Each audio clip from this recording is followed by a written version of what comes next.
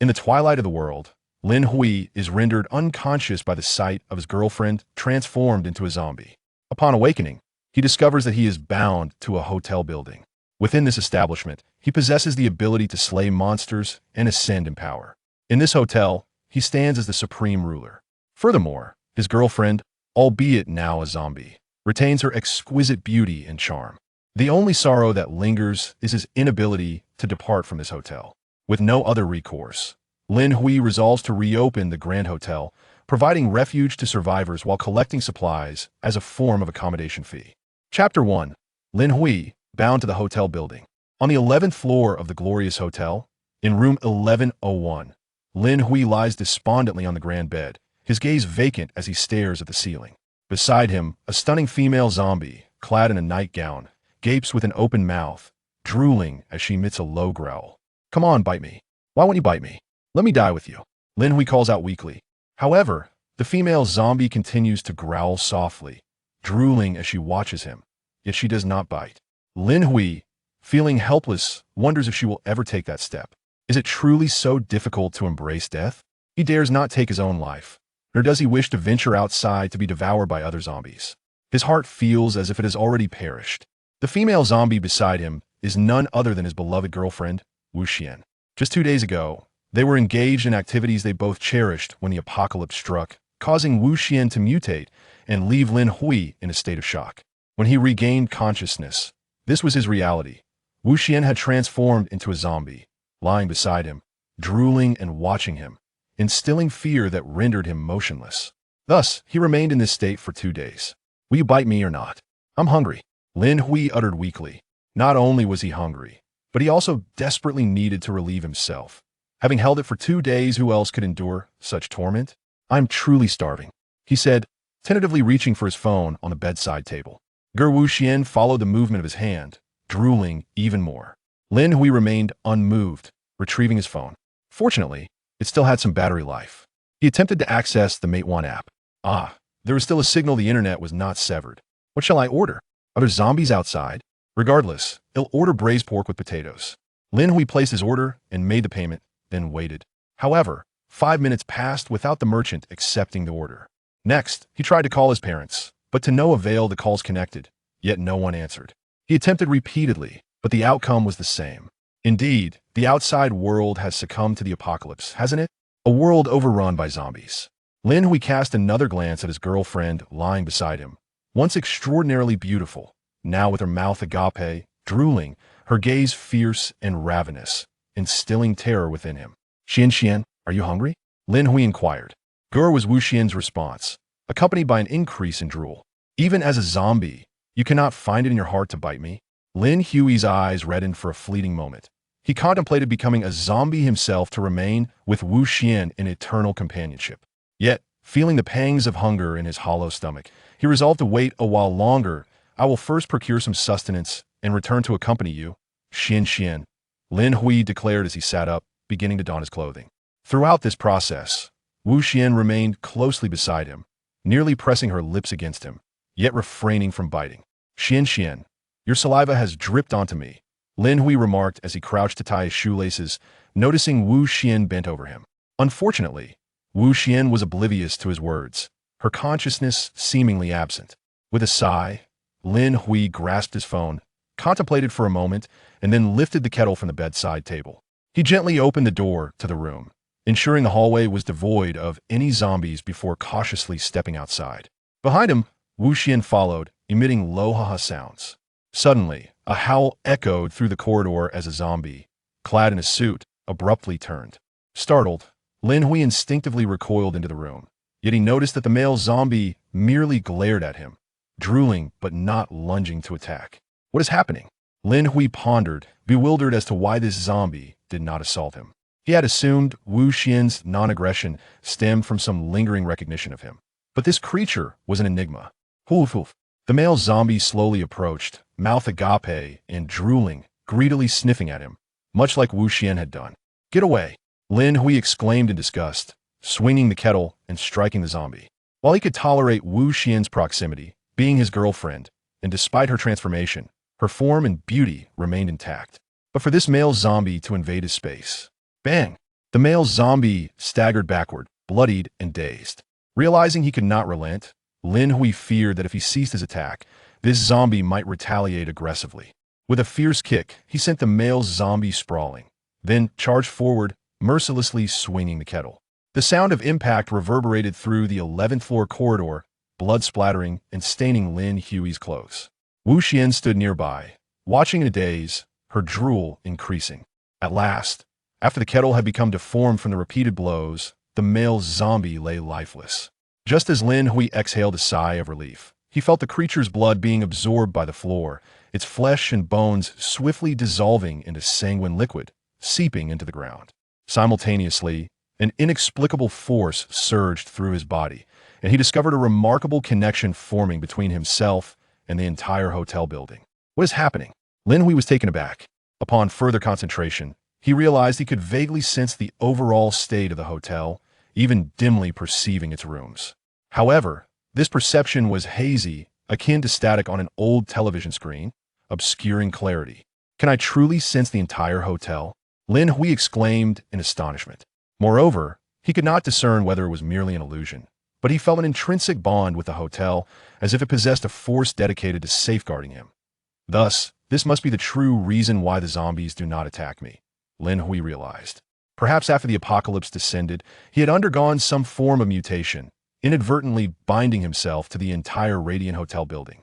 This should be considered a type of supernatural ability, however. His unique power seems to merely entail the binding to the hotel. Lin Hui couldn't help but glance at Wu Xian, who was still gazing at him with drool dripping from her mouth, and he let out a quiet sigh. It was not that Wu Xian remembered him, rather, he was bound to the hotel, and Wu Xian, confined within the hotel's invisible force, was unable to attack him. Lin Hui looked at the deformed kettle in his hand, but ultimately hesitated to take action. Although Wu Xian had transformed into a zombie, she was still his girlfriend after all. Who knows, she might even recover someday. At that moment, Wu Xian was clad in nothing but a pink nightgown. Unable to resist, Lin Hui gently patted Wu Xian's head with his left hand, resigning himself to keep his zombie girlfriend. With Su Xian above, Ning Kaichen below, now there was also Lin Hui in between. The power of love can transcend even the boundaries of species. Hoof. Wu Xian took a step back, baring her teeth and growling at him in a low tone. Yet, Lin Hui felt no fear. He had never been particularly afraid of Wu Xian's transformation into a zombie, and now, knowing that the zombies within the hotel would not attack him, his trepidation diminished even further. It seems that the zombies I eliminate within the hotel can be absorbed by it, and I can gain a portion of that power. The thought stirred something within him, and with a determined resolve, he decided to act. After all, the zombies in the hotel would not attack him, but he could very well retaliate against them. He glanced at the corridor on the 11th floor, confirming that no other zombies lurked around, and after some contemplation, he resolved to first clear the staircase and the corridor, leaving the rooms for later. With that, he strode purposefully towards the stairway. Chapter 2. The Lobby. The Radiant Hotel boasted 36 floors, equipped with 3 elevators, one designated exclusively for staff and the other 2 for public use. Of course, there were stairs as well, considering the potential for power outages. Although the electricity had not yet failed, Lin Hui had no intention of taking the elevator. Even if zombies were present inside, he felt no fear, for here they would not attack him. As Lin Hui descended, Wu Xian followed closely behind, continuously watching him with drool pooling at her mouth, as if she were contemplating a bite, yet she held back. Soon, Lin Hui reached the 10th floor and immediately spotted a female zombie at the stairway entrance. The female zombie sensed Lin Hui's presence and abruptly turned, roaring at him. This roar instantly attracted the attention of all the zombies in the corridor on the 11th floor, prompting 3 or 4 of them to rush up the stairs, causing Lin Hui to retreat in fright. Wu Xian too seemed to be awakened, growling towards Lin Hui. However, Lin Hui quickly noticed that despite their fierce roars, these zombies, including Wu Xian, hesitated to bite him once they approached. "Damn it, you scared me," Lin Hui exclaimed in indignation, swinging the kettle and smashing it towards them. Bang! The first female zombie he spotted was knocked to the ground by the blow. The other zombies continued to roar. Lin Hui persisted in his assault, striking down each one with his makeshift weapon. In a matter of moments, he had dispatched the zombies that had surged from the 10th floor.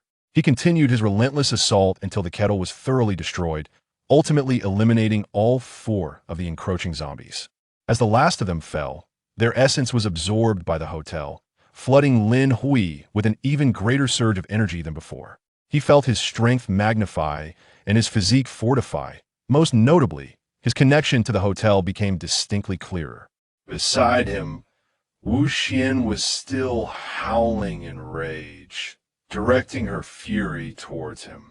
With a hint of exasperation, Lin Hui gently pushed her head aside and turned his gaze towards the fire hydrant at the corridor's entrance, where a fire axe awaited. However, the hydrant was locked, though the glass door was not particularly sturdy. He delivered a swift kick, only to have his foot rebound, the glass remaining unscathed, while he felt a subtle sting akin to a self-inflicted blow. Interesting, he mused, a satisfied grin spreading across his face. He descended to the 10th floor, surveying the corridor to ensure no other zombies lurked before continuing downward. Soon, he arrived on the 9th floor, where astonishingly, not a single zombie was to be found. Perhaps they were all confined within their rooms. Ah, I can sense the structure of this hotel. Suddenly, a thought ignited within him, and the entire layout of the hotel projected itself into his mind. This newfound perception was remarkably clearer than before. He could discern the presence of zombies on each floor and even estimate their numbers. It seemed that his strength was still insufficient for a more precise read, as the clarity of his senses increased the closer he drew to them. Moreover, Lin Hui realized that the front desk on the 1st floor appeared to be the hotel's nexus. The front desk? He mused, his eyes gleaming with determination as he quickened his pace downward. His Wu Xian trailed behind, incessantly screeching at his back. Lin Hui paid her no mind. She was unlikely to bite him. He remained uncertain whether the zombies in the hotel were truly deterred from attacking him or simply incapable. Yet, judging by the ferocity of the zombies on the 10th floor, it seemed they were indeed aggressive. However, the hotel's protective aura prevented these mindless creatures from approaching him. There is a zombie at the stairwell of the 8th floor, Lin Hui noted, maintaining his rapid descent. The zombie at the 8th floor stairwell reacted to his footsteps, pivoting abruptly to charge at him.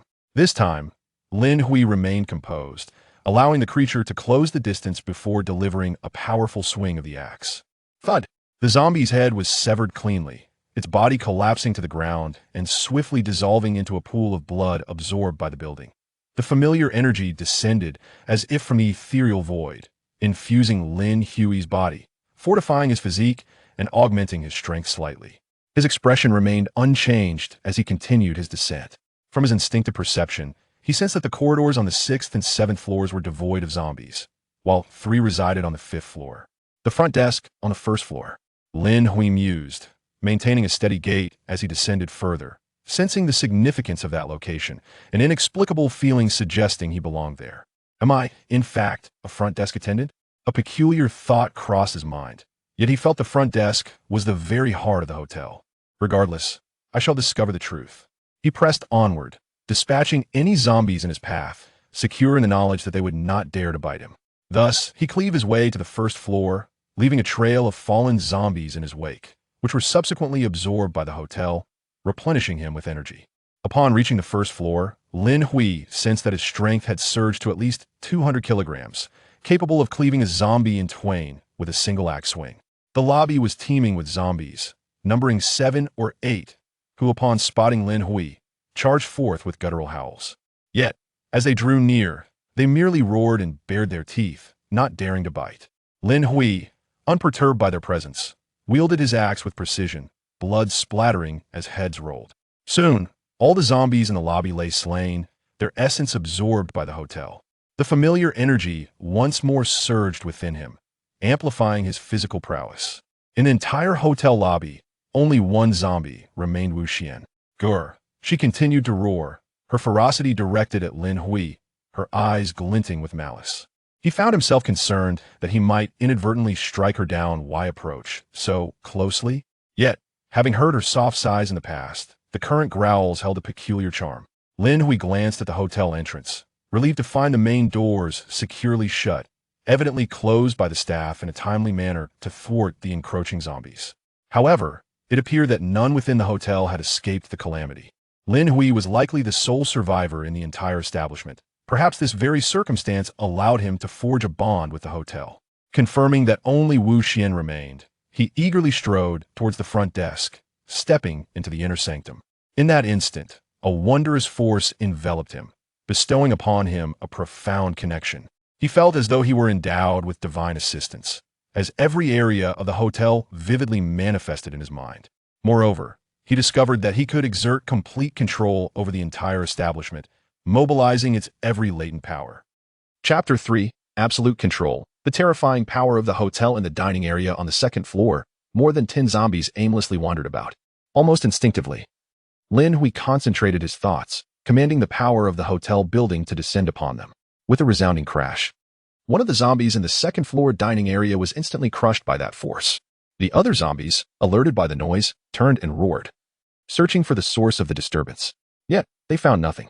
The crushed zombie was swiftly refined and devoured by the hotel's power. Lin Hui's mind stirred. It appeared that the hotel's strength operated automatically to transform the zombies into blood.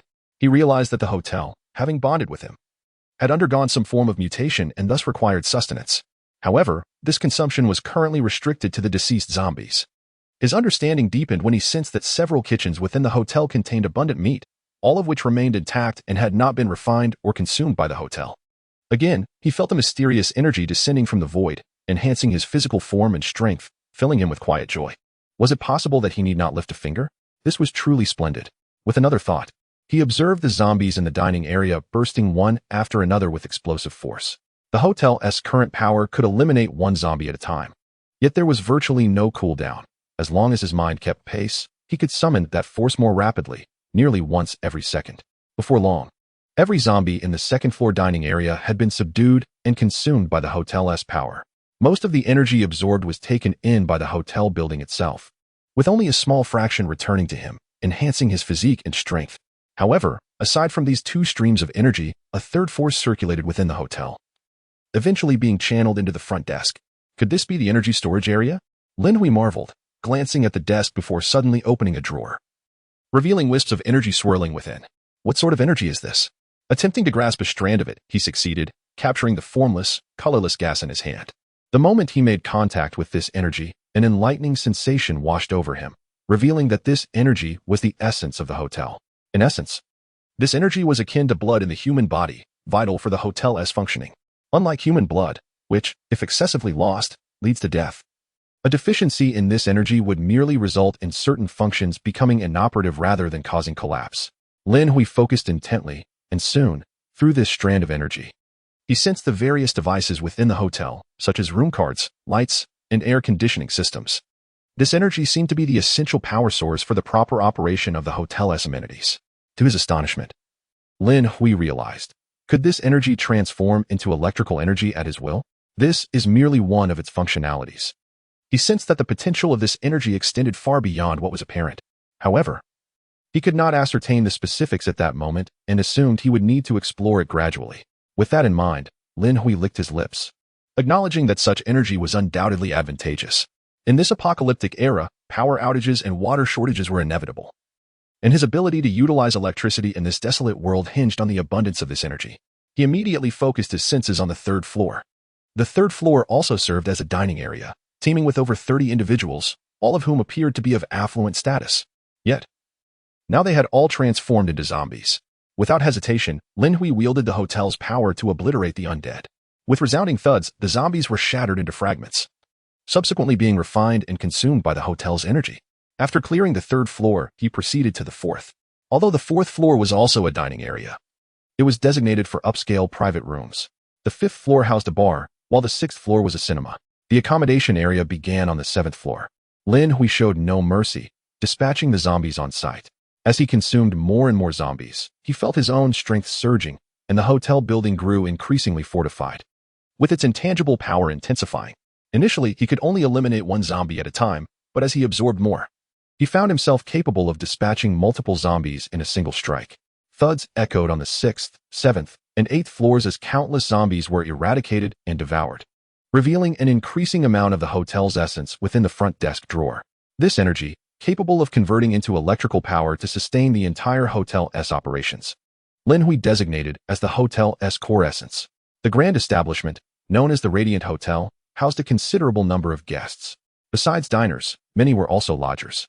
Fortunately, everything operated in a semi-automated mode. Upon taking control of the front desk, Lin Hui could entirely command the hotel, discerning which rooms housed zombies and monitoring every corner comprehensively.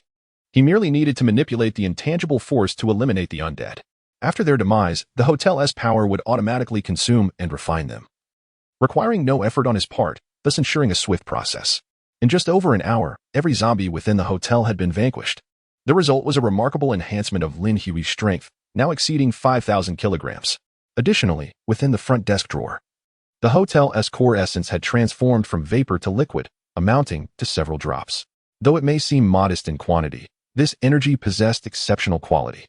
A mere drop of the hotel's essence could sustain all hotel operations for 24 hours. This underscores the remarkable value of the hotel's core essence.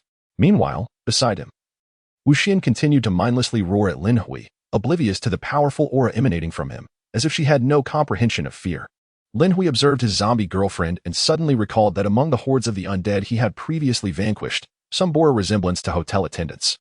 There seemed to exist an intangible connection between those attendants and the hotel itself, but in the throes of his relentless assault, he had paid little heed to it. A pang of regret washed over him. Those attendants, now transformed into zombies, appeared to be an integral part of the hotel, yet he had unwittingly obliterated them. However, his attention swiftly shifted to Wuxian beside him, as he endeavored to sense her through the hotel's ethereal force.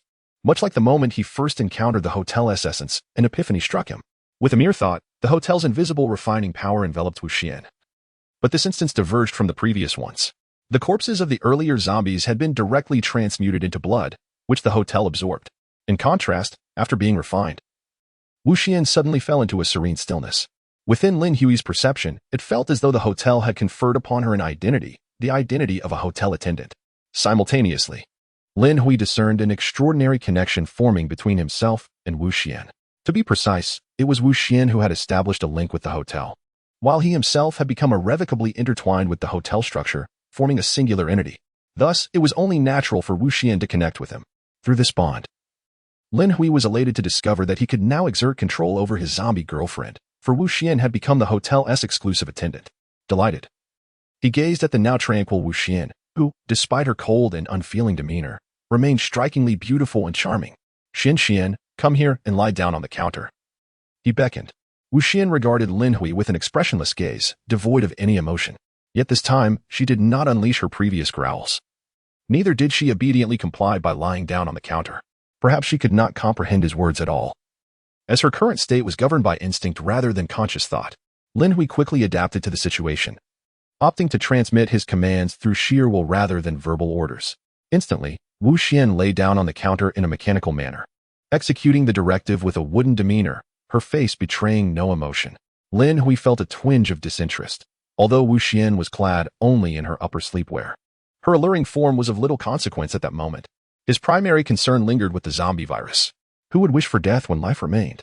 Previously, hope had eluded him, but now, having forged a bond with the illustrious hotel and witnessed his swift enhancement, the notion of demise seemed utterly foolish. With a light slap, he playfully struck Wuxian's rounded dairy. Though gentle, his current strength was formidable enough to render her upright. To his amusement, Wuxian, perhaps stung by the contact, bared her teeth at him, though it was merely a reflexive display of displeasure, devoid of any intent to bite. Even being stripped of intellect exhibit emotions when provoked. Zombies were no exception, for otherwise, they would not lash out in anger at the sight of humans. Ever since Wuxian was bestowed with the identity of a hotel attendant, it seems that animosity towards Lin Fan has dissipated. Suddenly, an intense chorus of zombie growls erupted outside the hotel, though the sound was muffled by the closed door. Lin Hui's mind stirred. Indeed, there were zombies outside. If he could lure them in to allow the hotel to refine and absorb them, it would undoubtedly enhance his strength. Although he was uncertain about the circumstances beyond the door, he reasoned that if he could possess the terrifying ability to bind to the hotel building, others might also awaken their own powers. At that moment, it was clear that growing stronger was paramount. However, just as this thought crossed his mind, a tremendous crash echoed from outside, followed by the sound of numerous objects falling. The growls of the zombies intensified, suggesting they were passing in front of the hotel. Lin Hui's senses sharpened, and he suddenly connected with the hotel's external surveillance system. In an instant, the scene outside flooded his mind. He witnessed a figure darting past the hotel at an astonishing speed, at least 5 meters per second, far surpassing that of the world's sprinting champions. Behind him, hundreds of zombies roared and pursued furiously. The terrified figure in front was aware of the zombies surrounding him from the street ahead. Just as Lin Hui feared for the man's life, a glowing orb materialized in his hand. With a swift motion, the orb was hurled into the horde of zombies. Boom! A resounding explosion erupted, scattering the zombies in front of him, limbs flying in all directions, and the solid pavement cracked under the force. Lin Hui nearly dropped his jaw in astonishment. A grenade? No, it seemed to be energy-based. So, he was an ability user? The zombies, enraged by the explosion, surged forward with even greater speed, relentlessly chasing the ability user. The latter appeared to be exhausting his energy, slowing down considerably, yet he quickly vanished around a corner. Out of the surveillance range. Energy orb? Lin Hui withdrew his focus and stroked his chin thoughtfully. Suddenly, a thought sparked in his mind, and he retrieved a drop of the hotel's essence from the front desk drawer. This too is energy. Could it be used like a grenade? Although within the confines of the hotel, he seldom needed to intervene, controlling the entire establishment and exerting invisible forces from the front desk. What if he ventured outside? While his own strength was formidable, who could predict the outcome beyond the hotel's sanctuary? Moreover, what if he encountered entities that the hotel's invisible power could not suppress? At that moment, an energy bomb would be invaluable. A single blast could obliterate adversaries.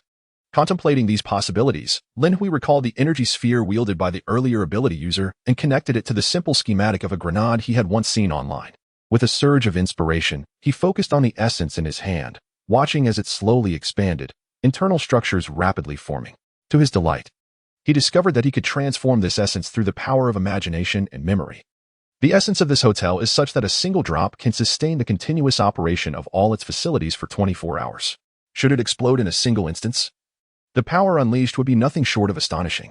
It must be noted that this illustrious hotel boasts an abundance of electrical devices, including numerous lights, computers, air conditioning units, and more. The simultaneous operation of such a multitude of appliances for an entire day clearly indicates the immense energy contained within a single drop of the hotel's essence. Under Lin Hui's control, the essence in his hand gradually expanded to the size of a fist, its internal structure rapidly transforming. Just as Lin Hui felt he was nearing completion, the energy sphere suddenly erupted with a blinding radiance, accompanied by a chilling sensation that sent shivers down his spine. His expression shifted dramatically as he instinctively pushed Wu Xian towards the front desk, simultaneously hurling the luminous orb away from him. Boom. However, the orb detonated less than 2 meters from his grasp. Amidst a deafening roar, a terrifying shockwave surged forth, obliterating Lin Fan's arm and causing the floor of the hotel lobby to collapse rapidly as various installations disintegrated into dust. The explosion, accompanied by a searing light, violently shattered Lin Hui's upper body, rendering him unrecognizable as his very essence was evaporated.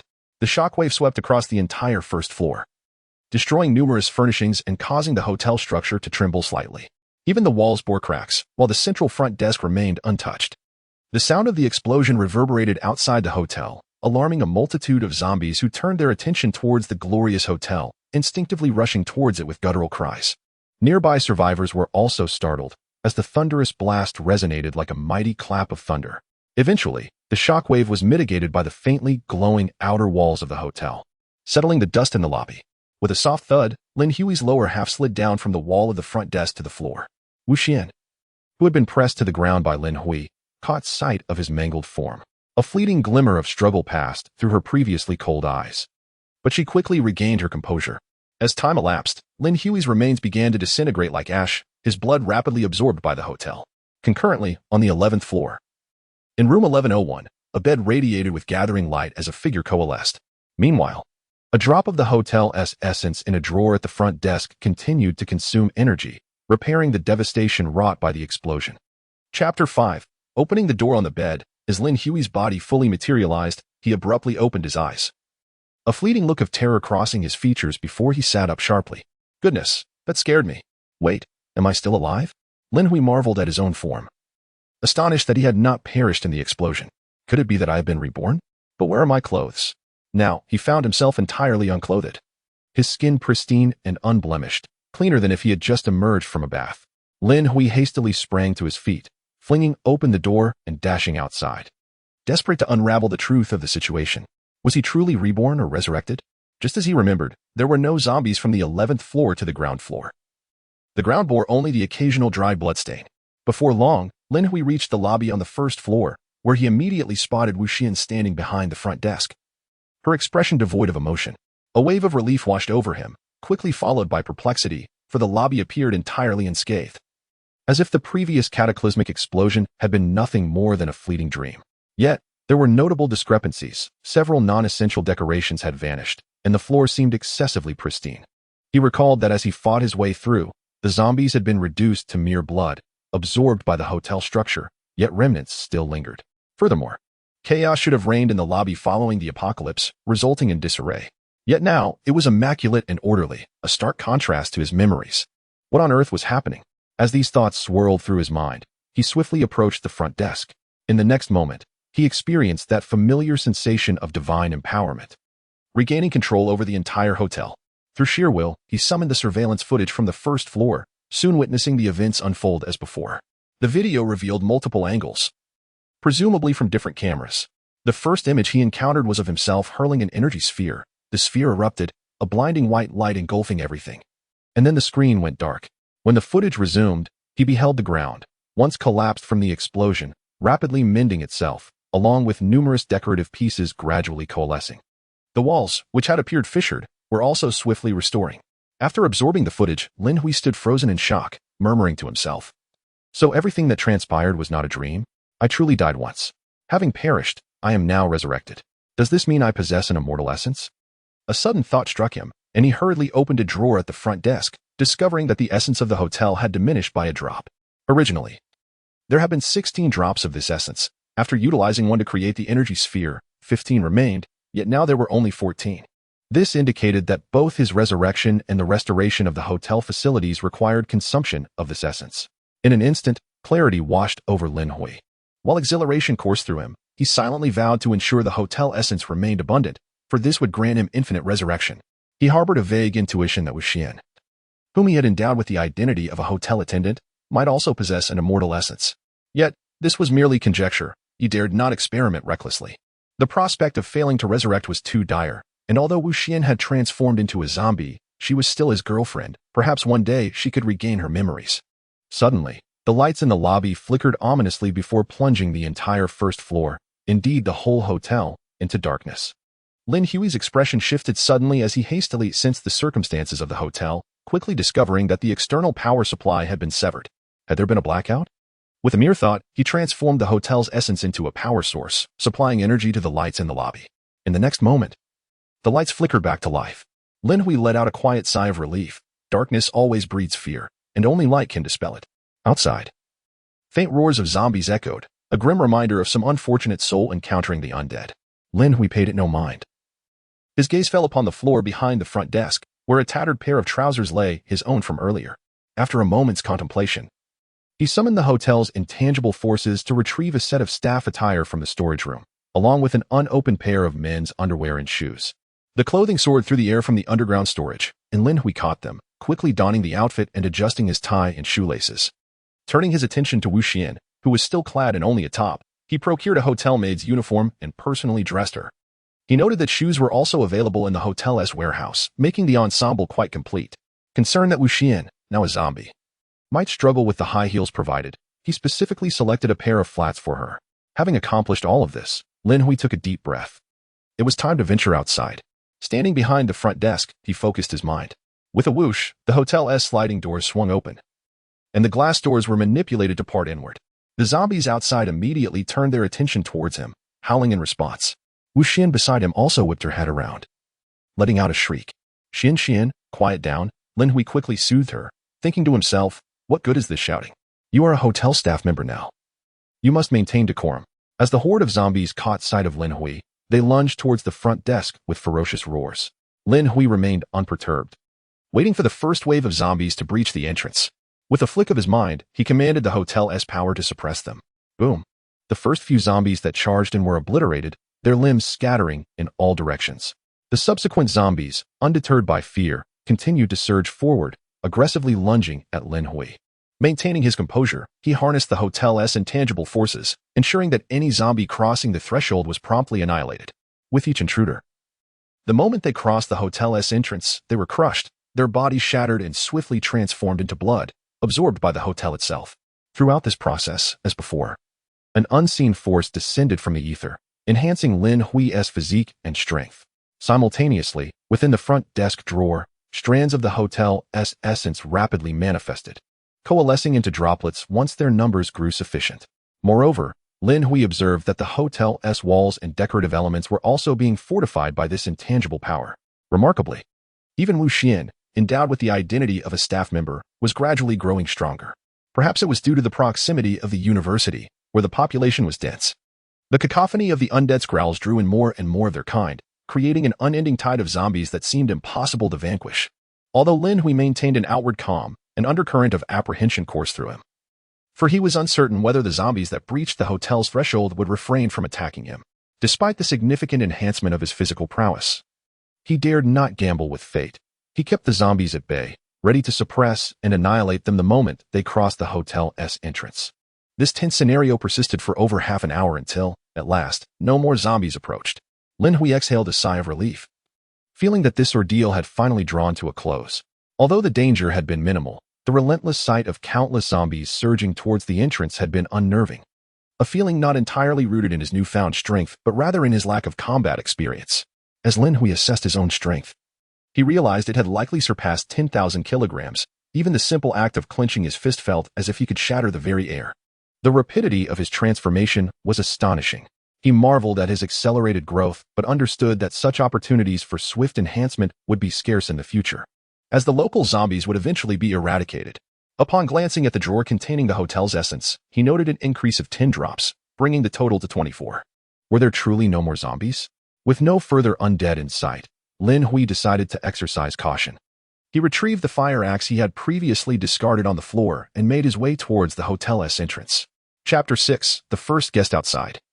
Darkness had enveloped the sky, indicating that night had fully descended. It appeared that the entire city was experiencing a power outage. The outside world was shrouded in pitch black, while the hotel's lights shone brightly, likely visible from afar. Lin Hui, gripping the fire axe, approached the doorway, ready to depart. However, as he was about to step out, an unexpected jolt seized him. His feet felt as if they were rooted to the ground, immobilizing him while his body lurched forward uncontrollably. Startled, Lin Hui gasped as he stumbled, instinctively placing his hands forward, only to find himself falling unceremoniously. The fire axe flew from his grasp, landing far away. In a frantic struggle to rise, he discovered that his feet remained stubbornly fixed at the hotel entrance, forcing him to retract his body instead. After a considerable effort, he managed to stand, only to catch a glimpse of Wu Xian, now a zombie, staring at him with wide eyes from behind the front desk. Though devoid of independent thought, the zombie seemed to find amusement in his fall. For the manner in which he had tumbled was utterly bizarre. There had been no obstacle in sight, yet he had fallen flat. Lin Hui felt a flush of embarrassment, acutely aware that his little girlfriend might be silently mocking him. Fortunately, Wu Xian, in her current state, was likely oblivious to everything. Otherwise, she would have rushed to assist him. What on earth was happening? Lin Hui pondered in confusion as he scrutinized the ground beneath him, failing to discern any tripwire or similar hazard. He attempted to step forward once more, only to encounter the same inexplicable resistance. As he neared the threshold, his feet remained stubbornly anchored to the ground. Luckily, this time he was prepared and managed to avoid another fall. Lin Hui was truly astonished. It was not a mere tripwire or adhesive that held him back, but an impenetrable barrier that rendered escape impossible. Skeptical of this predicament, he endeavored to extricate himself through various means. First, he retreated a few steps and then leaped forward with all his might. With his current strength, a gentle jump could propel him dozens of meters, let alone a forceful one. Bang! However, at the very moment he attempted to leap out, it felt as though he had collided with a solid wall, violently rebounding him back. He then tried crawling on his stomach, and much like his initial attempt, his head and torso managed to slip through, yet his feet remained stubbornly trapped. What was the issue with his feet? A thought flickered in Lin Hui's mind, prompting him to try crawling backward. This time, his feet exited successfully, and just as he felt a surge of joy, he discovered that his head was now stuck. Damn it, Lin Hui thought, frustration rising within him. Did he have to leave part of his body behind in the hotel? Despite his formidable physique and strength, he dared not resort to self-harm. He was not yet desperate enough for that.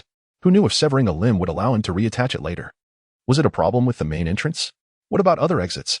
Unwilling to concede defeat, Lin Hui pressed on, locating a window through which he attempted to leap. The outcome was the same. It was no different from the front door. He ascended to the second floor, then the third, and eventually the fourth. Attempting to escape from more than 10 floors, yet each attempt yielded identical results. What the hell? Lin Hui was genuinely taken aback. He was utterly unable to leave this hotel. Was his current condition akin to that of a bound spirit? Had he become a ghost? A chill ran down his spine. Returning to the ground floor, he felt a wave of despondency wash over him as he approached the front desk, where Wu Xian stood in a daze. He gently embraced her. Xian, it seems we cannot leave this hotel. We are trapped here, he murmured, lost in thought. Was it merely his failure to discover an exit? Or was it fated that he could not escape? Regrettably, Wu Xian lacked independent thought and could not offer him solace. She merely stood there, allowing his embrace without response. Suddenly, a distant roar of zombies echoed, drawing nearer with alarming speed. Lin Hui's gaze flickered, though he found it difficult to muster any energy as he continued to seek comfort in Wu Xian's presence. At that moment, a man wielding a knife burst in from outside, startled upon seeing Lin Hui and Wu Xian at the front desk. He quickly shouted, "Run! Zombies are coming!" As he spoke, he dashed towards the staircase. Outside, 4 or 5 zombies howled as they entered, ignoring Lin Hui and Wu Xian, continuing their pursuit of the man. Reaching the staircase, the man glanced back, disbelief etched on his face, perplexed as to why the zombies were not attacking the 2 individuals. Yet, he dared not linger. The zombies were closing in, compelling him to hasten his ascent. Behind him, the zombies roared in anger, pursuing him with astonishing speed up the stairs. The man bolted to the second floor and spotted an open dining area. He rushed inside, hastily shutting the door behind him. Bang, bang, bang. Before the door could close completely, the zombies arrived, crashing into it with relentless force. The man's countenance shifted dramatically as he hurried towards a window that Lin Hui had previously opened. At the very moment he was on the verge of being seized by a zombie, he leaped outside. In midair, he adjusted his balance and landed heavily on the ground, quickly rolling to dissipate the impact. Nonetheless, the fall was excruciating. After all, the second floor of such a hotel was not low, and surviving the fall was a testament to his training. Those who dared to venture out the following day were either exceptionally skilled or utterly desperate for food.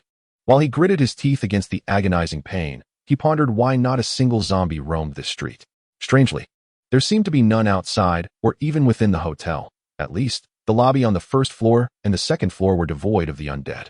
Just as he began to breathe a sigh of relief, 5 zombies from the second floor leaped down in a frenzied haste. With a cacophony of thuds, the zombies threw themselves onto the street, heedless of broken limbs, howling as they scrambled to their feet and lunged toward the man. Panic-stricken, he dared not retrieve the kitchen knife he had dropped during his escape and, despite the searing pain, continued to flee. As he dashed past the glorious hotel, he did not hesitate and rushed inside. However, in that fleeting moment, he was struck by a thought. Why was it so dark outside, seemingly devoid of power? Yet the hotel still had electricity? Perhaps it was on a backup generator. As he glanced at the front desk, he was taken aback to see the couple still embracing, which sent him spiraling into despair. The 5 zombies, undeterred, surged after him, though 2 appeared to have broken their legs. Nevertheless, their crawling speed was unervingly swift. The man's expression shifted again. He yearned to ascend the stairs but found himself nearly devoid of strength, instead circling the lobby in a frantic bid for survival. The 3 fastest zombies roared behind him, relentlessly pursuing. The 2 crawling zombies soon joined the chase. As he dashed around the fixed sofas in the lobby, he shouted, "Help! Friends, I'll draw their attention. You attack them with your weapons." However, Lin Hui merely lifted his eyelids slightly, continuing to seek comfort from Wu Xian. Lacking the energy to respond, the 5 zombies, seemingly tireless, continued their relentless pursuit. "Help!" the man cried in a state of collapse. "Why don't they bite you?" As he shouted, he gritted his teeth, steeling his resolve to change direction and charge into the front desk area, intent on dragging the 2 down with him. Yet, at the very moment he dashed into the front desk, Wu Xian, held tightly by Lin Hui, suddenly opened her mouth and let out a ferocious roar. "Help us!" This nearly sent the man into a panic, his legs buckling beneath him as he fell to the ground. The 5 zombies surged forward, poised to tear him to shreds. Anticipating his imminent demise, he braced himself. However, an unseen force suddenly descended, crushing the 5 zombies into a pulp. "Ah!" the man screamed in terror as the blood, flesh, and bones of the zombies splattered all over him. Witnessing the grotesque explosion of the 5 monstrous figures was an overwhelming visual shock. The man, in a state of sheer terror, screamed as he crawled towards the staircase, but his extreme fright caused his feet to slip, preventing him from rising. Suddenly, his eyes widened in horror as he witnessed the blood, flesh, and bones of the zombies exploding and swiftly melting into a pool of blood, seeping into the floor. Even the blood that had splattered onto him was rapidly vanishing, as if consumed by an invisible force. A chill ran down his spine. This scene was far more terrifying and bizarre than his initial encounter with the zombies. Wu Xian continued to roar at the man, her eyes fierce with anger. Seemingly incensed by his earlier actions, perhaps due to her new role as a hotel attendant, she was particularly irate because the man had likely intended to harm Lin Hui. "It's all right, Xian. It's all right, dear, don't shout," Lin Hui hurriedly soothed, gently stroking Wu Xian's head. After finally calming her down, Lin Hui turned his attention to the man who had managed to crawl to the foot of the stairs, particularly noting the state of the man's trousers. Remarkably, this fellow maintained his composure and did not lose control of his bladder in fright. "What did you intend to do just now?" Lin Hui asked expressionlessly. "An alive person?" The man, now at the stairs, instinctively swallowed hard, feeling even more terrified and bewildered. The very notion that a living person could be unharmed by the zombies, and even coexist peacefully with the female zombie, was surreal. The earlier display of annihilating zombies and the scene of the floor consuming their remains filled him with a sense of dread. What happened earlier was a misunderstanding. He struggled to explain while attempting to rise. I was just, enough. No need for explanations," Lin Hui interrupted coolly. The man's expression shifted. "I truly meant no harm." "It matters not," Lin Hui replied. Suddenly, as if struck by a thought, he extended his hand. "I am the current owner of this hotel, Lin Hui. Indeed, the proprietor." Lin Hui had originally been a mere guest, but now he was the master of the establishment. Not merely a manager or anything of the sort.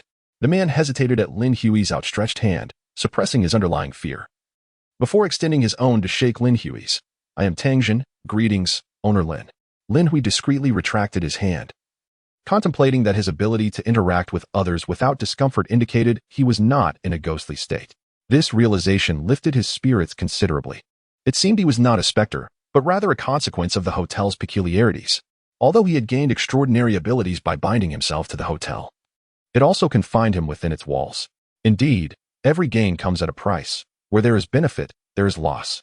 Lin Hui regained his composure and turned to Tangjin, suddenly inquiring, "Would you like to stay at the hotel?" "Huh?" Tangjin was taken aback, subsequently feeling a sense of incredulity. Who, in this apocalypse, would think of staying in a hotel? "This hotel is exceedingly safe," Lin Hui gently coaxed. "You witnessed what transpired earlier. I can eliminate any zombies that invade the hotel. Currently, all zombies within the premises have been vanquished. Here, you can enjoy a peaceful night's sleep." Tangjin's eyes lit up. Indeed, while the hotel was undeniably strange, it was also secure. Previously, he had managed to reach the second floor without encountering any zombies. Now, in this apocalyptic era, finding a secure place to sleep peacefully has become quite a challenge. He had been sleeping soundly when a sudden loud noise jolted him awake, causing the zombies in the neighboring rooms and corridors to become agitated. They violently broke through his door, leaving him in a dire predicament. Had it not been for this chaos, he would still be asleep. After all, he was not foolish enough to venture out into danger at night. However, what must I offer in return? It can't be money that you desire, can it? Tangjin inquired. In this apocalypse, money, once deemed invaluable, has now become mere waste paper. Clever. Lin Hui smiled, appreciating the ease of conversing with an astute individual. Just as before, attract the zombies into my hotel. Attract zombies? Tangjin hesitated. There are numerous ways to draw them in. It doesn't mean you have to put yourself in harm's way. Just shout from a distance and then run to my hotel. You will be safe, Lin Hui chuckled. Tangjin furrowed his brow, contemplating before asking. How many should I attract? The more, the better. Surely, there must be a specific number? Thus, 10 zombies a day, 100 zombies in a month. We will maintain this monthly cycle, Lin Hui explained. Will meals be provided? Tangjin asked, considering that 10 zombies a day, while substantial, was still manageable. After all, he wouldn't be the one to kill them. He would merely be luring them in, which was not particularly difficult. Outside, apart from the street in front of the hotel, zombies were rampant, and he had plenty of methods to draw them in. No meals provided. You will have to manage that yourself, Lin Hui replied. Tangjin frowned but ultimately accepted this condition. After pondering for a moment, he suddenly asked, if I bring people to stay, sharing the same room, will that be free? Not at all, Lin Hui responded. However, if you share a room, the price can be halved. Are you really going to charge extra for sharing a room? Tangjin expressed his dissatisfaction, recalling that before the apocalypse, hotels charge based on the room, not per person. Here, it is quite safe. Not only are there no zombies, but even humans cannot attack one another. Lin Hui reiterated. Moreover, we have power supply here. Power supply?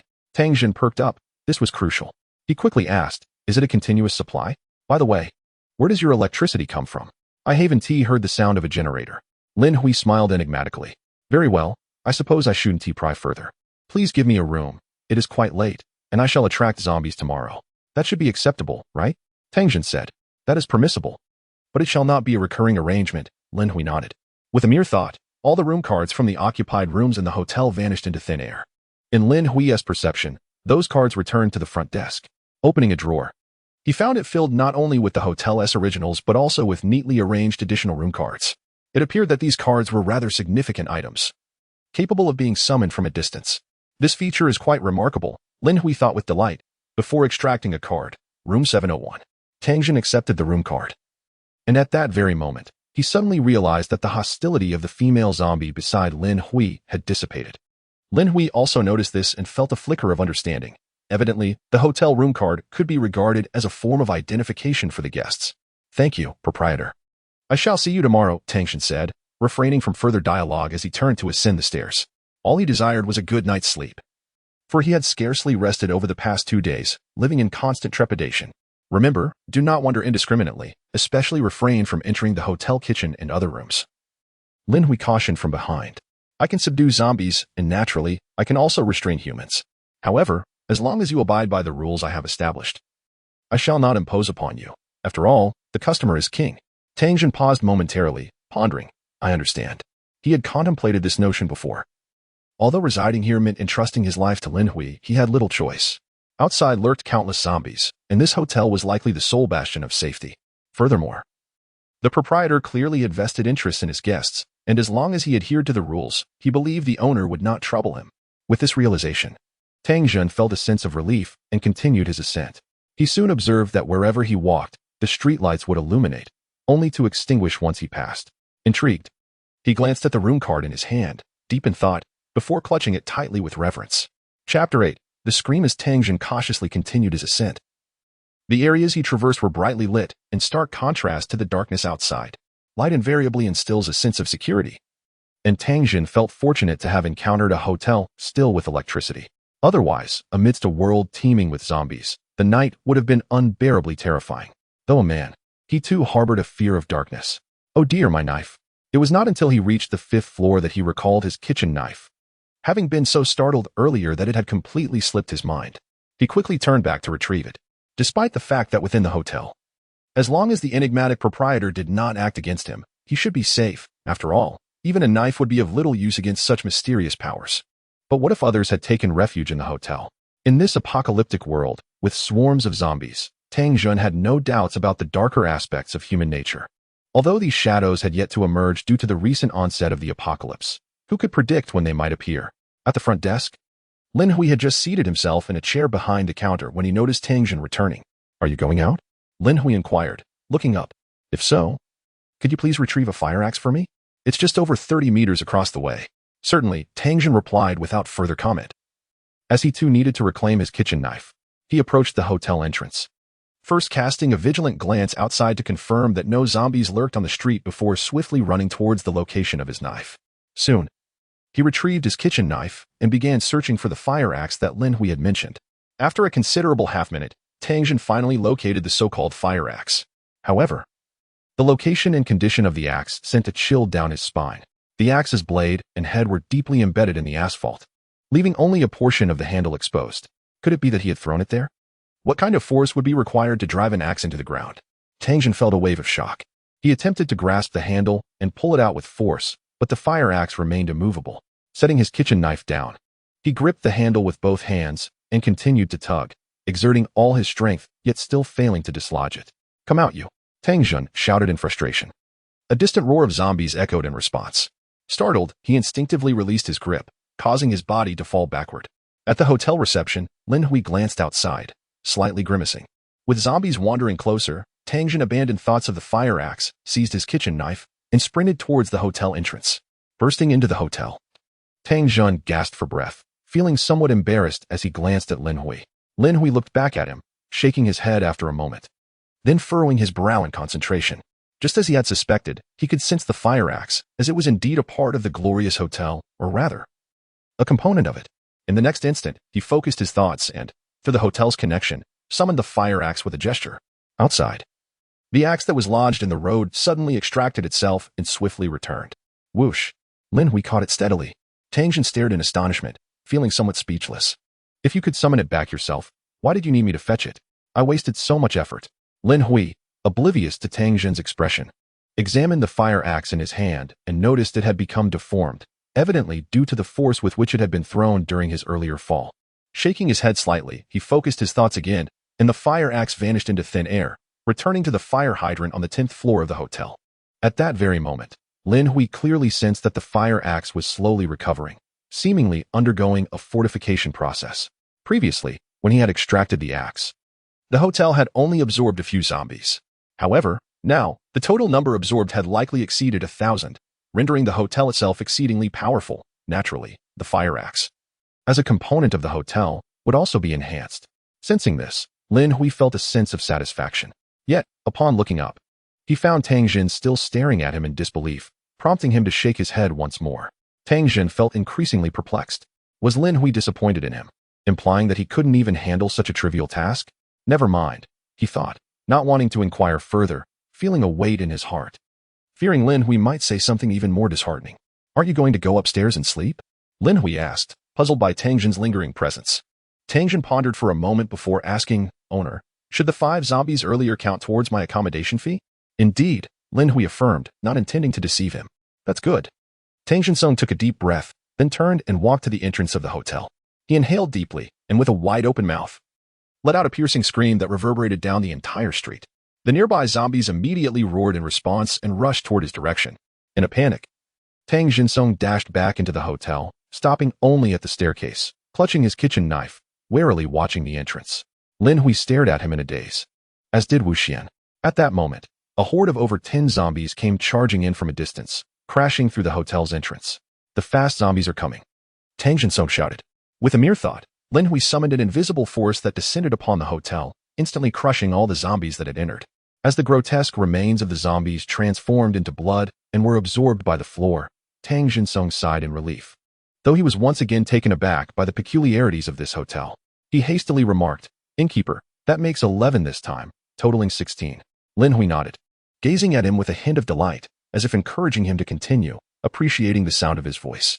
Ahem, well, I shall retire for the night and discuss matters in the morning. Pretending not to understand Lin Hui's gaze, Tang Jin Song quickly ascended the stairs. Today's experiences had been exhilarating, and he needed a proper rest. Lin Hui felt a tinge of disappointment. Those 11 zombies had contributed significantly to the hotel's essence. Currently, it appeared that about 20 zombies produced a single drop of hotel essence, though this was not absolute, as the strength of the zombies varied. Nonetheless, charging one guest for a day's stay at the cost of 10 zombies was undeniably profitable. A single drop of hotel essence could sustain all the facilities of the building for a continuous 24 hours, even if multiple guests shared a room. Only the first would be charged full price, while the others would be at half price, representing additional income with no costs incurred. Given that Lin Hui did not intend to activate most facilities like air conditioning or televisions, only a streetlight and the essentials for guest rooms would suffice, allowing for a 99% reduction in energy consumption. Such is the wisdom of capitalists. Lin Hui began contemplating ways to enhance the hotel's revenue. With his inability to venture outside, he could only attract more guests. Meanwhile, Tang Jin Song entered his room, utterly exhausted from the previous days without proper rest. The moment he lay down, an odd sensation washed over him. The bed felt extraordinarily comfortable and reassuring, bringing a profound tranquility to his being. Chapter 9. The true core. He had never experienced such a comfortable bed. This feeling was indeed peculiar. However, Tang Jin Song dismissed it as mere psychological influence, considering the safety of his surroundings.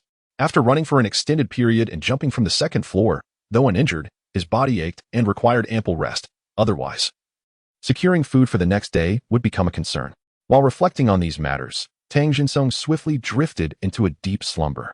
In the lobby of the hotel, Lin Hui sat on a chair, counting the room cards extracted from the drawer while assessing the total number of rooms. This establishment boasted 36 stories, with the upper 7 floors designated for accommodation. On average, each floor contained 10 rooms, including 3 luxurious suites, each comprising a master bedroom and 2 secondary bedrooms. Yet they were issued only one room card. The 18th floor, deemed inauspicious, had been repurposed as a storage area, thus excluding it from the count. This left 28 floors, equating to 280 rooms and consequently 280 room cards. However, even when accounting for the card from room 701, he only had 279 cards. What could be amiss? Perplexed, Lin Hui recounted the cards in his possession, only to confirm the total remained 279. He meticulously checked the room numbers associated with each card, correlating them one by one, until he finally identified the discrepancy. The card for room 1101 was missing. Lin Hui's pupils constricted.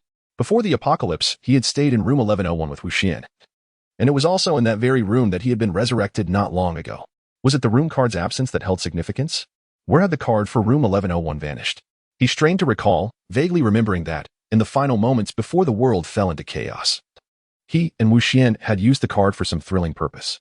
Yet, the specifics eluded him. With the situation clarified, Lin Hui sensed that the room card for 1101 was, in essence, himself. In other words, he had become the corporeal embodiment of the room card. What an absurdity! Could it be that the card had fused with his very being, thus binding him to the hotel? This seemed highly plausible. Moreover, as it was merely one card that had integrated with him, he found himself unable to exert control over the entire hotel elsewhere. Only at the lobby's front desk could he wield such authority, for this location served as the nerve center of the establishment. Furthermore, since the card from room 1101 had merged with him, it explained why his resurrection had occurred within that room rather than at the front desk. Lin Hui was uncertain whether this transformation was a result of his own mutation, inadvertently merging with the card, or if the hotel had undergone a transformation first, leading to his unintentional integration with the card. Regardless, he found himself in a precarious situation if his body had indeed assimilated the card, granting him dominion over the hotel. What would happen should others also manage to merge cards with their own bodies? Would they not then contest him for control of the hotel? Although the likelihood of this was slim, it remained a possibility. Thus, Lin Hui felt an urgent need to solidify his status as the true master of the hotel, transcending the limitations of merely controlling it from the front desk. The hotel itself seemed to have undergone a comprehensive metamorphosis. Every room, surveillance apparatus, decorative element, and even the hotel staff, who had transformed into zombies and whom he had vanquished, had coalesced into a singular entity, all simultaneously altered. The hotel staff had transformed into mindless zombies, stripped of their self-awareness, and he had eliminated them all. As Lin Hui contemplated this, he attuned himself to the entire hotel, seeking to uncover something of immense significance. No matter how he sensed the surroundings, the essence of the hotel seemed to revolve around the room cards and the front desk, which served as the true nucleus of the establishment. Had the name tags of those workers undergone any mutation? His primary concern lay with the identity of the hotel manager, or, more accurately, whether the true mastermind behind the hotel possessed the ability to control it. Lin Hui continued his probing for a considerable time until he stumbled upon something peculiar. It appeared that a unique object resided at the front desk. He hastily focused on the location of this extraordinary item, discovering that it was situated within the front desk itself, perfectly aligned with it. Was it hidden within a drawer? The front desk was constructed of reinforced concrete, seamlessly integrated with the floor rather than being a standalone table. Within the desk, there were 6 drawers. Lin Hui recognized that one of these drawers housed the essence of the hotel.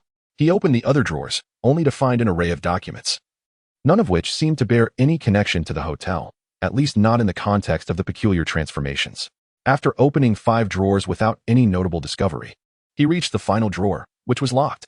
Fortunately, Lin Hui had the authority to command the entire hotel from the front desk, enabling him to unlock the drawer with his permissions. As he pulled it open, a seal came into view. A seal? Lin Hui marveled as he grasped the seal in his hand and once again sensed its significance. It was indeed the unique object he had detected earlier. At that moment, an epiphany struck him, and without hesitation, he placed the seal in his mouth and swallowed it. After all, even if he perished, he could resurrect. He instinctively followed his intuition. He was too apathetic to analyze the nature of the seal, for it had become irrelevant. Surprisingly, despite the seal's apparent hardness, it slid down his throat effortlessly, akin to swallowing food.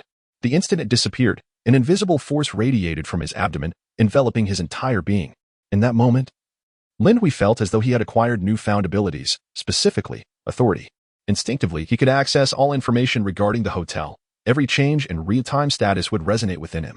For instance, he learned that the hotel had 20 staff positions, one of which was currently filled, leaving 19 vacancies. Furthermore, he realized he could alter the hotel's internal structure. Moreover, after incurring a certain cost, He could relocate the hotel, although this aspect remained somewhat nebulous, as he was unsure of what the price entailed. These abilities were unprecedented.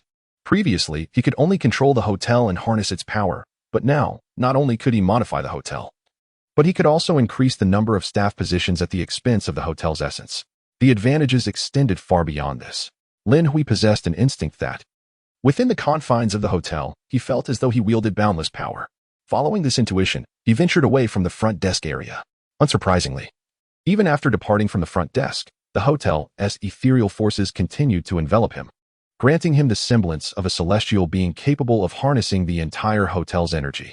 Indeed, the seal was the true essence of the hotel. Previously, he was merely an extension of the hotel, having fused with the room card, but he needed to be at the front desk to access its powers. With a mere thought, he vanished into thin air, akin to teleportation, reappearing on the second floor. In an instant, he teleported again, finding himself on the 5th floor. Elated, Lin Hui discovered a newfound delight in this ability, continuously teleporting at will. He was thrilled to realize that within the hotel, he could alter his location at his discretion, becoming omnipresent. Chapter 10. The manifestation of hotel information. Once more, he teleported, this time to the rooftop terrace, where his initial astonishment gradually subsided. Regrettably, he could not leave the hotel, yet reaching the rooftop was a considerable achievement. Lin Hui tested his limits on the terrace. He discovered that his feet could not leave the ground, he could not jump, for both feet could not simultaneously depart from the floor. Even if he attempted to leap, he remained rooted as if his feet were ensnared by the very ground. He had become one with the hotel, embodying its essence. If the hotel were a weapon, he was akin to its spirit. Of course, mastering the hotel brought forth advantages beyond this. With a flick of his wrist, a droplet of the hotel's primal essence materialized in his palm. He realized this essence resembled his own energy, available for retrieval at any moment. Unfortunately, this primal energy would not explode under normal circumstances and could not be utilized as a form of internal power to assail foes. Casting it away would not trigger an explosion unless it was transformed into a volatile structure, as he had done previously. However, having perished once, Lin Hui was reluctant to endure that experience again. Although resurrection was possible, it was profoundly distressing. He had come to understand that his revival depended on whether his body was utterly obliterated. If it remained intact, he could reclaim it without exhausting much of the hotel's essence. Thus, if he were merely decapitated or his heart pierced, he would expend little of the hotel's essence to revive. Yet, if his body were excessively mangled, significant amounts of the hotel's essence would be required to reconstruct his corporeal form. Naturally, the term significant was relative, contingent upon his physical resilience. Given his current robustness, even if he were utterly disintegrated, only a small droplet of the hotel's essence would suffice for his restoration. It was worth noting that, according to pre-apocalyptic experts, a person's physical strength could withstand a full-force impact of 1,000 kilograms, thus enabling them to endure bullets from an assault rifle.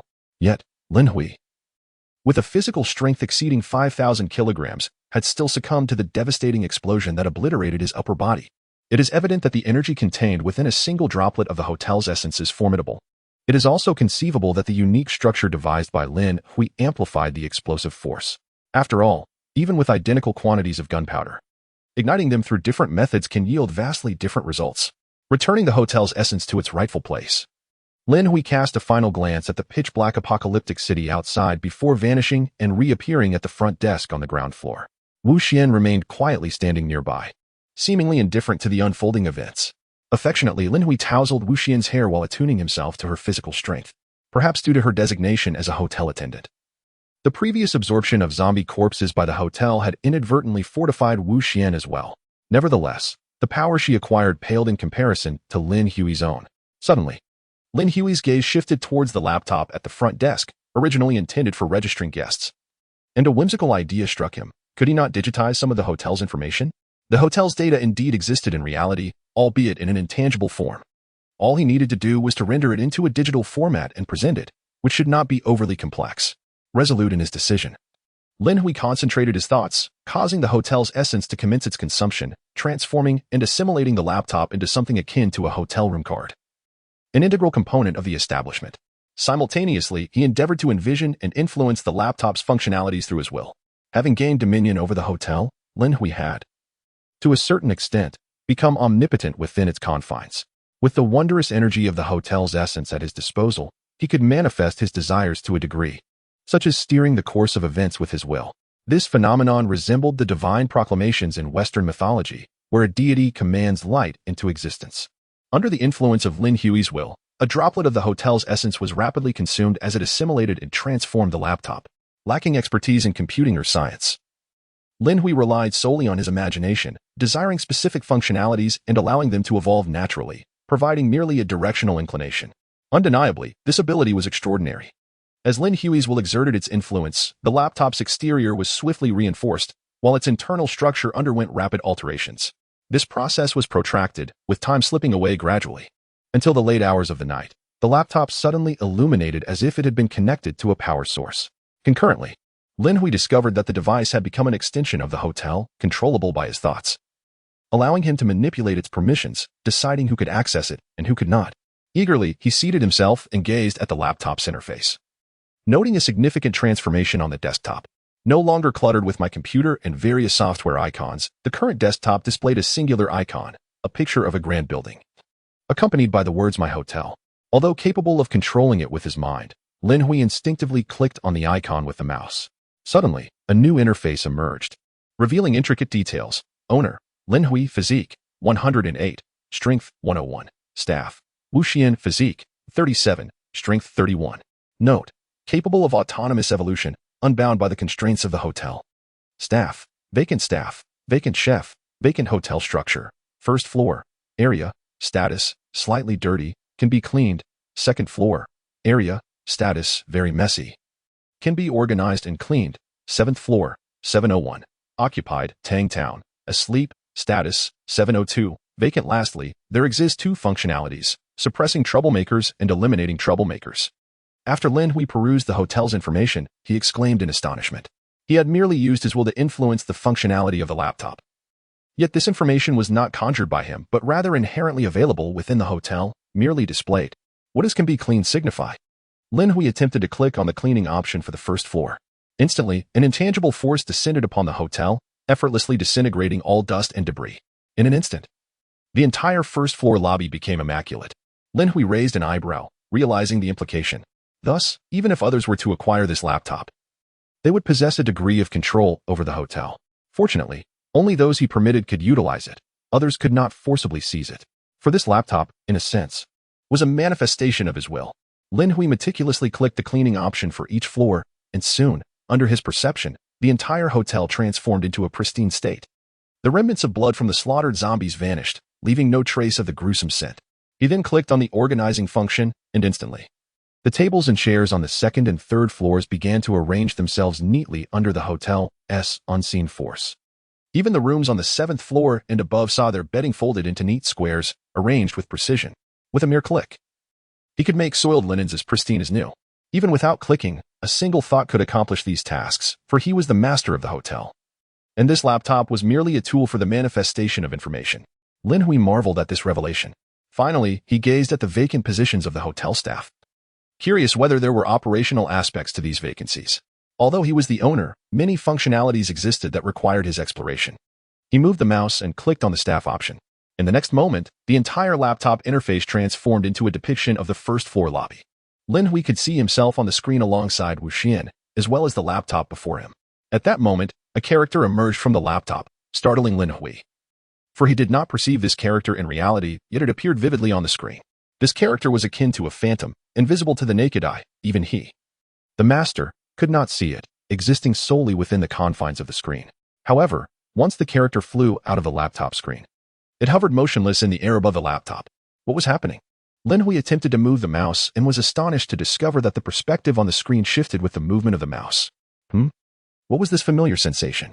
He instinctively pressed a key, the one he used for advancing his character in video games. Instantly, the character on the screen surged forward. Chapter 11.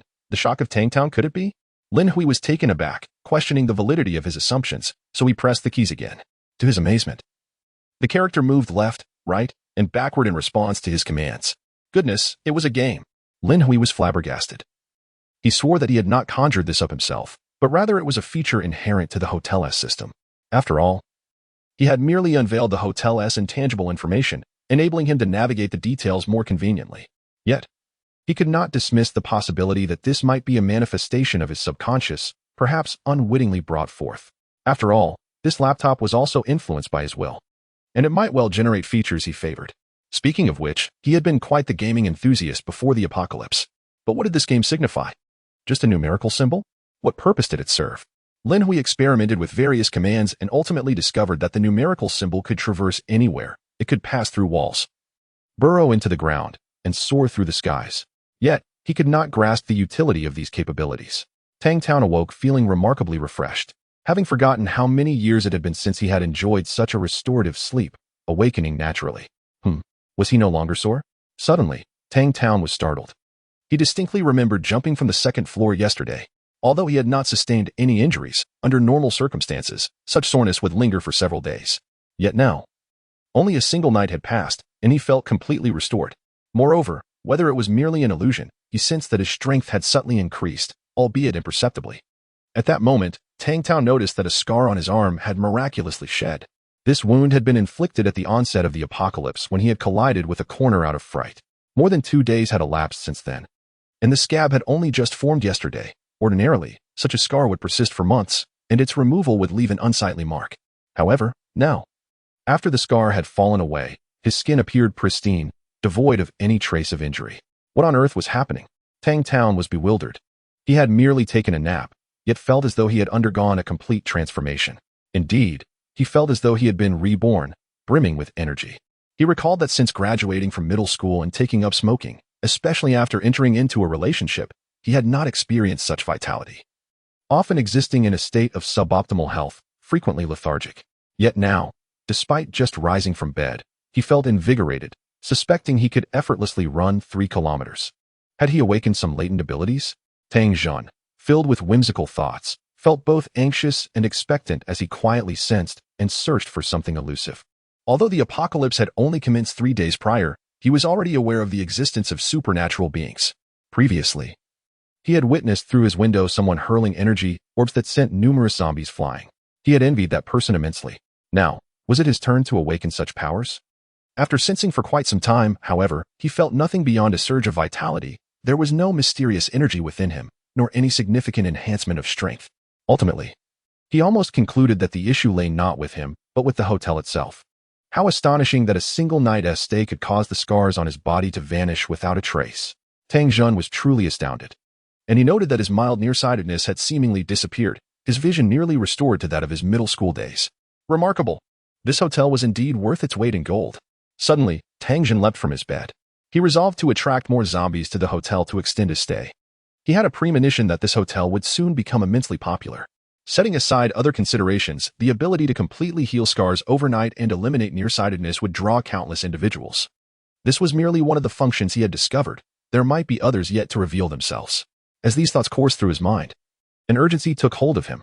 The zombies in the vicinity were limited, and he might very well be the hotel's first guest since the apocalypse, granting him a significant advantage. However, if more guests began to frequent the hotel, competition would intensify, making it increasingly challenging to lure zombies to stay as paying guests. Tang Zhan hurried into the bathroom, quickly washing his face. There was running water, and even hot water, quite impressive. The tap water likely came from a municipal supply, while the hotel's hot water was presumably solar heated. Yet, he dismissed such thoughts and swiftly made his way downstairs, remembering to take his room card and kitchen knife with him. Outside, daylight had fully arrived. Wu Xian stood quietly nearby, silent and no longer gazing at Lin Hui with drool as he had before. Lin Hui, meanwhile, was still grappling with the nature of the game. In truth, he couldn't ascertain whether this was indeed a game. A numerical symbol seemed to be the protagonist, capable of soaring through the skies and traversing the earth, directing its movement at will. But what was the purpose? It could not attack, and others were completely oblivious to its presence. Even Lin Hui himself could only perceive that numerical symbol through the screen of his laptop. "Good morning, shopkeeper," Tang Zhan called out as he descended the stairs, greeting Lin Hui with an ingratiating smile. Lin Hui cast a glance his way, offered a slight nod, and then returned to his preoccupations. At that moment, he was maneuvering the numerical symbol, which had already ventured a kilometer away from the hotel, weaving through a throng of zombies. Unfortunately, those zombies remained entirely unaware of the numerical symbol, which was incapable of attacking them. Is this game merely a means for me to admire the scenery? Trapped within the confines of the hotel, I find myself unable to venture outside, thus activating a feature to glimpse the world beyond. Lin Hui's expression was peculiar. Noticing that Lin Hui disregarded him, Tang Jin felt somewhat awkward and dared not speak further. Cautiously, he exited the hotel with a kitchen knife in hand. Unfortunately, there were no zombies nearby. The 10 or so that had been around had been lured away by him the previous night.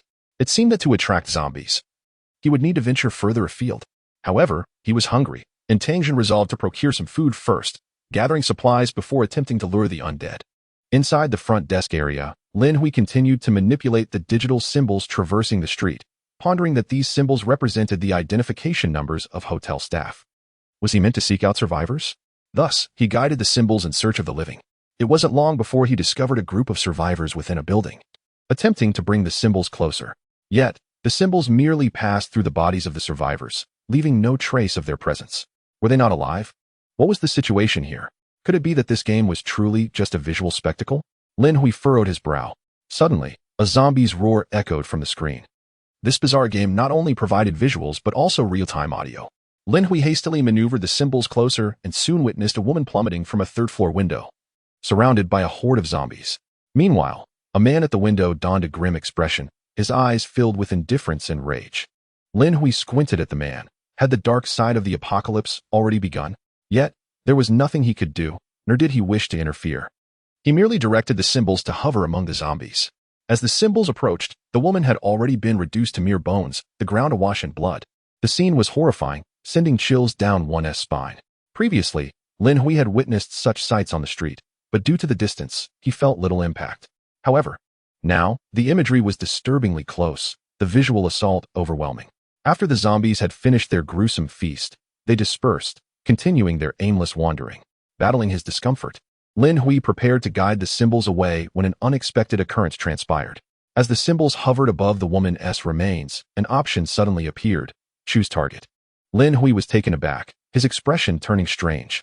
The symbols represented hotel staff, yet they neither selected a zombie nor a living person, but instead chose a corpse. What could this mean? Despite his confusion, Lin Hui hesitated for only a moment before clicking to select the target. He was curious to uncover what this strange game was truly about. With the click of the mouse, the symbols plunged into the woman's skeletal remains, merging seamlessly. In the next instant, a miraculous event unfolded. The woman's bones rapidly regenerated flesh. In a miraculous resurgence of flesh and blood, the woman whose bones had been shattered by a zombie began to rapidly reassemble. During this extraordinary transformation, the essence of the hotel within the drawer was being consumed, seemingly providing energy for her revival. However, it was evident that the woman was merely an ordinary individual, and thus her consumption of the hotel's essence was minimal. Not even a drop was exhausted, allowing her flesh, blood, and hair to fully regenerate. Lin Hui gazed in astonishment at this enchanting spectacle. Was this truly a resurrection from death? The woman was indeed quite beautiful, her face and figure strikingly alluring. It was no wonder that the man from the third floor had acted upon her. Yet, it was likely that he had failed, prompting the woman to leap from the building in her desperation. Otherwise, the man would not have displayed such fury.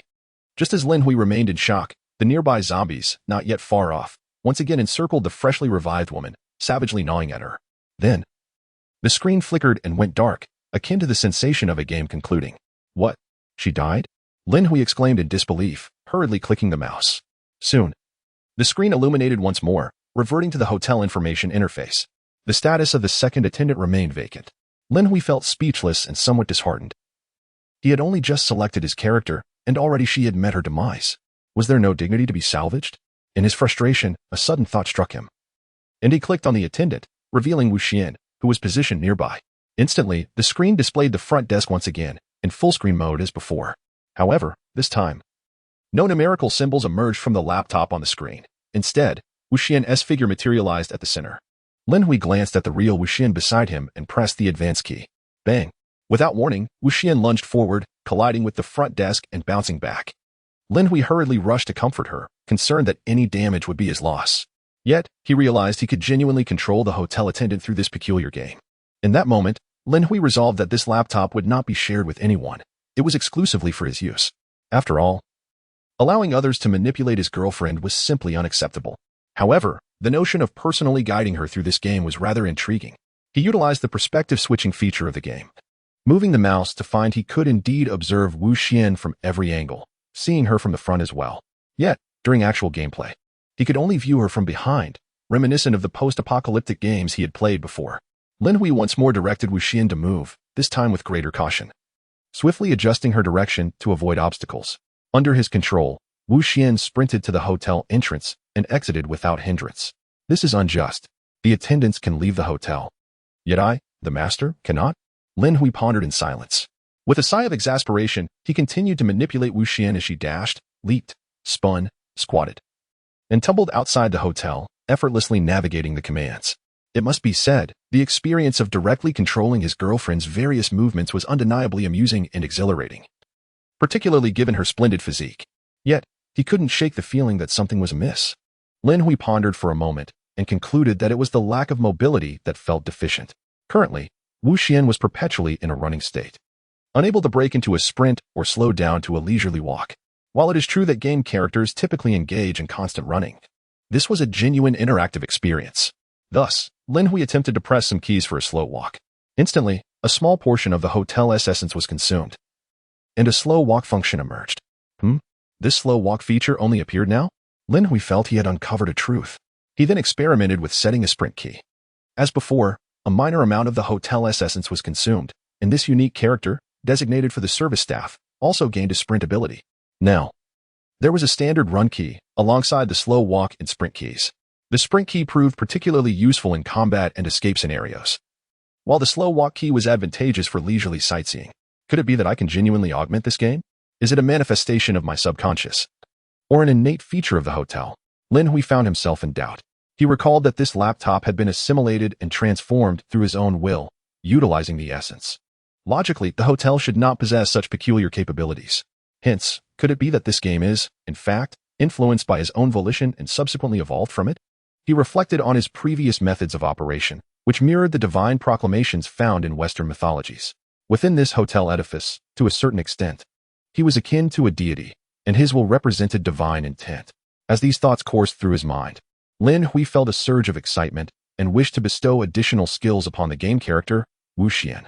However, this time he encountered failure, unable to add skills. Perhaps due to his lack of proficiency, Wu Xian's only modes of attack were scratching and biting, neither of which he could control. He could only press the attack key and leave the execution of the attack to Wu Xian's discretion. Was this a foolproof operation? Or, to some degree, granting the game character a degree of autonomy? Lin Hui pondered, sensing that, should he desire, he could continue to enhance the detail of attack functionalities. For instance, designating keys for arm strikes, leg attacks, kicks, punches, slaps, or jabs, among others. As the proprietor of the hotel, he was capable of all these feats. Yet, ultimately, he relinquished this notion, for the current scenario equated to a delegation of authority, allowing Wu Xian, as a game character, to operate independently, learn judgment, and discern the most strategic methods of attack. In a sense, this approach offered the hotel staff a form of practical training. Though he was indeed unable to leave the hotel, he could personally cultivate the skills of the hotel's staff. Since hotel attendants can be regarded as game characters in a tangible realm, it stands to reason that, as with any game, they are capable of leveling up. Moreover, Lin Hui surmised that even if Wu Xian were to depart from the hotel, she would not meet a true demise. The previous second attendant may have failed to be properly designated, resulting in her untimely end. However, Wu Xian's situation is distinct. Her identity as an attendant was conferred upon her by Lin Hui himself. Should Wu Xian's soul still linger, her essence would undoubtedly be imprinted within the hotel's very fabric. Even in death, by consuming the hotel's primordial essence, she could be resurrected. Naturally, Lin Hui would exercise utmost caution. As these thoughts swirled in his mind, Lin Hui maneuvered Wu Xian to sprint into the distance, preparing to set her on a path of combat training. After all, a zombie that does not engage in battle cannot be deemed a competent undead. Not far from the hotel, in a nearby supermarket, Tang Zhun was at the entrance, munching on a loaf of bread. The zombies within the supermarket had vanished, likely drawn away by the enigmatic hotel, which inadvertently benefited him, as the supermarket was brimming with an abundance of food. Suddenly, Tang Zhun spotted a familiar figure. Was that the female zombie from the glorious hotel? Just then, he noticed Wu Xian approaching from afar. He hesitated, contemplating whether to conceal himself. However, the female zombie had clearly noticed him yet did not roar or even spare him a second glance, behaving unlike a typical zombie that would attack indiscriminately. Moreover, while ordinary zombies either meander aimlessly or charge wildly, this female zombie's movement resembled that of a human running, or perhaps even jogging, a most peculiar sight. At the hotel front desk, Lin Hui, observing through the game screen, caught sight of Tang Zhun at the supermarket entrance. An idea struck him. and he issued a command for Wu Xian to attack the mineral water bottle in Tang Jin's possession, eager to witness her response. Just as Tang Jin was engulfed in uncertainty, the female zombie suddenly lunged at him with alarming speed. Tang Jin's face drained of color as he attempted to evade. But it was too late. Wu Xian's strength far surpassed his own, and her speed left him in the dust. In an instant, the female zombie was upon him, roaring as she snatched the mineral water bottle from his grasp and began to gnaw at it with fervor. The bottle was soon rendered tattered, with water splattering all over Tang Jin, who, nearly terrified out of his wits, exclaimed, "Damn it, is my flesh truly less appealing than a mere water bottle?" Chapter 13, Modified Items. At the hotel front desk, Lin Hui felt somewhat helpless. Although Wu Xian had been endowed with the identity of an attendant, enhancing her physique and strength, she remained an ordinary zombie, devoid of self-awareness and driven solely by instinct. Her methods of attack were limited to grasping and biting. Lin Hui could only hope that, in the future, she would evolve to possess unique skills and alternative modes of attack. As he pondered this, a thought struck him. While the computer's operations could not dictate Wu Xian's attack style, he could directly convey commands through sheer will. This computer primarily serves the purpose of facilitating usage for others, while Lin Hui is fully capable of controlling everything through thought alone. However, due to his inability to leave the hotel, he finds it challenging to adapt spontaneously. Yet now, he is directly manipulating the computer, able to issue commands via thought while simultaneously controlling the actions of Wu Xian. As he guides Wu Xian away from Tang Town and towards the streets infested with zombies, he mentally instructs her to refrain from using her mouth to attack. Soon, the screen reveals the silhouettes of zombies. However, upon seeing Wu Xian, they merely glance at her, recognizing her as one of their own, and disregard her presence. Nonetheless, Lin Hui has no intention of coexisting peacefully with these creatures. He directs Wu Xian to charge forward aggressively. With a swift burst of speed, Wu Xian, unable to use her mouth, unleashes her hands like talons, tearing into the neck of a zombie. The zombie appears bewildered, instinctively attempting to resist. Yet, Lin Hui continuously clicks to attack, prompting Wu Xian to relentlessly twist the creature's head off with brutal force. Lin Hui winces at the sight. He had never witnessed such savagery from her when she was human. The surrounding zombies stare in confusion, their limited intelligence unable to comprehend why one of their kind would engage in such self-destructive violence. Lin Hui remains undeterred and continues to guide Wu Xian towards the other zombies. The remaining zombies finally react, sensing that this fellow creature is abnormal, and they begin to encircle her. Lin Hui is unconcerned. Should Wu Xian sustain even a slight injury, he can immediately utilize the hotel's essence to restore her. Wu Xian, resembling an indomitable cockroach, exhibits no fear. Upon receiving Lin Hui's attack command, she relentlessly pursues her target without hesitation.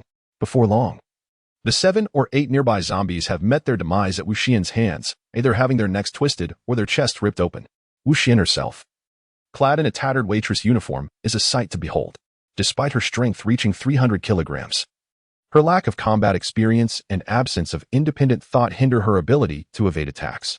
Surrounded by a swarm of zombies, she suffers considerable wounds, but thankfully, Lin Hui acts swiftly to mend her injuries. Observing the blood-soaked and ragged Wu Xian on the screen, Lin Hui feels an exhilarating thrill. This is the allure of violence. He resolves to dress Wu Xian in form-fitting attire next time. He continues to command Wu Xian to engage the distant zombies.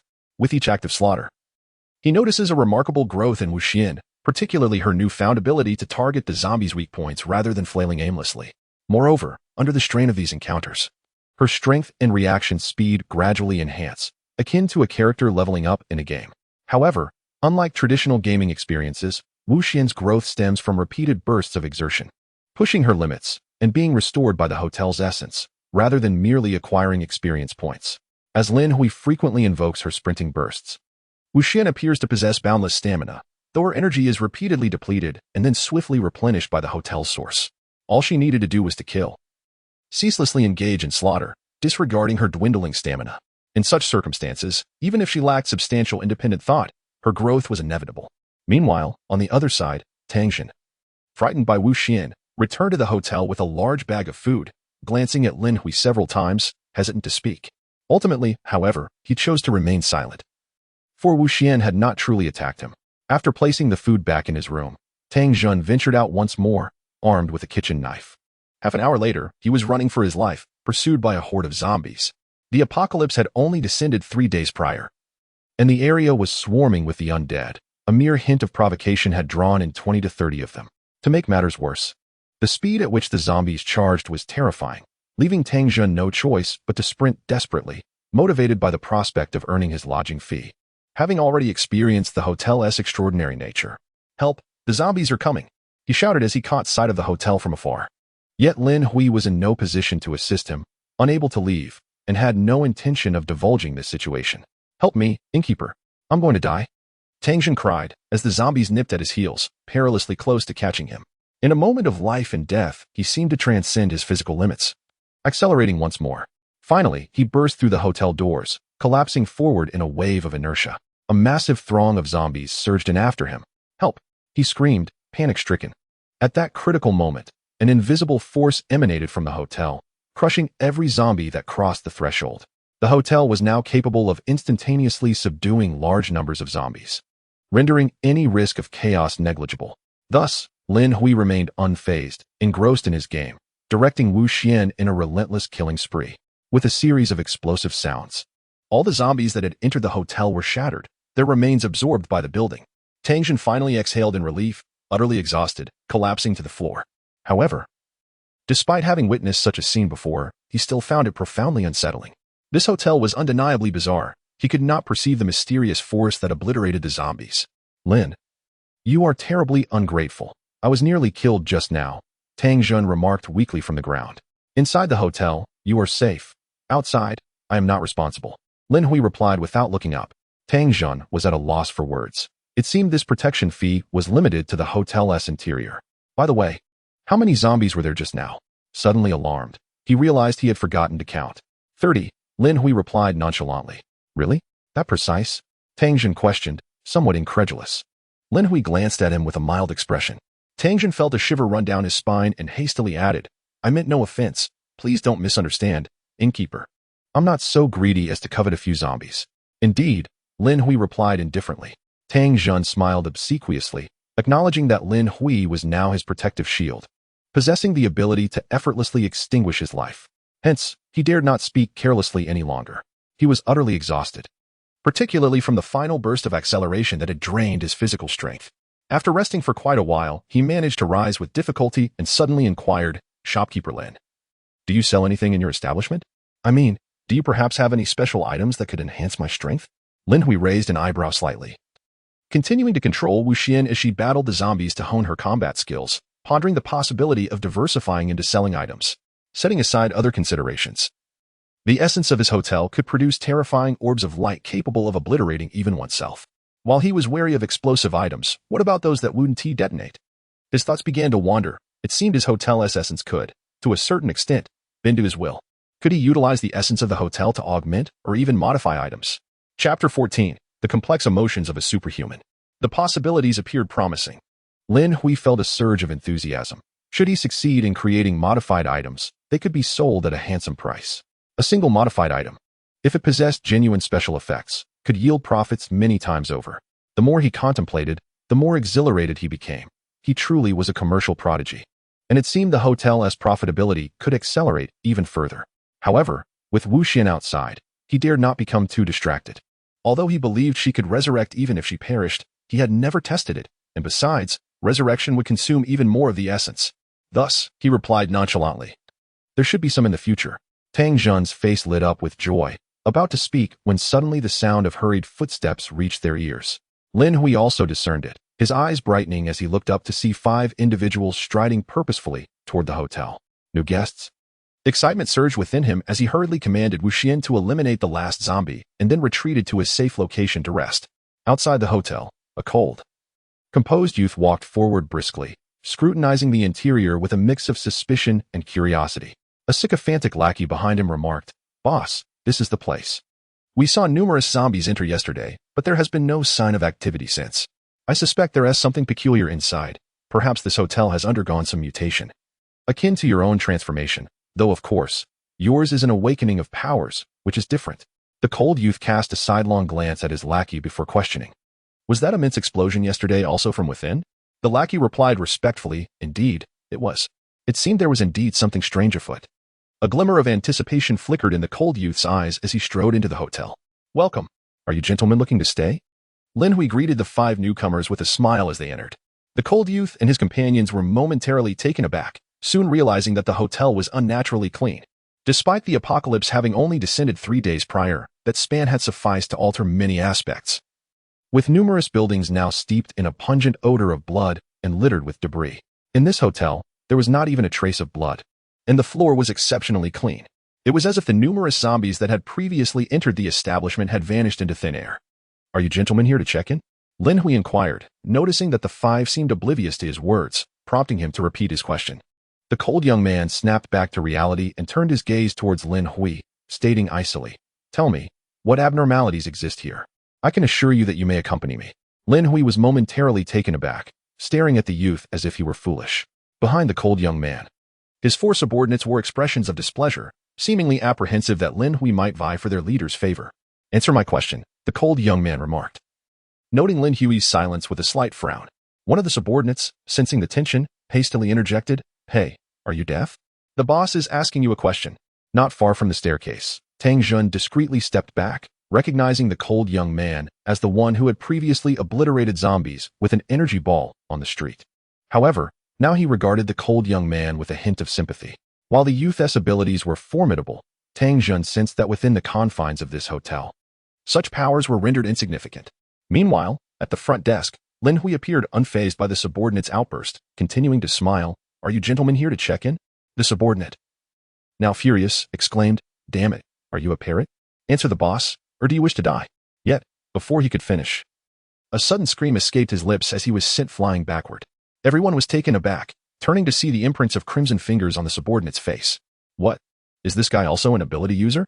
The remaining three subordinates of the cold young man exchanged glances, their expressions shifting to alarm. The cold young man himself was taken aback. He hastily stepped back and conjured a fiery energy ball in his hand, gazing coldly at Lin Hui. "You have committed a most unwise act. May I ask, are you gentlemen here to check in?" Lin Hui continued, maintaining his cheerful demeanor. The cold young man appeared increasingly agitated, suddenly reaching out to hurl the fireball, intent on making Lin Hui pay for his insolence. However, as his hand extended, Lin Hui seized it, and with lightning speed, grasped the young man's hair, forcefully slamming his head against the front desk. A resounding thud echoed, and blood splattered. "Ah!" The cold young man cried out in agony. "I ask you again, are you here to check in? Are you deaf? Huh? Are you deaf?" Lin Hui bellowed, repeatedly smashing the cold young man's head against the counter. "Ah, you seek death, I will kill you." The cold young man could no longer maintain his icy demeanor. He screamed and struggled, desperate to unleash the energy ball in his grasp to obliterate Lin Hui. Yet, his hand was ensnared, immobilized as if caught in an iron vice. "I will show you what it means to be cold. I will show you what it means to be arrogant. I will demonstrate what it means to act tough before me." Amidst the astonished gazes of onlookers, Lin Hui relentlessly slammed the young man's head against the counter while simultaneously restraining the hand that released the energy sphere, which hovered in the palm like a beacon illuminating the youth's plight. "Please, have mercy, I was wrong," the young man cried out in desperation, his earlier cold demeanor shattered. For he feared that another blow would split his skull. "Is acknowledging your mistake sufficient?" Lin Hui continued his assault. "Is it so easy to run a hotel? What brings you to my establishment if not to stay? To cause trouble, perhaps?" "I came to stay," the youth wailed. Lin Hui promptly ceased his actions, releasing the young man's head and arm, standing upright. As the young man struggled to lift his head from the counter, Lin Hui greeted him with a genial smile. "Welcome. How many days will you be staying?" The three subordinates behind them were rendered speechless, wide-eyed as they watched Lin Hui and their leader. The subordinate who had been knocked aside earlier also scrambled to his feet, filled with dread at witnessing his leader's considerable misfortune. The young man gazed at Lin Hui, his expression a blend of fear and complexity, yearning for escape, yet an invisible force held him captive, rendering him immobile. He hesitantly replied, "1 day? And what about the 4 of you?" Lin Hui inquired politely, turning to the remaining 4. I'll stay for 1 day." "Yes, me too. Count me in." "I will as well." The 4 subordinates hastily chimed in, their feelings a tumultuous mix. Observing their eagerness, Lin Hui smiled warmly. "Very well then. A 1-day stay at my hotel requires 10 zombies, regardless of their state. You may bring the corpses of zombies as payment or lure in live ones. One person can stay for a month with the equivalent of 100 zombies over that period." He then turned to the empowered young man. "However, to prevent any Klitsch D revenge scenarios, you will be temporarily detained. Let your 4 subordinates gather the accommodation fee." Chapter 15. Tang Town. "This hotel is extraordinary." The young man's expression shifted dramatically. The faces of the 4 subordinates also grew tense. Lin Hui continued with a smile. "Your 4 subordinates wouldn't dare betray you, would they? If they fail to return, your escape may be hindered." At this, The young man fixed a fierce gaze upon his subordinates, his bloodied visage appearing both grotesque and terrifying. Never. Rest assured, boss, I would never betray you. Indeed. We would never turn our backs on our leader, the four subordinates asserted fervently, fearing for their lives. They had witnessed their leader's formidable strength. A single fireball could send a horde of zombies flying, and his constitution surpassed that of ordinary men. Despite his face being a bloody mess, the young man maintained his cold demeanor before his subordinates, declaring, "This gentleman here, my name is Lin Hui, and I am the proprietor of this establishment." Lin Hui smiled. The young man nodded and continued to address his four subordinates. Shopkeeper Lin merely stated that he would detain me, not that he would take my life. I will eventually be free. Should you choose to betray me, you are well aware of the consequences. A chill ran down the spines of the four subordinates. Rest assured. Boss, we would never betray you. Indeed, our loyalty to you is unwavering. We promise to return. Yes, we will certainly come back. The four subordinates vied to express their loyalty. Then go and gather the lodging fees, Lin Hui chuckled. The four subordinates felt as if a great weight had been lifted from their shoulders and hurriedly rushed outside. However, upon reaching the hotel entrance, they seemed to remember something and abruptly halted, looking back at their leader. What are you staring at? Hurry up and get to work. The young man scolded with a frown. The four subordinates hesitated, and ultimately, it was the one who had been slapped away by Lin Hui who bravely spoke up. Shopkeeper Lin, may I ask, is it permissible to lure live zombies directly to the hotel? Upon hearing this, the young man's eyes narrowed slightly. It was peculiar that they had never addressed him with such formality before. Although he felt a twinge of annoyance, he refrained from voicing it. The young man's name was Su Hua. He had awakened his fireball ability on the very first day of the apocalypse. His power allowed him to unleash a fireball that would explode upon contact. With this extraordinary ability, he had dispatched numerous zombies and, over the next 2 days, had eliminated a few reckless individuals, thereby acquiring 4 subordinates. This morning, he had heard from his subordinates that something was amiss with this hotel. He had intended to seize it as his stronghold. However, he was met with an owner who swiftly subdued him, leaving him utterly defenseless. Even now, the fireball remained in his grasp, unable to be retracted or thrown, as an invisible force bound him. Indeed, as long as they are zombies, their fate is inconsequential. Lin Hui remarked with a smile. Thank you, Shopkeeper Lin, the subordinate replied gratefully, then bowed to his leader before swiftly departing with the others. Lin Hui sat down with a smile, simultaneously retracting the force that had restrained Su Hua, saying, I trust you won't act foolishly? Of course not, Su Hua responded. His expression complex as he gradually withdrew the energy from the fireball. The fireball rapidly diminished in size before vanishing entirely. Nearby, at the staircase, Tangjin wore a similarly complicated expression, realizing that he now had competition, and one of them was an ability user. Alone, he could never contend against 5. If he could not compete, then he would join them. With this thought, Tangjin approached, striving to maintain a smile. Hello, friend. My name is Tangjin, and I also reside here. Su Hua glanced at Tangjin, taking particular note of the kitchen knife in his hand, but chose not to respond. Tangjin quickly concealed the knife behind him to avoid any misunderstandings, smiling, You must be an ability user. I truly envy you. I saw you before. You are remarkable. With a single fireball capable of blasting away numerous zombies. I, on the other hand, can only rely on this kitchen knife, so far. I have only managed to kill 1 zombie, and I nearly lost my life in the process. Su Hua remained silent. Tangjin continued the awkward conversation. My friend, you surely do not know the wondrous aspects of this establishment, do you? You do? Su Hua finally spoke up. Tangjin felt a surge of joy and quickly replied. Of course. I've spent a night here, and perhaps I am the very first guest since the apocalypse. Su Hua raised an eyebrow, looking at Tangjin, waiting for him to elaborate. Tangjin continued. This hotel is truly extraordinary. Not only does the proprietor possess remarkable abilities, but the hotel itself is quite magical as well. Just last night when I arrived, I was aching all over. Under normal circumstances, I would have suffered for at least a week. But guess what happened? What happened? Su Hua inquired with keen interest, instinctively probing further.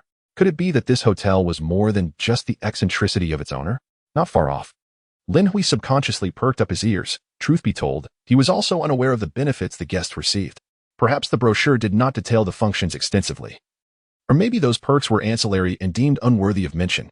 Tangjin elaborated. It's incredibly miraculous. I merely slept for 1 night, and all my soreness vanished entirely. Even the scars from my past have left no trace. But that is not all. This morning, I awoke feeling utterly refreshed. Since graduating middle school, I have never experienced such restorative sleep. Moreover, my nearsightedness has inexplicably disappeared. It's simply astonishing. Suho was astounded. Is such a thing even possible? Lin Hui raised an eyebrow. Is such a thing even possible? Tang Jun continued. That is merely the beginning, my friend. I wonder if it's just an illusion. But I feel as though my strength has increased slightly, albeit not noticeably enough to measure. I trust you, as a supernatural being. That staying here might grant you even greater benefits than I have received. Strength enhancement? What you're saying sounds rather dubious. Suho expressed his skepticism. To put it bluntly, it does sound dubious. Yet if one were to view it more favorably, would it not be deemed miraculous? Tang Jun responded. Furthermore, I suspect this is not the extent of the hotel's remarkable perks. He then turned to Lin Hui. Proprietor Lin, your hotel must possess other extraordinary abilities. Am I correct? Lin Hui paused momentarily, his hand hovering over the mouse, and calmly replied, experience it for yourself. All right then. Tang Jun nodded with a smile and turned back to Suhua. Did you hear that? The proprietor did not deny it. There must be other magical functions. We must seize the opportunity while we can. The nearby zombies are limited. If more guests arrive in the future, competition will become fierce. Suhua felt somewhat swayed by his words. Initially, he had planned to wait for his subordinate to return with the ransom and then depart. If he could not confront them, surely he could evade them. However, after hearing Tang Jun's words, he felt tempted. Chapter 16. The emergence of mutated flocks. Even a common individual like Tang Jun could reap benefits here. As an anomalous being himself, he too should not fare poorly. Moreover, perhaps there were certain functions that ordinary people could not perceive. The likelihood of such an occurrence was quite high. Just then, Lin Hui at the front desk slightly tilted his ear, as if he had caught wind of a sound. Yet the source of that sound was too distant, making it difficult to discern its nature. Was it the hum of mosquitoes or the buzz of bees? Lin Hui furrowed his brow slightly. His constitution had become remarkably robust, granting him hearing that surpassed that of ordinary individuals, enabling him to perceive sounds from afar. Suddenly, a voice called from outside, Boss, we're back. 4 of Su's underlings staggered into the hotel, each bearing a zombie's corpse wrapped in burlap sacks, panting heavily. Upon seeing the lifeless bodies, Lin Hui chuckled. Well, aren't these the zombies slain by Xin Xian? He recognized them instantly, for the corpses were grotesquely mangled, bearing no resemblance to those felled by weaponry. Suhua, noticing the 4 bodies his subordinates had brought back, inquired, Boss Lin, would these count as 4? Yes, they can be counted, as long as they are not excessively mangled. Otherwise, 2 would only constitute 1, Lin Hui replied. That is good to hear. The 4 subordinates exhaled in relief, dropping the bodies to the ground and resting their hands on their hips as they gasped for breath. Carrying the corpses for several hundred meters was a considerable burden for them. Lin Hui, with a mere thought, summoned the refining power of the hotel. Instantly, the 4 zombie bodies liquefied into blood, absorbed by the hotel floor.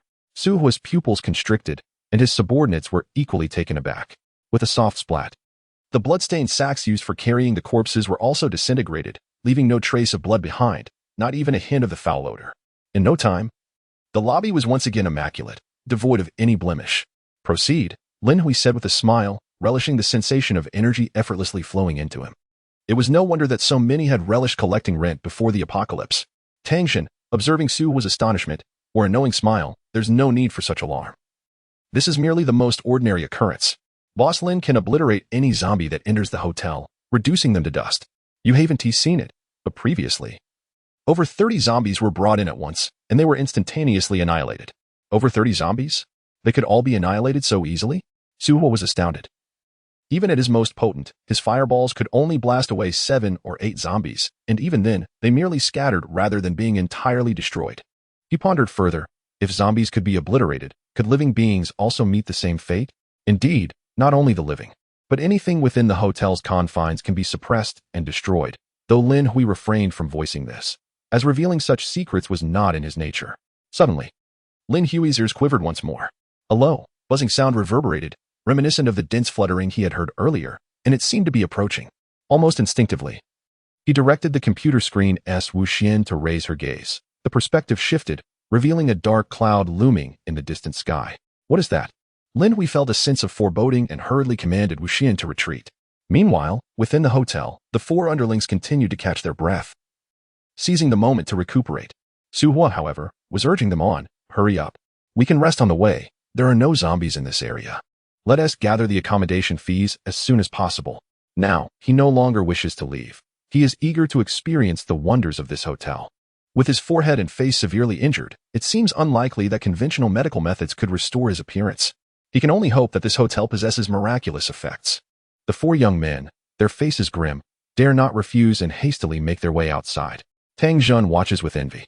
This is the advantage of having subordinates. He need not toil himself. At that moment, a figure swiftly approaches from the distance. The four young men, reaching the entrance, change expression and hurriedly retreat into the hotel, exclaiming, "There's a zombie." The figure bursts through the hotel doors with astonishing speed. The expressions of the four young men and Su Hua shift dramatically as they observe the female zombie, tattered in clothing yet agile and nimble, her speed rivaling that of Su Hua himself. If they were to engage in close combat, Su Hua cannot guarantee victory, as his fireball requires time to conjure. Initially startled, Tang Jun's apprehension dissipates upon recognizing the female zombie's appearance. Indeed, she pays them no heed, slowing her pace as she strides into the hotel, halting beside Lin Hui. Lin Hui, having closed the game, turns to glance at the nearly exposed Wu Xian, attempting to see if he can mend her clothing. With a mere thought, he witnesses Wu Xian's garments radiating light. During this process, the hotel's essence begins to deplete, albeit at a slow and minimal rate. As the brilliance fades, her once tattered attire is restored to its pristine state, untouched by blood, resembling something brand new. Su Hua and his four companions are once again taken aback.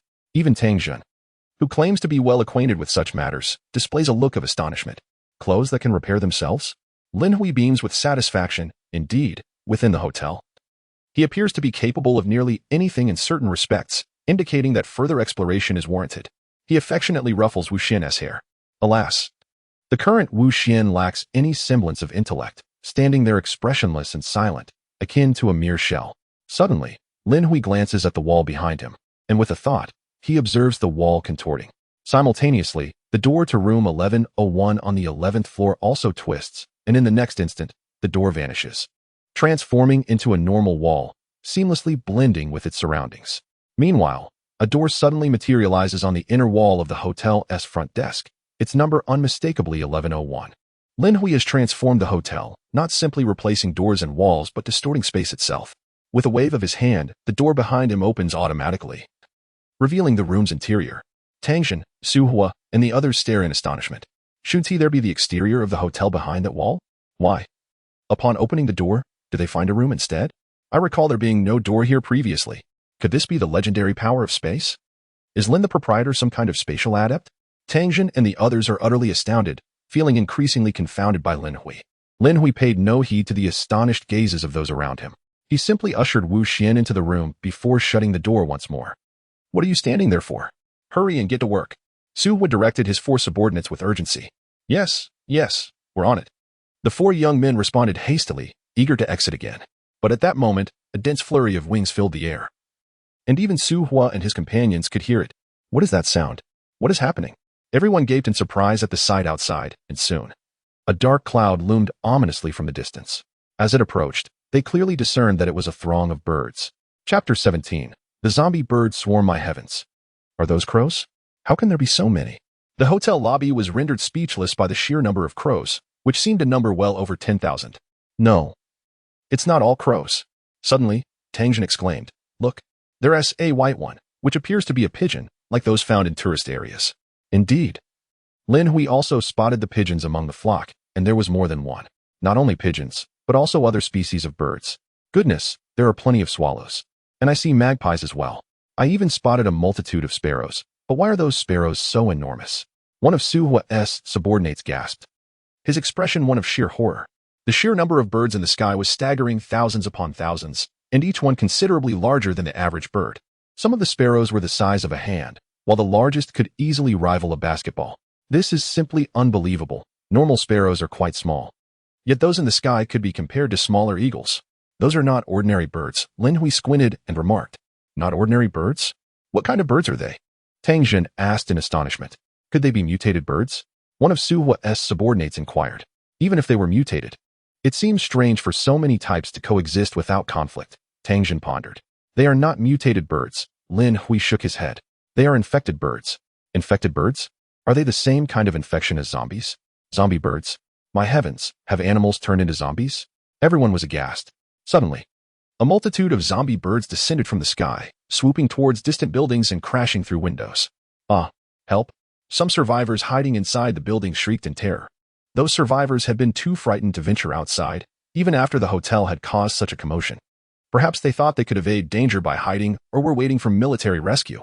However, in the face of the overwhelming horde of zombie birds, concealment was futile. Some attempted to shut their windows, but the zombie birds, upon spotting the openings, forcefully smashed through the glass, attacking anyone in sight, tearing flesh and devouring it.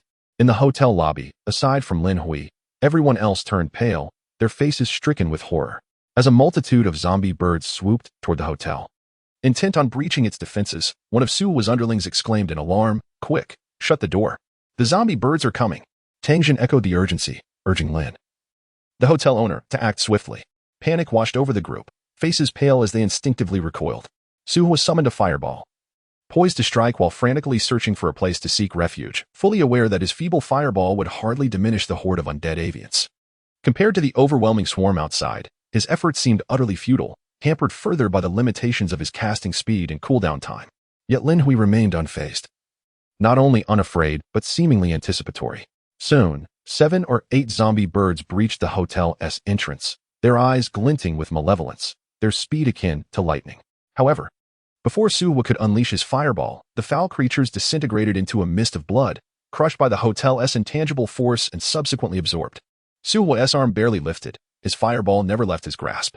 His 4 subordinates had only just turned to flee, and Tang Jin had barely stepped onto the staircase, unprepared for an ascent. To their astonishment, the few zombie birds that had invaded posed no threat. They fell lifelessly to the ground. Not bad, Lin Hui mused. His excitement evident, though small, their numbers are impressive. He then exuded a formidable aura, one that enveloped everyone present, including Su Hua, in a suffocating pressure that surged like blood to the heavens. In the presence of such an aura, any ordinary mutated creature would flee in terror. Yet, the zombie birds, instead of recoiling, were drawn toward it, as if it were the scent of a delectable feast. Suddenly, the vast horde of zombie birds outside redirected, converging upon the hotel entrance like a dark river flowing into the ocean. Su Hua's 2 subordinates, afflicted with a fear of dense crowds, let out screams of terror. However, the birds never had the chance to reach them. The moment they crossed the threshold of the hotel, they were met with the oppressive force that crushed them into a sanguine mist, leaving not even a feather behind. A relentless tide of zombie birds surged into the hotel, a cacophony of varieties, some of which Lin Hui had never encountered before. Yet among those he recognized were cuckoos and quails, mingling in the chaos. For reasons unknown, these undead avians gathered in droves, their numbers unfathomable. Yet, despite their multitude, all that entered the hotel succumbed to the invisible force of annihilation. Regardless of the quantity that surged through the entrance, each was obliterated into a vaporous cloud of blood, with no exceptions. In the following moment, the disintegrated remains were absorbed by the hotel, failing to accumulate. Lin Hui discerned a profound truth.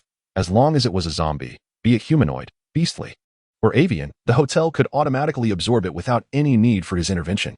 He only needed to manage the annihilation of the living zombie birds, perhaps occasionally diverting his attention to dismantle their feathers and other fleshy remnants. Although the essence obtained from such components was negligible, failing to decompose them would result in a heap of refuse. If a multitude of zombie birds' feathers were to accumulate, they could easily fill the lobby of the hotel.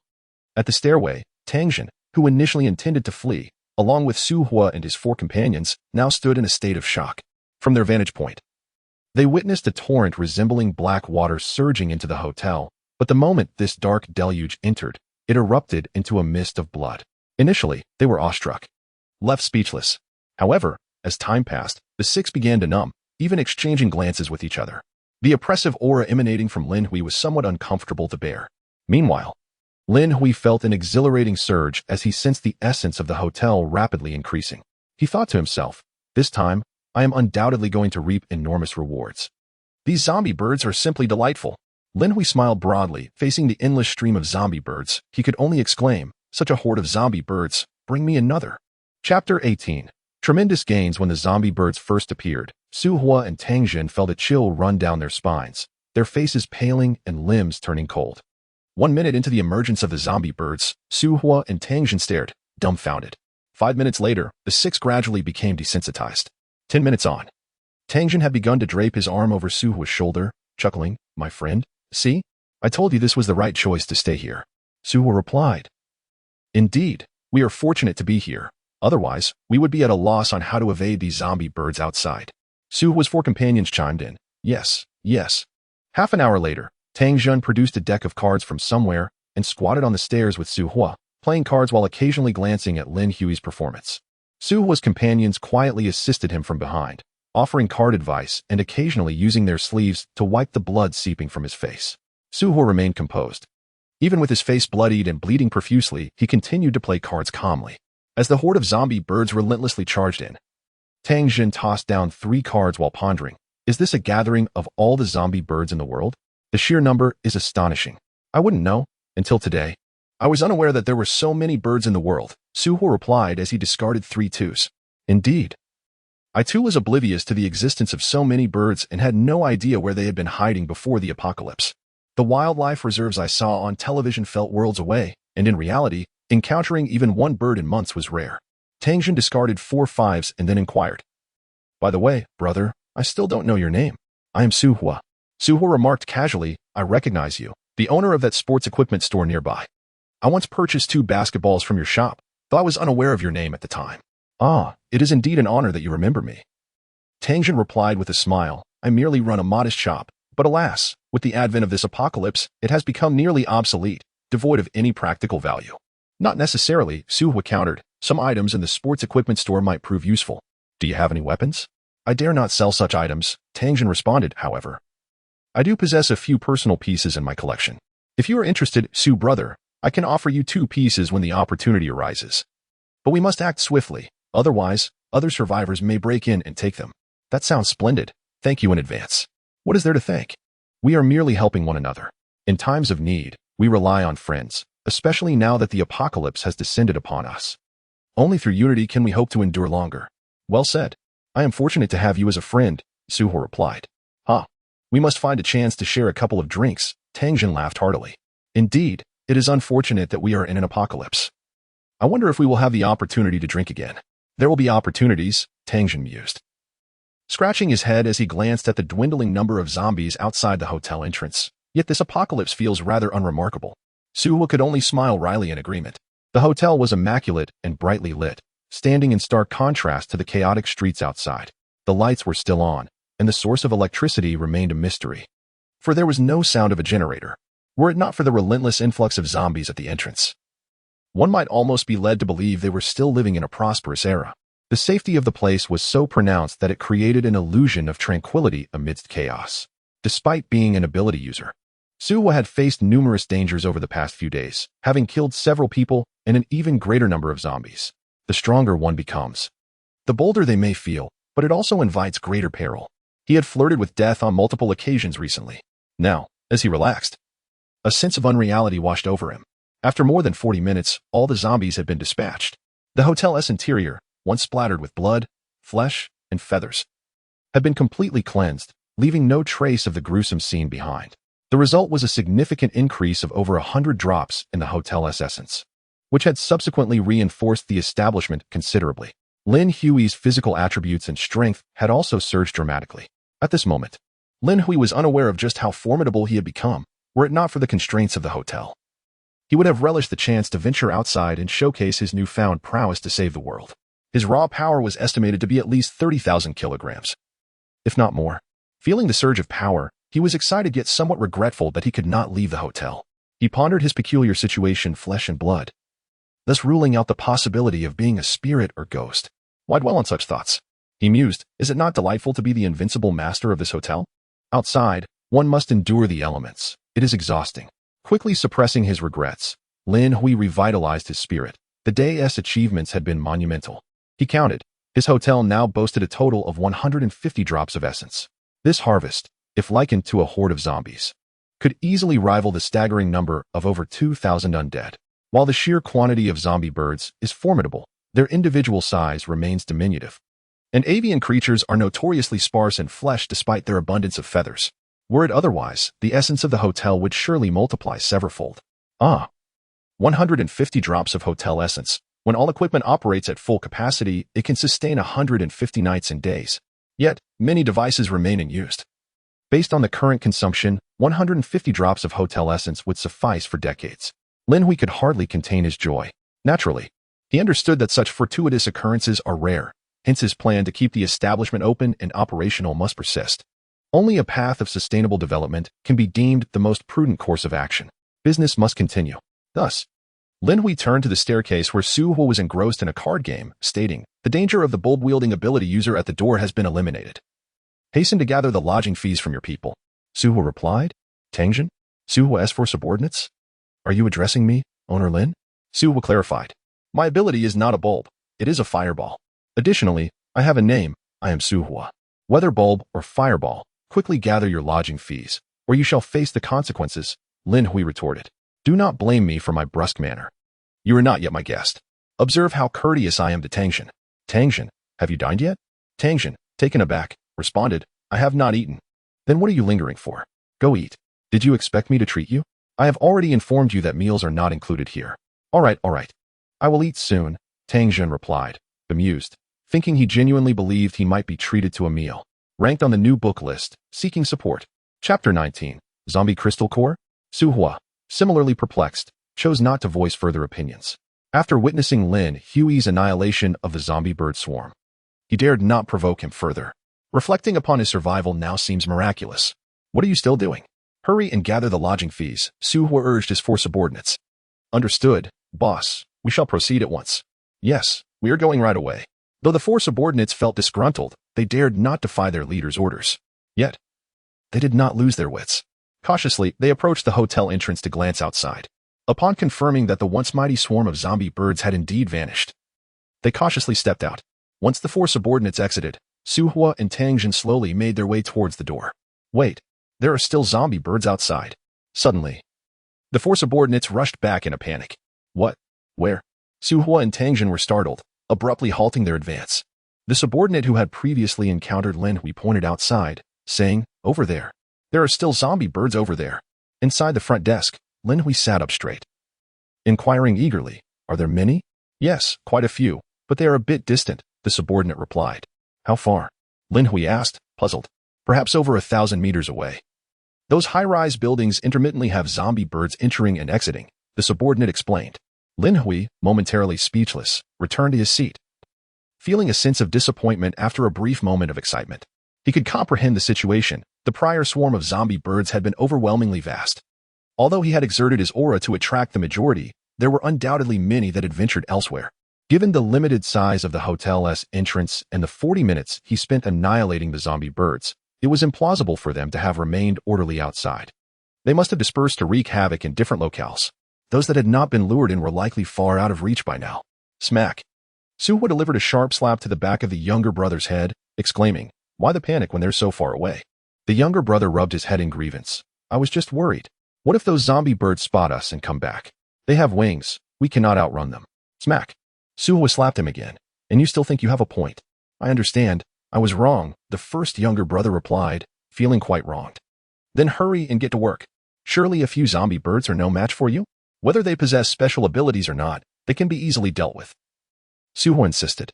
Yes, we will go right away," the first younger brother replied, not daring to argue further. Although he felt disgruntled, he recognized the necessity of relying on their leader for survival in this apocalyptic world. Soon, the 4 younger brothers set off again, this time without any unforeseen incidents. The nearby zombie birds had been lured and killed by the hotel, while the remainder had scattered throughout the city. As long as their numbers weren't excessive, the resulting destruction would be manageable. Once the 4 younger brothers had departed, Su Hua approached the front desk and said to Lin Hui, "Shopkeeper Lin, could you please provide me a room?" "You haven't gathered enough for the lodging fee," Lin Hui replied coolly. Upon hearing this, Su Hua seemed to hesitate for a moment before suddenly rummaging through his pocket to produce a crystal. "Shopkeeper Lin, would this suffice as payment for my stay?" "I only want zombies, not gemstones," Lin Hui scoffed. "What use is a gemstone in this apocalypse?" "This isn't a gemstone," Su Hua clarified. "I extracted it from the heart of an evolved zombie. I nearly lost my life in the process of killing it." "Extracted from the heart of an evolved zombie?" Lin Hui was taken aback, curiously accepting the crystal. It was a blue crystal, roughly the size of a peanut, appearing quite murky, resembling a unique gem. However, upon closer inspection, he sensed an immense energy contained within. Tangjin exclaimed, "What is an evolved zombie?" "It's exactly as you imagine, an enhanced version of a zombie. Far stronger than the ordinary kind," Su Hua explained.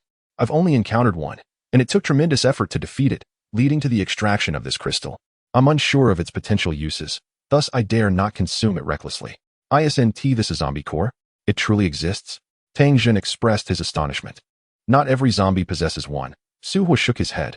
I've smashed open the hearts and heads of ordinary zombies without discovering such a crystal. Only evolved zombies have them. At that moment, Lin Hui had already utilized the hotel's resources to absorb and refine the zombie core. Instantly, a drop of the hotel's essence coalesced, enhancing its foundation slightly, as well as improving his own physique and strength. Such a marvelous treasure.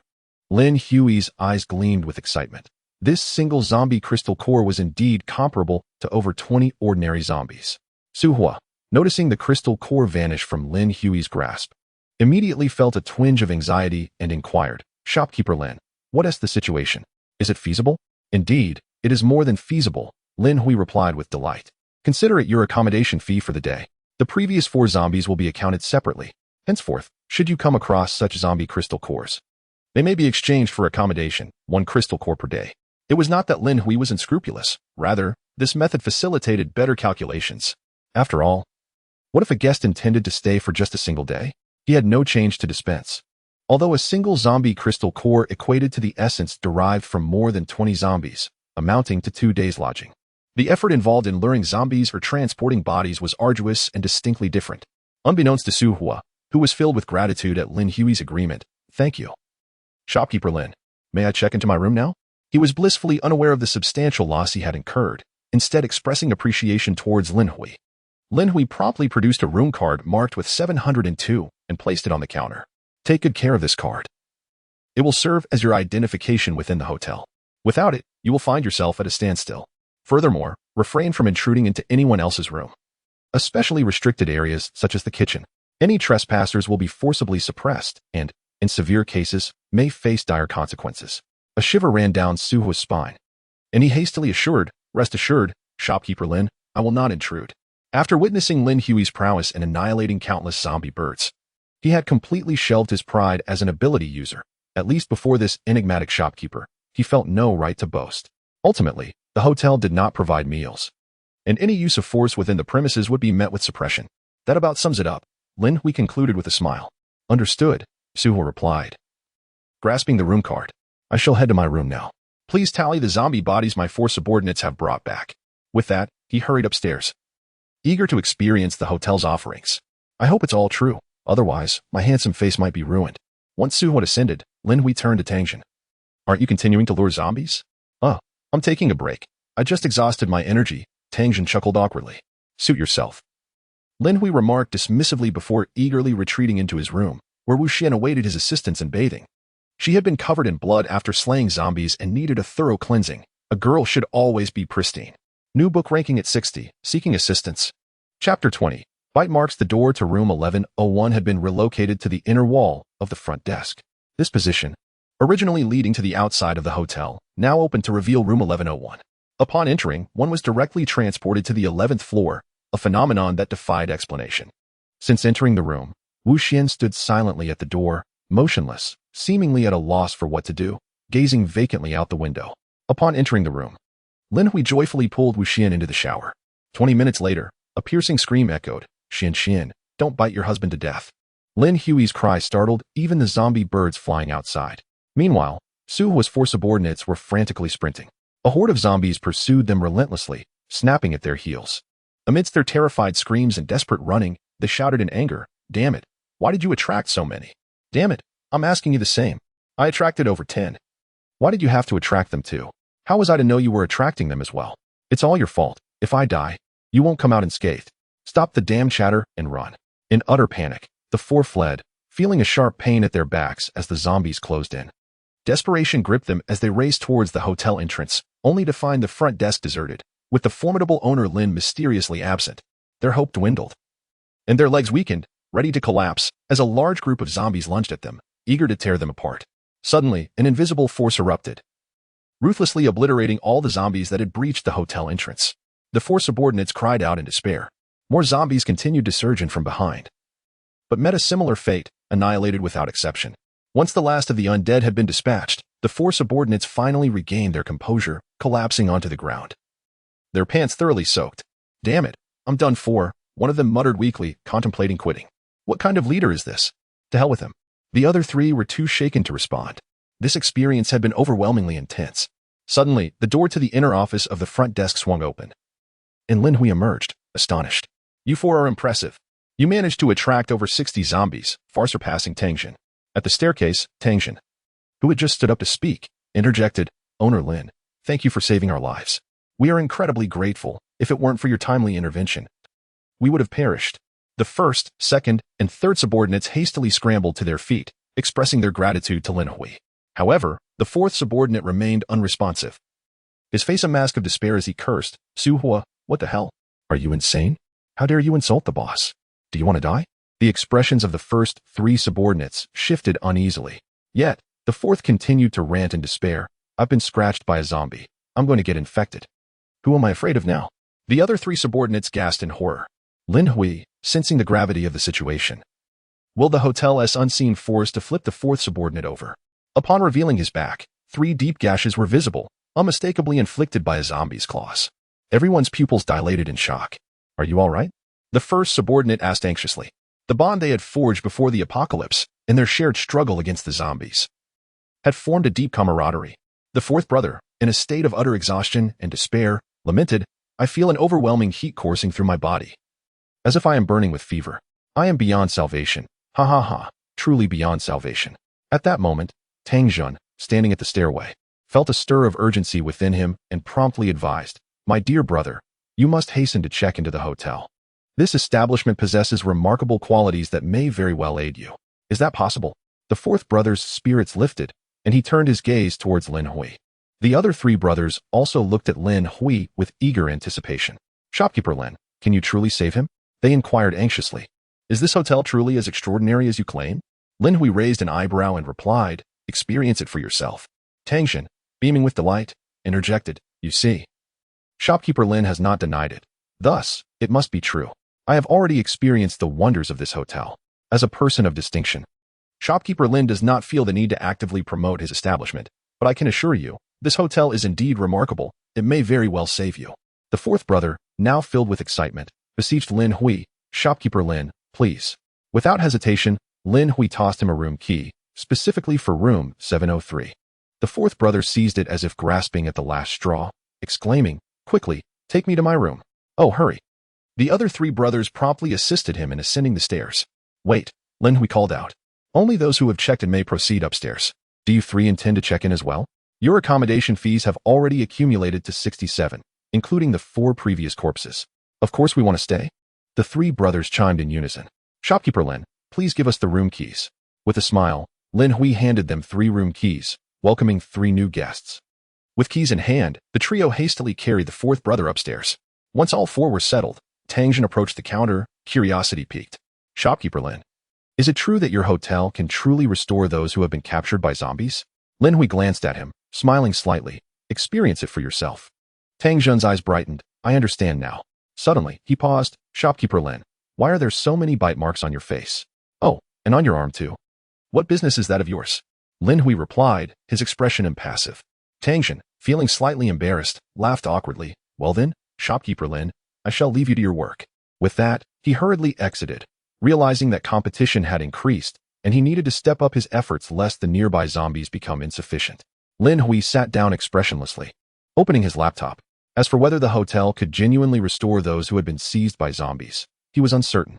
Perhaps it depended on the fate of that individual. What if it truly worked? Clicking on the hotel staff information, Lin Hui located the vacant position of the second staff member, preparing to continue his search for new employees.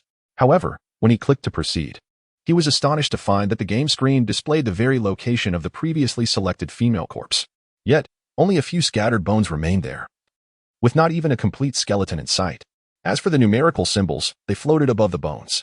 Could it be? Lin Hui felt a spark of intrigue and clicked again to select a target. Meanwhile, Tangjun had distanced himself from the hotel and found himself on a filthy, chaotic street where only scattered remnants of human remains lay upon the ground. Just as he was about to proceed, he suddenly observed the dismembered bones rapidly shifting and reassembling. In the blink of an eye, a complete skeleton took shape before him.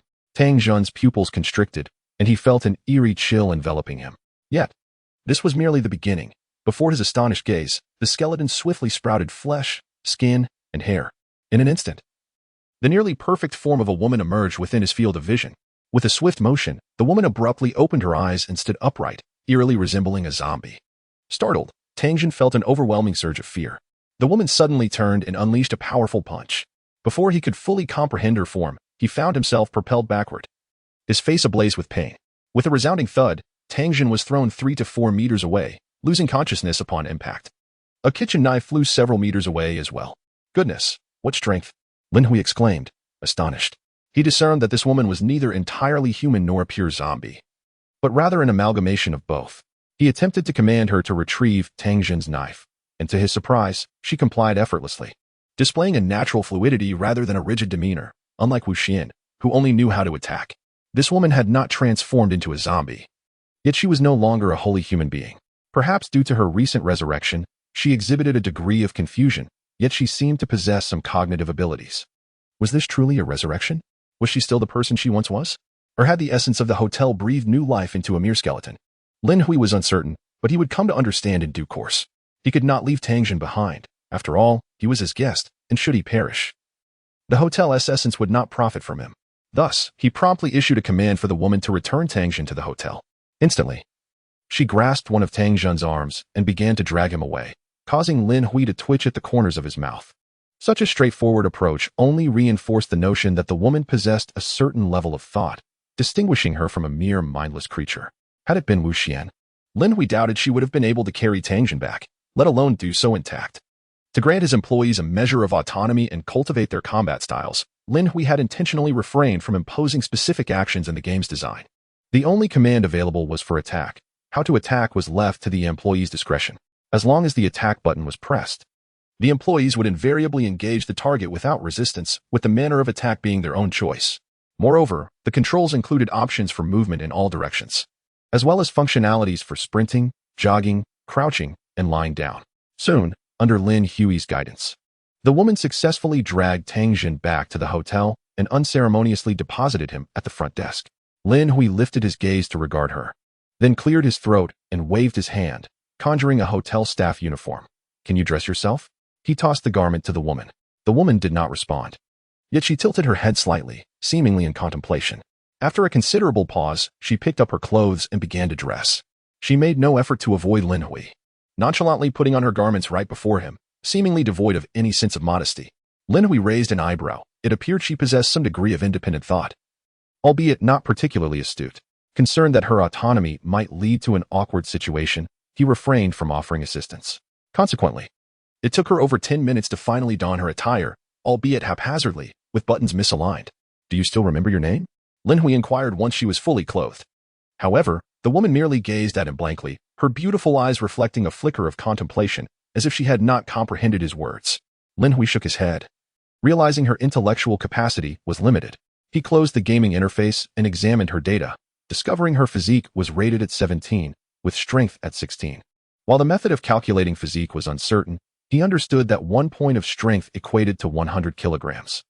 This indicated that her physical power surpassed that of an average robust man, likely due to optimization during her revival by the hotel's essence.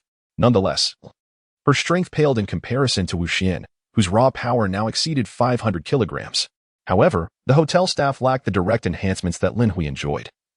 They seemed to have a cap on their potential and needed to evolve independently. Lin Hui chose not to press further, as he was unlikely to elicit more information. He reopened the game, directing the woman to leave the hotel and engage in combat against the zombies. During his previous training of Wu Xian, he had been exceedingly cautious, fearing the accidental demise of his girlfriend. Yet with this woman, who was not his beloved and seemed capable of resurrection, he felt no need for restraint. Before long, this second employee encountered a zombie, and under Lin Hui's forceful control, she charged into battle with reckless abandon. Thus commenced the diabolical training unique to the second attendant. Unburdened by the fear of accidental death, Lin Hui commanded her to attack any visible zombies. Initially, due to her lack of experience, she was torn apart by the zombies multiple times, only to be revived time and again, continuing her assault. Gradually, she appeared to acclimate to this rhythm, her attacks growing more powerful and her angles of assault increasingly cunning. With each skirmish, she faced death only to rise again, repeatedly revitalized by the hotel's essence, which prevented her from succumbing to exhaustion. She would deplete her stamina only to surpass her limits under the nurturing of the hotel's core. Through this harrowing training, the woman's abilities surged at an astonishing pace, her combat experience becoming increasingly sophisticated. By the end, Lin Hui found he could merely guide her close to the zombies and then relinquish control, allowing her to deftly maneuver and swiftly eliminate her foes. As the day drew to a close, Lin Hui found himself disheartened by the absence of new guests. Uncertain whether the nearby survivors had perished or if they simply lacked the courage to venture outside. Lin Hui considered that it had only been a few days since the apocalypse began. Many survivors likely had provisions stored at home, which made their reluctance to leave quite understandable.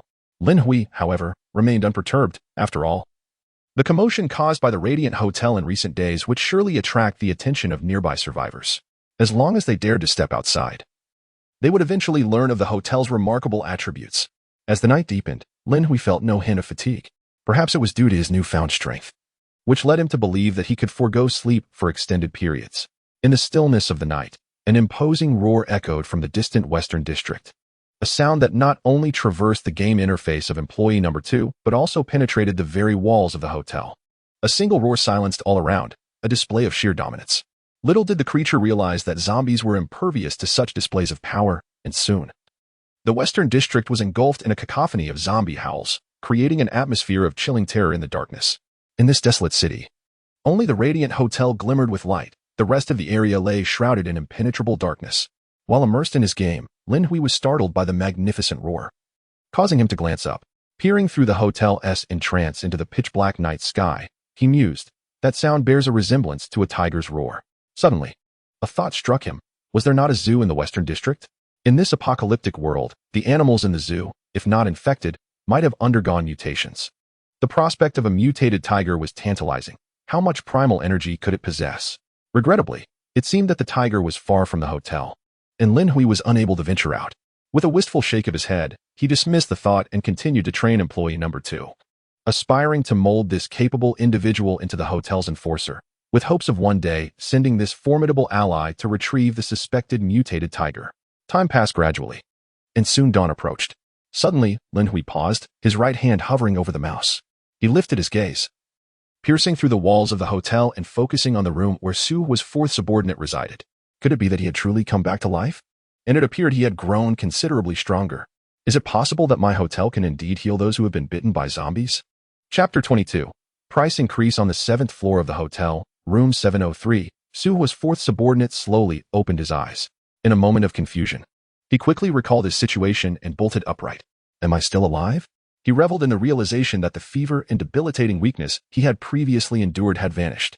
At this moment, he felt invigorated, brimming with newfound strength and vitality.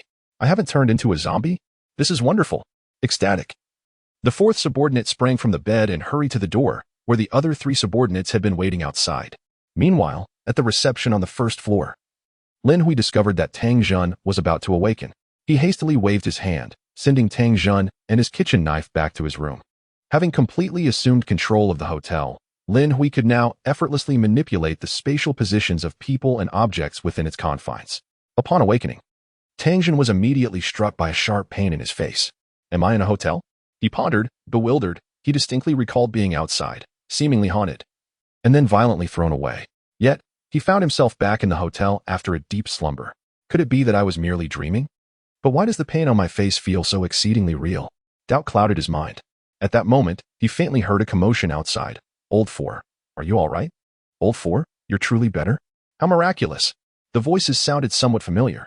Tang Jun, on high alert, grasped the kitchen knife, descended from his bed, and cautiously approached the door, gently opening it. Instantly, he beheld Su's 4 underlings outside, clamoring excitedly. Upon seeing Tang Jun emerge, they all greeted him warmly. Brother Tang, we sincerely thank you for your warning. Otherwise, Old 4 would have faced grave danger. Indeed. Who would have thought that this hotel could actually cure those infected by the zombie virus? It's absolutely astonishing. The 4 expressed their gratitude to Tang Jun. Recalling the events from yesterday, Tang Jun couldn't help but cast a longer glance at the 4th underling. Although he had long suspected the hotel's potential to heal those afflicted by the zombie virus, witnessing the results firsthand was still quite astonishing. I'm glad all is well. In these apocalyptic times, we must lend one another a helping hand, Tang Jun remarked with a smile. Yes, indeed, mutual assistance, the 4 echoed in unison. What is all this noise? Suddenly, room 702 swung open, and Su Hu emerged with a furrowed brow. Boss, the 4 underlings quickly saluted, choosing to ignore the previous day's conversations. Su, your face has healed. Tang Jun immediately noticed the scabs on Su Hua's face had begun to heal, prompting a smile from him. Hearing this, Su Hua's spirits lifted as he joyfully replied, "Indeed, I had no idea this hotel was so miraculous. I merely took a nap. And wounds that would typically take at least 6 months to heal have remarkably recovered in just one night." Though scars still adorned his face, new flesh was growing, and he estimated that with another night's rest, he would be completely restored. Such outcomes were expected. After all, the exorbitant accommodation fees of this hotel were not without reason. Tang Jin chuckled, gesturing toward the fourth underling. This brother was nearly infected after being grabbed by a zombie. Yet after a single night's sleep, he is also recovered. Su Hua's expression shifted as he turned to the fourth underling, feeling a chill run down his spine. The fourth underling, despite his newfound strength, felt a twinge of intimidation in the presence of this powerful leader. "Brother Tang, is what you say truly accurate?" Su Hua inquired. "It is indeed true," the fourth underling confirmed, hesitating briefly before adding, "Moreover, boss, not only have I recovered, but my strength has also significantly increased, seemingly doubled." "What? Old Four, your strength has nearly doubled? How can that be?" Su Hua exclaimed. "I too spent the night here, yet I've only gained around 10 kilograms. That's a far cry from doubling." The remaining 3 younger brothers were taken aback, while Su Hua and Tang Jin gazed incredulously at the fourth younger brother. Soon, it seemed that everyone arrived at a shared realization, exclaiming in unison, "Is it the zombie virus?" After being infected by the zombie virus, can sleeping in the hotel enhance one's strength? An evolution? At the front desk on the first floor, Lin Hui squinted slightly. As the proprietor of the hotel, he was unaware of these matters. Such extraordinary effects, which do not deplete the hotel's essence, could only be gradually explored and experienced to be understood. Just like a person whose strength has increased, the external manifestation would be a notable surge in power, yet undoubtedly, there would be accompanying enhancements in physical constitution, stamina, and even heightened senses. However, these additional effects are difficult for outsiders to perceive. Only the individual can truly appreciate them. If that were indeed the case, the accommodation fees might need to rise slightly. After all, the hotel has only a few hundred rooms, and the clientele would surely exceed that number in the future. With such remarkable effects, the hotel must pursue a premium path, as it has transcended being a mere refuge and has become a sanctum for enhancing one's abilities. Furthermore, as the number of guests increases, it is likely that there will be no zombies in the vicinity of the hotel, rendering the area quite safe. Perhaps this locale will attract numerous survivors, and at that time, only the affluent will qualify to stay at the hotel. Lin Hui even felt a strong inclination to convert all floors below the 7th into guest rooms. Yet, he restrained this impulse, suspecting that each floor of the hotel possessed its own unique supplementary effects. Do the beds in the guest rooms have their own special enhancements? What about the restaurant? Does the bar on the 5th floor offer any additional effects? Is there an added benefit in the 6th floor screening room? "Good morning, Proprietor Lin." "Good morning, Proprietor Lin." At that moment, Su Hua and the others hurried down from upstairs, enthusiastically greeting Lin Hui. Their urgency stemmed primarily from their desire to experiment with the zombie virus. However, they were not reckless enough to gamble with their lives, instead preparing to continue utilizing the fourth younger brother for experimentation. "Oh no," Lin Hui suddenly exclaimed. "What do you mean, oh no?" Su Hua and the others were momentarily puzzled. "It is you who will be in trouble," Lin Hui remarked. "Huh, we're in trouble? What do you mean?" Everyone was bewildered. Lin Hui revealed a smile and said, "The hotel accommodation fees will be increasing. Wouldn't you agree that this is quite troublesome? An increase in price?" The expressions of everyone changed. It was not merely troublesome, it was downright dreadful. "However, do not be alarmed," Lin Hui added with a grin. "You are, after all, my first batch of guests. Consider it an opening promotion. The rates remain unchanged for now. There are currently numerous zombie corpses surrounding the hotel. Should you bring back 10 zombies a day, that is still the deal. However, 100 zombies will no longer be a month-long endeavor." Tang Jin's face shifted. "How long can 100 zombies stay?" 10 days, at the normal rate, came the reply. Lin Hui chuckled. "Currently, there are ordinary zombies. 10 zombies a day. Once there are no more zombies in this vicinity, I will cease collecting corpses. At that time, a single zombie crystal core will suffice for a day."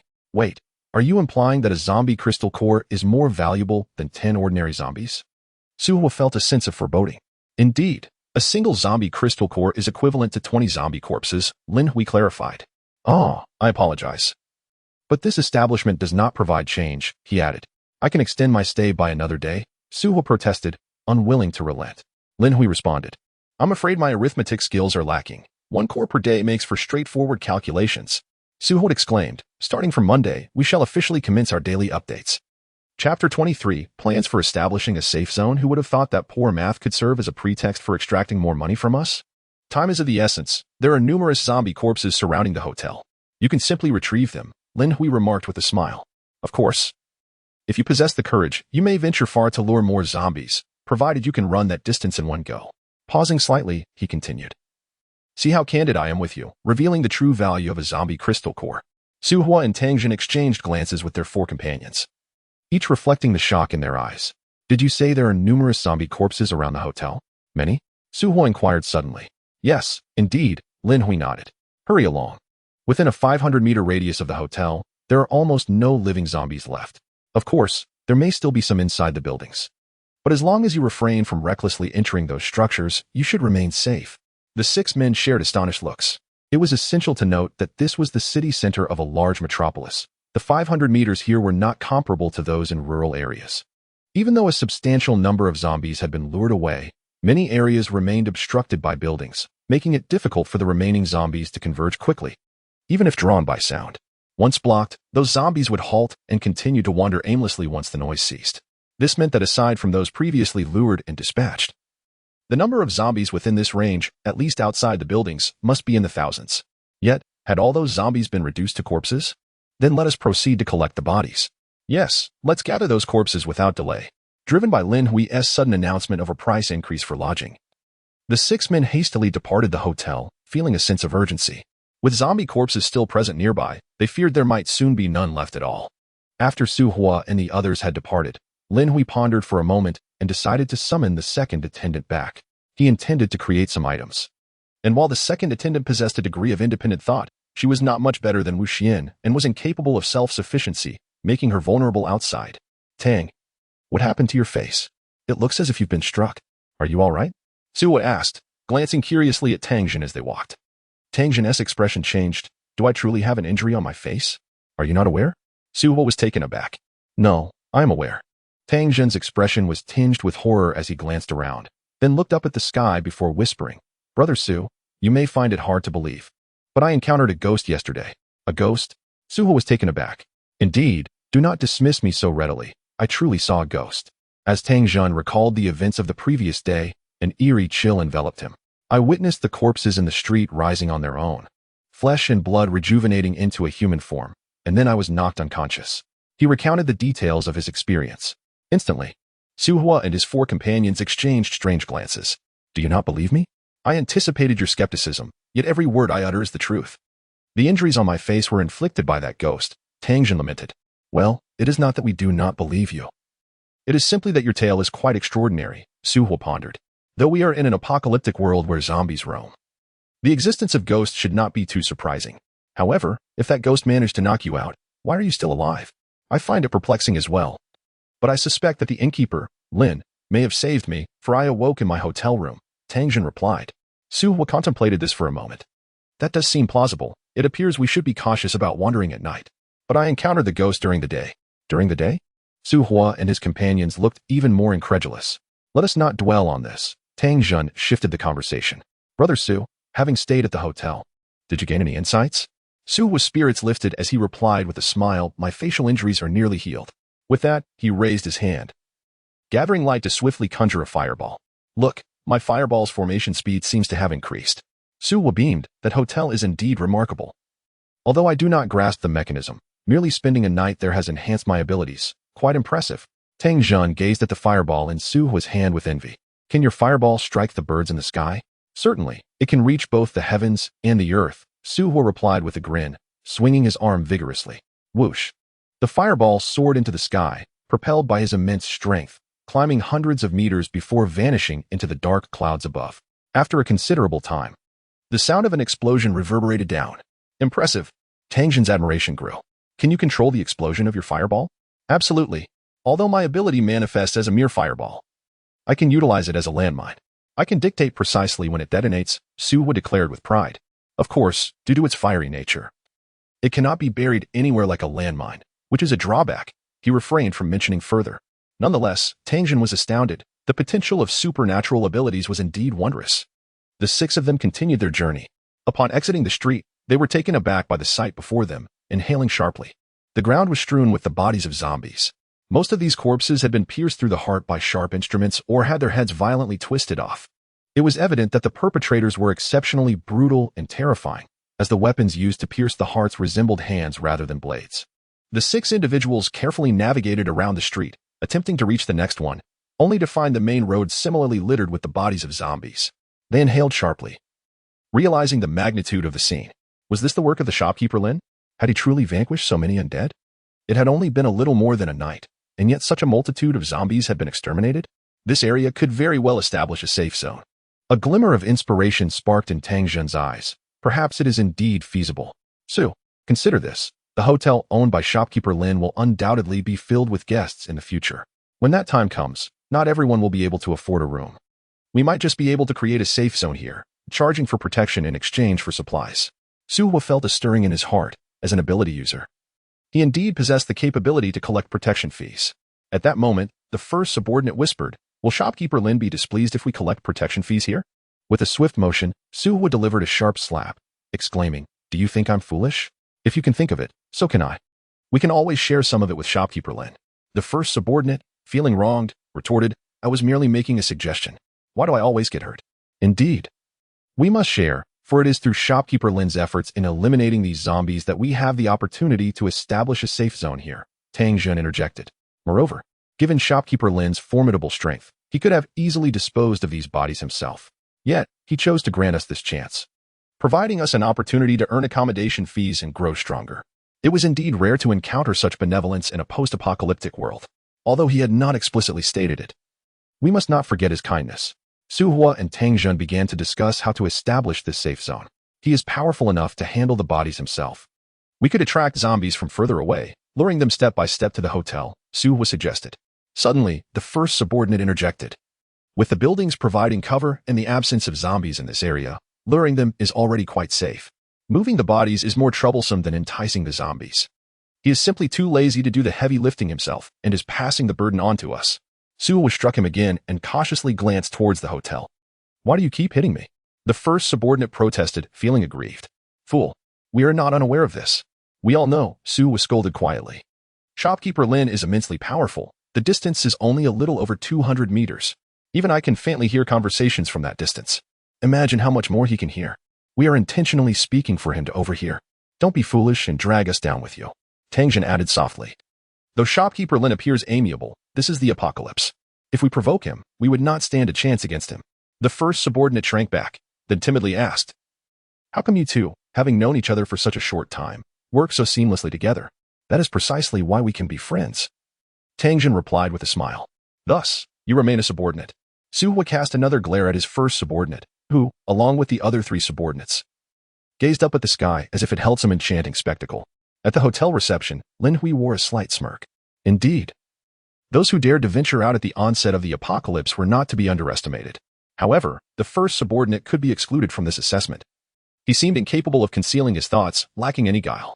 As a subordinate, he was quite competent, adept at engaging in verbal skirmishes and attracting attention.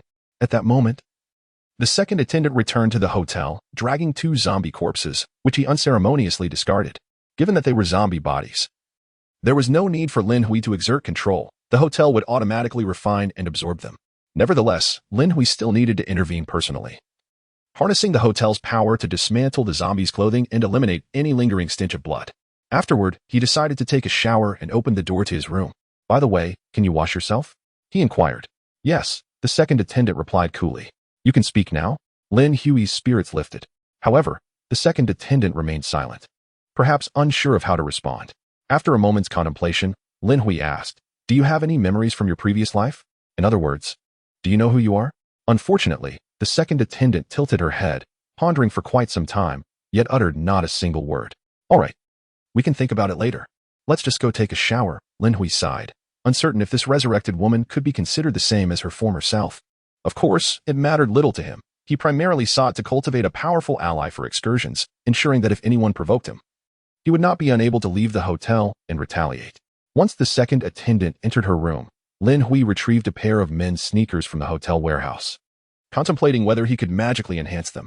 Although he likely wouldn't use them himself, they could be sold. If he could indeed produce magically modified items, they could become the hotel's specialty, monopolized and sold at a premium. with the presence of the glorious hotel in Lin Hui.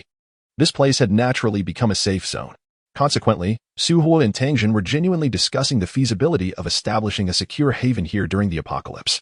However, this endeavor would require Lin Hui's approval. Otherwise, blocking guests at the door to collect protection fees would be tantamount to courting death. Before that, they needed to transport the nearby corpses back, and there was much work to be done. At that moment, Su Hui and the fourth subordinate were each carrying 2 zombie bodies, while Tang Jun and others each bore one. The first subordinate expressed envy. Old 4. Your strength has increased tremendously. You Haven T awakened any powers, have you? I'm not sure.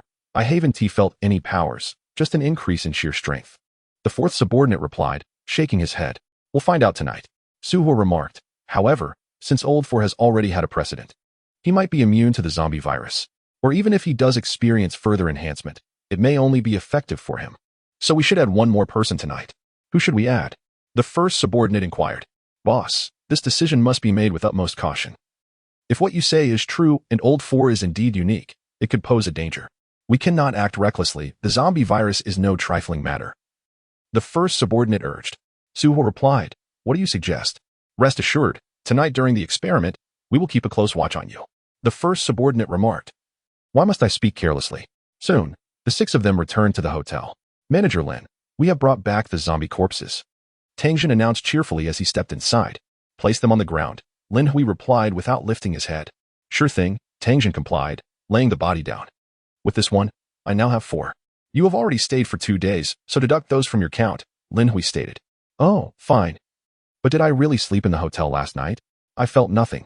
The wounds on my face have not healed, nor has my strength increased, Tang Jun pondered. Manager Lin, were you the one who rescued me yesterday? Did you see what attacked me? Lin Hui responded, I did not see it. Isn't your answer rather dismissive? Tang Jun felt a bit frustrated but dared not ask further, fearing to irritate Lin Hui. The group placed the zombie corpses down, took a brief rest, and then returned to work. To establish a safe zone, those corpses needed to be dealt with promptly. Otherwise, a plague could easily ensue. Stepping out of the hotel, Tang Jun whispered, Manager Lin did not mention anything about stopping us from establishing the safe zone. It seems he will not hinder us. This is a good sign, provided we do not obstruct his interests. Even if we charge a protection fee, it must not be excessive, especially not preventing survivors from entering this area. Su Hui added. At this moment, the first subordinate timidly suggested, what if he simply did not hear what we said earlier? After all, there is so much noise outside. He cannot be eavesdropping on us all the time, can he? Su Hui raised his palm. The first subordinate quickly shrank back. Su Hui scratched at the scar on his face, which was still tender, and said earnestly, in any case, if we wish to establish a safe zone here, we cannot bypass him, and we need his support. Otherwise, I may not be able to handle it alone. That is true, Tang Jun agreed. Although I have only seen one ability user, Su, I cannot be certain whether other survivors have awakened abilities as well. Precisely, Su Hui nodded. How can I modify these shoes? Lin Hui pondered over the pair of sneakers in his hand, feeling somewhat troubled. He was neither a mechanical expert nor did he know how to imbue the shoes with special effects. Suddenly, he recalled the scene of modifying his laptop and a thought crossed his mind. In the hotel, to some extent, I am capable of anything. Can I not simply imagine it? With this thought, he focused his mind on the sneakers and commanded inwardly, transform. Chapter 25, Enchanted Sneakers. Enhance the speed effect. And add an effect that makes the wearer feel light. Lin Hui envisioned this while attempting to influence the sneakers with his will, just like when he modified the laptop. He declared, let there be enchanted sneakers. However, the sneakers did not change at all. Just when he thought he was about to fail, he suddenly felt the essence of the hotel being consumed. Simultaneously, the sneakers began to emit a faint glow. This light was subtle and nearly imperceptible. Had it not been for Lin Hui's keen eyesight, he would have struggled to see it. Had he succeeded? Lin Hui felt a surge of inspiration and hastily intensified the influence of his will, fervently envisioning these athletic shoes enhancing human mobility and significantly altering body weight. He even imagined the shoes becoming incredibly resilient, nearly indestructible. Furthermore, he envisioned them automatically adjusting in size to fit the wearer's foot. Under the powerful sway of his imagination, the white sneakers in his hands began to radiate an increasingly intense glow, so bright that it was visible even to the ordinary observer. Yet Lin Hui was not satisfied. He continued to exert his will, adding the capability for the shoes to change color in accordance with the wearer's thoughts. However, he recognized that such a spontaneous transformation might be unrealistic, so he incorporated a stipulation: the alteration of color would require a certain cost. specifically the energy derived from zombie crystal cores. The adjustment of shoe size would similarly depend on the consumption of energy crystals, allowing for a natural evolution towards his idealized, fantastically modified sneakers. In truth, Lin Hui had never encountered shoes that could enhance speed or lighten weight. He had only seen references to such advanced technology in films and television prior to the apocalypse. Whether his aspirations would materialize remained uncertain, leaving him to rely solely on his imagination. Even in this realm of fantasy, he could not guarantee success, as Lin Hui's visions intensified and his will exerted its influence. The sneakers emitted an increasingly brilliant light, resembling a miniature sun. During this process, the energy source of the hotel was consumed at an accelerating pace, and before long, the first drop of the hotel's essence was depleted, followed by a second drop that began to fuel the sneakers. Only when the second drop was exhausted did the radiance of the shoes finally begin to dim. Lin Hui watched intently, his heart racing with uncertainty. Would it truly succeed? At last, when the light fully receded, an entirely new pair of sneakers emerged before him. At first glance, they appeared identical to their predecessor, yet upon closer inspection, the details had been refined significantly, particularly the materials, which no longer resembled mere fabric, plastic, or leather. It was difficult to discern the exact composition. The first impression upon touch was simply one of exceptional comfort. Let us give it a try, Lin Hui mused, believing that practice is the only true measure of truth. And he promptly donned the sneakers. Instantly, a miraculous transformation occurred. The shoes visibly adjusted their size to fit his feet perfectly. Upon wearing them, he felt an unparalleled comfort. Goodness, how could a pair of shoes feel so wonderfully comfortable? It seemed as though their breathability was extraordinary. Lin Hui experienced a peculiar sensation. As if his feet were firmly rooted to the ground, it felt as though the shoes had become an extension of his own feet. He could sense even the slightest movement, as if an insect crawling on the shoes would be perceptible. This sensation was utterly enchanting, as if the shoe's upper had transformed into skin. When he attempted to stand, he discovered that his body felt remarkably lighter. He then tried to move, yet this time, he felt little difference, perhaps due to his own inherent strength. With his current prowess, even without donning these athletic shoes, he could effortlessly appear several dozen meters away with a mere flicker of movement. Truly remarkable. Thus, it seemed that these shoes did not significantly enhance his speed. Perhaps they did, but the increase was hardly perceptible. Just then, Tang Jun and the others returned, setting down the corpses of the zombies, preparing to depart. Wait, Lin Hui called out to them, simultaneously disassembling and absorbing the zombie remains. The 6 members of Tang Jun halted, casting puzzled glances at Lin Hui. Is there something you need, shopkeeper Lin? Tang Jun asked, a hint of anxiety creeping in, fearing he might be attempting to thwart their efforts to establish a safe zone. To their surprise, Lin Hui removed the athletic shoes and said, Tang Jun, try these on. Shoes. Tang Jun looked bewildered. Lin Hui switched back to his own footwear and replied nonchalantly, Did you not inquire earlier if I had anything that could enhance one's abilities? I happened to modify a pair of shoes. Why not give them a try? Modified? Tang Jun was taken aback. Is that for real? The shoes appeared utterly ordinary. Su Hua and his 4 companions shared his astonishment, gazing skeptically at the shoes on the ground. I'll give it a go, Tang Jun decided, dismissing any doubts. He believed Lin Hui had no reason to jest at his expense. Before long, he slipped on the shoes, and before everyone's eyes, they automatically adjusted in size to fit him perfectly. Am I seeing things? The shoes seemed to have changed. Su Hua and his 4 companions instinctively rubbed their eyes. Tang Jun, however, noticed an extraordinary comfort enveloping his feet, a sensation bordering on the surreal. What do you feel? Lin Hui inquired eagerly. Tang Jun took a couple of steps, his eyes lighting up with wonder. This is incredible. I feel significantly lighter, as if I could leap dozens of meters with ease. Saying this, he leaped vigorously, his feet lifting over 1.5 meters off the ground before landing gracefully. Wow, gasped his first subordinate, startled. Even Su Hua was astonished. It was well known that an ordinary person's vertical leap, without bending their knees, rarely exceeded 1 meter from the ground. Yet here was Tang Jun, soaring 1.5 meters beyond comprehension. In a fit of exhilaration, Tang Jun sprinted around the hotel, leaping with abandon. Discovering he felt as though he had acquired superhuman abilities. His body was remarkably agile. With a gentle bound, he could cover 4 to 5 meters effortlessly. Lin Hui's eyes sparkled with joy. Go outside and see just how fast you can run. Absolutely. Tang Jun had longed to venture outside but had hesitated, fearing Lin Hui might misinterpret his eagerness. Now, with the command given, he dashed out without delay. Lin Hui quickly retrieved his phone and activated the stopwatch. With a swift burst of speed, Tang Jun shot forward like an arrow released from a bow. Su Hua, standing at the hotel entrance, felt his mouth twitch at the sight. This speed was likely on par with his own. After all, he was an ability user, and even without physical enhancement. His physique was considerably superior to that of an average person, due to the inability to leave the hotel and the absence of a measured stretch outside. Lin Hui relied solely on his keen intellect to estimate the distance, sprinted to the end of the street in one breath, and then turned back, moving like a gust of wind, surpassing the limits of ordinary speed. Whoosh! He returned to the hotel entrance, creating a whirlwind that tousled Su Hua and his 4 companions' hair. Approximately 100 meters in 7 seconds, Lin Hui's eyes sparkled with amusement. Impressive, faster than the world sprint champion before the apocalypse. What is your usual 100-meter time? Just over 12 seconds, under ideal conditions, Tang Jun replied, a hint of embarrassment in his voice. 12 seconds is not particularly slow.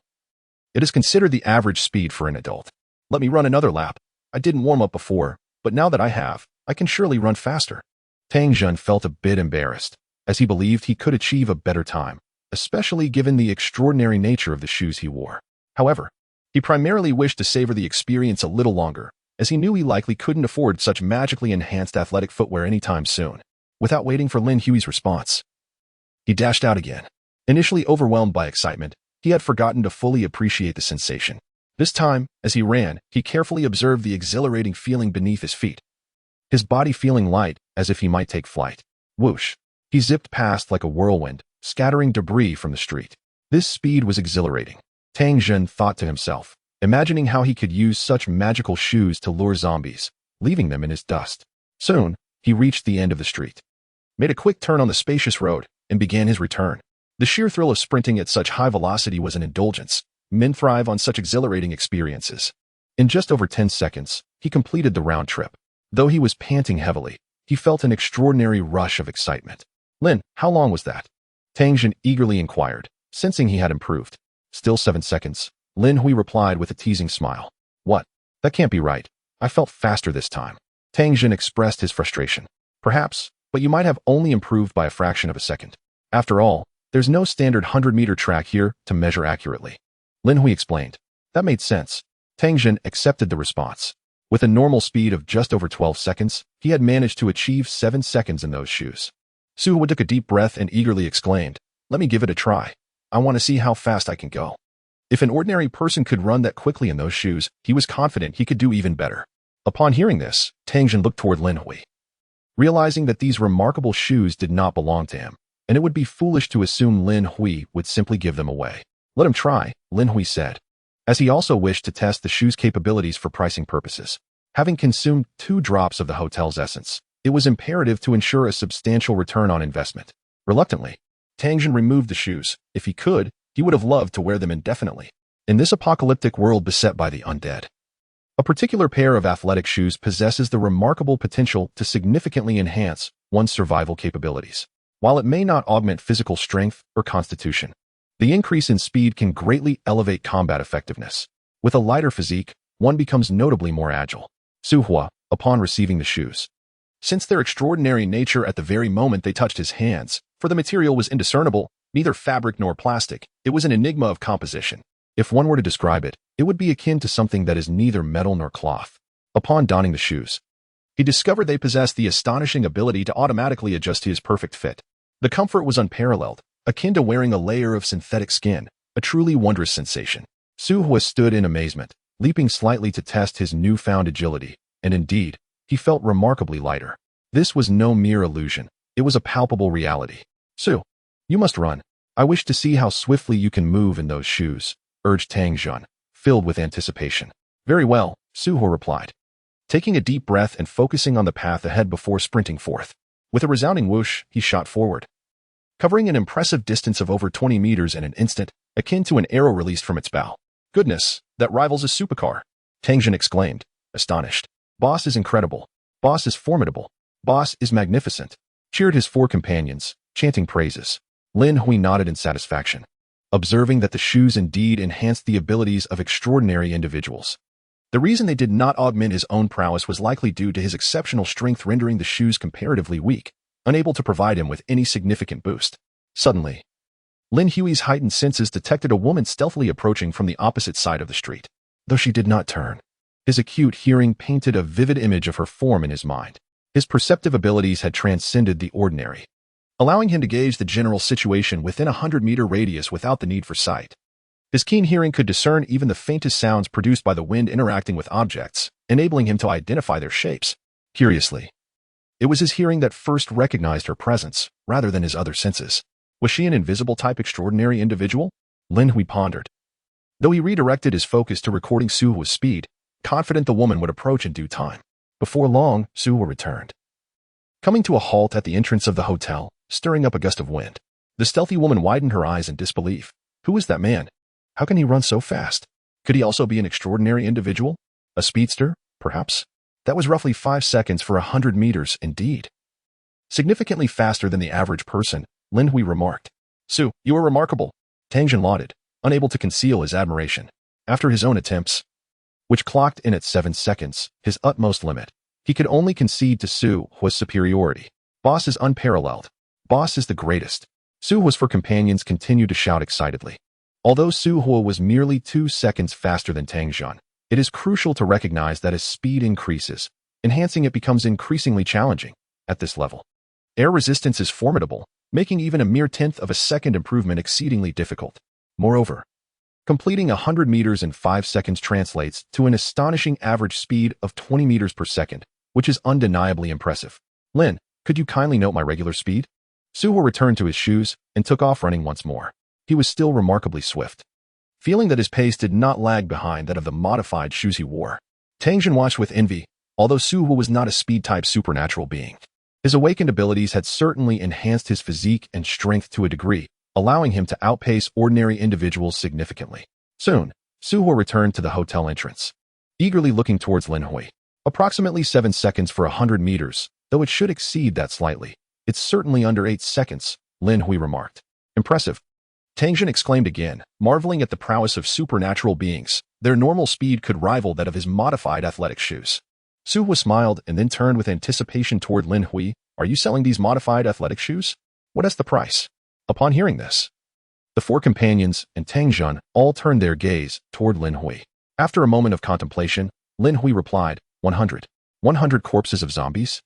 That is rather steep. However, the ability to enable ordinary individuals to run at supernatural speeds made the price somewhat justifiable. Tang Jun, Su Hua, and the 4 companions all brightened with the realization that it seemed quite a bargain. 1 zombie core, Lin Hui concluded. 100 corpses of zombies. You certainly have lofty aspirations. He continued. These modified athletic shoes cost me 2 drops of the hotel's essence. If we equate 1 zombie core to 1 drop of essence, my profit margin is scarcely 100-fold. Instantly, Tang Jun and the others were left dumbfounded. A zombie core? That is exorbitant. Even Su Hua, as a supernatural being, appeared stunned. 100 zombie cores represent an unfathomable concept. According to Lin Hui, 20 ordinary zombie corpses equate to a single zombie core. Hence, 100 cores would necessitate the remains of 2,000 ordinary zombies. This figure is staggering, and it is nearly impossible for an average person to procure such a quantity. Modified items are hard to come by and thus command a higher price. Lin Hui said with a smile. Take your time to gather the funds. You will manage it eventually. Not to mention, if you simply transport those corpses from outside, you should cover at least half the cost. It is, in fact, quite reasonable. As he spoke, he directed the modified athletic shoes to fly toward the bottom drawer of the front desk.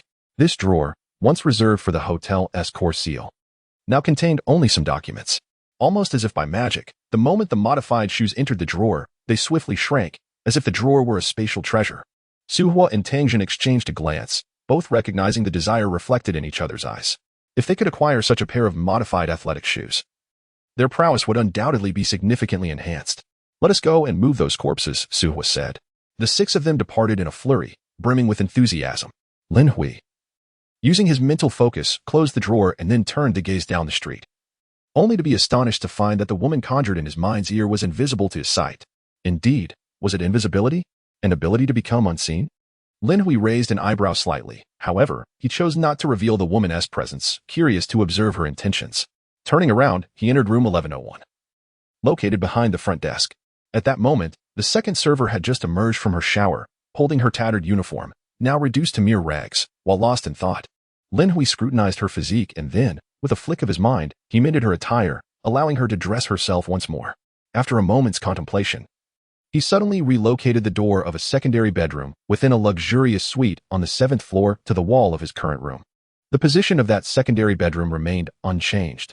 However, the entrance had been forcibly altered, now accessible solely through this door. He instructed the second server to enter the secondary room for rest while he approached Wu Xian, who had been asleep since yesterday. Having awakened once but resumed slumber at his command. Zombies typically do not require sleep.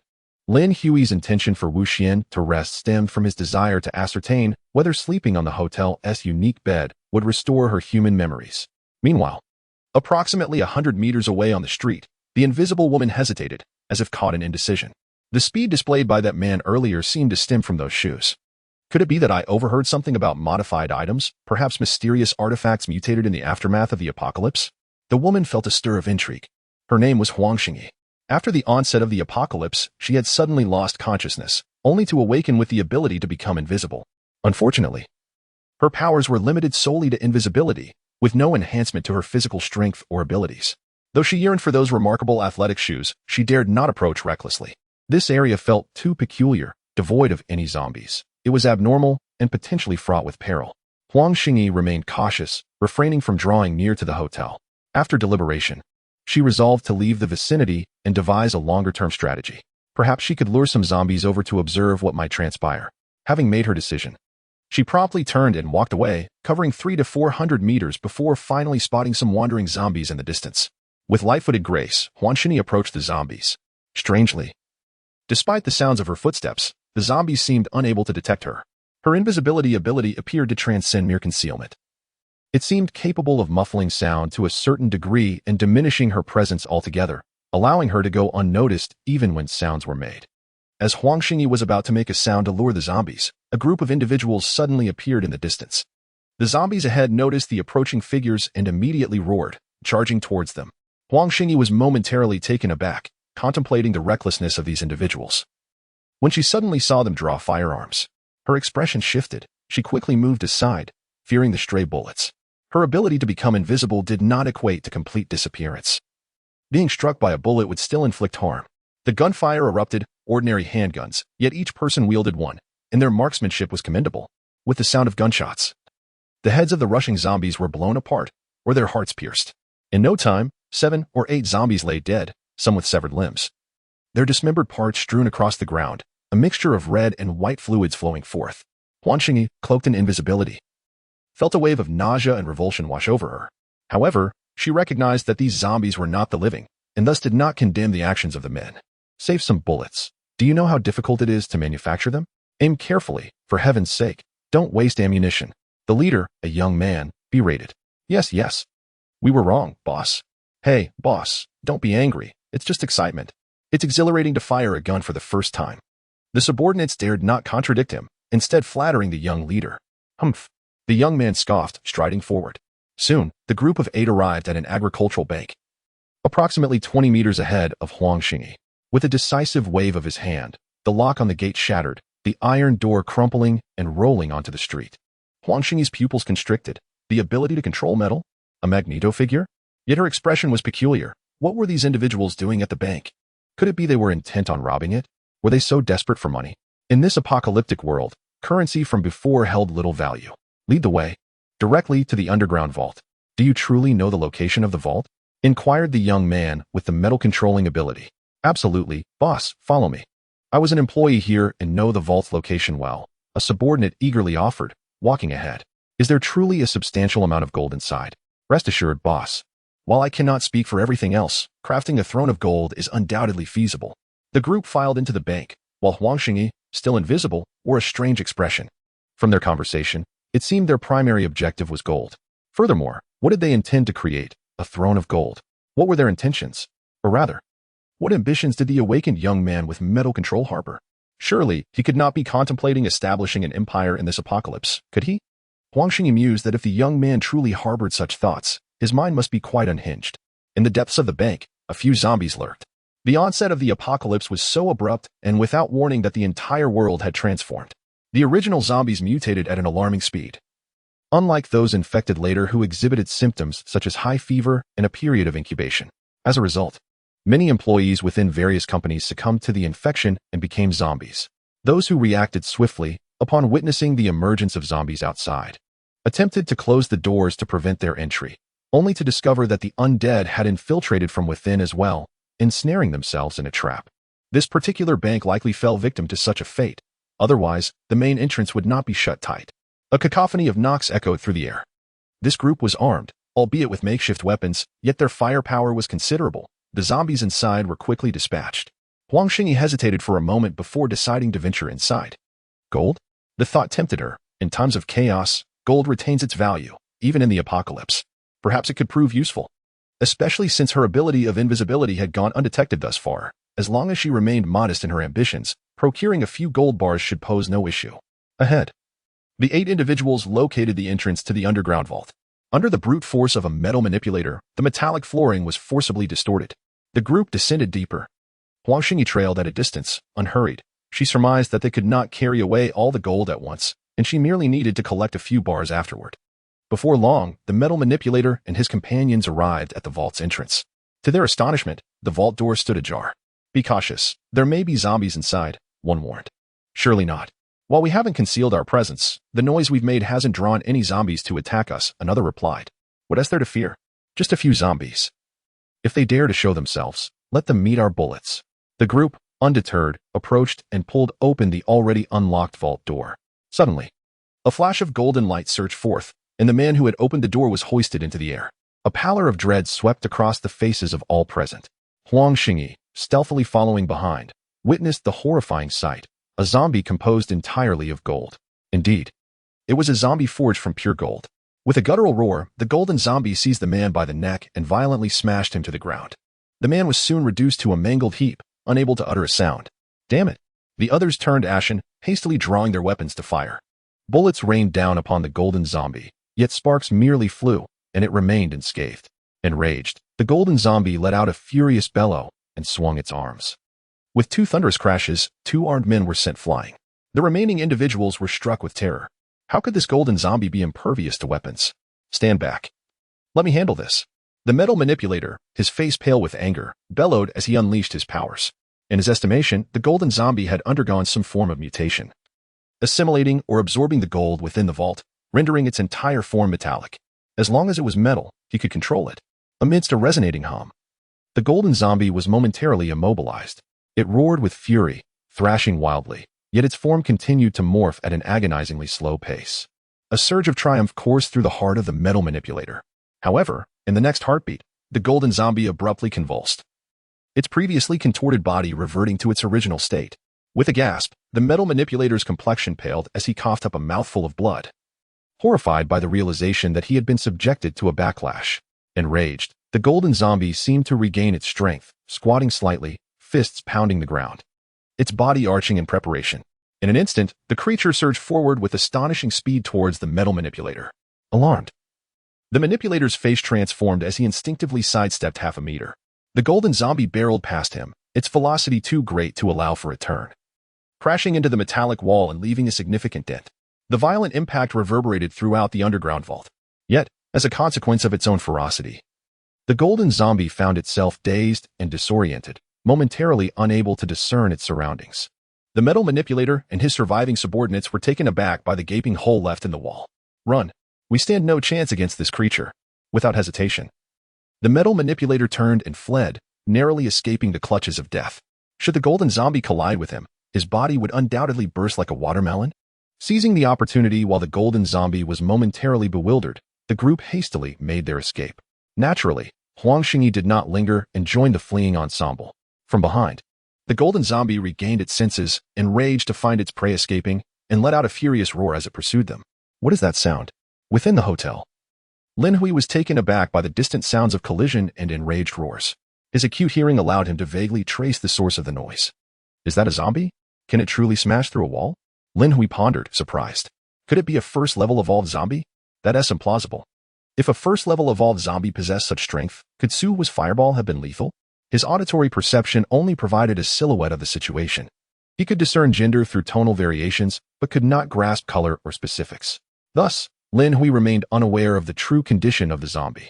This commotion was not only heard by Lin Hui but also reached Su Hua, who was outside transporting the corpses.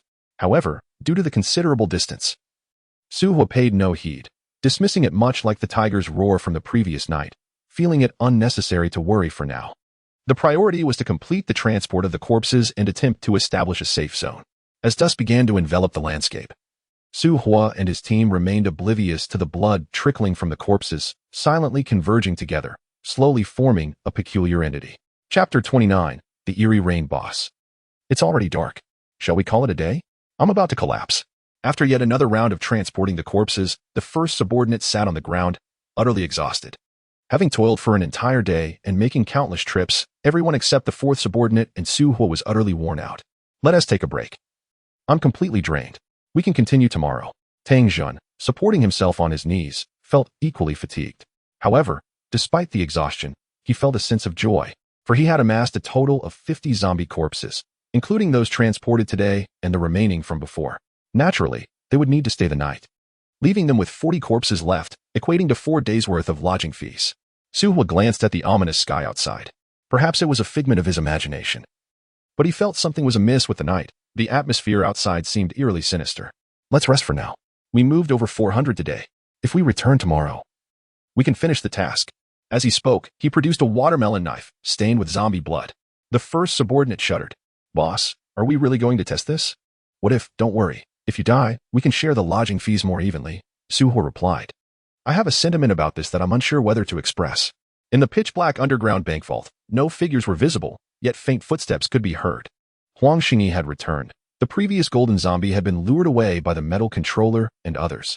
Thanks to her invisibility, she had drawn no attention. Those individuals seemed to have dropped several firearms. This must be the place. Huang Xingyi felt a twinge of anxiety, although she could remain unseen. The darkness of the underground warehouse was rather intimidating. Soon, she reached the entrance of the metal door to the vault, where she vaguely spotted 3 corpses. Beside them lay 3 dark objects. Just what I needed, Huang Xingyi thought with a rush of excitement, hurrying over to pick up a gun. However, as she grasped the first handgun, a sudden sound echoed within the vault. What was that? Huang Xingyi's heart raced. In such an inky environment, even the slightest noise was unnervingly frightening. The sound echoed again. Huang Xingyi trembled, instinctively wanting to flee, but then remembered her invisibility. Neither zombies nor humans could see her. She made an effort to calm herself and cautiously moved toward the vault entrance. In the dimness, she seemed to perceive a glimmer of golden light. As she approached the vault door, her pupils dilated in shock. Inside the vault, a figure radiating golden brilliance was slowly enlarging. Indeed, it was growing. This figure, similar to the previous golden zombie, was also a mutated female zombie. Perhaps having absorbed an excessive amount of gold, her body was expanding. The fabric of the female golden zombie's clothing began to tear apart. Huang Xingyi realized that the sound she had heard was the fabric ripping. Under her gaze, the form of the female golden zombie expanded, her clothing utterly torn apart. Subsequently, the hair atop her head began to fall away, and the hair from her lower body followed suit. Huang Xingyi could not help but cover her mouth, her eyes fixed on the lower half of the female golden zombie, where the hair had shed, leaving behind a smooth and rounded surface that possessed an indescribable allure. The golden light grew ever more resplendent, emanating a chilling aura. Huang Xingyi's delicate frame trembled slightly as she fought to suppress her fear, slowly retreating, having forgotten the 2 remaining guns on the ground. Terrified that even the slightest sound might summon disaster, she tiptoed away, careful not to make a noise as she exited the underground vault. Bewildered, Huang Xingyi pondered what had transpired in this world. Ordinary zombies were one thing, but golden zombies were an entirely different matter. Moreover, what was the cause of the dark crimson sky outside? How had the heavens turned red? Lin Hui had just returned to the reception area with his beautiful zombie girlfriend when he noticed that the sky had taken on an unsettling hue. The once darkened sky had transformed into a deep crimson, reminiscent of bloodstains, casting a suffocating atmosphere that incited a sense of panic. However, bolstered by the bright lights, his formidable strength, and the presence of the hotel, Lin Hui, though sensing an inexplicable oppression, remained untroubled. Beneath the night sky, which had become pitch black, the dark crimson above did not seem to taint the ground below, as if that darkness were not light and would not scatter. Thus, within the entire nightscape, only the glorious hotel shone with light, while the surrounding areas were enveloped in an eerie and oppressive darkness. Rustling sounds caught Lin Hui's attention. Was it raining? He sensed the hotel building being dampened by the rain, and gradually, a warmth began to envelop his body, as if the hotel were absorbing that very rainwater. What was happening? A chill ran down Lin Hui's spine as he vaguely felt that the rain contained a strange power. The rustling intensified as the rain grew denser, more droplets cascading onto the hotel's exterior, only to be absorbed once again. As the hotel absorbed more rainwater, Lin Hui felt an increasing heat coursing through him. At the bank's entrance, Huang Xingyi felt raindrops land on her face, and suddenly her skin prickled, akin to hot oil splattering onto her, causing her to instinctively retreat inside. Under the night sky, a survivor who had ventured out in search of food was caught off guard by the sudden downpour. Almost immediately, their body heated up, and within mere seconds, their hair fell out, swiftly succumbing to infection and transforming into a zombie. Roars erupted as the zombies in the streets grew animated. The strange dark crimson rain appeared to serve as their stimulant. In another part of the city, a group of armed individuals hurriedly sought refuge in a building. Their faces pale as they watched the ominous crimson rain outside. "This rain is not right," one team member exclaimed in panic. A middle-aged man beside him, his expression grim, remarked, "It seems to be a secondary infection. The situation has worsened. After tonight, the strength of the zombies will increase significantly, and the number of evolved zombies will multiply." Upon hearing this, the team members were perplexed. "Chief, do you have inside information? Are you privy to something? What on earth is happening in this world?" The middle-aged man pondered for a moment before responding. "This catastrophe is not merely a zombie apocalypse." "What do you mean?" All the team members were taken aback. The middle-aged man continued, "What I mean is that this apocalypse is not solely a zombie apocalypse." Under the night sky, at the city train station, a train reminiscent of the steam age emerged from the void, its locomotive belching thick black smoke as it swiftly departed the station with several carriages in tow. Strangely, this steam train emitted not a single sound. Suddenly, Wu Xian, who had been quietly standing beside them, let out a low, guttural roar and dashed outside. Lin Hui instinctively reached out to stop her, but hesitated and ultimately refrained. Soon, Wu Xian reached the hotel entrance, braving the eerie rain, and raised her head to roar. Lin Hui felt his body growing increasingly hot. Unsure if it was an illusion, he vaguely sensed he had touched some kind of threshold. As the hotel absorbed more and more rainwater, that threshold seemed on the verge of shattering. At last, in a moment of intensity, a vibration coursed through Lin Hui's body, and the fervent heat within him felt as though it had found a release valve, unleashing a torrent of accumulated energy, causing his previously stagnant power to surge once more. Simultaneously, the entire hotel radiated brilliance, and an invisible barrier instantly extended outward for several meters. Chapter 30. Expansion of the Hotel Domain. Lin Hui felt a surge of vitality as he slowly stood and walked toward the hotel entrance. Previously, had he approached the hotel door, he would have been obstructed and unable to leave. However, this time, he walked straight out, no longer encountering that restraining force. "I'm free?" Lin Hui paused for a moment, then erupted into joyous laughter. "I have truly emerged." Ha! His exuberant laughter transformed into resounding waves of sound, echoing far into the crimson rain-soaked night. Roar. In the distance, a towering tiger sensed a challenge and emitted a deafening roar. Inside the bank, Huang Xingyi trembled at the sound of the booming laughter and the distant tiger's roar. Further away, a group of armed individuals also heard the thunderous roar and the laughter, their expressions shifting in alarm. "Chief, that laughter," a team member inquired. "At least a level evolved," the middle-aged captain replied in shock. "Level?" Everyone around was taken aback. "Perhaps even more," the middle-aged captain added. "The emergence of such a powerful evolved being among the survivors could be advantageous for them. Indeed. If this person joins us for evacuation, our journey would be considerably safer. Chief, we should seek him out tomorrow." The surrounding team members displayed expressions of elation. Yet, the middle-aged captain remained skeptical. The apocalypse had only just begun, and had level-evolved beings truly emerged? He feared that they might not even be human. "Do not think too far ahead. The individual is likely located in the city center. Let us first search for survivors nearby and evacuate as many as we can." The middle-aged captain expressed his deep concern. The first wave of infection struck with alarming speed, leaving no time to send warnings. Even if we had, it might have been futile, for the initial outbreak was utterly unforeseen, and the unknown virus spread across the globe in an instant. This calamity felt akin to an apocalypse, as the vast majority of the world's population transformed into zombies without any warning. In merely 4 or 5 days, the second wave of infection had already commenced.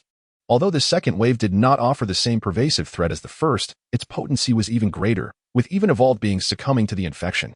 Suddenly, a scream echoed from afar, followed by a tremor that seemed to shake the very streets. A loud explosion reverberated in the distance, accompanied by the sound of shattering and crashing. The armed group was momentarily startled. "Let us investigate," commanded the middle-aged captain. The team sprang into action, revealing that they were all evolved beings.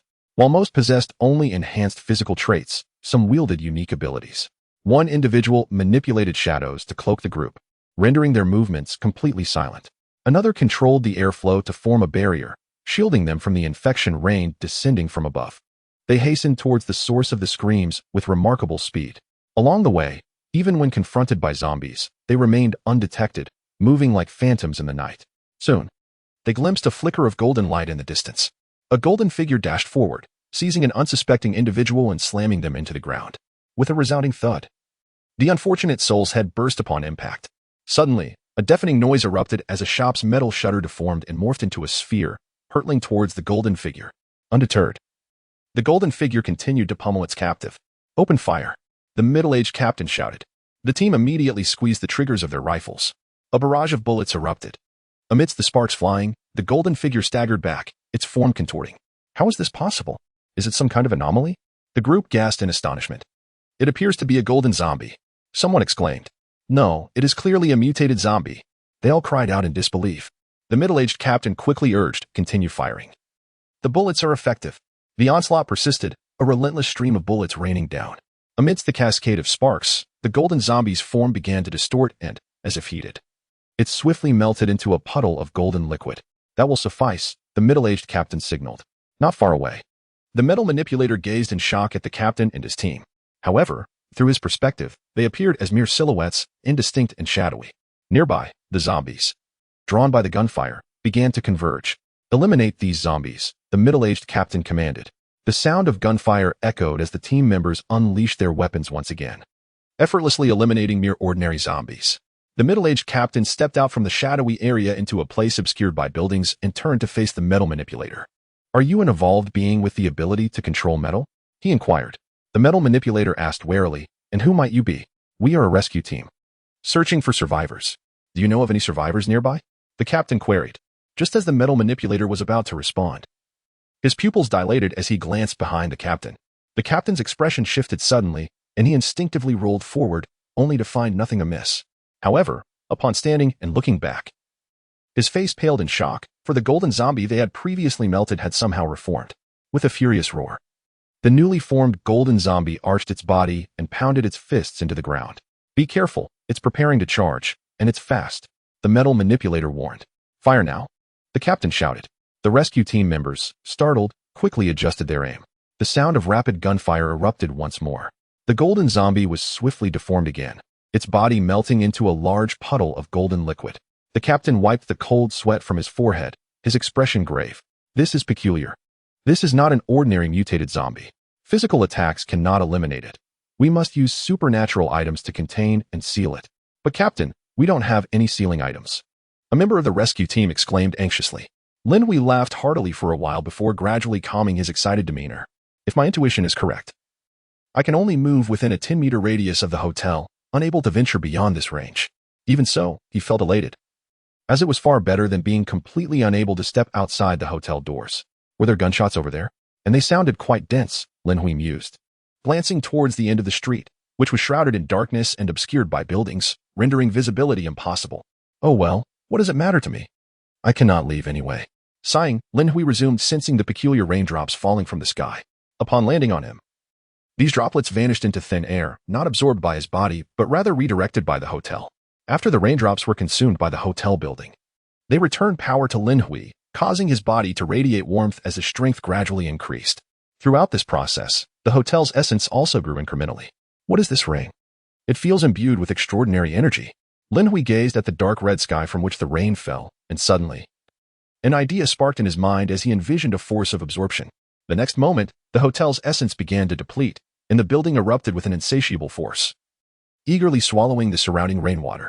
Instantly, Lin Hui sensed a significant acceleration in his strength, as well as a remarkable increase in the hotel's essence, with the rate of consumption far outpaced by the speed of replenishment. This rain was astonishing, seemingly offering greater benefits than the decomposition of zombie corpses. Beside him, Wu Xian, exhilarated by the power of the rain, suddenly found the downpour had ceased, leaving her momentarily bewildered. It was then that she seemed to sense the hotel building's insatiable draw, and in frustration, she roared towards it. Ow. Chapter 31. A surge of power, mysterious blood. Lin Hui found the scene amusing and remarked, Xian. "Do you desire it too?" "Yao." Wu Xian, upon hearing his voice, turned to him and let out another roar before resuming her bellowing at the building. "Can you comprehend my words now?" Lin Hui felt a surge of hope. However, this time, Wu Xian paid him no heed. Was it merely my overthinking? He sighed, a hint of disappointment shadowing his expression. Nevertheless, he continued to draw in some rainwater, directing it towards Wuxian. This particular rain seemed to benefit the zombies. Since Wuxian was one herself, absorbing more of this rainwater would likely do her no harm. In the night sky, a considerable amount of rainwater was drawn in, and a small stream cascaded down upon Wuxian's head as if watering a plant. As for the rainwater she could not absorb, within the hotel's domain, the building would gather it, ensuring nothing went to waste. With the nourishing rainwater, Wuxian finally quieted, silently absorbing the mysterious power contained within it. Lin Hui, in turn, shifted his attention to the 6 guests within the hotel, perhaps due to the expansion of the hotel's domain. The 6 guests seemed to have fallen into a deep slumber, growing stronger alongside the hotel itself. Of course, this enhancement had its limits as guests of the hotel.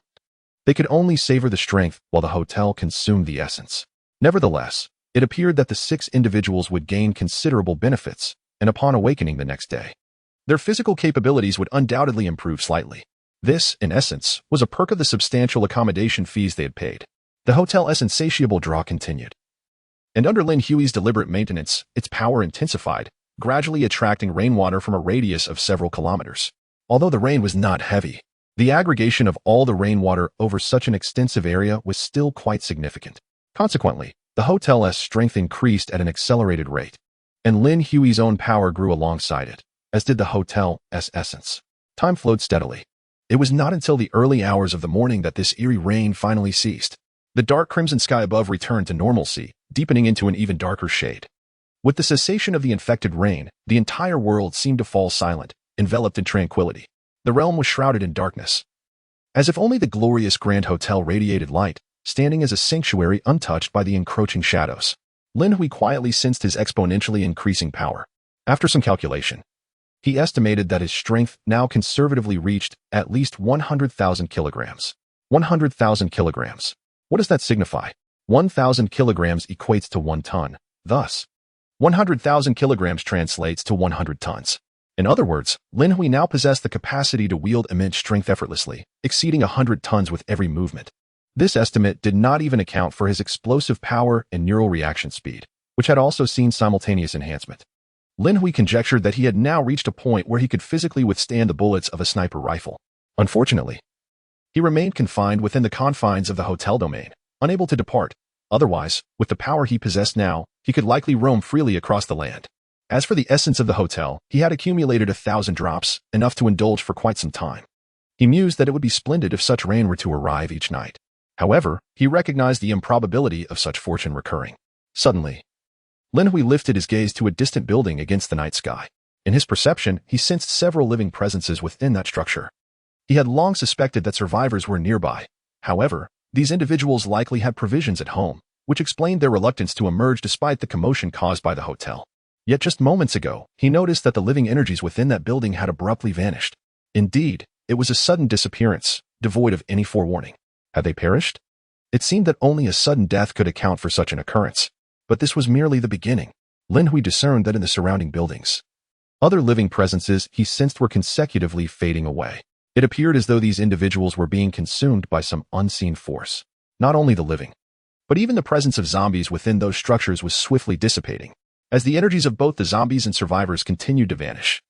A pungent scent of blood began to permeate the darkness. This odor was foul and acrid, imbued with an eerie and terrifying essence. With a flicker of thought, Lin Hui activated all the lights outside the hotel, illuminating the surroundings with a brighter glow. Under the radiance of the hotel, he vaguely observed that the colors of the nearby buildings seemed to transform into a deep crimson. It was as if a blood demon roamed among them, devouring all bloodied entities in its path. What manner of entity is this? Lin Hui felt a chill run down his spine, coupled with a surge of indignation. This malevolent force was ruthlessly eliminating his potential clientele, an unforgivable act. However, before he could fully grasp his fury, a wave of blood scent suddenly surged toward the hotel. He could see a pool of blood emerging from the darkness, as if seeping directly from the ground and distant structures. As soon as the blood appeared, it rushed toward the hotel. A chilling wind howled, and the stench of blood filled the air. Wu Xian seemed to sense something amiss and abruptly turned, roaring into the darkness. Yet the blood flowed unrelentingly, its scent imbued with a potent hallucinogenic quality. Even Lin Hui, in such an environment, felt as though he were witnessing a mountain of corpses and a sea of blood, as if he were ensnared in a hellish realm. What perfect timing. As I find myself unable to leave this place. Lin Hui sneered, not only refraining from obstructing the blood, but even pulling Wu Xian back.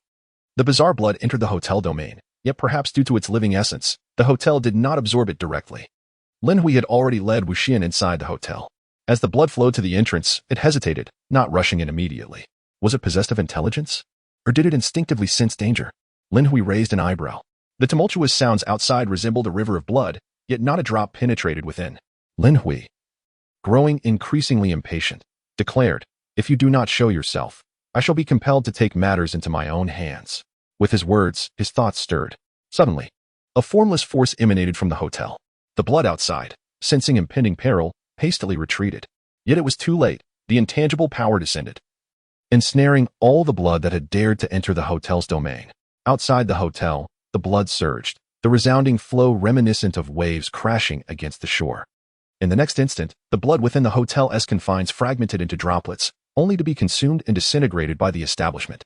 The remaining blood, seemingly terrified, retreated frantically into the darkness. Attempting to flee, Lin Hui dashed out of the hotel's entrance, but upon reaching the edge of the hotel's territory, he found himself barred from proceeding further.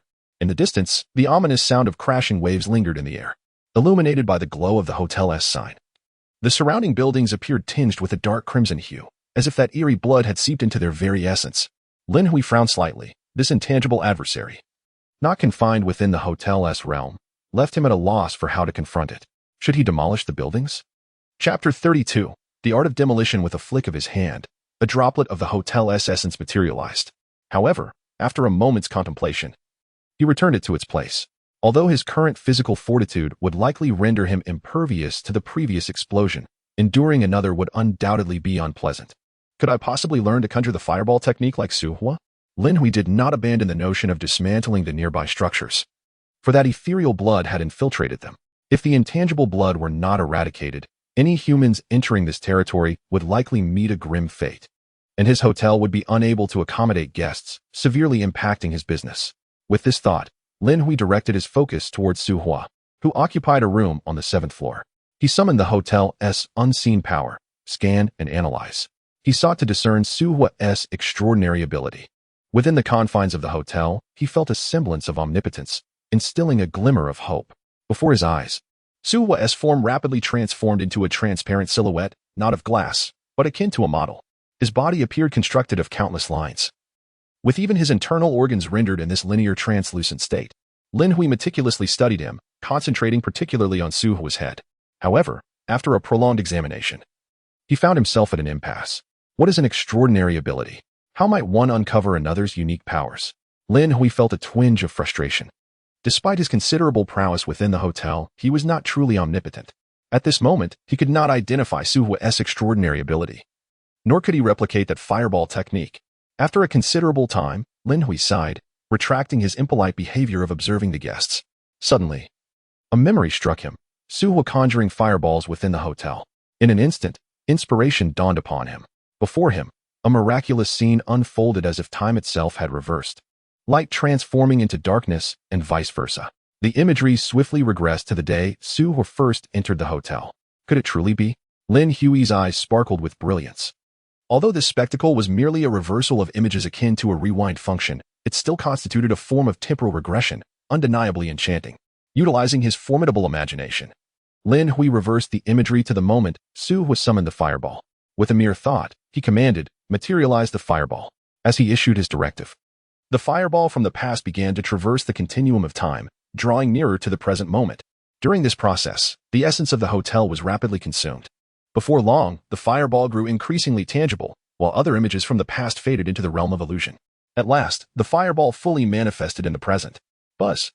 The fireball took its definitive form, and the images from yesteryear vanished entirely. Lin Hui beckoned, and the fireball soared into his palm. Squinting at the fiery orb, a smile of delight crept across his face. The ability to reverse time and bring relics of the past into the present made Lin Hui feel almost divine, an omnipotent deity. At least within the confines of this hotel, he felt he had transcended limitations. Even the reversal of time was within his grasp, though the objects he summoned were lifeless. He sensed that, given the right conditions, he could also bring living beings from the past to the present, albeit at a greater cost. Since this fireball was of his own making and he was on his home turf, its intense heat posed no threat to him. Analyze this fireball. Lin Hui summoned the hotel's power once more to dissect the structure of the fireball. This analysis proved considerably easier. His primary aim was to comprehend the fireball's composition, enabling him to create one independently without the need for temporal reversal each time. Soon, he meticulously noted the structure of the fireball. And with a flick of his left hand, the hotel's essence swiftly drained, coalescing into an identical fireball. Creating the fireball himself consumed significantly less of the hotel's essence, proving far more economical. Lin Hui nodded in approval, recognizing this as the natural order of things. However, he soon deemed the fireball too feeble, comparable only to a hand grenade. Contemplating this, he once again focused his will, channeling the hotel's power to enhance the fireball, optimize its potency, refine its structure. As he commanded, the fireball in his right hand radiated with increasingly brilliant light, growing denser yet diminishing in size. Remarkably, as its volume decreased, the fireball shone more brightly, its luminescence becoming intensely white yet devoid of harshness, as if all its brilliance were concentrated within. As the temperature of the fireball became contained, it shrank to the size of a ping-pong ball, seemingly reaching its maximum potency. Lin Hui then flicked his fingers. The fireball shot forth like a streak of light, darting out of the hotel and into the enveloping darkness outside. Upon its exit, the previously modest fireball swelled dramatically against the wind, growing increasingly luminous. At the moment it reached a blinding brilliance, a thunderous roar erupted, reverberating throughout the city. Flames soared into the sky, and the tremendous explosion forcefully breached a gaping hole in the building directly opposite the hotel, scattering debris in every direction. Nearby, Wu Xian was so startled she began to scream. On the 7th floor, Su Hua and his companions, deeply ensconced in slumber, furrowed their brows in alarm but did not awaken immediately, as if trapped in a nightmarish reverie. From a distance, a roar akin to a tiger's echoed. Nearby, the zombies responded with howls, resonating with the explosive chaos. Lin Hui was quite pleased, noting that the power of this explosion rivaled the one he had previously created with a mere drop of the hotel's essence. He dissipated the fireball in his left hand and then, adhering to an optimized structure, began to condense a new one. In the drawer, the hotel's essence was consumed rapidly, forming an identical, incandescent fireball with remarkable swiftness. When the fireball fully took shape, only a tenth of a drop of the essence had been expended. The minimal consumption was remarkable. Indeed, the importance of structure was manifesting at this moment. Lin Hui understood this well. Directly igniting gasoline might yield ordinary results, but transforming it into explosive materials could elevate its potency significantly. Stepping outside once more, Lin Hui was met with the sound of crashing waves in the distant darkness, accompanied by a foul stench of blood and decay laced with hallucinogenic properties. Focusing intently, he suddenly directed his gaze towards a specific point. With a flick of his wrist, the fireball shot forth like a comet. The ping-pong-sized sphere expanded against the wind and sped away, exploding upon impact with a distant building. A resounding blast followed. Flames erupting skyward as walls, stained crimson with blood, crumbled to ash. Lin Hui did not relent. Instead, he accelerated the creation of fireballs, hurling them with fervor. He was determined to annihilate that peculiar entity. The very essence of anything that interfered with his business must be obliterated. The night sky was filled with a cacophony of explosions. Chapter 33, Leveling the Surrounding Buildings. The thunderous blasts leveled the structures in front of the hotel. Huang Xingyi, hidden over 600 meters away in a bank, was utterly bewildered. Has the military arrived? Is this missile bombardment? Yet, the explosions only seemed to grow nearer, prompting her to hastily retreat from the area to avoid being caught in the chaos. Each immense explosion was accompanied by the disintegration of a building. The optimized fireballs wielded tremendous power, ensuring that even if a single blast could not bring a structure to ruin, a subsequent explosion would inevitably lead to its collapse. Concrete and steel fragments were hurled into the sky, followed by an eruption of flames. Amidst the deafening roar of explosions, accompanied by a terrifying heat that ignited everything in its path, the eerie blood embedded within the surrounding walls of buildings met an inevitable fate of evaporation. Despite the frantic attempts to retreat, as the structures in front of the hotel were leveled, Lin Hui approached the side of the hotel to continue his bombardment. Fireballs shot forth, causing the adjacent buildings to disintegrate. The art of explosion reached its most exquisite expression in his hands, as successive fireballs were unleashed, each accompanied by a thunderous blast. With the cacophony of detonations and soaring flames, buildings crumbled one after another, their eerie blood evaporating in rapid succession. Under such senseless bombardment, the enigmatic blood had nowhere to hide. Wherever it sought refuge, destruction followed. That night, the survivors throughout the city were engulfed by the relentless sound of explosions. Zombies, drawn from kilometers away, were obliterated before they could approach, sent soaring into the sky by the blasts. By dawn, the area within a 300-meter radius of the hotel was devoid of any structures, reduced to mere ruins, with shattered concrete and steel strewn about. The ground was ablaze, scorched in many places. The eerie blood had completely evaporated, leaving no trace behind. Throughout that night, Lin Hui had launched over 100 powerful fireballs, expecting a significant reduction in the hotel's essence. However, upon tallying the results, he was astonished to find that the essence remained at 1,000 drops. Momentarily stunned, he recalled the portion of the eerie blood he had decomposed the previous night, which had yielded over 10 drops of the hotel's essence. This revelation left him both astonished and regretful. The part of the eerie blood he had suppressed and decomposed was but a small fragment of its entire being. How much essence might he have obtained had he dismantled its complete form? Yet, he understood the impracticality of such an endeavor. For the nature of the eerie blood was too peculiar, capturing it would be nearly impossible unless it willingly entered his hotel. In the early morning, Su Hua woke, rubbing his temples incessantly. He had endured a nightmare, one where a multitude of fighter jets unleashed missiles that blotted out the sun, cleansing the city overrun by zombies. He had run frantically, desperate to escape the bombardment zone, even resorting to selling his blood for modified sneakers to facilitate his mad dash. Yet, the missiles seemed to pursue him relentlessly, bombarding him all night. Awakening from such a restless slumber, he felt utterly drained. Damn those bombers. If they wish to annihilate zombies, let them do so without chasing me. Su was seethed with indignation, though he understood it was merely a dream, leaving him with a sense of melancholy. Nonetheless, it was indeed his first experience of being chased by bombers in a nightmare. Suddenly, a series of knocks echoed at the door. "Boss, are you there? Open the door," shouted Brother One from outside. "What are you shouting about?" Su Hua, feeling impatient, walked over and opened the door. Upon seeing Brother One, he suddenly recalled the experiment from last night, his eyes lighting up. "You're still alive? How do you feel?" Brother One, brimming with excitement, replied, "I feel fantastic, boss. I believe I am stronger than you now." "Really?" "Of course not," Brother One quickly clarified, noticing the fireball in Su Hua's hand. With a serious expression, he continued, "Although my strength has significantly increased, by about 300 to 400 kilograms, this sheer force is merely that of a brute. How could it possibly compare to the abilities of a boss like you?" Su Hua nodded in satisfaction while gazing at his fireball, sensing that it felt remarkably stronger today than it had the previous day. Moreover, he too felt his own strength had notably improved, though not doubled. It was certainly a considerable enhancement compared to the night before. "Boss, good morning." At that moment, brothers 2, 3, and 4 emerged. Simultaneously, Tang Jun opened the room door, greeted the gathering outside, and remarked, "I had a nightmare last night. I dreamt that the earth exploded. It terrified me. Not only did the earth explode, but it chased after me, exploding all night long." Su Hua was taken aback. Brother 2 exclaimed, "You had a nightmare too?" "I did as well. But mine was about the boss hunting me down, with your fireball chasing me like a meteor, bombarding me. I barely slept a wink." Then, Brother 3 chimed in with astonishment, "You all had nightmares?" "I did too, but mine involved the boss battling enemies. However, as the battle raged on, fireballs kept flying towards me, no matter where I ran. It was utterly terrifying." Su Hua, intrigued, turned to brothers 1 and 4. "Did you both have nightmares as well?" Brother 1 shook his head, stating, "I did not. I slept soundly. I was infected by the zombie virus last night and thought I was going to die. But I had no dreams and woke up feeling incredibly strong." "Neither did I," Brother 4 also affirmed. Su Hua, sensing it was merely a coincidence, chose not to dwell on it and inquired, "Did both of you experience a significant increase in strength?" "Yes, indeed. My strength has increased tremendously," Brother 1 eagerly responded, feeling as if he could knock out a bull with a single punch. Brother 4 nodded in agreement, confirming his own strength had also risen.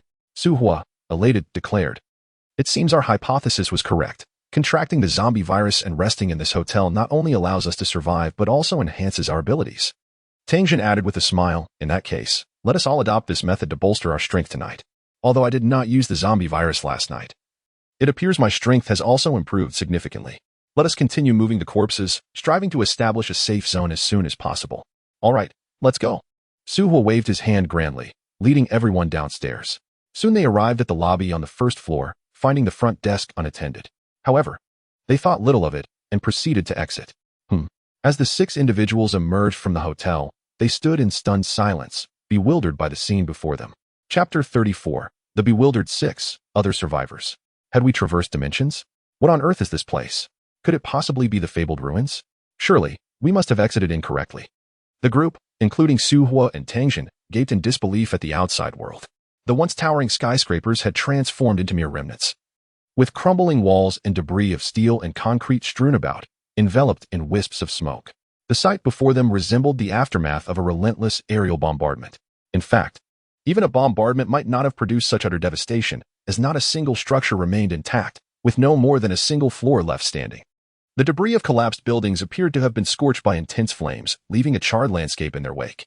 The six, in unspoken agreement, circled to the side of the hotel to behold the scene from another angle. Upon arrival, their eyes widened once more. Good heavens! They continued to be flabbergasted. For this side mirrored the front, utterly transformed into ruins. Stretching 300 meters ahead were shattered walls, with much of the steel and concrete seemingly melted, as if a great fire had ravaged the area. Yet, even a fire could not possibly have left such a pristine desolation. The group then proceeded to the rear of the hotel, only to find themselves equally astounded. What transpired last night? It felt as though they had awakened to a drastically altered world. Could it be that an apocalyptic wasteland had descended upon them once more? As they approached another side of the hotel, the sight of devastation had begun to numb their senses. Suddenly, the first of the younger members exclaimed, "Boss, our corpses." Su Hua swiftly delivered a sharp slap. No, I meant the corpses of those zombies. Could they have been incinerated as well? The young man quickly corrected himself. Su Hua and Tangjin exchanged a concerned glance, their expressions shifting. Let us go check. The group hurried into the ruins. Although they had transported many corpses the previous night, at least 300 to 400 remained. If they too had perished in the flames, it would be a tremendous loss. Hope lingered in their hearts. Despite the arduous task of moving the bodies, there was a peculiar joy in it. However, upon reaching the area where they had encountered the zombie remains, they were met only with deep craters, resembling those created by explosive munitions. The ground was riddled with depressions, and many sewer systems had collapsed, hinting at the sheer magnitude of the explosion that had occurred last night. Boss! Suddenly, the young man shouted. What is it? Su was snapped, his mood soured by the chaos, wishing he could reprimand the young man for his loudness. The crystal core. This is a zombie crystal core. The young man crouched beside a body charred to a crisp, extracting a blue crystal the size of a peanut from the ashes. A zombie crystal core? Su Hua and Tangjin's eyes lit up. Su Hua rushed over, seizing the crystal core from the young man's hand with fervor. It truly is a zombie crystal core. Such an item is only found within the bodies of evolved zombies. Could it be that among the corpses they previously handled, there lay the remains of evolved zombies?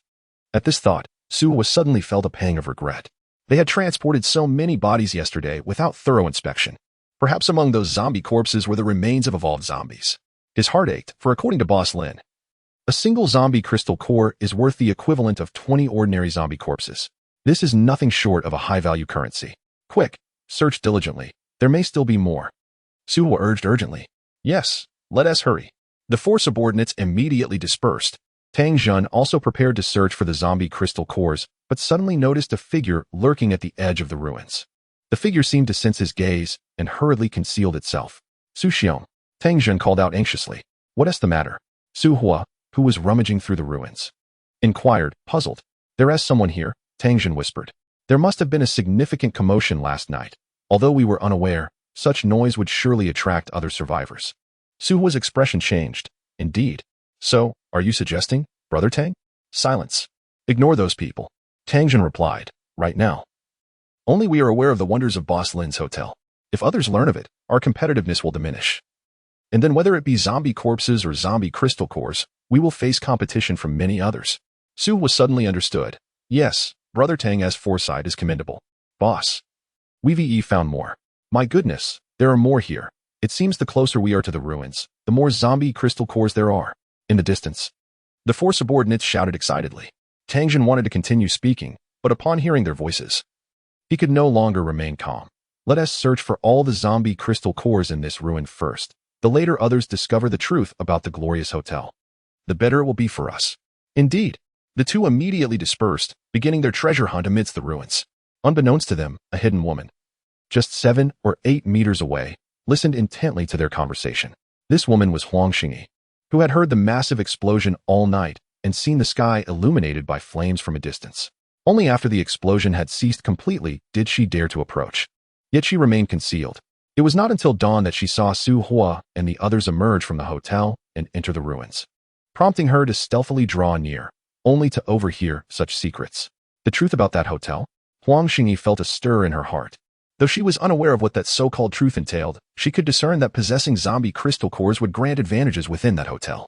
That hotel was the only intact building within the explosion zone. In fact, the explosion last night was likely orchestrated by the hotel's owner. Although she did not know the reasons, it was clear that the owner of that hotel must be quite formidable. With this thought, Huang Xingyi hastened to search for zombie crystal cores. According to those individuals, zombie crystal cores could only be found within the bodies of evolved zombies. Evolved zombies, indeed? I recall that there were nearly no zombies surrounding the hotel yesterday. The charred corpses in this desolate ruin were likely attracted by the massive explosion from the previous night. Thus, the further one ventured to the periphery, the more charred remains one would encounter. Over 600 meters away from the glorious hotel, the middle-aged captain of the rescue team and the metal manipulator struggled to run. They had been fleeing for an entire night, and the other members of the rescue team had been scattered by the onslaught of the golden zombies, leaving their survival uncertain. Throughout their escape, they had faced multiple assaults from hordes of zombies. It seems the explosion area has quieted down, the captain panted as they pressed on. Indeed, the metal manipulator replied, fatigue weighing heavily upon him. It was not that he wished to abandon the captain to flee alone, allowing the captain to divert the golden zombies. However, he could not guarantee who the golden zombies would choose to pursue. What if they decided to hunt him instead? Suddenly, a roar erupted from behind them. Run! That eerie one is chasing us. The captain's expression shifted in alarm. Why is its resurrection speed so rapid this time? The metal manipulator cursed under his breath. We must hurry. My ammunition is nearly depleted. I hope there truly are troops in the explosion area, he urged as they continued their arduous flight. Soon, they burst forth from the confines of the buildings, coming upon the flattened ruins and a man rummaging through the debris. Run ahead, the captain shouted, hastening to circumvent the man. Other survivors? Su's expression turned wary upon hearing the commotion. Suddenly, he spotted a golden zombie charging towards him, startling him. A golden zombie? Quick, run. That's a mutated zombie. It cannot be killed. The middle-aged captain yelled as he fled. Cannot be killed? That's only because you lack strength. Su scoffed, conjuring a fireball with a flick of his wrist. Simultaneously, the golden zombie had locked onto Su Hua, beginning its sprint. With a terrifying burst of speed, it caused the edges of the ruins to collapse beneath its weight, launching itself forward like a bolt from a crossbow. Get back! Su shouted as he hurled the fireball. The fireball flew swifter than the golden zombie's charge. Just as the zombie closed in within 30 meters, the fireball struck its face, resulting in a tremendous explosion. With a deafening roar, flames surged forth, sending debris flying in all directions. In the distance, Huang Xingyi, the middle-aged captain, and even the metal manipulator paused momentarily, recognizing the familiar sound of the explosion.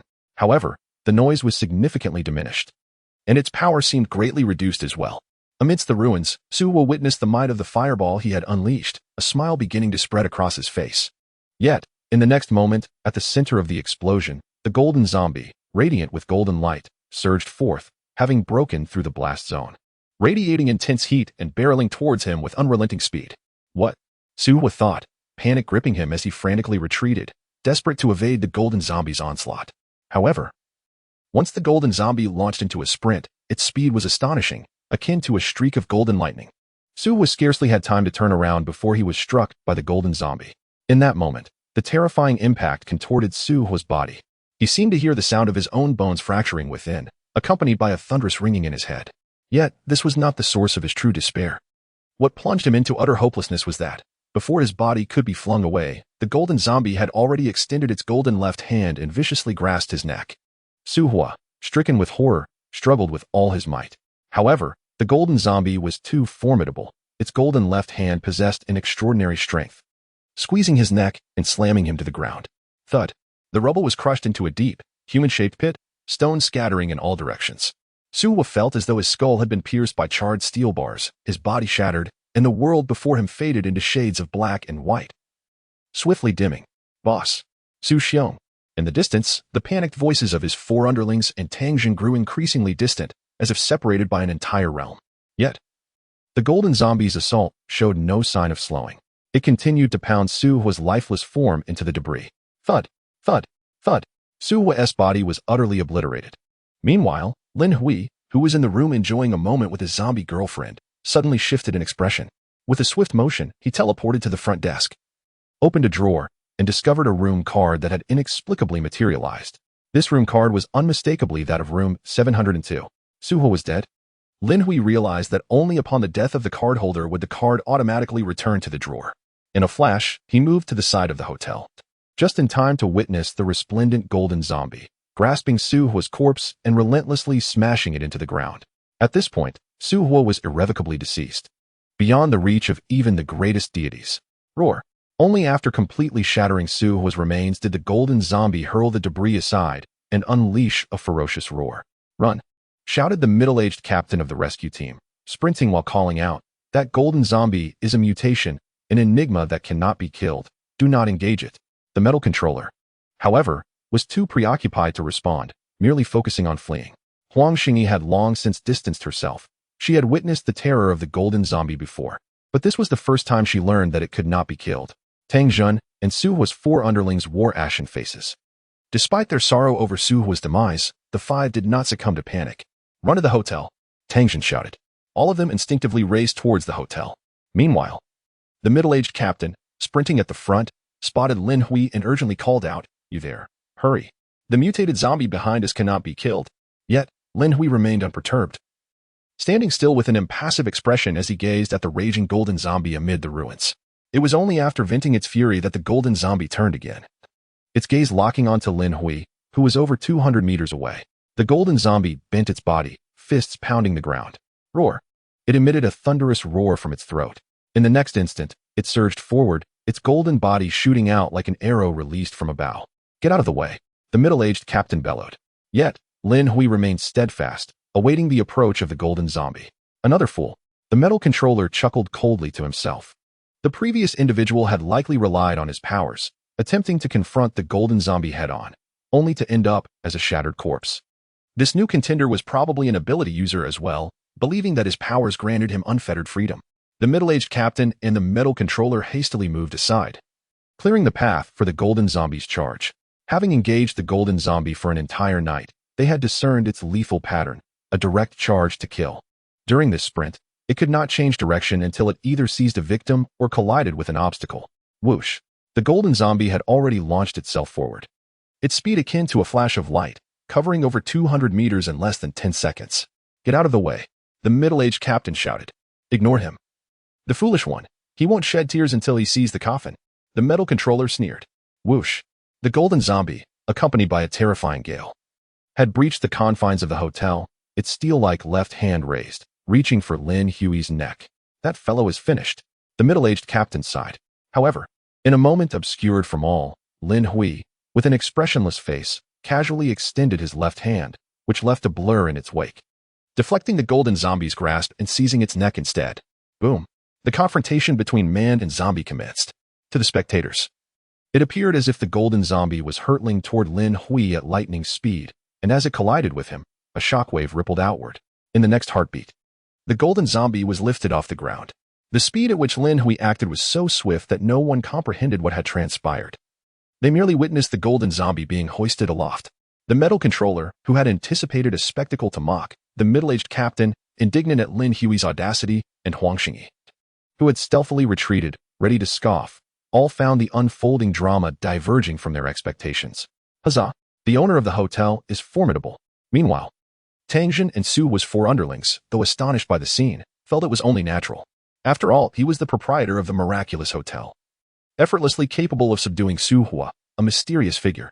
"Owner Lin, destroy it," the first underling shouted. Lin Hui glanced at him. "Are you instructing me on my duties?" The first underling replied. A second update. "Not sure what to say, wishing everyone early blessings of children." Chapter 36, the name of the second server a hymn. Tang Jun stepped forward and said, "Owner Lin, this golden zombie has killed Brother Su." Tang Jun merely recounted the events without unnecessary embellishment, lest Lin Hui perceive that he was attempting to instruct him. Lin Hui nodded slightly. He was indeed aware that the golden zombie had slain Su Hua, or he would not have emerged. Is it not delightful to engage intimately with a zombie girlfriend who has evolved and possesses rudimentary cognitive abilities? Roar. The golden zombie, gripped by Lin Hui's hand around its neck, struggles frantically. Yet, an invisible force binds it, rendering its limbs immobile. Lin Hui effortlessly hauls the golden zombie, making his way toward the hotel entrance, followed hastily by Tang Jun and Suho's 4 subordinates. In the distance, The middle-aged captain and the metal controller exchange astonished glances upon witnessing Lin Hui grasp the golden zombie as one would a mere chick. Who exactly is this Lin proprietor to so easily subdue the golden zombie? The middle-aged captain is utterly astounded. The metal controller, too, is taken aback, having previously encountered the terrifying might of the golden zombie. Its strength is immensely formidable, each movement potentially possessing the force of 1,000 pounds. Moreover, it is impervious to blades and bullets. Yet, the most terrifying aspect is that the golden zombie cannot be killed. Even after being severely deformed by a barrage of bullets, it can dissolve into liquid form and, within mere minutes, reconstitute itself and revive. Even when in liquid form, attempting to contain it in a metal vessel is futile, as the golden liquid will corrode and assimilate the metal, consuming it entirely. Plastic containers fare no better, bursting under the pressure. In summary, the rescue team and the metal controller had exhausted every conceivable method the previous night, but to no avail. The golden zombie simply cannot be vanquished. The metal controller, somewhat indignant, wonders how a mere shopkeeper could possibly slay a creature that even he cannot. The middle-aged captain, intrigued, is eager to witness Lin Hui's approach. Meanwhile, concealed at a distance, Huang Xingyi contemplates and decides to follow, her curiosity about the hotel piqued. In another direction, a young man wielding a fire axe emerges from the rubble, having previously hidden away. Now, with so many entering the peculiar hotel, he feels it safe to reveal himself. Lin Hui brings the golden zombie into the hotel lobby, directly harnessing the invisible powers of the establishment. Though it is possible to manipulate the hotel's energies from outside, he prefers to resolve matters within its confines. With a resounding boom, the invisible force descends, and the once indomitable golden zombie contorts, its body splitting apart into shards of gold. Subsequently, these fragments slowly melt, transforming into liquid. The middle-aged captain and the metal controller, who have entered behind, are taken aback, for they did not observe the nature of the power Lin Hui wielded. The golden zombie, which previously required a relentless hail of bullets to be temporarily subdued, has been effortlessly dispatched. However, the middle-aged captain harbored doubts and could not help but interject. These mutated zombies possess a peculiar nature. Ordinary strength cannot vanquish them. Suddenly, his words faltered, caught in his throat, for before he could finish, he witnessed the golden liquid being disintegrated by an unseen force, transforming into golden light that seeped into the floor. In the blink of an eye, only a small remnant of the golden liquid remained. Lin Hui did not consume all of it but chose to retain this last small portion. He confined this remnant with the hotel's ethereal power and turned to the middle-aged captain. "What were you saying?" "Oh, nothing," the middle-aged captain replied, swallowing hard. As he observed the floor, which had absorbed the golden liquid, he could no longer deny the peculiarity of the hotel. At that moment, he felt an unsettling chill, as though he were ensnared within a bizarre belly. Although only a few days had passed since the apocalypse began, they, as public officials, were privy to far more information than the average person. Lin Hui disregarded the captain's shifting expression and turned to the newly arrived individuals, suddenly smiling. "Welcome to our establishment. Guests residing here will receive our protection and have the opportunity for evolution." Opportunity for evolution? The middle-aged captain, who had been contemplating how to escape this uncanny hotel, was momentarily taken aback by Lin Hui's words. "Indeed," Lin Hui affirmed with a smile, "I am the proprietor of this hotel, Lin Hui. You may call me Manager Lin." Before he could finish, the door to room 1101 swung open, and the second attendant emerged. Her expression cold and eyes filled with deep-seated hatred as she glared at a young man in the lobby. This young man was none other than the one who had previously hidden at the edge of the ruins. Upon seeing the second attendant, his face paled dramatically. "Mo Qingxian cannot be. I clearly saw you devoured by zombies. It is absolutely impossible." Lin Hui, noticing the hatred in the second attendant's gaze, turned to the young man wielding a fire axe and suddenly recalled a scene from when he first selected his game character on the computer screen. Realization dawned upon him. No wonder he found that young man somewhat familiar. Meanwhile, Tang Jin also spotted the second attendant and felt his legs weaken, nearly collapsing to the ground. "Sister-in-law." The second attendant opened her mouth, slowly uttering a word. Instantly, the young man with the fire axe's expression shifted drastically. "Impossible. You are dead. You are certainly not Mo Qingxian." I refused to believe it. He was terrified, for he distinctly recalled seeing Mo Qingxian leap from the third floor, only to be devoured by zombies in the street. "It must be a ghost." He screamed in terror, attempting to flee the hotel. The second attendant glanced at Lin Hui, seemingly seeking his approval. An eye for an eye, a grievance for a grievance. She was not yet a guest of the hotel, and thus unprotected. Lin Hui smiled. For although he did not consider himself virtuous, he harbored a profound disdain for men who force women. from the scene he had previously observed on the computer screen. It seemed that the second attendant, Mo Qingxian, had been coerced by that young man, ultimately choosing death in an act of steadfastness. The second attendant now evidently possessed memories from her previous life, and Lin Hui naturally harbored no objections to her seeking vengeance. Upon hearing Lin Hui's words, the second attendant's eyes sparkled with determination. In an instant, she dashed forward with lightning speed, swiftly exiting the reception area, circumventing the middle-aged captain and Tang Jun, and intercepting the young man who had just fled the hotel. Her terrifying velocity stirred a fierce wind that tousled the hair of the middle-aged captain and his companions. Chapter 37. The one who does not aspire to immortality, Mo Qingxian? Such swiftness astonished the middle-aged captain of the rescue team and the metal manipulator. They had believed themselves to be formidable among the evolved, yet within this bizarre hotel, they realized that even a seemingly ordinary woman could surpass their strength. However, that woman was indeed breathtakingly beautiful, her allure almost surreal. At the hotel entrance, the young man wielding a fire axe had just emerged when, in a blink, Mo Qingxian stood before him. His pupils contracted in fear as he brandished the axe, barking, "Stay back." Yet, Mo Qingxian extended her delicate hand and effortlessly seized the fire axe from him. The young man's expression shifted dramatically, and he hastily pleaded, "Qingxian, spare me." Without a flicker of emotion, Mo Qingxian raised the fire axe. Thud. The young man unhesitatingly fell to his knees, exclaiming, "Qingxian, have mercy. It was my fault. I was blinded by desire. I could not control myself because of your beauty. You cannot blame me." A cold smile flickered across Mo Qingxian's indifferent face as she spoke.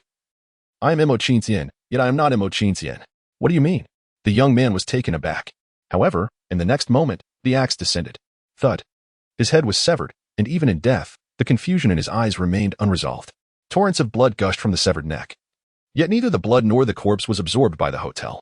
Lin Hui observed this scene, reaffirming his suspicion that the hotel was solely interested in the flesh and blood of zombies, showing little regard for other forms.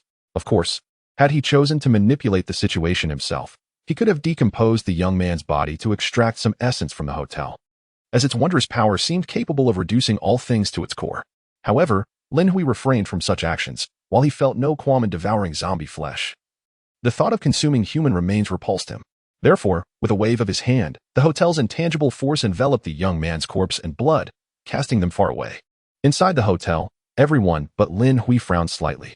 Some found the scene excessively brutal, while others deemed Mo Qingxian to be merciless, killing without a moment's hesitation.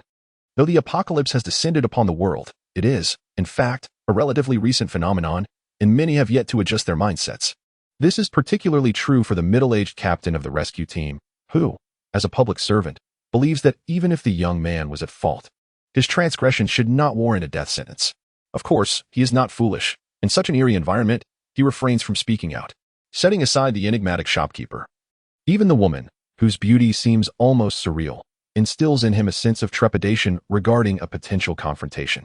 Mo Qingxian cast the bloodied fire axe beyond the confines of the hotel, her expression unchanged as she re-entered the establishment.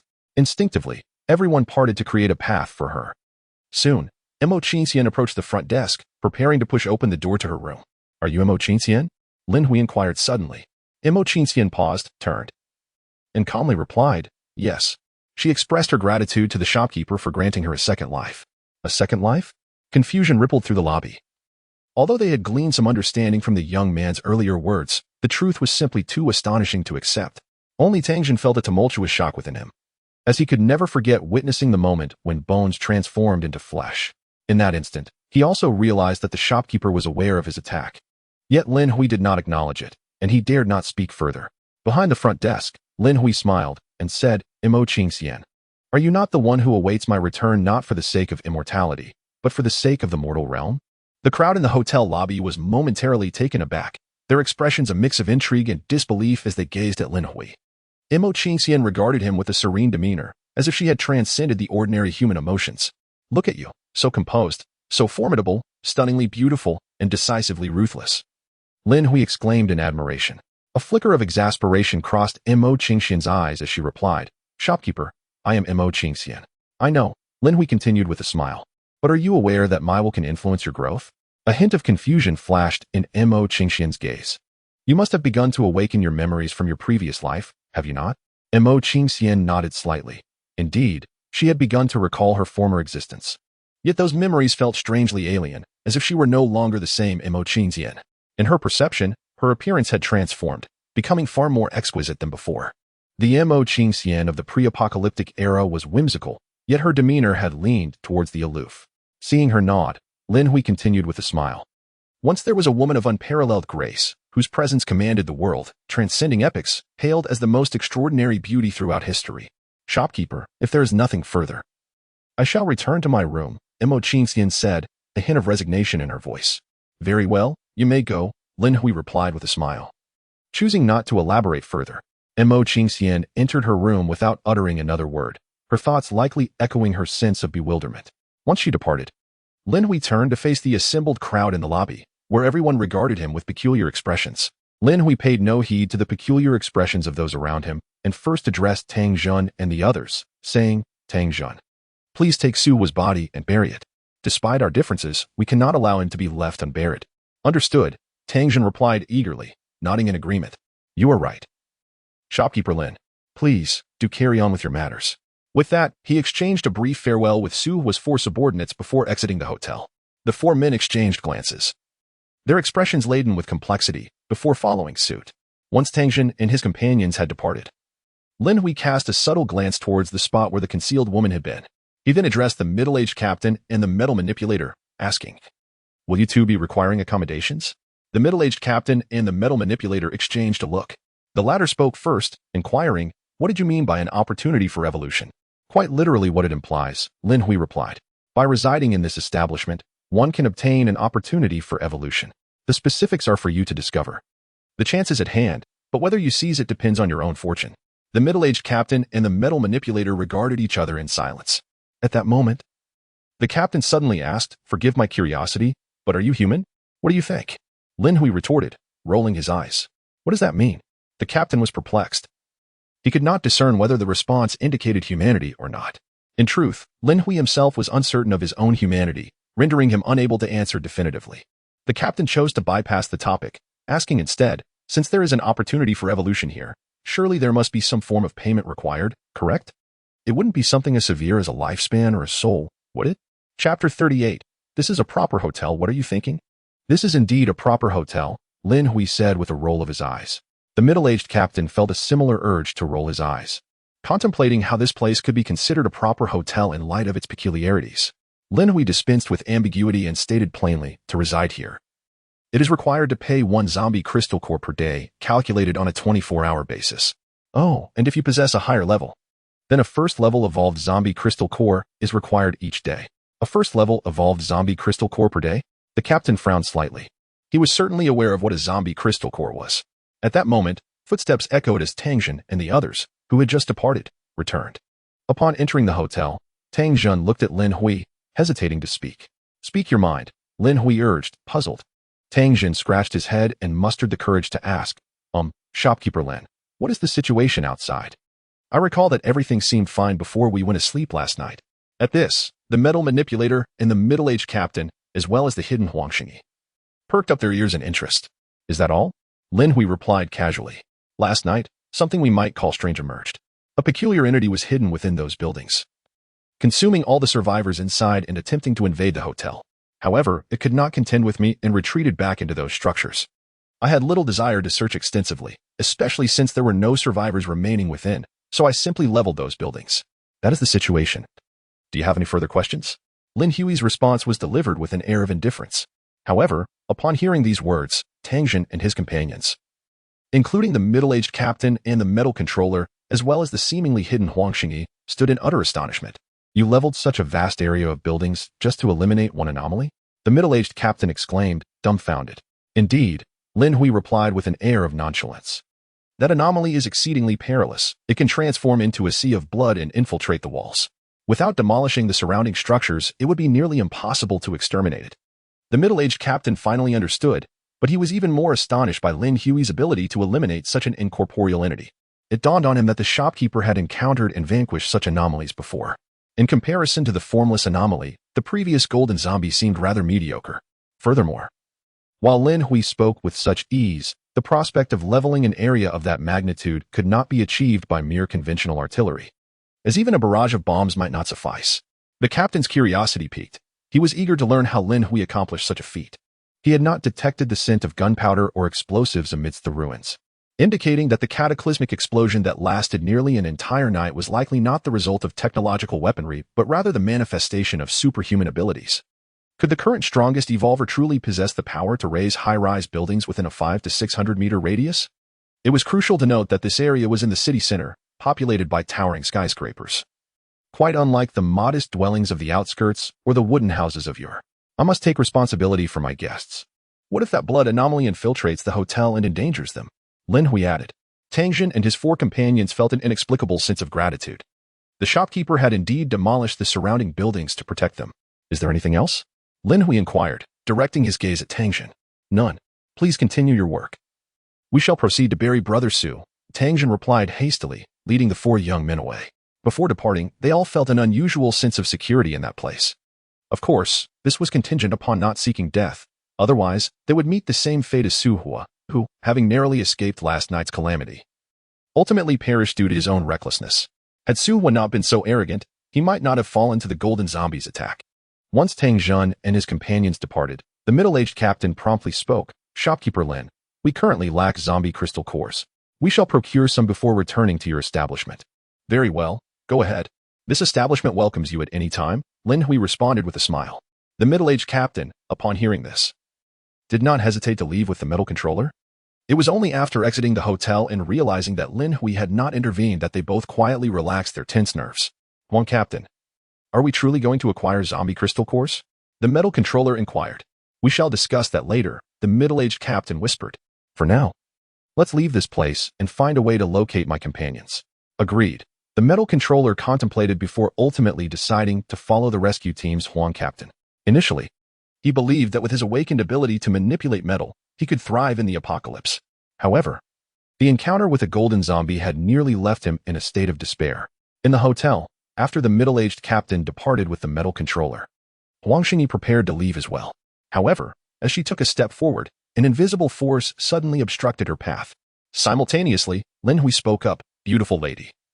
You possess a zombie crystal core, which grants you direct access to the hotel.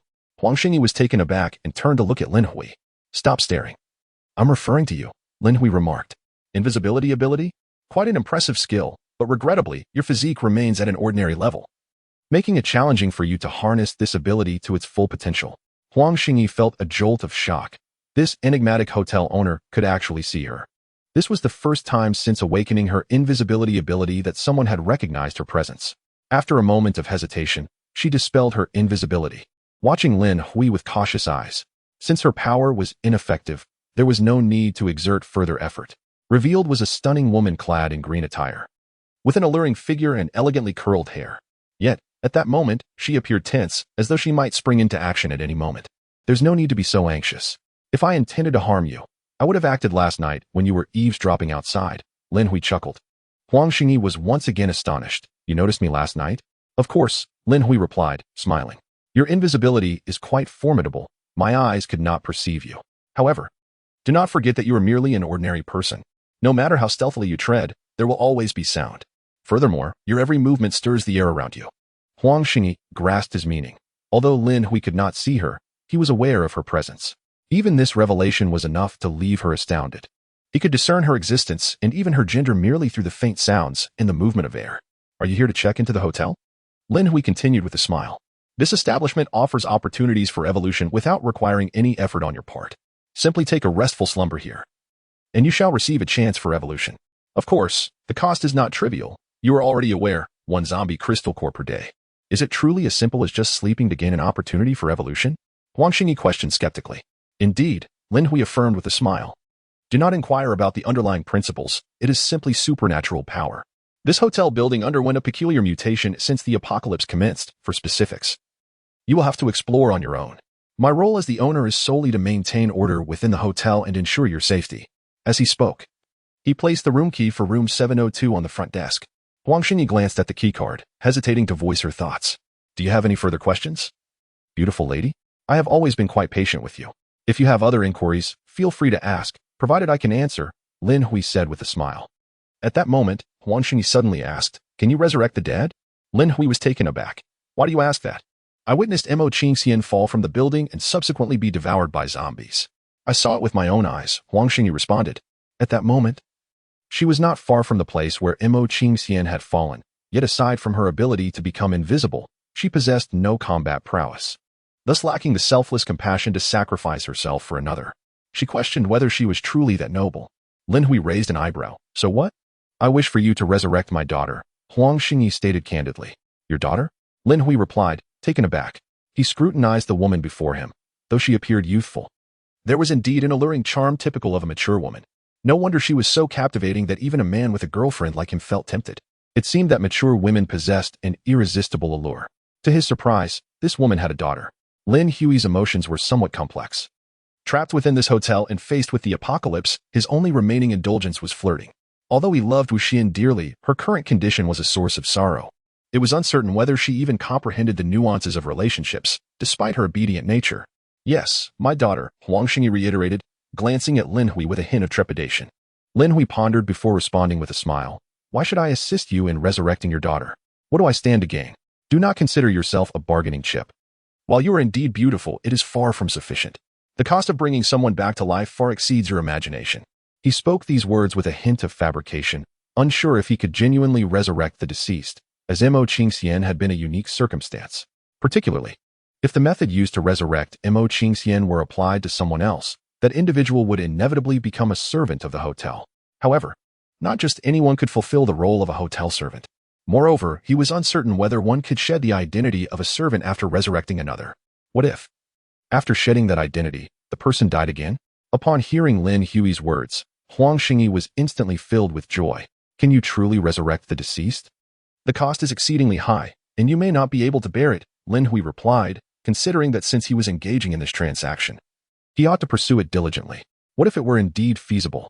If he could successfully resurrect someone, demanding a substantial number of zombie crystal cores would hardly be unreasonable. What cost? Huang Xingyi inquired eagerly, her heart aching at the thought of her daughter who had perished in a car accident 2 years prior. A reality she had yet to accept. The cost is indeed substantial, Lin Hui replied. I believe it would be wise for you to focus on enhancing your own strength for now. As a woman, surviving in this apocalypse is already a formidable challenge. If you were to carry the burden of a daughter, it would only complicate matters further. Huang Xingyi contemplated Lin Hui's words and soon found them to be quite rational. As a woman navigating this dire world, the struggle for survival was daunting enough. Resurrecting her daughter could potentially exacerbate her difficulties. If she could not protect her daughter, and they both faced hardships together in this apocalyptic landscape, it would be better not to attempt resurrection at all. Taking a deep breath, she retrieved the soul zombie crystal core she had found amid the ruins. Please, arrange a room for me. Lin Hui smiled as he received the zombie crystal core, then retrieved a room card from the drawer. After contemplating for a moment, he modified the card, inscribing a note that granted an additional day of accommodation. He then handed it to Huang Xingyi. Upon receiving the card, Huang Xingyi observed that the room number was 707, alongside a glowing indication of 1 day. From this moment onward, the next 24 hours would commence. Once the time elapsed, the numbers would vanish, and she would be vacated from the hotel. Lin Hui explained. Thank you. Huang Xingyi touched the snacks in her pocket and descended the stairs, once again becoming invisible. It seemed she intended to dedicate the next 24 hours to slumber or perhaps to enhance her own strength, hoping that this hotel would indeed provide her with an opportunity for evolution. Remember, do not wander recklessly, Lin Hui cautioned. Understood. After Huang Xingyi departed, Lin Hui remotely modified the room cards of Tangjin and the others, ensuring they were aware of their remaining accommodation time. He resolved to implement this method henceforth, endowing the hotel with a mechanism to automatically evict those whose lodging fees were insufficient. Having completed these tasks, Lin Hui rubbed his chin, deep in thought. Resurrection? With a flicker of intent, he gazed ahead. Suddenly, the lobby appeared to shimmer as if under a double exposure. Time reversed. Lin Hui harnessed the hotel's power. The area of distortion seemed to flow backward in time. Huang Xingyi descended the staircase, quickly vanishing, followed by the middle-aged captain and others as they retreated into the hotel, then exiting in reverse. Were this scene witnessed by others, they would certainly be left in awe. However, this spectacle was not a true reversal of time, but merely a projection of past events, an echo of what had transpired. Executing this task required little effort and did not deplete the hotel's essence. The hotel's inherent, intangible power sufficed. Soon, time regressed to the moment when Su Hua descended the stairs in the morning. Stop! Lin Hui halted the reversal. observing Su Hua from the past with a solemn expression. Could his plan truly come to fruition? Taking a deep breath, he began to employ the method he had previously used to manifest fireballs, preparing to draw Su Hua from the past into the present. Buzz, with a thought. Lin Hui summoned the hotel's intangible force to ensnare Su Hua from the past, attempting to pull him through the unknown currents of time. Just as he moved Su Hua from the past toward the present, a sudden tremor enveloped the world outside the hotel, an overwhelming pressure descending upon the hotel building.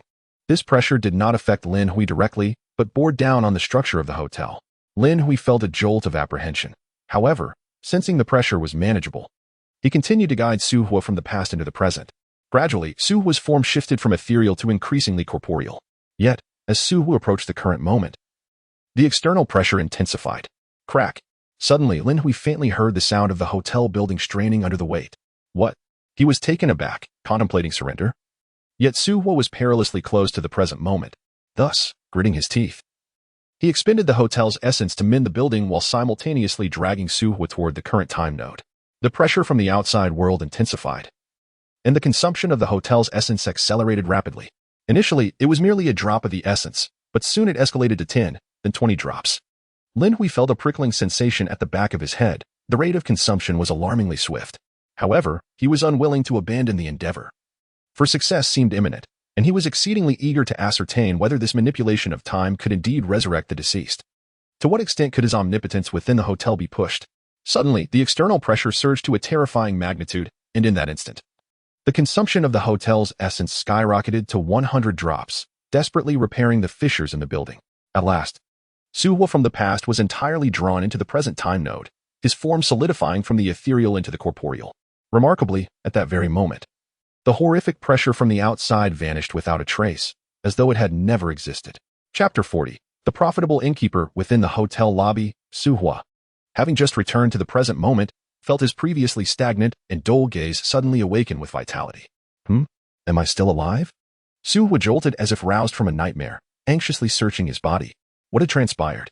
Hadn't he been slain by that terrifying golden zombie? Confused and bewildered, he pondered whether it had all been a dream. Yet, he was not lying in bed. Could one dream while standing?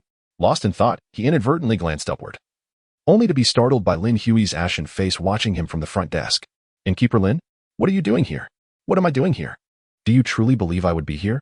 Lin Hui's expression was grim. What's wrong? Su Hua exclaimed, bewildered, as he felt he had not offended this innkeeper. Lin Hui sneered coldly, suddenly declaring, to resurrect you, I expended 1,000 zombie crystal cores. What do you think of that? What? Su Hua gasped in shock. You resurrected me? Indeed, I bore a tremendous cost to bring you back, Lin Hui replied, transforming the room card that belonged to Su Hua into a streak of light that shot into his brow. Ah, Su Hua screamed, feeling as if a branding iron was searing his forehead, contorting his face in agony. Yet, merely seconds later, the excruciating pain vanished abruptly, as if it had been an illusion. With a wave of his hand, Lin Hui summoned a mirror from another part of the hotel, presenting it to Su Hua. Do you see the number on your forehead? To resurrect you, I expended 1,000 zombie crystal cores, which you must repay. I grant you 1 year's time. If, after a year, you have not returned the 1,000 zombie crystal cores, I shall reclaim your life. As for interest, let's forego that. I shall be magnanimous. On the opposite side, Su Hua was utterly stunned, gazing at the number 10,000 inscribed on his forehead in the mirror, feeling a sense of despondency. So, does this mean that I truly perished before? Su Hua found it hard to believe that he had indeed experienced death. Moreover, the fact that the enigmatic Lin shopkeeper had resurrected him was beyond comprehension. Resurrection from the dead? What a farce. If you doubt it, inquire with your 4 subordinates in Tangzheng. Aside from them, others have witnessed it too. Your corpse remains outside. Perhaps it has yet to be buried. Lin Hui remarked nonchalantly. A year. Remember, you have only 1 year. 10,000 zombie cores. The mention of his body sparked a thought in Su Hua, prompting him to hasten out of the hotel to ascertain whether he had been deceived by Lin's shopkeeper. Simultaneously, he felt a surge of confusion. If his corpse was indeed outside, what was the current state of his existence? Was Lin's shopkeeper not supposed to have resurrected him from his own body? 200 meters away from the hotel, amidst the ruins, Tang Zheng and Su Hua's 4 subordinates had already placed the tattered corpse into a freshly dug grave. Su brother, may your journey be smooth. May heaven be free of apocalypse. Tang Zheng scattered a handful of dirt into the pit. Boss, travel well. Remember to reincarnate quickly, and avoid being reborn into a world of apocalypse. Boss, travel well. If you feel lonely on the road to the underworld, send us a dream. Though we certainly want to accompany you, we will surely find a way to burn a few paper women for you. May heaven be free of apocalypse, boss. See you in the next life. The four subordinates mournfully scattered dirt, not out of profound loyalty to Su Hua, but rather out of a sense of shared sorrow. If even their leader, a supernatural being, could die so easily in this apocalyptic world, what fate awaited them, mere ordinary individuals? By the way, I don't even know your names. Suddenly, Tang Zheng spoke as he continued to sprinkle dirt into the grave.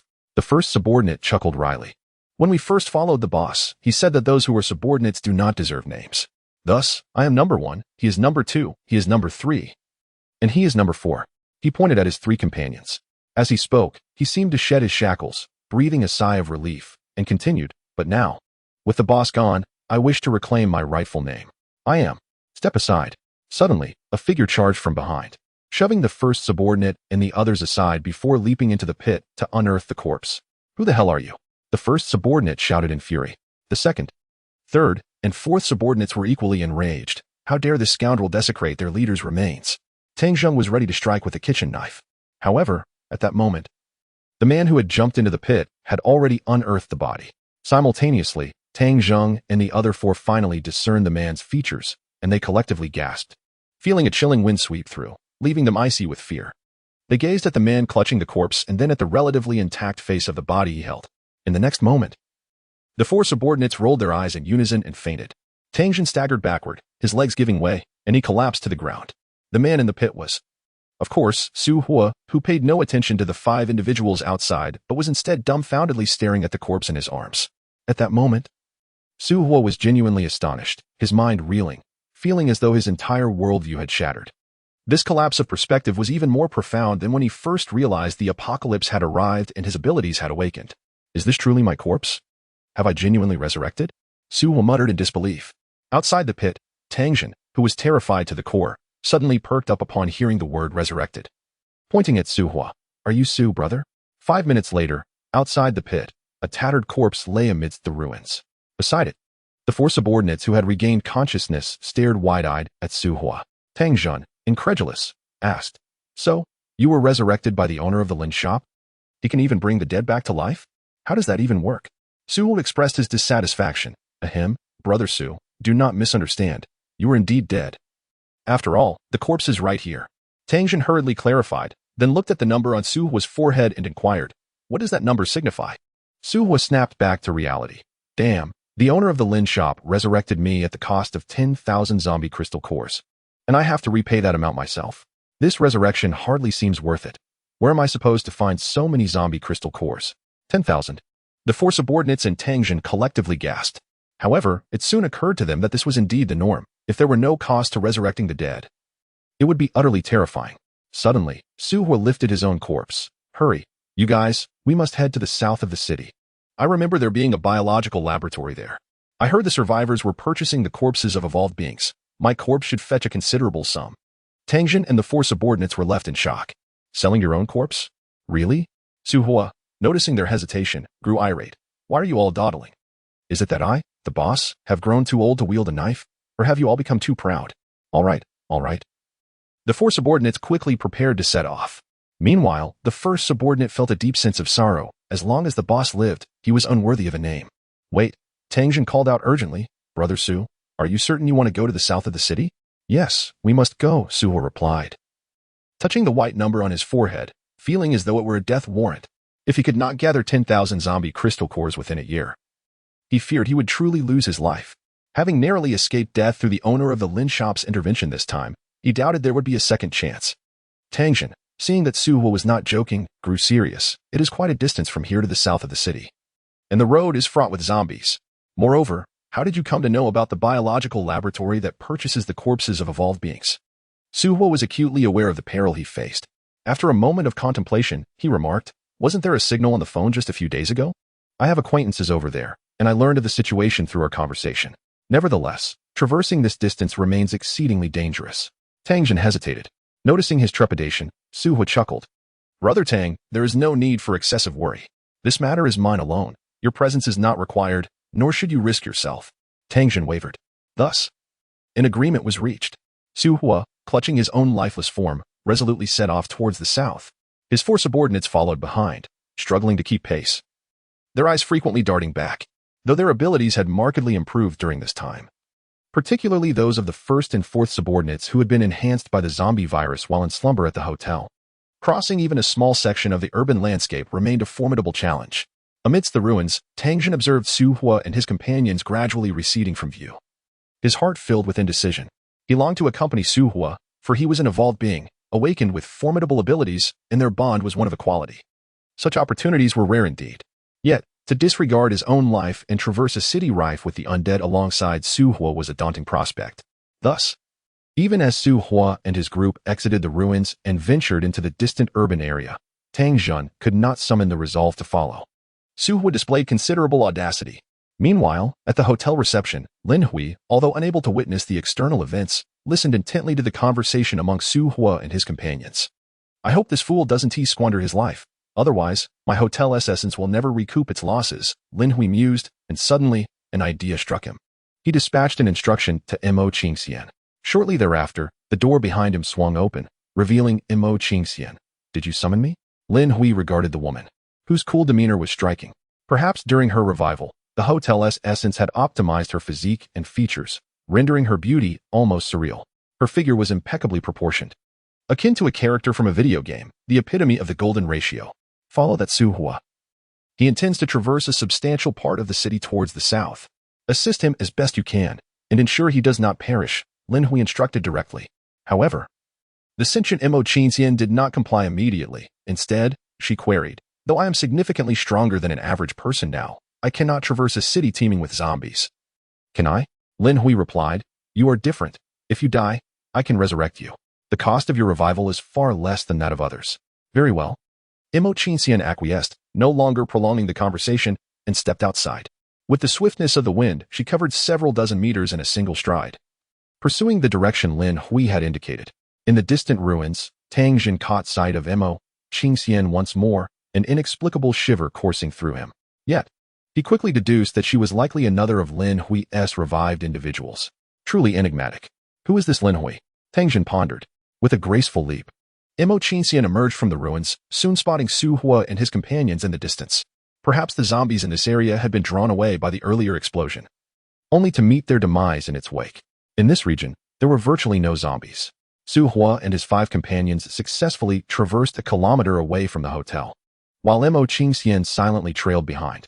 She had no intention of revealing herself until the 5 encountered a life-threatening danger.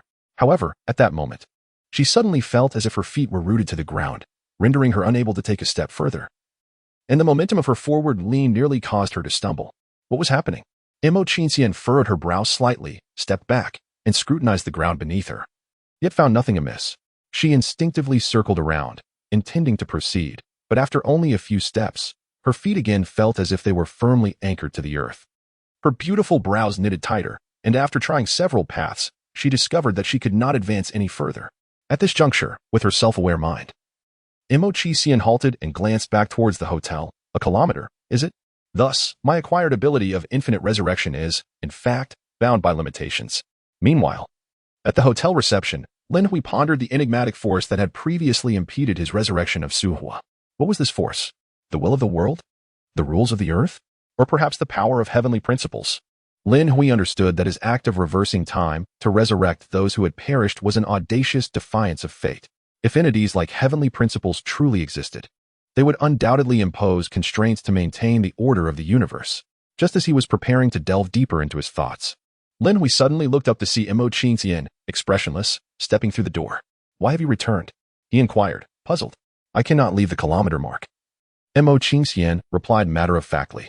No matter the direction, I am unable to depart. My identity restricts my range of movement. Unable to leave a kilometer beyond. This revelation astonished Lin Hui. It appeared he was not the only one subjected to such constraints. Are you certain? He asked, frowning. I have tested several directions. Once I reach the kilometer limit, I cannot proceed. As if my feet are rooted in place, Mo Qingxian answered candidly. Lin Hui gradually rose to his feet and paced at the reception. The hotel staff were evidently also bound by this restriction. Was it because they were required to attend to guests that they could step beyond the hotel's absolute confines? As he contemplated this, another thought struck him. What of the chefs? Were they confined to the kitchen, only permitted to operate within that space? Chapter 42. Bounty mission such limitations were indeed perplexing. Lin Hui felt a headache coming on, realizing that even his invincibility was not without its constraints, and these limitations were quite substantial. Previously, he had believed that even if he could not leave the hotel, he could cultivate a legion of invincible maidservants to conquer the world. However, it now seemed that he had overestimated his situation. Even the staff were bound by restrictions on their movements. Reflecting on the chefs, Lin Hui suddenly recalled that since the apocalypse began, he had not consumed any food. Perhaps it was the essence of the hotel that rendered him impervious to hunger. Not only him, but it appeared that both Wu Xian and Imo Qingxian also had no need for sustenance. The existence of the position of chef in the hotel, Lin Hui pondered, could either stem from the hotel traditionally having this role or from the chef possessing some unique skills, perhaps rendering it an indispensable position in this mutated hotel. However, at present, he had no need for food, and whether he consumed it or not seemed inconsequential. Furthermore, with very few guests in the hotel, the role of chef appeared somewhat superfluous. Thus, he did not plan to hire a chef for the time being. As he gazed at the ethereal beauty of Imo Qingxian before him, Lin Hui suddenly inquired, "Do you wish to transcend the confines of this hotel?" Imo Qingxian paused momentarily, then replied, "I have no particular desire." "Do you not yearn for freedom?" Lin Hui pressed further. Imo Qingxian tilted her head, contemplating earnestly, and finally said, "Perhaps due to my current identity, I feel a profound sense of belonging here. I do not wish to leave." Upon hearing this, Lin Hui regarded Imo Qingxian with renewed interest. "You seem to possess your own personality and autonomous thoughts, unlike a mere puppet. Can you articulate how you perceive me? Or, what kind of relationship do you believe we share?" This time, Imo Qingxian did not hesitate. She stated unequivocally, "Master." Her response was delivered with such naturalness, devoid of any sense of subservience or discomfort, as if it were an inherent truth.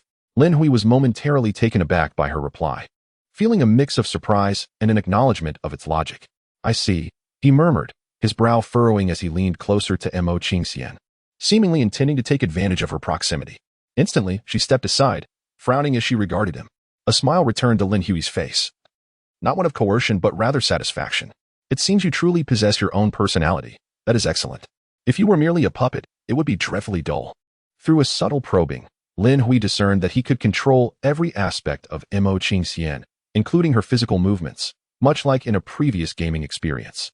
Yet, he could not manipulate her thoughts, for she possessed an independent personality and cognitive autonomy. Imo Qingxian tilted her head, her enchanting visage remaining expressionless, yet her ears flushed crimson, clearly indicating her sense of modesty. She was acutely aware of the distinction between genders and the intricacies of their relations, recalling everything from her past life. "Feel free to move about. I shall call you should the need arise." Lin Hui gestured dismissively. "Then I shall return to my room." Imo Qingxian nodded, maintaining her impassive demeanor as she entered her quarters. Lin Hui rubbed his temples, realizing that even the servers had limitations on their range of movement. It seemed that the development of the hotel would prove quite challenging.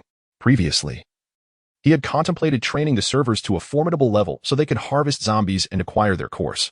However, it appeared that within a kilometer radius, there were scarcely any zombies left, nearly all having been eradicated. The remaining zombies were likely confined within structures, and even if they were all collected, bringing their remains back would offer but a mere drop in the bucket towards the hotel's upgrade. Suddenly, Lin Hui's thoughts shifted, and the lobby became shrouded in a double vision, followed by a reversal of time. In a swift turn of events, time rewound to the moment when the middle-aged captain appeared at the hotel. Lin Hui, harnessing the intangible power of the hotel, bound the captain's handgun at his waist, then pulled the weapon toward the present moment. Perhaps due to the fact that this temporal reversal involved inanimate objects, Lin Hui felt no pressure whatsoever. He merely observed that as the handgun approached the current time node, the consumption of the hotel's essence increased. Soon, the handgun materialized completely, and even at that point, the total consumption amounted to merely a single drop of the hotel's essence. With a flick of his wrist, the handgun flew into his hand. "So this is a gun?" Lin Hui mused with interest, scanning the structure of the weapon using the hotel's unseen force. Click. He removed the magazine, and then extracted the 7 bullets contained within, scanning each one meticulously. It did not seem overly complicated. Lin Hui attempted to use the hotel's essence to directly fabricate a handgun and bullets. To his astonishment, he discovered that just 1,000th of a drop of the hotel's essence could produce a single bullet, while a complete handgun required only 1/10 of a drop. It appeared that the conversion of material was remarkably efficient in terms of essence consumption. This revelation sparked a glimmer of entrepreneurial opportunity in Lin Hui's eyes. Just then, Tang Jin entered, looking dejected. "Tang Jin," Lin Hui called out. Tangjin, who had just stepped into the lobby, quickly looked up. Shopkeeper Lin, did you call for me? Lin Hui smiled. Do you currently possess 2 zombie crystal cores? Yes, Tangjin replied, not attempting to hide it, as he was bound to spend them here anyway. He produced the 2 zombie crystal cores he had found amidst the ruins. Lin Hui grinned, placing a handgun and a box of bullets containing 100 rounds. On the counter. A gun? Tangjin's eyes brightened. Would you like one? Lin Hui inquired. Naturally, Tangjin wanted it, but he hesitated, asking, is it very expensive? Lin Hui replied, 1 handgun and 1 box of bullets, totaling 100 rounds, equates to 1 zombie crystal core. Tangjin's spirits lifted, and he instinctively tightened his grip on the 2 crystal cores, contemplating the serendipity of the situation. Will you buy it? Lin Hui prompted again. Yes, without hesitation.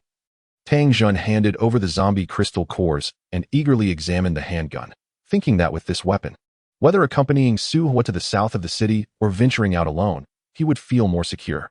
Rest assured, it's genuine. Lin Hui assured him with a smile. I also have some bounties available. Would you like to take on a task? What kind of task? Tangjin asked, perplexed. Finding survivors, Lin Hui explained.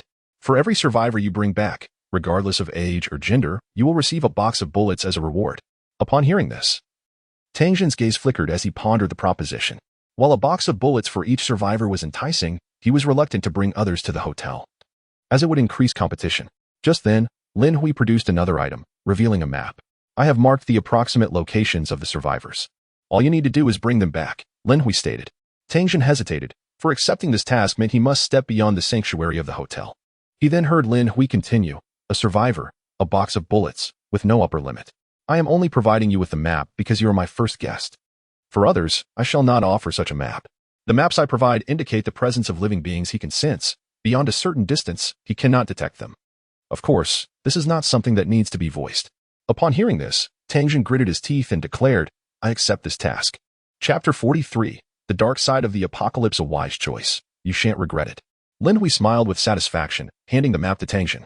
Tangjin took the map and began to examine it at the front desk. Soon, he discovered that the map marked locations within a radius of 2,000 to 3,000 meters from the hotel, totaling about a dozen points. Are there survivors at these locations? Tangjin inquired. Indeed, at least for now, Lin Hui affirmed, nodding. His sensing ability was reliable. The essence of the living was distinctly different from that of the undead, and he would not confuse the two. However, with his current capability, he could only sense within a 3,000-meter radius and could not extend his reach further. If I bring back a survivor, I will receive a box of bullets? Tangjin asked again, feeling it necessary to clarify the terms, lest Lin Hui renege on the deal. He certainly could not compete with the enigmatic Lin Hui. Yes, Lin Hui replied with a smile. It would be best if you also introduce these survivors to the existence of my establishment. Based on your performance, I shall grant you additional rewards. What kind of rewards? Tangjin eagerly probed. That will be discussed later, contingent upon your performance, Lin Hui stated. Very well, Tangjin conceded, taking the box of bullets from the counter and stepping out of the hotel. However, he did not immediately embark on the task. Instead, he decided to test the firearm outside. Though he believed Lin Hui would not deceive him, one could never be too cautious. Testing the gun in front of Lin Hui did not seem prudent, so he retreated to the outdoors. After some time fumbling with the firearm, Tangjin discovered an extra 7 bullets in the magazine. Had he forgotten to remove them? He felt an inexplicable sense of having gained something and hastened his pace, fearing Lin Hui might emerge to reclaim the bullets from the magazine. After walking over 200 meters, he finally paused among the ruins. Unlocking the safety, he aimed at the ground and fired. Bang! The bullet struck the earth, leaving a small crater. A real gun. Tangjin felt a surge of joy.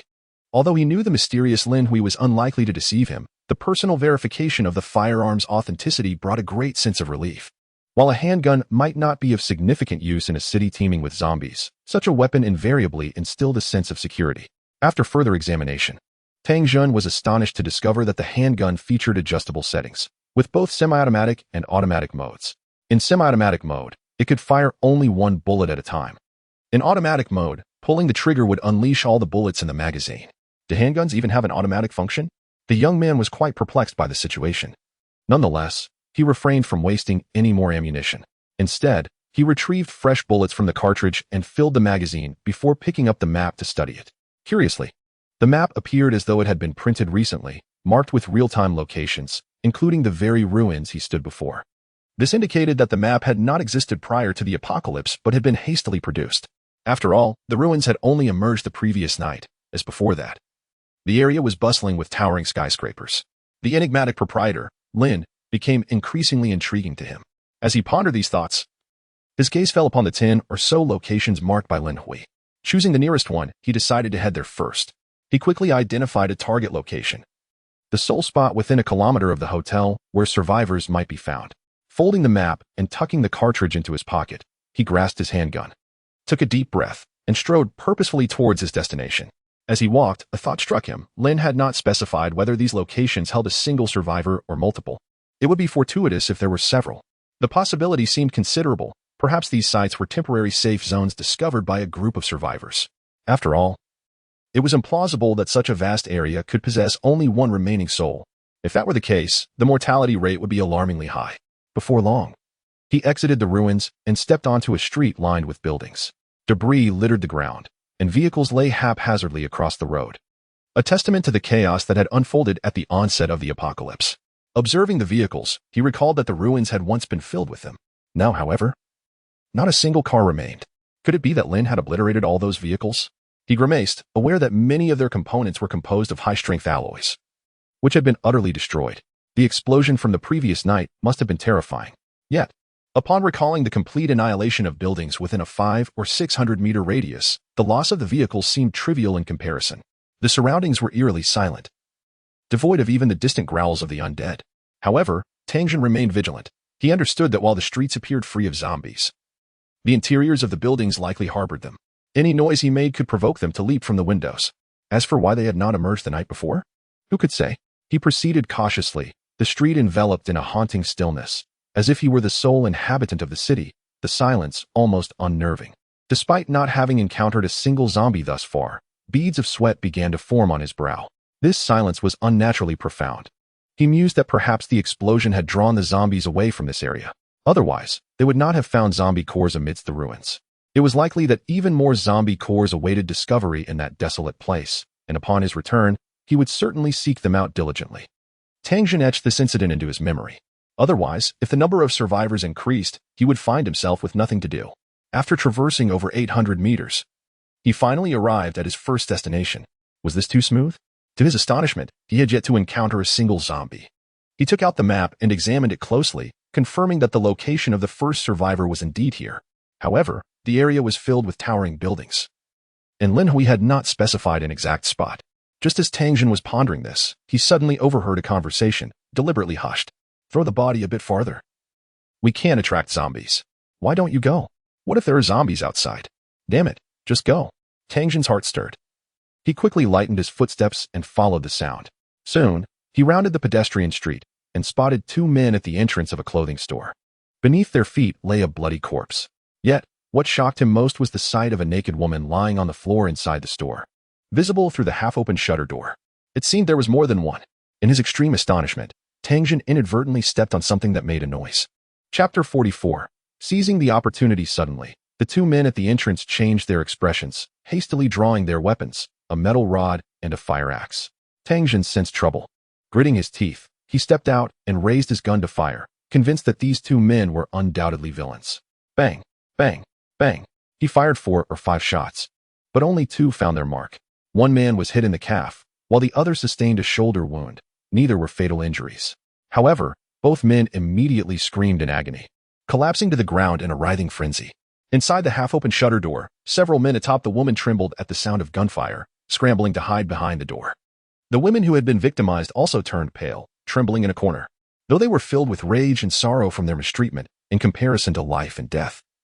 Their plight paled in significance. Outside, Tangjin felt a bit embarrassed. Having fired 5 shots at such a close range, only 2 had struck. Nevertheless, he was relieved to have incapacitated the 2 men. They were merely ordinary individuals, and their capacity to endure pain was limited. After being shot, they writhed in agony, almost completely losing their fighting strength. Tangjin remained vigilant, keeping an eye on the shutter door while reloading his weapon. Although he couldn't see the individuals inside, he suspected there were certainly other men lurking within. After all, 2 men alone could not so thoroughly overpower several women. It was only the exhausted cow that suffered, not the field, unless there were too many cows. Tangjin hadn't anticipated that his first target would lead him into such a situation. Nor could he have imagined that merely a few days into the apocalypse, some individuals had already descended into such madness, resorting to murder. Indeed, one must never disregard the shadowy aspects of human psychology, as they merely lie in concealment until the fabric of order unravels, revealing the darker facets of the human soul. In a world where virtuous individuals exist, so too must there be malevolent ones. Reloading his weapon, Tang Jin stepped forward once more. Kicking aside two men writhing on the ground in agony, he crouched slightly, peering through the gap beneath the roll-up door into the clothing store's interior. The sight that met his eyes rendered him momentarily speechless. Within, 3 women were present, devoid of clothing, their bodies marred by bruises, and their lower regions swollen. Scattered across the floor were tattered strips of fabric, indicating that no consensual act had taken place. What incensed him most was the presence of one girl, whose youthful countenance suggested she was no more than 13 or 14. Her face was streaked with tears, and her vacant gaze was filled with terror as she cowered in a corner, trembling. Damn it, these beasts! Tang Jun seethed internally. While he did not consider himself a paragon of virtue, he believed he could never commit such a heartless atrocity.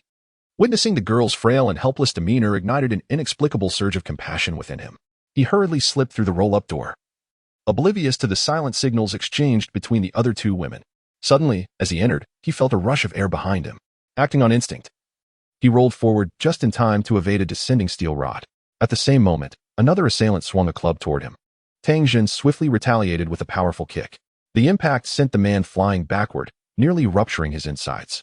During this period, Tang Jun had significantly honed his skills at the hotel, and that kick was a testament to his newfound strength.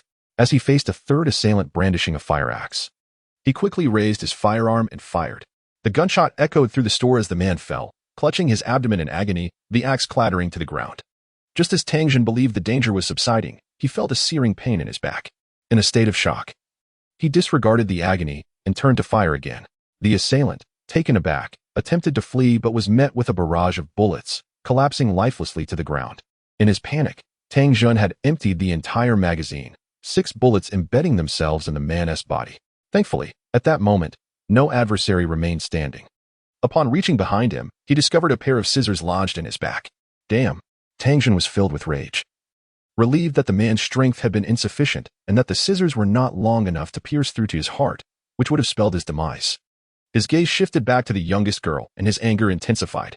Adding the 2 remaining men outside, there were 6 in total, and it appeared that the youngest girl had been particularly targeted. How could these brutes commit such acts? Inside the clothing store, the 3 victimized women looked at Tang Jun with astonishment, as though he were a savior. However, their expressions soon turned to concern. After all, the 6 men had imprisoned and tormented them. Would this man do the same? It is important to note that the 3 women possessed remarkable beauty, and currently, no laws could restrain these men. Tang Jun remained oblivious to the thoughts of the 3 women as he endured excruciating pain, gasping for air, and implored, "Could you please put on some clothes?" The 2 older women were the first to react, exchanging a glance. They hastily rose to their feet and began searching for garments on the nearby rack. Fortunately, the shop primarily sold women's attire, making it easy for them to find suitable clothing. Turning his gaze to the youngest girl, who remained seated and motionless, he inquired with curiosity, "Why aren't you dressing?" Despite knowing that it was inappropriate, he could not help but glance at her legs. I lack the strength," she stammered, biting her lip and speaking weakly. One of the women, now dressed, offered an explanation. She was nearly killed by those 6 brutes. They are truly beasts. How could they target someone as young as shouting, without regard for her well-being, against 6 grown men? Another woman, filled with righteous indignation, after donning her clothes, picked up a fire axe, intent on avenging the injustices against the 6 men. Tang Jin quickly intervened, saying, "Wait." The woman paused, her fury palpable. "Are you trying to stop me?" she demanded. After a moment's contemplation, Tang Jin replied, "Just don't kill them. They still have their uses. Please, don't kill them." The woman, perplexed, shrugged off the need for understanding, merely agreeing, "As long as they aren't dead, that's fine." Suddenly, horrifying screams echoed through the air. A thick scent of blood wafted, causing Lin Hui, who was boredly counting room keys at the front desk, to raise an eyebrow. In the next instant, he teleported outside the hotel, where he beheld 5 men, their legs severed, crawling toward him while screaming in agony. Behind them, a woman wielded a steel rod, prodding their wounds to hasten their movements. Beside her stood an older woman supporting a girl of about 13 or 14. Further back, Tang Jin, pale-faced and armed, followed with a gun. Lin Hui raised an eyebrow. observing the three women, particularly the frail girl, being supported. After a moment of thought, he deduced the situation. He stood expressionless, awaiting their arrival. Minutes later, a group entered the hotel's territory. The three women hesitated to proceed further, intimidated by Lin Hui's formidable presence. While the 5 men on the ground were close to losing consciousness from pain, Tangjin stepped forward, a smile on his face, and said, "Lin, you must keep your word. There are 8 people here." Lin Hui's lips twitched as he glanced at the 5 men. Aside from their arms, which remained intact, their leg bones were utterly shattered, and it appeared that their lower regions had been reduced to a pulp. "Tangjin, quite the opportunist, aren't you?" Lin Hui scoffed. Chapter 45. The transformation of room cards. The 5 men on the ground were clearly those who had coerced the 3 women. Tangjin seemed intent on killing them, but also wished to leverage them for a reward. Yet, after securing the reward, he feared Lin Hui would intervene to save the 5 men, prompting Tangjin to render them completely incapacitated. Even if the hotel possessed miraculous restorative properties, the legs of these 5 men would remain irreparably damaged for the foreseeable future. In fact, as long as Lin Hui did not extend his aid, the combined effects of blood loss and excruciating pain could easily lead to their demise. Thus, Tangjin harbored no concerns about the possibility of retaliation from these men. Tangjin, with a forced bravado, declared, "These 5 fellows are not worth mourning."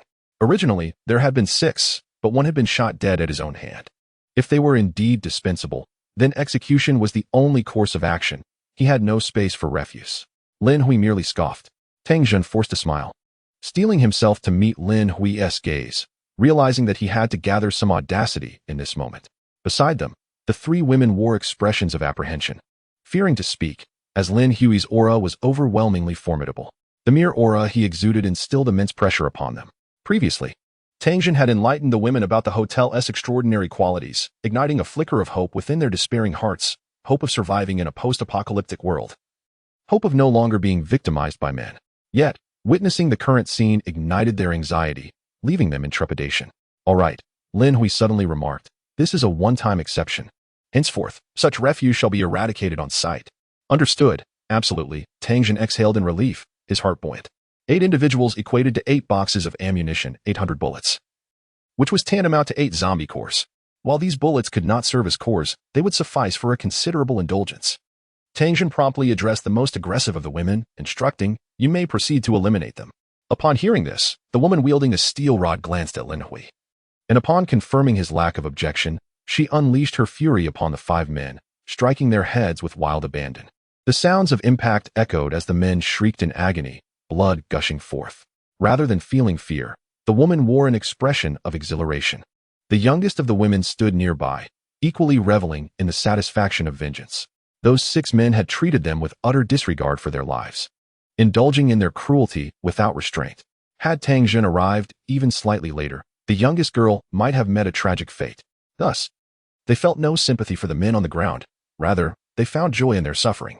Lin Hui observed coldly, offering no commentary. Though trapped within the confines of the hotel, he was not oblivious to the circumstances outside. With the onset of the apocalypse and the collapse of order, some would undoubtedly resort to desperate measures, even seeking dominance and abusing women. Indeed, throughout history, there has always existed a contingent of self-righteous individuals who believe themselves above the law, free to act without consequence. Little do they realize that even in chaos, there are those who can bring them to heel. "Remember to dispose of the bodies far away." Lin Hui uttered a brief remark before once again vanishing in an instant, reappearing within the confines of the hotel. The 3 women, witnessing Lin Hui's sudden disappearance, were taken aback. "Where is Brother Tang gone?" One woman gasped in shock. As dusk approached and the light dimmed, Lin Hui's abrupt exit struck the 3 women as peculiar. In truth, it was also the first time Tangjin had witnessed such a display of Lin Hui's abilities. However, in front of the 3 startled women, he maintained his composure, chuckling. "Rest assured, the esteemed proprietor possesses remarkable talents. This is hardly an extraordinary feat ultimately, it is only because of his directive that I was able to locate you." With this assurance, the 3 women began to relax, simultaneously harboring a sense of anticipation.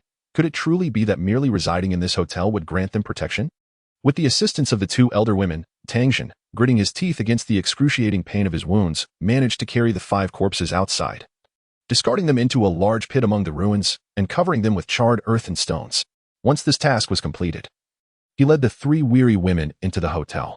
Upon entering, the 3 women curiously surveyed their surroundings, finding nothing particularly remarkable about the place. Nevertheless, The hotel was notably cleaner than most other buildings. Perhaps it was merely a trick of the mind, but as they stepped into the structure, they felt an overwhelming sense of tranquility wash over them, alleviating the despair and helplessness that had previously engulfed them. It was as though they had stumbled upon a sanctuary amidst a ravaged world. Of course, this sensation was unique to them, as they had all experienced profound despair. "Good evening, Proprietor Lin." Tangjin greeted Lin Hui as he entered the hotel, subtly hinting that it was time for the reward to be dispensed. "You won't be shortchanged." Lin Hui smirked, producing 8 boxes of ammunition. "I keep my promises, but such minor tricks suffice only once. What I truly desire are guests, survivors who can become my patrons." Yes, heh. Tangjin replied eagerly as he accepted the 8 boxes, weighing them in his hands. They were indeed substantial. He meticulously opened each box, not out of suspicion that Lin Hui would deceive him, but rather from the sheer joy of beholding the vibrant yellow bullets within. Lin Hui smiled and suddenly remarked, "Hand me the room key. I shall make some modifications." Oh, certainly." Though puzzled, Tangjin did not hesitate as he placed the key on the counter.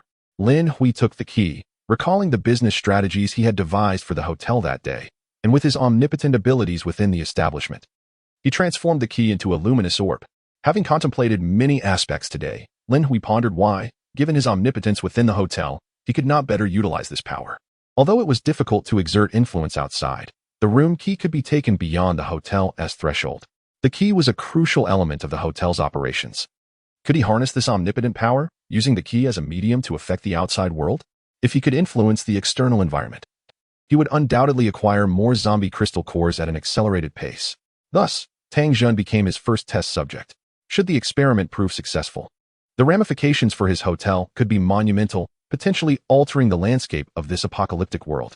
"All set," Lin Hui said as he handed the glowing orb back to Tangjin. "How has the room card become like this?" Tangjin, filled with confusion, extended his hand. At the very moment he grasped the luminous sphere, a miraculous event unfolded. The sphere seamlessly merged into his body.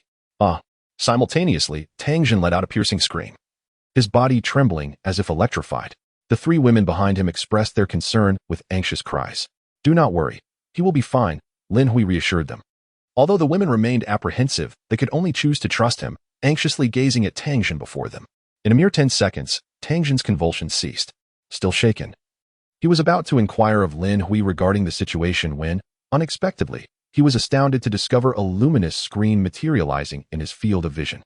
"The network has been restored. Please cast your votes." Chapter 46, Hotel Guest System Interface. The screen displayed the following information. Illuminated Grand Hotel Citizen. Tangjin. Citizen duration. 1 day, 23 hours, 59 minutes, 40 seconds. Spatial backpack. Unopened. 100 radiant coins to unlock. Subsequent increments of 100 radiant coins will increase storage capacity by 1 kilogram. Construction. Unopened.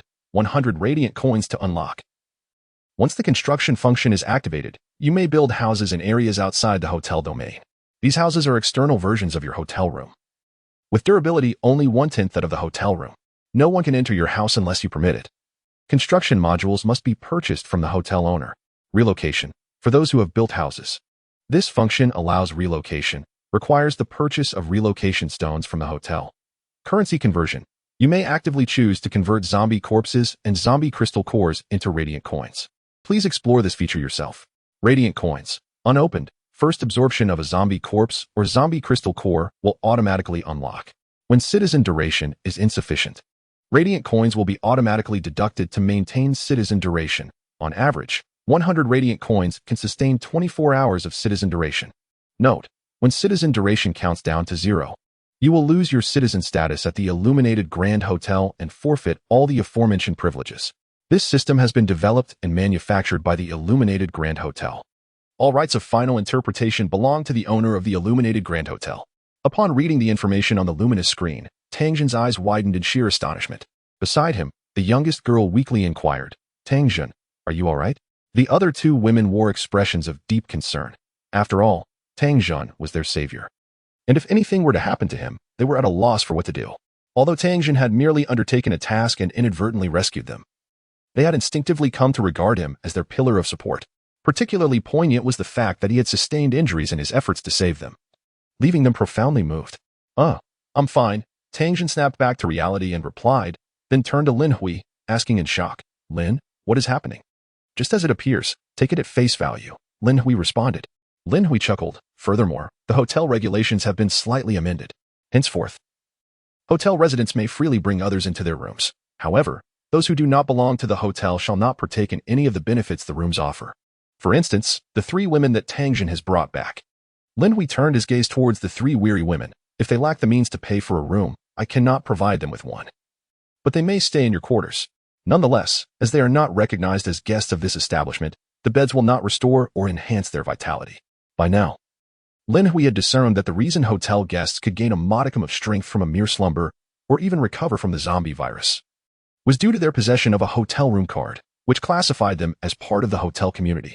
Without such a card, the hotel would not extend its care, and they would be devoid of any benefits. Observing Tangjin's continued days, Lin Hui advised, "You are injured. You should rest first and venture out tomorrow. There's no rush." "Oh, then that's fine," Tangjin replied, at a loss for words, as the translucent screen before him made him question whether he was indeed dreaming. Once the 3 fatigued women assisted Tangjin upstairs, Lin Hui resumed his seat, extracting a room card to scrutinize. He had been studying it for quite some time today, and had only uncovered the few functions that Tangjin had witnessed. He was uncertain whether those functions could truly be activated. Within the hotel, he wielded boundless capabilities, yet beyond its confines, his influence waned. He merely utilized the card as a pivotal component of the hotel to affect the external world. Next, he contemplated the creation of various architectural modules, beginning with the foundation, a necessity, followed by the flooring and subsequently, the walls. A smile crept across Lin Hui's lips. He believed these elements would undoubtedly captivate interest. However, once the hotel residents began to utilize these functionalities, they would soon realize that everything required currency. In essence, money was paramount. Without it, nothing could be accomplished. As for the currency, it was the radiance coin, essentially the hotel essence. He calculated that on average, a single drop of hotel essence could be divided into 100 strands. Each strand represented 1 radiance coin. Thus, a drop of hotel essence equated to 100 radiance coins, roughly equivalent to a first-level zombie crystal core. Leveraging his omnipotent abilities within the hotel, he transformed the room card into a system-like entity that bound the residents and enabled them to directly absorb energy from zombie corpses and crystal cores outside. The energy harvested externally would, under the hotel's omnipotent influence, return to the hotel and transmute into hotel essence. Once converted into essence, the hotel absorbed a mysterious substance that could enhance its properties, subsequently sending the essence back to be transformed into radiance coins. When the hotel residents constructed external housing, they utilized the hotel essence, transforming it directly to conjure architectural modules out of thin air. Only the omnipotent hotel essence could facilitate such a free construction feature akin to that found in games. However, each architectural module required purchase within the hotel, entailing the acquisition of blueprints that could then be utilized indefinitely. Certainly, the blueprints for the modules are not inexpensive. Otherwise, how would Lin Hui profit? In fact, Lin Hui has come to understand that the essence of the hotel bears little relation to its potential for enhancement. For instance, even if all resources of the hotel were exhausted, its classification would remain unchanged, and the intangible forces suppressing it would not dissipate. At most, it might simply lack vigor. Akin to the folklore of anemia. Each time the hotel absorbs the remains of zombies in their cores, it undergoes an automatic reinforcement process, thereby fortifying Lin Hui as well. Furthermore, after augmenting the hotel structure and Lin Hui himself, there remains a residue of essence, which clearly indicates that these resources are not indispensable for the hotel's advancement. They are merely the remnants consumed by the hotel. This inevitably evokes a comparison in Lin Hui's mind to excrement. Much like humans who must relieve themselves after a meal, he harbors doubts that what the hotel truly absorbs is, in fact, the zombie virus. Up until now, the hotel has shown genuine interest solely in matters related to zombies, such as their corpses and the cores within their hearts. These are actively absorbed by the hotel. In contrast, other resources require Lin Hui's direct manipulation for decomposition and transformation. And while he can obtain essence from these, they do not enhance the hotel or himself. Thus, could it be that the hotel's essence is essentially its excrement? When Lin Hui first pondered this notion, he found himself twitching at the corners of his mouth. Although the energy that is suspected to resemble excrement is remarkably potent, it should not be considered excrement. It feels more akin to blood, for the hotel's intangible power relies on this essence for sustenance, with all facilities within requiring it to provide energy. Lin Hui surmises that the likelihood of it being blood surpasses that of it being excrement. Regardless of which possibility is true, the significance of the hotel's essence has greatly diminished, as what he truly requires is the substance, likely the zombie virus. that can enhance and upgrade the hotel during the absorption and transformation of its essence. Consequently, Lin Hui is willing to permit the hotel's denizens to expend its essence to construct external accommodations. He even encourages them to consume glorious coins. For only through such expenditure can they be motivated to continue acquiring zombie cores, allowing him to extract more essential materials for upgrades. Chapter 47. The bed that does not induce insomnia. Currently, the number of hotel room cards is limited. If one day Lin Hui could manufacture such room cards, he would even consider no longer restricting the time of the denizens or imposing financial penalties, for that would enable more individuals to bind to the hotel, thus influencing the entire world's dynamics. While restricting the time of the denizens allows for the acquisition of more essence, it may also deprive many of their opportunities. For instance, there may be individuals severely injured, requiring recuperation and unable to venture out for adventures. In such circumstances, if they were to suddenly lose their status as hotel denizens and their external accommodations vanished, it could lead to dire consequences. Conversely, by not imposing time restrictions once bound, it becomes a lifelong commitment, ensuring the safety of many lives. After all, the genuine benefits have already been extracted by him. Certainly, these matters are secondary. We shall discuss them once we can produce the identity cards for the hotel's inhabitants. Suddenly, the door to the room behind creaked open. Lin Hui turned to see none other than Wu Xian standing there. With a tranquil gaze and an impassive expression, she approached Lin Hui and stood still beside him.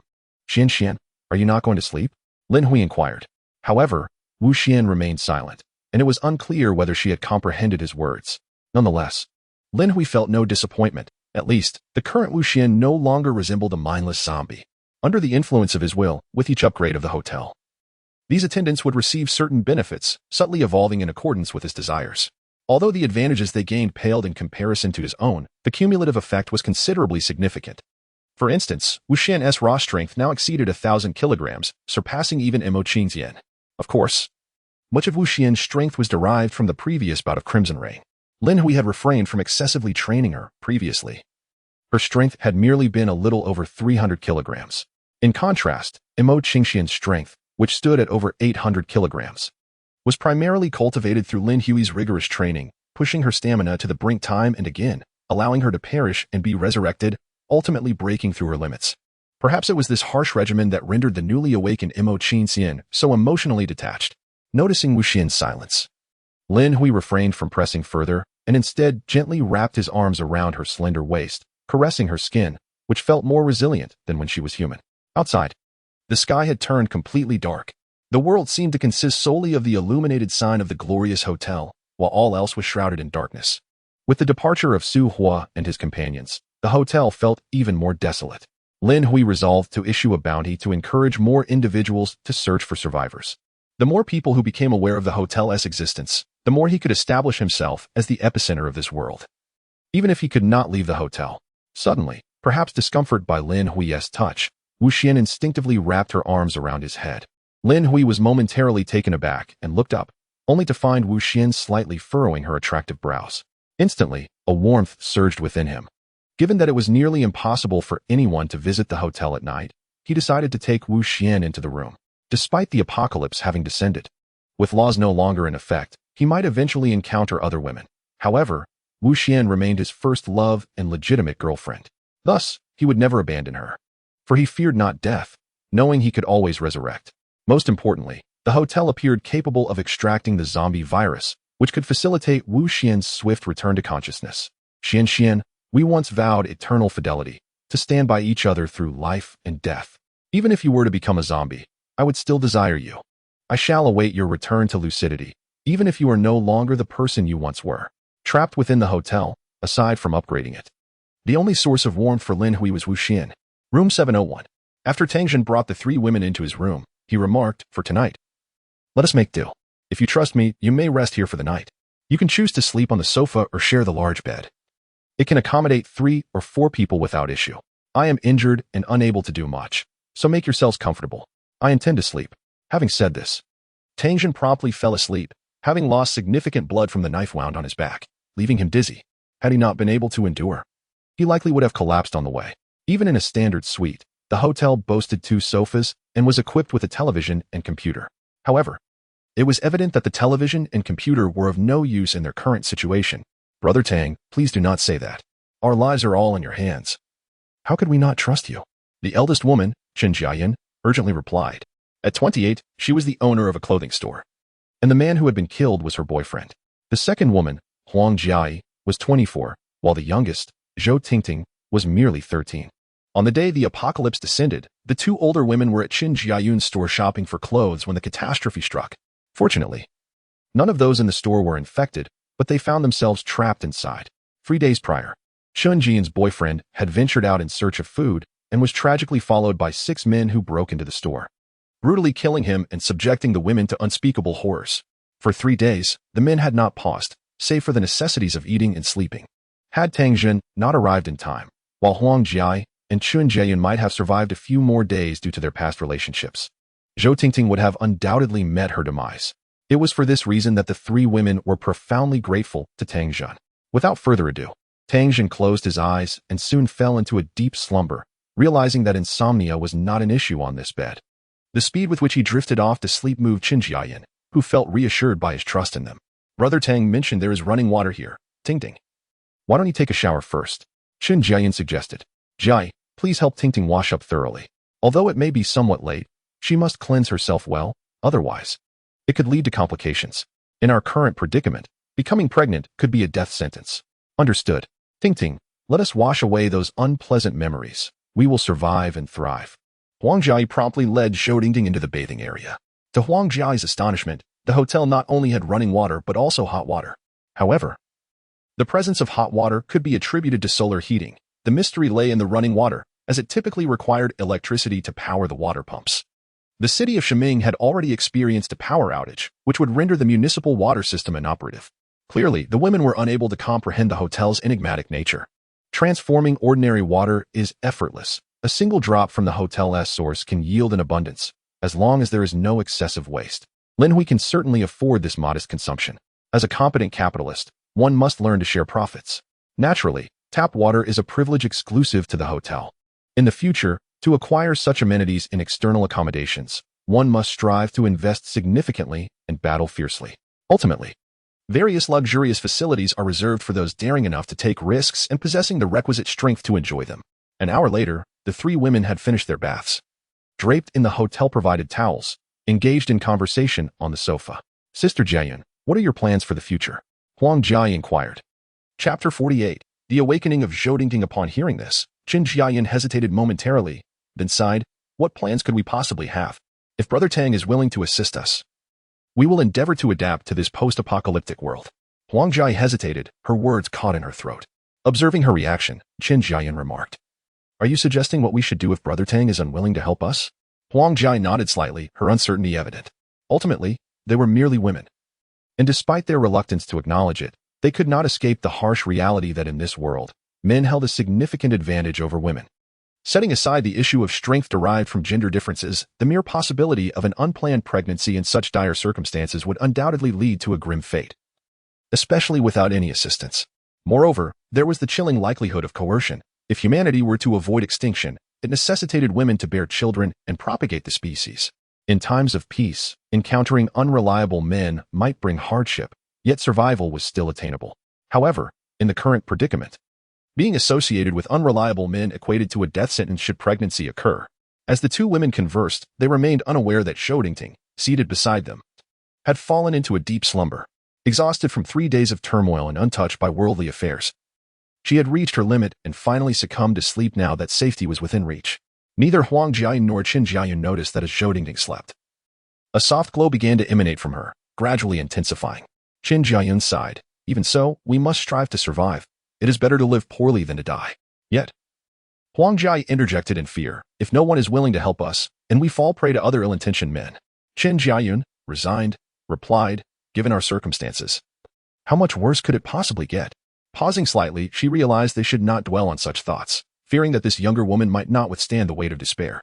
She promptly shifted the conversation. In truth, we need not worry excessively. Did Brother Tang not assure us? Within the confines of the hotel, that owner Lin will ensure our safety. As long as we remain close, we should be fine. Is that true? Will that owner Lin truly protect us? Certainly. As long as I become a guest at the hotel, Brother Tang has stated that all conflicts are strictly prohibited within the premises.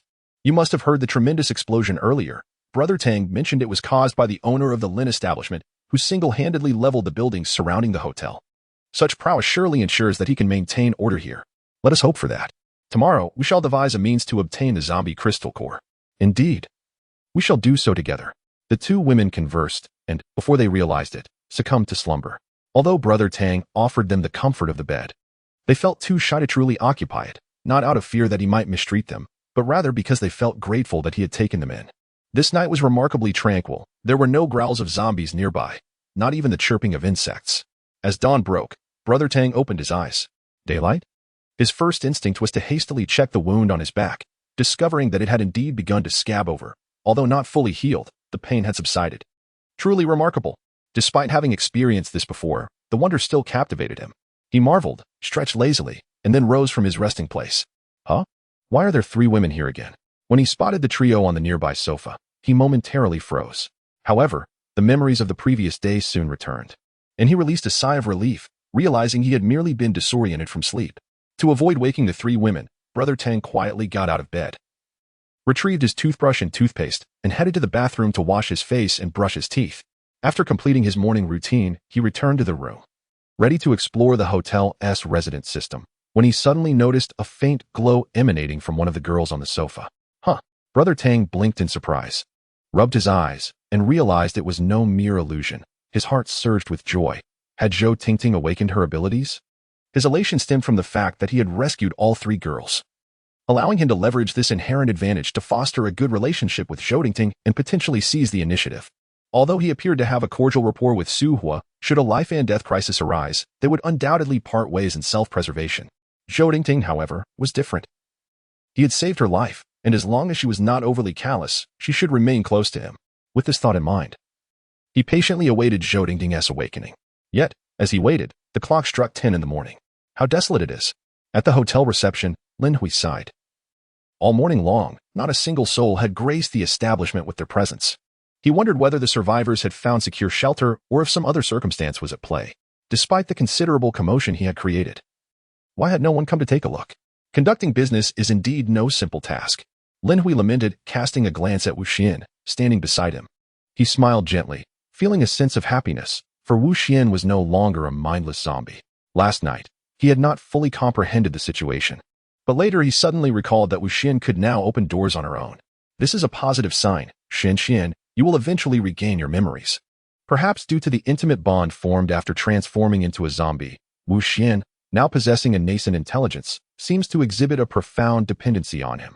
Wherever he goes, she follows closely, as if she cannot bear to be apart for even a moment.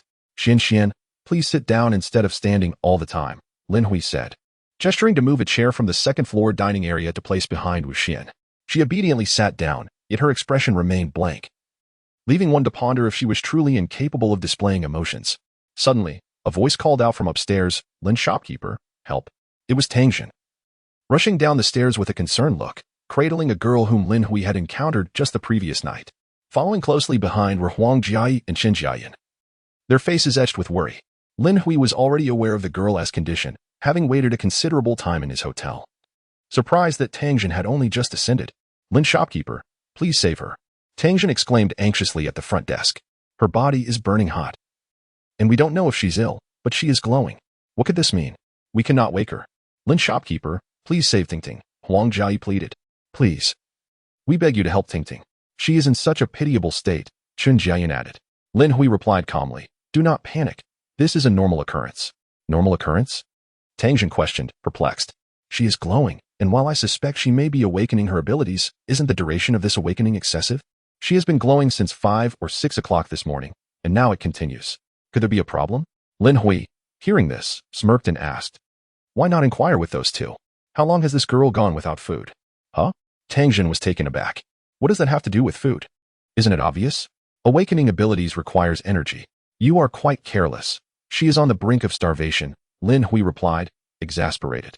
"Oh, but I suppose it is understandable since you have not awakened any abilities yourself," Tangjin remarked. That reassurance stings a bit.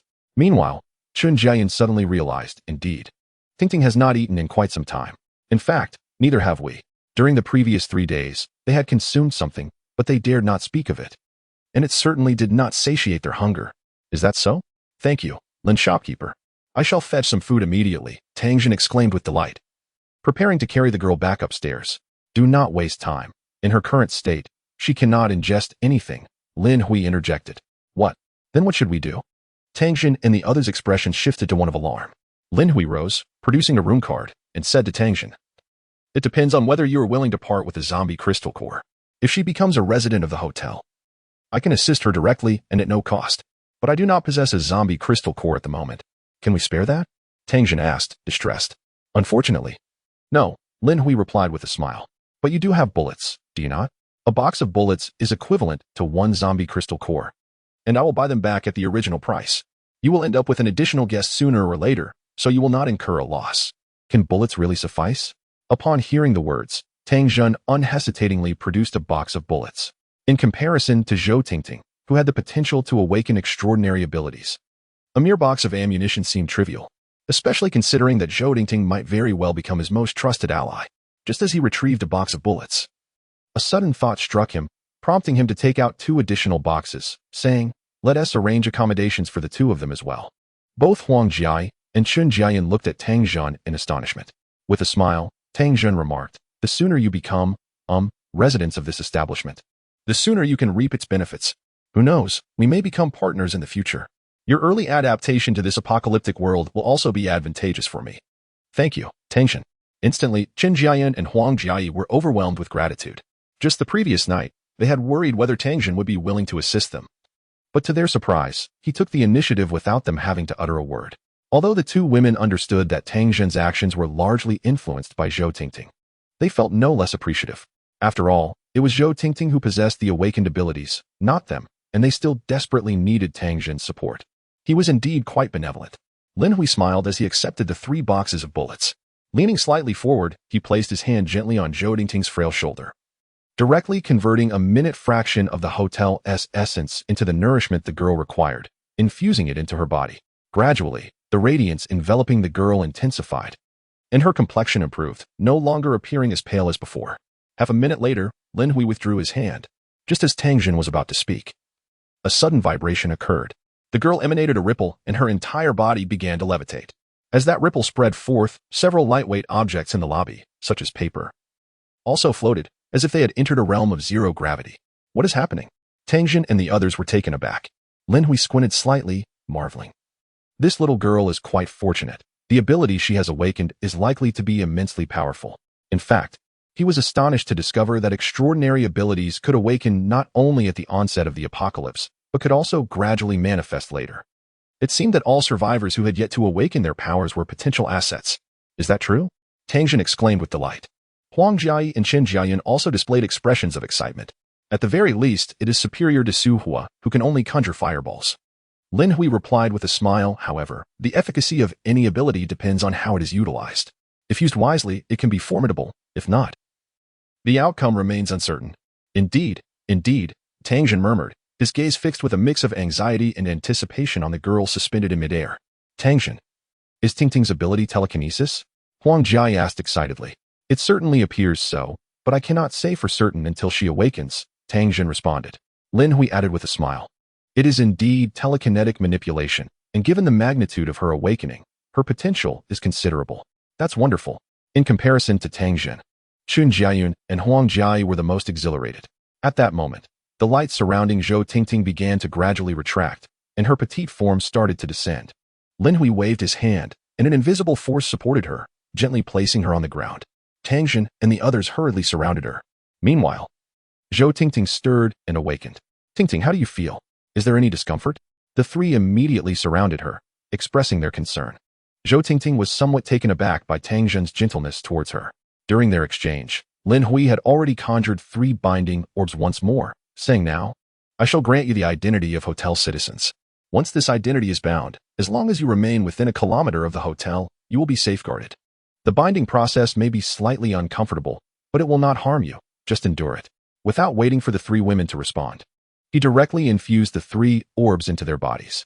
Instantly, the 3 women trembled as if electrified, for the orbs were permeating their cellular structure and linking with their consciousness. Soon, they regained their composure and discovered a panel in their line of sight that they could summon and dismiss at will. Excitement illuminated their faces as they curiously examined the functions of the panel. Alas, all the features remained inactive, as they required activation. Essentially, they demanded currency. Thus, the 7th floor had been entirely booked. Of course, the secondary rooms within the 3 luxurious suites had been concealed by Lin Hui, with the doors relocated to the wall of room 1101. Remember, when the countdown for citizen status reaches 0, you will lose this identity. So be sure to acquire the radiant coins, Lin Hui reminded them. All right, you may go now. Thank you, shopkeeper Lin, Tangjin hastily replied. Huangjai, Chenjiayun. And Shoudingting all expressed their gratitude to Lin Hui before following Tangjin upstairs. As the 4 ascended, a room card suddenly materialized out of thin air on the front desk. Simultaneously, Wu Xian, quietly seated at the front desk, slightly turned her head to glance at the hotel entrance. Lin Hui affectionately patted Wu Xian's head and asked, "Can you see her?" Wu Xian shook her head slightly, then nodded, enjoying the gentle caress of Lin Hui's palm, seemingly relishing the touch. Lin Hui smiled faintly, understanding that Wu Xian could sense someone's presence but could not see them. He turned to the empty space ahead and remarked, "You truly know how to save time. You've managed to sleep for a full 24 hours. No sooner had Lin Hui spoken than a woman suddenly appeared in the otherwise deserted lobby, Huang Xingyi. With her flowing wavy hair, she had checked into the hotel just before noon yesterday and had awakened a few times, discovering that her extraordinary abilities and strength had indeed increased. Consequently, she chose to continue her slumber. Even if she had felt too energized to sleep, she stubbornly remained, refusing to leave until the program Lin Hui had set forced her to depart. Fortunately, she recalled Lin Hui's advice from yesterday and did not sleep without clothes. Otherwise, it would have been quite awkward. Emerging without a hint of embarrassment, Huang Xingyi maintained a calm demeanor and inquired, "I left something in my room. May I retrieve it?" Lin Hui replied with a smile, "You possess the most melodious voice of any woman I have ever encountered, without exception." Chapter 50. The Elegant Sister Indeed. Huang Xingyi's voice embodies the quintessential elegance one associates with an ideal sister figure, exuding a gentle warmth rather than a domineering presence. It is as if, by merely being in her vicinity, one can bask in the comforting glow she radiates. Perhaps due to her experience as a mother, her voice carries a profound maternal quality, and the slight languor that accompanies her morning awakening renders it irresistibly alluring. Listening to her is a sheer pleasure. Despite Lin Hui's compliments, Huang Xingyi remains unfazed, fully aware of the allure her voice holds over men. Lin Hui is certainly not the first to express admiration for her mellifluous tones. Prior to the cataclysm, she had pursued a career as a game streamer, albeit one who did not reveal her face. Her skills in gaming were modest, yet she had garnered over 3 million followers, with a substantial number of loyal viewers in her streams. This illustrates the enchanting quality of her voice. Many men would fervently shower her with gifts upon merely hearing her speak. However, due to her decision to reveal herself, she often faced skepticism regarding the authenticity of her voice, leading to frequent disputes between her ardent supporters and detractors. Yet, that chapter belongs to the past, a time that can never be reclaimed, as opportunities for streaming have vanished in this post-apocalyptic world. Huang Xingyi cast a glance at Wu Xian, surprised to find the woman gazing intently at her since her arrival. It is noteworthy that Huang had previously been cloaked in invisibility, and today her ability had grown even stronger compared to the day before. Ordinarily, one would expect that even the most adept of evolved beings might struggle to detect her presence. Yet this woman had discerned her immediately, suggesting that she possessed formidable strength among the evolved, undoubtedly surpassing Huang herself, for otherwise, such a discovery would not have been possible. What astonished her most was the absence of any emotional fluctuation in the woman's gaze. She resembled a machine devoid of feeling. Lin Hui, noticing Huang Xingyi's attention on Wu Xian, smiled and said, "This is my girlfriend, Wu Xian. However, she is currently a zombie and has not regained much of her faculties, so she is unable to greet you properly. Please forgive her." "A zombie?" Huang Xingyi exclaimed, momentarily taken aback. "You mean to say she has not fully regained her senses? Can you actually help her recover? Is there hope for someone who has already transformed into a zombie?" As she spoke, her gaze toward Lin Hui was tinged with a strange curiosity. She perceived a certain dependency in Wu Xian's demeanor toward him, almost excessively affectionate. Had Wu Xian been human, it would not have surprised her, but now, as a zombie, the situation was perplexing. Lin Hui did not shy away from the truth. Xuanchuan's condition is unique and cannot be replicated. As for the possibility of saving others, I cannot say for certain. Even if it were possible, the cost would be considerable. Presently, even if one were to restore a zombie's intellect, they would merely regain a semblance of normalcy. However, as you know, a zombie is no longer human. It has become an entirely different species, a fact that cannot be altered. Huang Xingyi nodded in understanding. yet her heart remained deeply unsettled. The notion of restoring a zombie's human intellect and possibly even their memories was nothing short of extraordinary. At this moment, Lin Hui flipped his hand, revealing a uniquely designed handgun. Huang Xingyi was taken aback, recognizing it as the very firearm she had left in her hotel room. A weapon dropped by the subordinates of the metal controller she had encountered in the nearby bank's underground vault. The handgun possessed moderate power. Perhaps it would be wise to consider an upgrade? Lin Hui remarked, presenting his own replica gun.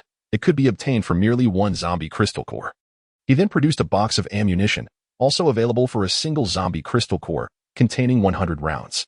Thank you, but I'll pass, Huang Xingyi responded, taking back her handgun, embarrassed to admit her financial constraints. With that, she vanished from sight, departing the hotel. Lin Hui felt a twinge of disappointment, having hoped to seize an opportunity for some minor gain, especially given the gentle tone of this alluring woman. He tucked away the room key for room 707, deciding to reserve it for Huang Xingyi. 707, wife, deceit, right? At this juncture, Tang Jin and his three companions descended once more, greeting Lin Hui and hastily introducing the three women before exiting the hotel.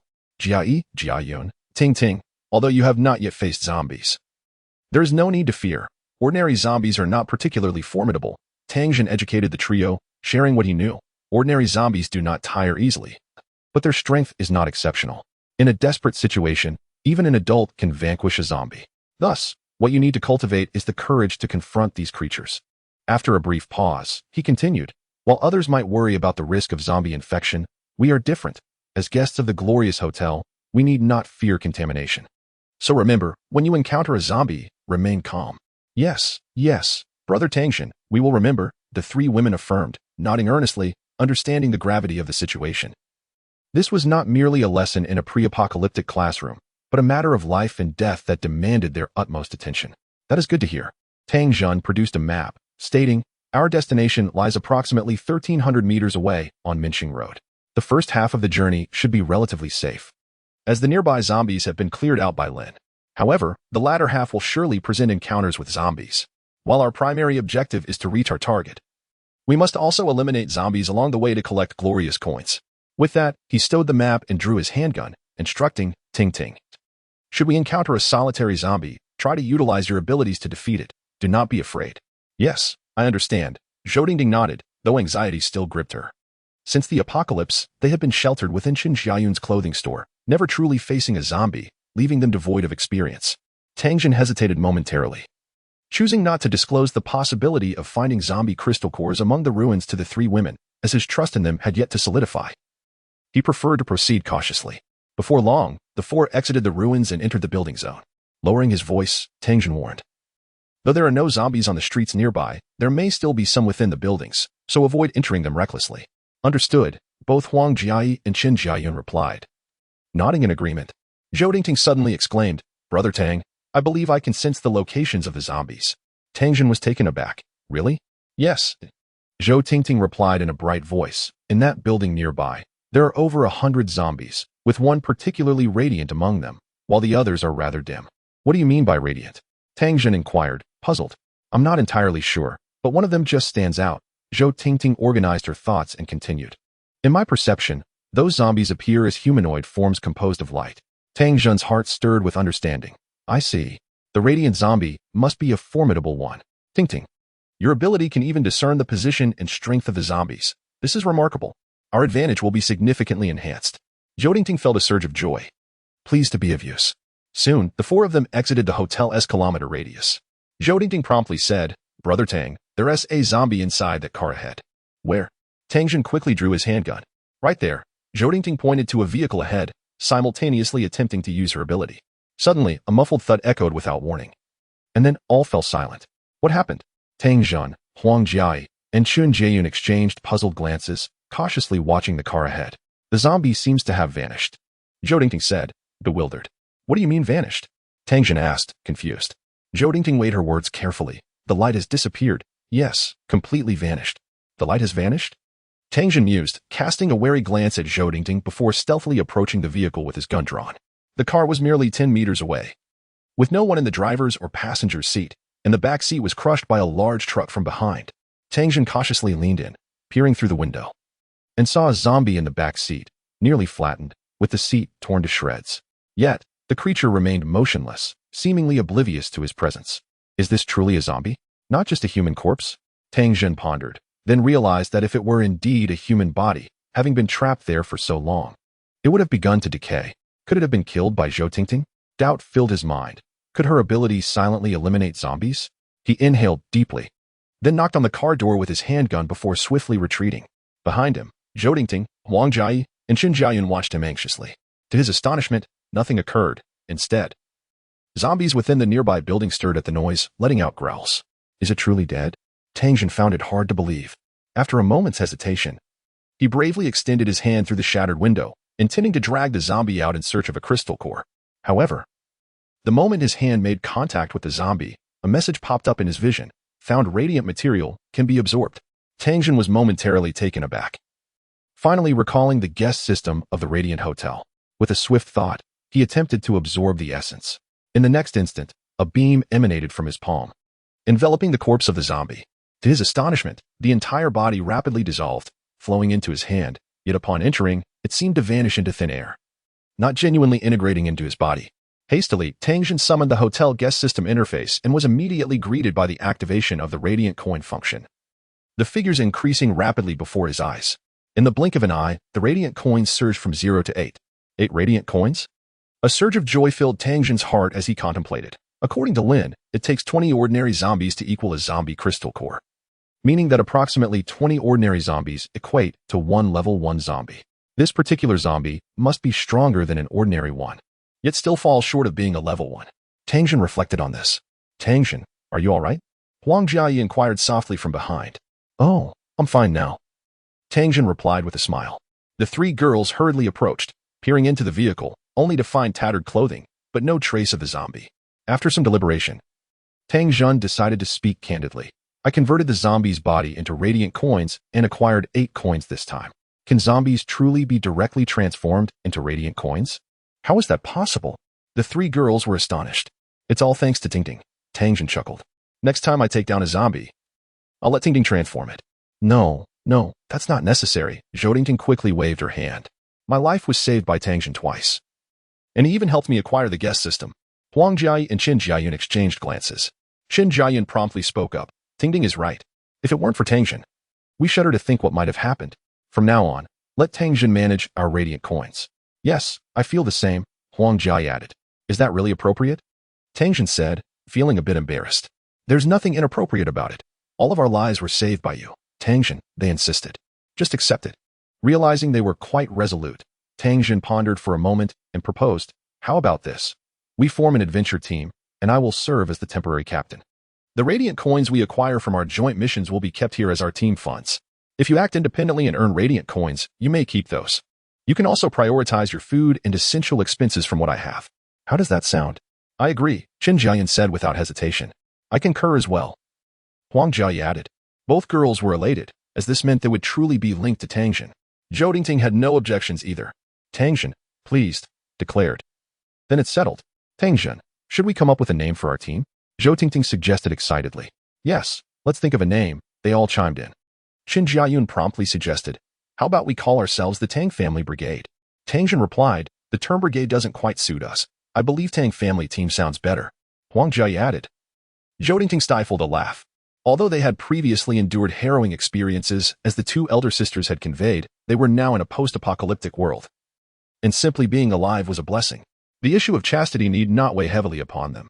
Thus, she compelled herself to forget those unpleasant memories and embrace the present moment as the correct mindset.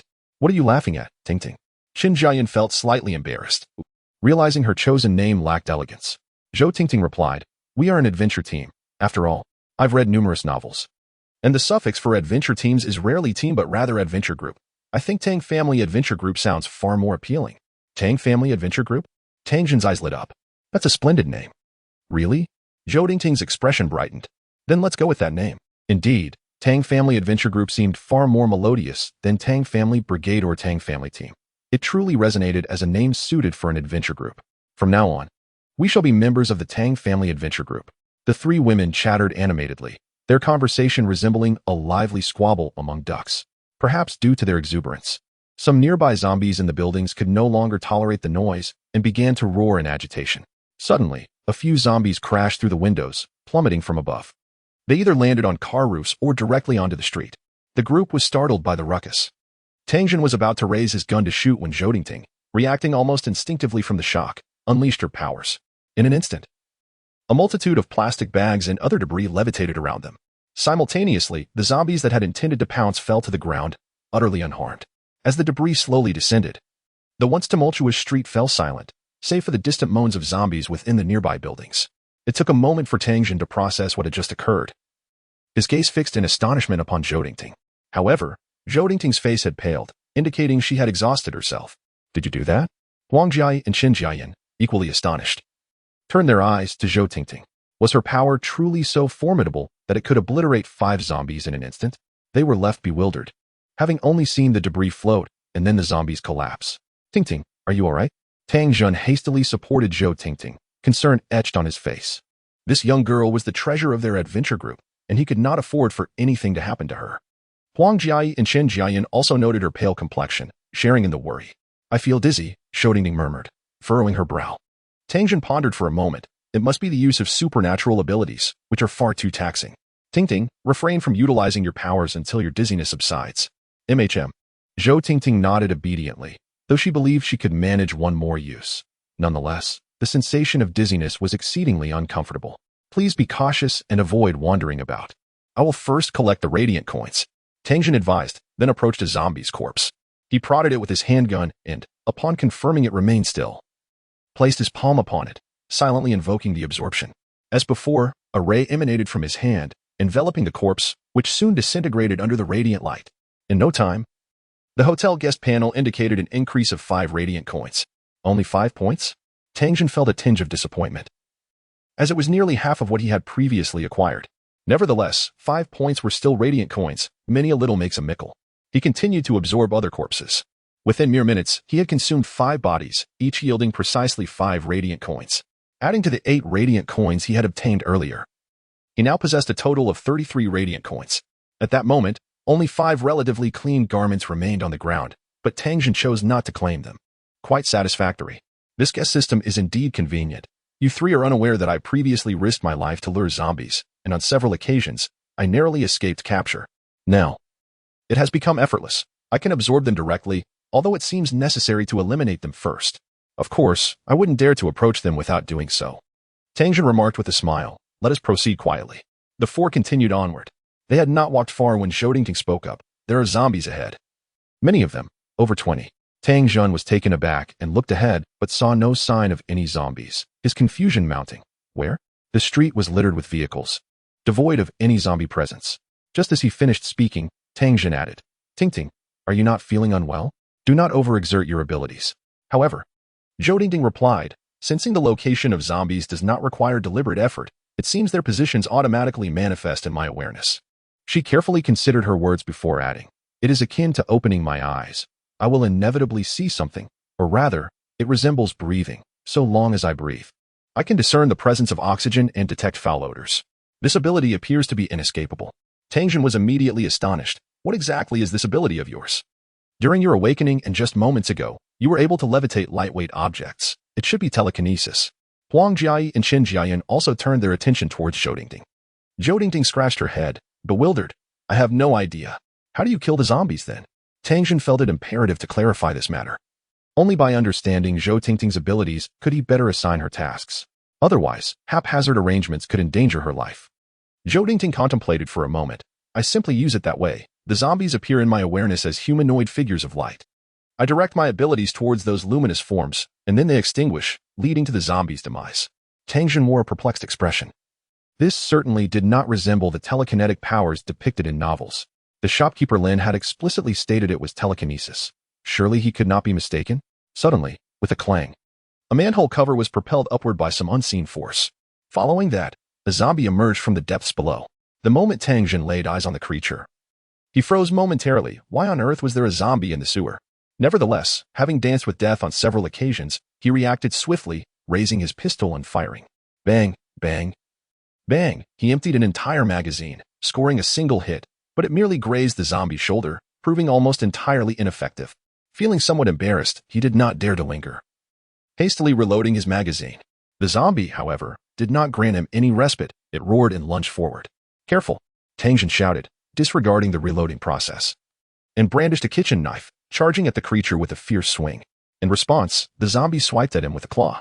The knife plunged halfway into its arm with a sickening sound, yet it failed to sever the limb entirely. A wave of astonishment washed over him. This zombie was unlike any he had encountered before. The creature let out another roar, baring its teeth, ready to bite. In desperation, Tangjin delivered a kick to the zombie's chest. With a thud, the creature staggered back, though Tangjin himself was pushed several steps backward by the force of the encounter. Damn it, this is an evolved zombie. His expression shifted dramatically. He knew that his strength had increased significantly compared to an ordinary person, just like the time he had kicked a man who had assaulted Zhou Yuding, sending him crashing against the wall. Yet now, even with all his might, he could only push the zombie back a few steps. The zombie lunged at him once more.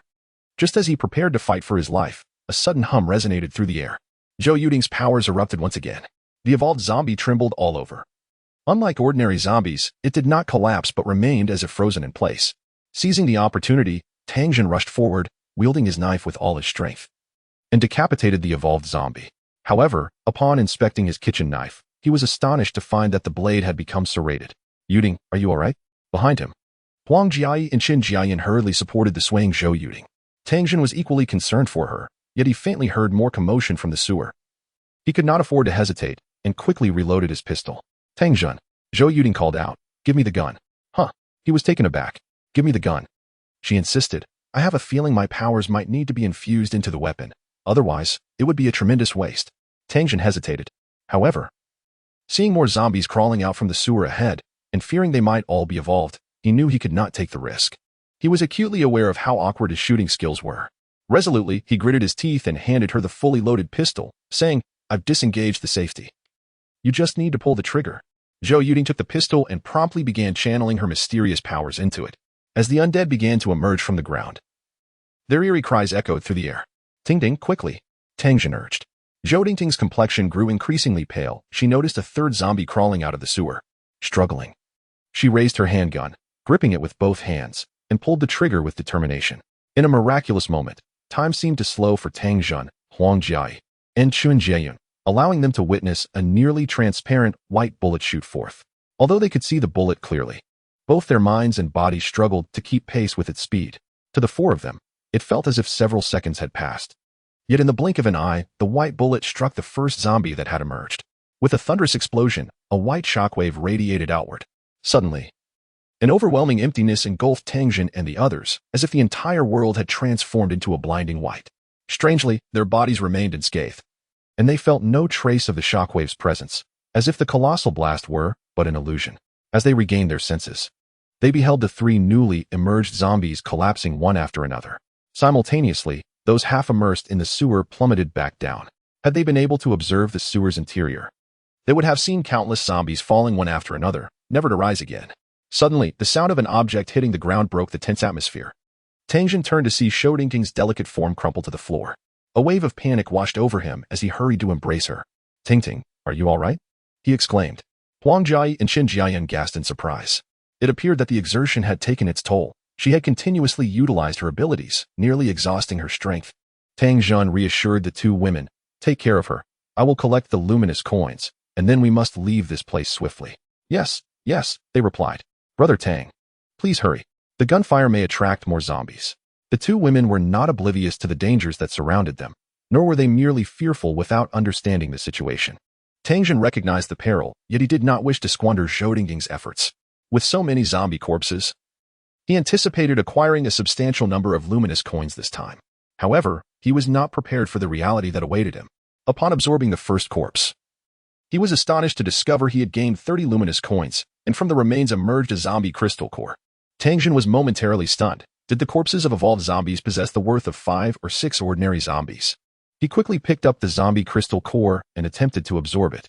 Before long, the core was fully absorbed, resulting in an additional 97 luminous coins. At that moment, his total luminous coins surged to 160, while many more corpses lay before him, leaving him unaware of just how many evolved zombies were among them. Damn. It seems I might just strike it rich. Tangjin licked his lips and hastened his harvesting speed, not only fearing the zombies being drawn to them, but also worrying about humans discovering their presence. However, when it came to humans, he was more concerned about their covetous eyes on Huang Jiayi and the other two women than the possibility of their corpses being stolen. So far, there were only a handful of guests in the hotel. He was completely unaware that only the four of them had truly bound to the guest system. Before long, Tangjin had absorbed all the zombie corpses on the surface. To his astonishment, he discovered that each transformed radiant coin from a single corpse was less than 100, while the rest exceeded 100. He then steeled himself to enter the sewer, where he found what appeared to be a temporary shelter, significantly widened by human intervention. Judging by the marks of expansion, it was highly likely that an evolved individual had used their abilities to create it. However, for reasons unknown, all the survivors inside had become infected and turned into zombies. Strangely enough, nearly all the zombies here were evolved, with only a few being ordinary. Yet, even the ordinary zombies yielded no less than 50 radiant coins upon transformation. When Tangjin finished absorbing all the corpses, the radiant coins he acquired surged to over 3,000, making his heart race. If converted into zombie cores, that would amount to more than 30. He was shaken. Had the zombies grown so formidable? Just recently, he had encountered no evolved zombies, yet today, he stumbled upon so many. Had it not been for Zhou Tingting's eruption of power, he feared he would have perished here. Tangjin increasingly recognized Zhou Tingting's significance and silently resolved to keep her by his side, no matter the means. She was a rare asset. A veritable treasure, hard to find. We must leave this place quickly. After exiting the sewer, Tangjin carried the unconscious Zhou Tingting on his back, accompanied by Huang Jiayi and Qin Jiayan, as they swiftly made their way back. It was unavoidable. The zombies' levels seemed to have universally increased, and Tangjin had no confidence in his ability to cut through the horde alone. Everything depended on Zhou Tingting waking up. On their return, they encountered no dangers. Within a kilometer radius of the hotel, aside from those within the buildings, the streets were devoid of zombies. The ones they had previously encountered had emerged from either the buildings or the sewers. Upon their return to the hotel, they found Lin Hui at the front desk, examining a crystal the size of a peanut. "Hey, Tangjin, I've struck gold," Lin Hui exclaimed, beaming at Tangjin. "I've just obtained the blueprint for a bed. Would you like a copy?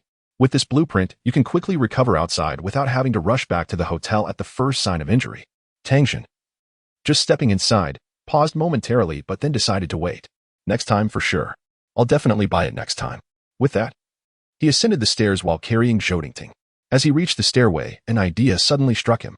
He turned back and inquired, "Shopkeeper Lin, it seems that the level of zombies outside has generally increased, with many evolved zombies. Do you have any insights into the cause?" The mention of evolved zombies made Lin Hui's eyes gleam with realization. No wonder Tang Town had prospered. It all made sense now. He pondered for a moment before responding. "A red rain fell the night before last. That should be the reason." "Red rain?" Tang Town was taken aback, although he did not comprehend why the rain was red. Knowing the cause was sufficient. He felt increasingly certain that their encounter with the evolved zombie horde was not merely coincidental. Thankfully, they had not rushed in. Otherwise, they might not have known how they perished. "Thank you, Shopkeeper Lin," Tang Town said before continuing upstairs. Lin Hui smirked, unperturbed. After all, valuable goods remained in the shop. And as long as there were more survivors, sales would not be a concern.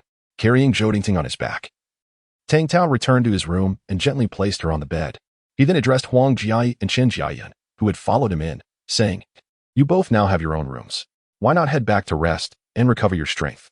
Every bit helps, especially since you lack Radiance coins. We need to venture out again this afternoon to secure some for you. Otherwise, once your binding time expires, you will lose your status as tenants." Qin Jiayan's interest was piqued, and she smiled. "Brother Tang Town is right. Let's go check our rooms first, and remember to call us when you head out." Huang Jiayi attempted to interject, but Qin Jiayan had already taken her by the arm and led her away. "Oh, and take this food. Make sure to eat well," Tang Town called after them, handing them enough provisions for both. "Thank you, Brother Tang Town," Qin Jiayan replied cheerfully. Once outside the room, Huang Jiayi questioned, "Sister Jiayan, is it really all right to leave Tingting inside?" After walking a distance, Qin Jiayan whispered, "Are you worried he might bully Tingting?" Huang Jiayi remained silent, tacitly agreeing. Qin Jiayan continued, "I believe he wouldn't stoop to that level. Besides, having experienced what we have at the hands of so many, he knows the truth. If he doesn't disdain us, I wouldn't mind giving him a chance." "Sister Jiayan," Huang Jiayi exclaimed, shocked at her words. Qin Jiayan added, "Jiayi, you need to adjust your mindset. We are in a post-apocalyptic world now, and in this reality, a woman's so-called virtue holds little value. Furthermore, what virtue do we even possess anymore?" In room 701, Tang Town was not as the two girls envisioned. He tenderly covered Zhou Dingting with a blanket and eagerly prepared to access his spatial backpack. Meanwhile, at the hotel front desk, Lin Hui noticed Huang Xingyi had returned, appearing somewhat injured. Upon seeing Huang Xingyi's mature and alluring figure, he could not help but ponder, if my body cannot leave the hotel, what about my consciousness? Second update. Seeking votes. Chapter 54. Remote control in the hotel lobby. Huang Xingyi deactivated her invisibility ability, revealing herself with a slight trace of blood on her fragrant shoulders and a pallid complexion. Are you hurt? Lin Hui asked. Huang Xingyi directly produced a zombie crystal core, which she had fought hard to obtain. Give me the room card, she demanded. Lin Hui accepted the crystal core while subtly brushing against Huang Xingyi's hand. She instinctively withdrew her hand, ready to frown, but suddenly felt a cool sensation at the wound on her shoulder inflicted by a zombie. And the pain began to dissipate rapidly. Surprised and uncertain, she touched the area of the wound, only to discover that it had indeed healed completely, rendering her pain non-existent. Not only that, but the torn fabric of her clothing had also restored itself, making her previous injury seem like a mere illusion. Astonishingly, even her considerable exhaustion had vanished, leaving her feeling invigorated and full of energy. Thank you, Huang Xingyi said, putting aside the incident of Lin Hui touching her hand. However, I do not have any surplus zombie crystal cores. Lin Hui smiled. It is a trivial matter. No crystal core is required. I do have something I would like you to assist me with, he added. What is it? Huang Xingyi inquired, puzzled. Lin Hui replied. It's regarding the internal testing of the system. What do you mean? Huang Xingyi paused in confusion. Please wait a moment. It may take a little longer, Lin Hui said, retrieving room card number 707, which he had set aside for Huang Xingyi, and began to modify it. Huang Xingyi furrowed her brow slightly, but decided to wait and see what this enigmatic Lin proprietor was up to. The room card was swiftly transformed into a subsystem orb for the guest system, yet Lin Hui did not cease his work, continuing to add elements to the orb. Previously, when he had just merged with the hotel's core seal, Lin Hui sensed that by paying a certain price, he could relocate the hotel. However, he was uncertain of what that price entailed and had been exploring it over the past few days. Now, he had a glimmer of understanding and wished to test it out. Even if he failed, it would merely serve as a learning experience. As Huang Xingyi waited, time gradually slipped away. What she initially thought would be a brief wait turned into several hours. Around 5 or 6 in the afternoon, sounds suddenly emanated from upstairs, prompting Huang Xingyi to hastily conceal herself. After half a minute, Tang Jin descended with the already awakened Zhou Dingting and 2 other women. Lin proprietor. Regarding that bed you mentioned, Tang Jin inquired, without lifting his gaze. Lin Hui produced a white crystal the size of a peanut and placed it on the counter. Swallow this, and you will merge with the guest system. Understood, Tang Jin replied, picking up the white crystal and asking, how do I pay you with glory coins? It has already been deducted.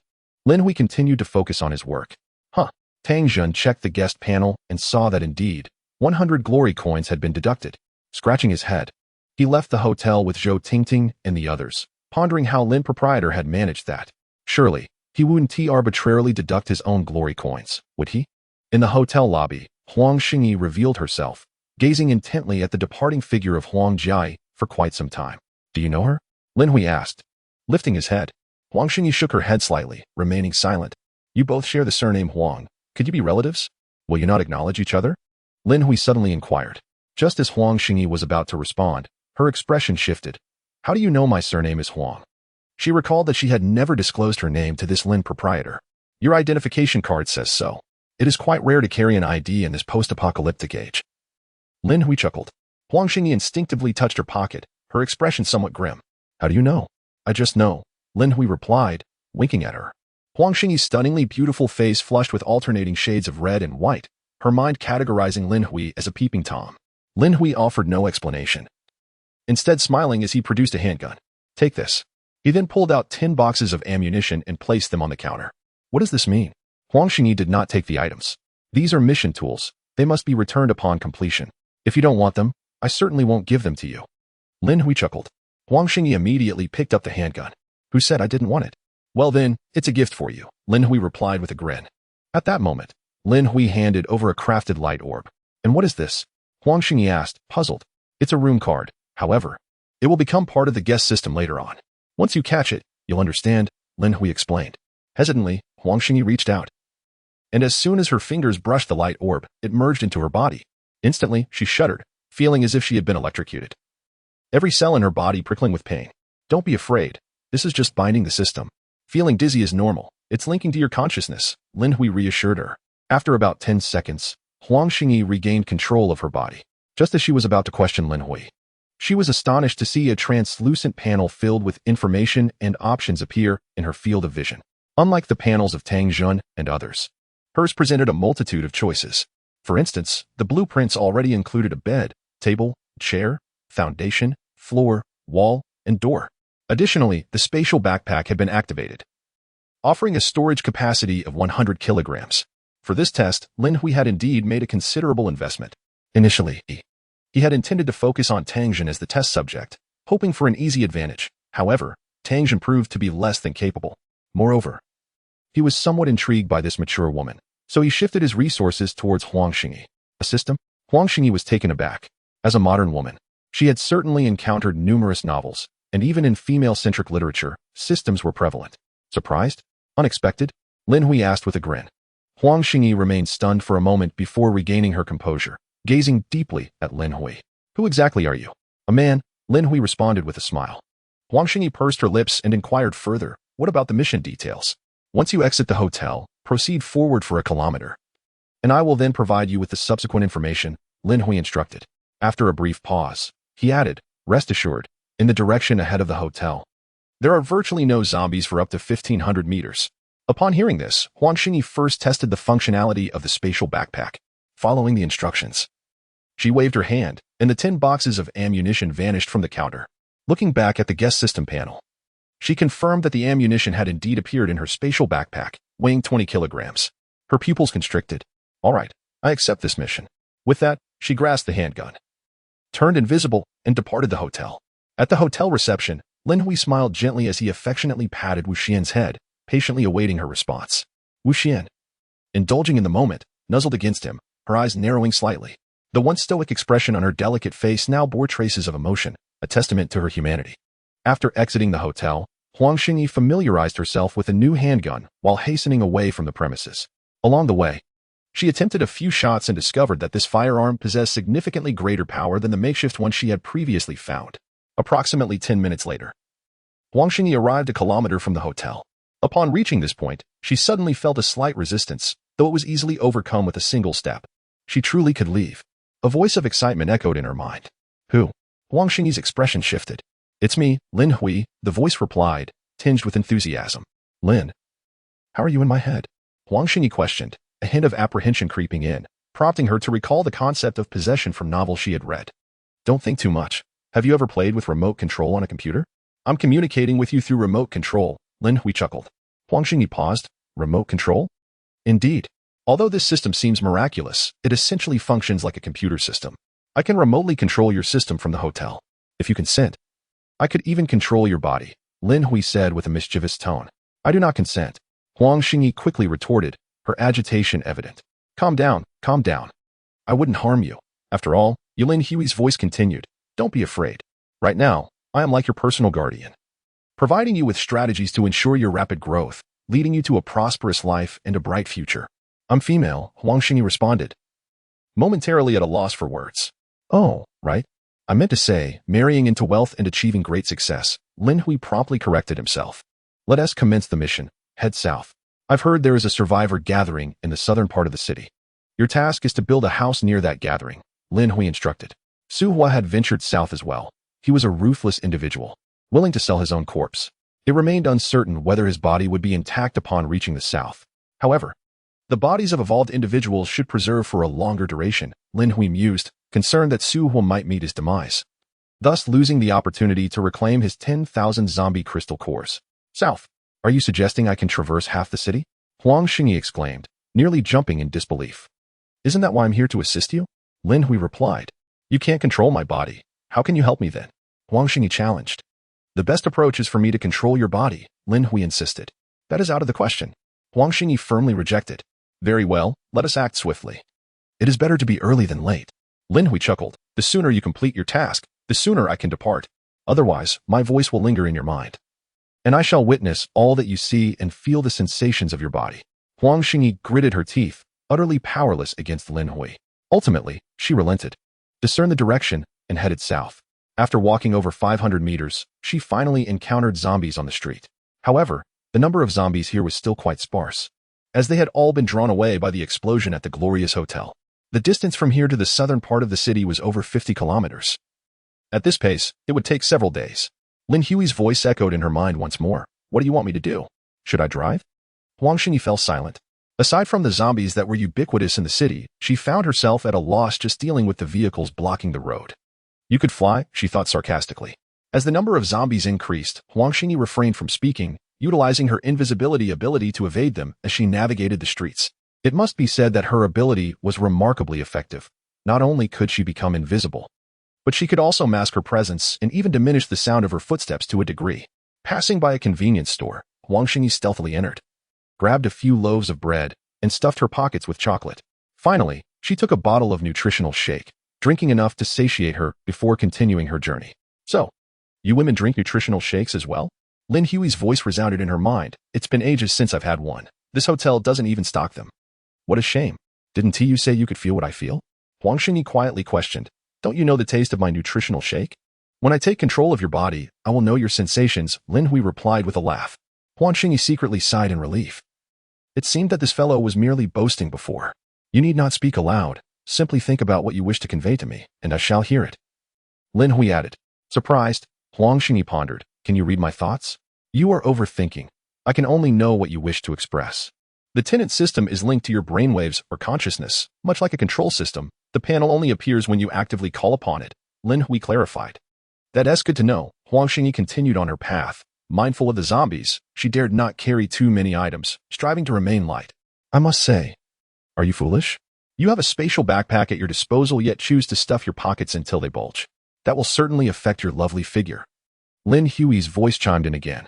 As Huang Xingyi hurried along, her cheeks flushed. She had indeed forgotten the existence of the spatial backpack, still unaccustomed to this sudden system. Unobtrusively, she placed the bread and chocolate into the backpack but chose not to respond to Lin Hui. Neglecting to gather resources while on the move won't do. You must also hunt zombies to acquire glorious coins. Lin Hui remarked. The radiant coins are exceedingly useful, particularly for constructing houses. They are indispensable.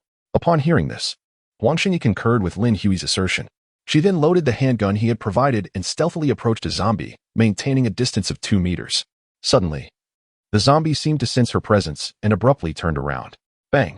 Startled, Huang Xingyi hastily fired her weapon. To her dismay, the shot went awry, drawing the attention of the surrounding zombies. Her expression shifted as she swiftly fired 3 more shots, ultimately hitting the zombie in front of her directly in the eye, thus dispatching it.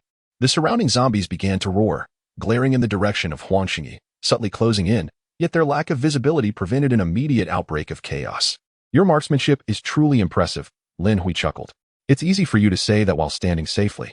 Isn't it completely normal to feel tense under the watchful gaze of so many zombies? Huang Xingyi retorted, pursing her lips as she steeled herself to approach the corpse. Following the instructions of the tenant system, she extended her palm, and a beam of light shot forth from her hand, enveloping the body. Instantly, the corpse began to dissolve, absorbed into her palm. In the next moment, her radiant coin tally on the system increased to 30 points. Following the absorption, a zombie core fell from the disintegrating body. At that moment, the surrounding zombies finally erupted into chaos, rushing towards the zombie core as if vying for its possession. Huang Xingyi's complexion paled as she turned to flee. A horde of zombies began to brawl, tearing at each other in their desperate struggle for the core. One zombie had its arm ripped off yet continued to advance relentlessly towards the location of the core. Huang Xingyi's face turned slightly ashen, and she dared not linger. Hastily retreating. Your efficiency is appallingly low. You should continue firing, taking them down one by one, and then absorb their bodies to rapidly increase your radiant coins. Lin Hui's voice echoed in her mind. Easy for you to say, Huang Xingyi silently grumbled. As a woman, achieving this much is already quite remarkable, particularly given her rather impressive marksmanship. Perhaps it would be best for me to control your body, Lin Hui suggested. Absolutely not, Huang Xingyi replied without hesitation. She would never consent to someone else controlling her body. However, Lin Hui continued, do you not wish to resurrect your daughter? If I take control of your body, I can help you grow stronger swiftly. Once you possess the strength to protect your daughter, I will assist you in bringing her back to life. Huang Xingyi's body trembled slightly. Is what you say true? It is indeed true, Lin Hui affirmed, seeing her reaction. Look how considerate I am. I devised a plan specifically to help you grow stronger because I fear you will lack the ability to protect your daughter. All resources are directed solely toward you, unlike others who must expend radiant coins to access their spatial backpacks. You, on the other hand, directly possess a storage capacity of 100 kilograms. Do you have any idea how many radiant coins that represents? 100 luminous coins are required to increase 1 kilogram of storage weight, and for 100 kilograms. That amounts to 10,000 luminous coins. Huang Xingyi internally scoffed, believing the man's words to be nothing but deceit. One cannot trust a man's words, otherwise. Do you really think he merely wishes to hold you, while he secretly desires more? You truly wouldn't usurp my consciousness, would you? Huang Xingyi inquired. My dear lady, why would I forsake my identity as a man to become a woman? Lin Hui replied, rendered speechless. Huang Xingyi discreetly rolled her eyes, pondering that some men are indeed perverse. Although she no longer trusted Lin Hui, she still sought to revive her daughter. Thus, she asked, can you genuinely help me bring my daughter back to life? I can only say there is hope, but my methods of resurrection are limited. Currently, 2 conditions must be met. One is that the individual must have visited my hotel, and the other is that there must be some remnants of the corpse. Lin Hui explained. Are there no alternatives? Huang Xingyi felt a heaviness in her heart. Her daughter had been reduced to ashes, and she feared even those might no longer exist. After a moment of contemplation, Lin Hui added, there may be other possibilities. I have some ideas, but they require experimentation. I do not wish to deceive you.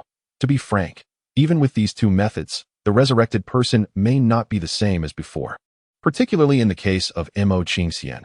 Although she retains the original's memories, her personality is entirely different. As for Su Hua, while his character appears unchanged, I cannot guarantee that this current Su Hua is indeed the original. As long as she can be revived, that is sufficient. Huang Xingyi sighed in relief and then insisted.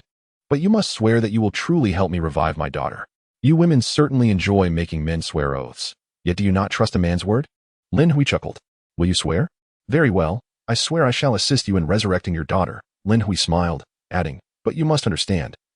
The cost of reviving your daughter shall fall upon you. It is settled then. Huang Xingyi replied, what must I do? Lin Hui exuberantly stated, you need do nothing. Simply relax, for I am about to enter. Your words are quite ambiguous. Is it? I mean, I am about to enter your body. Is that not ambiguous? Yet it is the truth. Relax, I am coming in, Lin Hui said. Huang Xingyi gradually loosened her body, and soon, she felt as if she were sinking. Her body seemingly losing control, even blinking became a challenge. Suddenly, she noticed her arm lifting on its own. Startled, she attempted to struggle. Do not move. I am entering your body. If you fidget, I may not be able to enter, Lin Hui urged. Huang Xingyi was left speechless.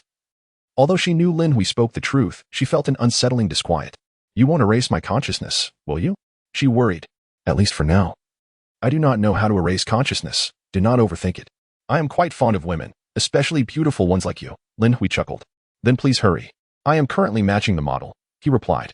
At long last, Lin Hui felt that he had completely seized control of Huang Xingyi's body, sensing not only the tactile sensations but also the rhythm of her breath. However, just as he attained this mastery, Huang Xingyi's ability to become invisible abruptly vanished. The surrounding zombies, taken aback by the sudden appearance of another person, let out a cacophony of growls and lunged forward. What is happening? Quickly, become invisible. Huang Xingyi's voice echoed in his mind, indicating a shift in their circumstances, as if she had become the elder guiding him. How can I become invisible? I cannot sense your supernatural ability, Lin Hui pondered, attempting to will the body into invisibility within his thoughts. Yet, his efforts proved futile. A moment's reflection brought clarity. He was merely utilizing a room card to remotely project his consciousness, temporarily controlling Huang Xingyi's body, rather than genuinely possessing it. Furthermore, the guest system formed from the room card could not decode the abilities of an evolved being, rendering his method of remote control incapable of perceiving the existence of such powers, which seemed reasonable. He suspected that the abilities of an evolved individual were likely intricately connected to the essence of the soul. You cannot perceive my powers? Huang Xingyi appeared to exhale in relief, only to follow with a panicked cry. Then you must flee. Although he acknowledged the oversight, there was no need to retreat. Lin Hui smiled faintly. Despite the zombies' rapid movements, they appeared to him as if they were in slow motion. Although he was operating remotely, a fragment of his consciousness resided within Huang Xingyi's body, and his cognitive processing speed far surpassed what she could conceive. As a zombie charged within 2 meters, he raised the pistol, leaving a fleeting trace in its wake. Bang! The first zombie's head exploded. Despite this being Lin Hui's inaugural experience in practical gunplay, his formidable consciousness and lack of anxiety rendered him far superior to Huang Xingyi, especially at such a close range. Bang bang! He fired again, each shot finding its mark in a zombie's skull. Soon, the 3 remaining bullets in the magazine were expended. Yet, more zombies surged forth, no matter how swift he was. He could not reload before the undead could reach Huang Xingyi's body. "You are going to get me killed," Huang Xingyi screamed in his mind. "Remain calm. This is merely the beginning," Lin Hui reassured her, maintaining his composure as he continued to acclimate to Huang Xingyi's body. His arm moved like a blur, grasping a zombie by the neck and lifting it with force, then hurling it away. Thud, thud, thud. The approaching zombies were sent sprawling. "My arm hurts terribly," Huang Xingyi cried out in her mind, feeling an intense tearing sensation within her arm. This was due to Lin Hui's powerful consciousness, exerting control over every muscle, unleashing forces beyond her physical limits. It was akin to using an aircraft engine to propel a motorcycle, far too effortless.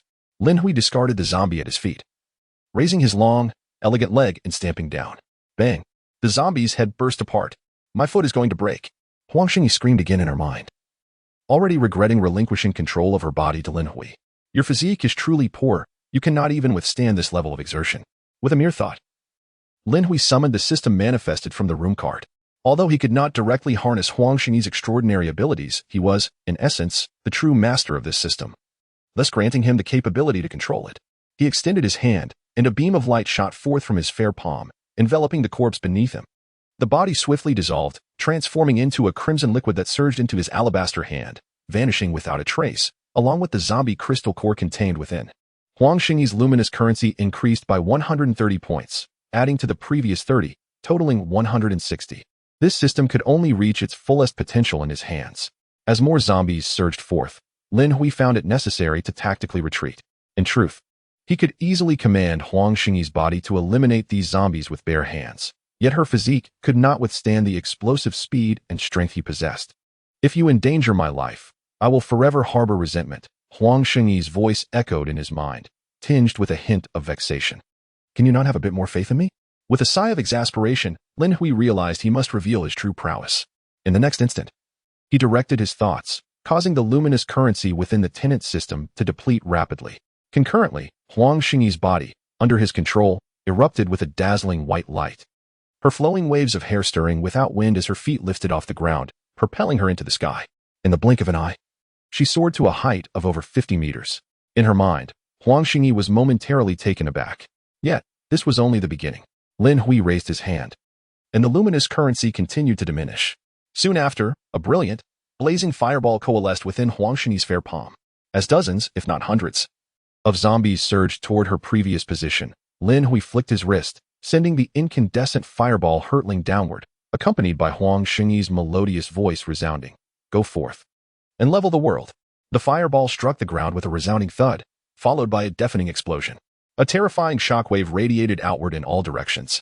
Within a 10-meter radius, zombies were obliterated into dust. Those within 50 meters were reduced to charred remnants, their crystal cores ejected from their hearts. Zombies within 100 meters were left mangled and scorched, tumbling under the force of the shockwave. Zombies within 300 meters were thrown back, while the winds howled beyond 500 meters. Surrounding glass shattered, and nearby buildings cracked, their walls blackened. It was only then that a miniature mushroom cloud ascended toward the sky, the thunderous roar echoing into the distance. In the far-off streets, many wandering zombies lifted their heads, drawn to the sound.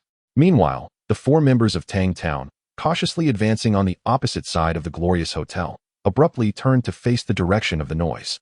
In a distant location, Su Hua and his 4 companions were cautiously maneuvering, while a separate rescue team also heard the resounding explosion. Countless zombies in Shengming City roared and surged towards the direction of the blast. However, after a few minutes, they seemed to forget their purpose and gradually came to a halt, continuing to wander aimlessly. As the small mushroom cloud began to dissipate, Lin Hui gradually descended, controlling the body of Huang Xingyi. While descending, he furrowed his brow, realizing that utilizing the optimized fireball outside consumed an exorbitant amount of energy. Previously, within the confines of the hotel, casting such a fireball had only depleted a mere tenth of a drop of the hotel's essence, equivalent to 10 brilliance coins. Yet this time, it consumed a staggering 100 coins, tenfold the expenditure. Moreover, controlling Huang Xingyi's body to fly drained a brilliance coin every second. The 160 brilliance coins he had acquired dwindled to a mere 20 within the span of less than a minute. It appeared that although my consciousness projection outside could manipulate the hotel's essence, it could only truly harness it to its fullest potential within the hotel. With this thought lingering in his mind, Lin Hui's feet touched the ground, and the resplendent white light enveloped her, resembling a celestial being descending to earth. However, To minimize the consumption of brilliance coins, Lin Hui refrained from maintaining this superhuman state. What a waste. How many brilliance coins must have evaporated? Gazing at the large crater beneath him, Lin Hui felt a pang of regret. More than 30 zombies had been obliterated in the explosion. If each were a first-level evolved zombie, that would amount to over 3,000. While lamenting this loss, Lin Hui moved swiftly, collecting the crystal cores that had fallen to the ground 10 meters away. It seemed that zombies would consume these cores. He wondered if Xian could also directly absorb them to gain strength. Lin Hui resolved to save some of the zombie crystal cores for Wu Xian to absorb, believing that as her level increased, so too would her intellect. Soon, all the zombie crystal cores were gathered. Lin Hui proceeded to harvest the remains of the shattered zombies in the distance, shooting beams of light from his palms to envelop the corpses. The bodies dissolved rapidly, merging into his pristine palms like rivers converging into the sea, before being transported back to the hotel, where the mysterious essence was extracted and converted back into brilliance coins. After absorbing and transforming all the crystal cores and corpses, the brilliance coins on Huang Xingyi's tenant system attribute panel had exceeded 5,000 points, equivalent to over 50 drops of hotel essence, which was not particularly substantial. As the nearby zombies, drawn by the explosion, finally approached, Lin Hui quickly departed. While heading towards the southern part of the city, he began to explore his own body, testing the sensations. "You're quite bold," Huang Xingyi admonished in his mind, a mix of embarrassment and anger in her tone. "I thought you had perished from fright." Lin Hui chuckled. Huang Xingyi fell silent for a moment, but soon sensing the unusual sensations in her body, she continued with indignation, "If you persist, I shall be truly angered." "Very well," Lin Hui replied, somewhat disappointed. "It seems that touching oneself is certainly not as pleasant as touching someone else. It feels odd." Huang Xingyi, as Lin Hui walked, he remarked, "I can't shake this feeling of emptiness below me. It brings me no sense of security, just an inexplicable void." "You women seek safety in men precisely because of this sense of emptiness, don't you?" Huang Xingyi, after a prolonged silence, finally inquired, "How do you achieve this? Is it possible for your strength to manifest in my body?" By consuming glory coins, Lin Hui activated the super god mode. He understood the essence of Huang Xingyi's question. "Can I do that too?" she asked eagerly, contemplating that if she could wield such a mode, she could protect her resurrected daughter and thrive even in the apocalypse. "No," Lin Hui chuckled. "Only I can wield the glory coins freely. You can only consume them as per the program I set. Could you perhaps configure a program for this super god mode that we could use?" Huang Xingyi persisted, undeterred. Lin Hui felt a flicker of inspiration. It seemed a viable option, yet he shook his head. "While I can use it without issue, your consumption would increase by at least 100-fold, and it requires a formidable consciousness. We shall discuss it later." Huang Xingyi felt a twinge of disappointment. Yet she was equally astounded by the enigmatic strength of this Lin shopkeeper. Suddenly, a thought occurred to her, and she asked, "The explosion from that night, it was this kind of explosion, wasn't it?" "Indeed," Lin Hui replied with a smile, though it detonated over 1,000 times that night. After a moment, Huang Xingyi spoke again. "I am injured. Let me see if I can restore you directly," Lin Hui said, focusing his mind and consuming glory coins to mend Huang Xingyi's body, which had been injured from his previous outburst. As expected, her body was swiftly healed. Without pausing, he continued to expend glory coins, attempting to enhance her physical form. He had previously employed this method to strengthen Wu Xian, but such direct enhancements, while feasible, came with limitations that required personal effort to transcend. As the glory coins were consumed, Lin Hui sensed Huang Xingyi's body rapidly growing stronger. "My strength seems to be increasing," Huang Xingyi noted, feeling the change herself. "Now you understand my intentions toward you," Lin Hui teased, continuing to bolster her strength. Though Huang Xingyi had awakened her abilities, they were not of the enhancement type. Thus, her physical capabilities remained at the level of an ordinary person, able to lift no more than 50 kilograms. Yet, as the glory coins were expended, her physique and power surged rapidly. However, this strengthening soon reached a halt. Lin Hui assessed that Huang Xingyi's strength was now approximately 200 kilograms, a significant improvement from before. Of course, had he been in control, she could have unleashed at least 500 kilograms, but that would risk damaging her body once more. Why has it stopped? Huang Xingyi wondered, reveling in her newfound strength. You've hit a plateau. Such direct enhancements are limited. You have now reached the physical limits of an ordinary human. To transcend this barrier, you must train and refine yourself. Lin Hui explained, contemplating how long it would take to reach the southern part of the city at this pace. He once again consumed the radiance coins to activate the super god mode. Immediately, Huang Xingyi's form radiated a brilliant white light, her long hair billowing like waves, moving as if caught by an unseen wind, resembling a celestial goddess with a disdainful gaze. In the next moment, she soared into the sky, transforming into a streak of light heading southward toward the city. Chapter 58. The eerie steam train. A flash of light streaked across the heavens, nearing the speed of sound. Slow down, it's too fast. My body can't handle it, echoed Huang Xingyi's concerned voice in his mind.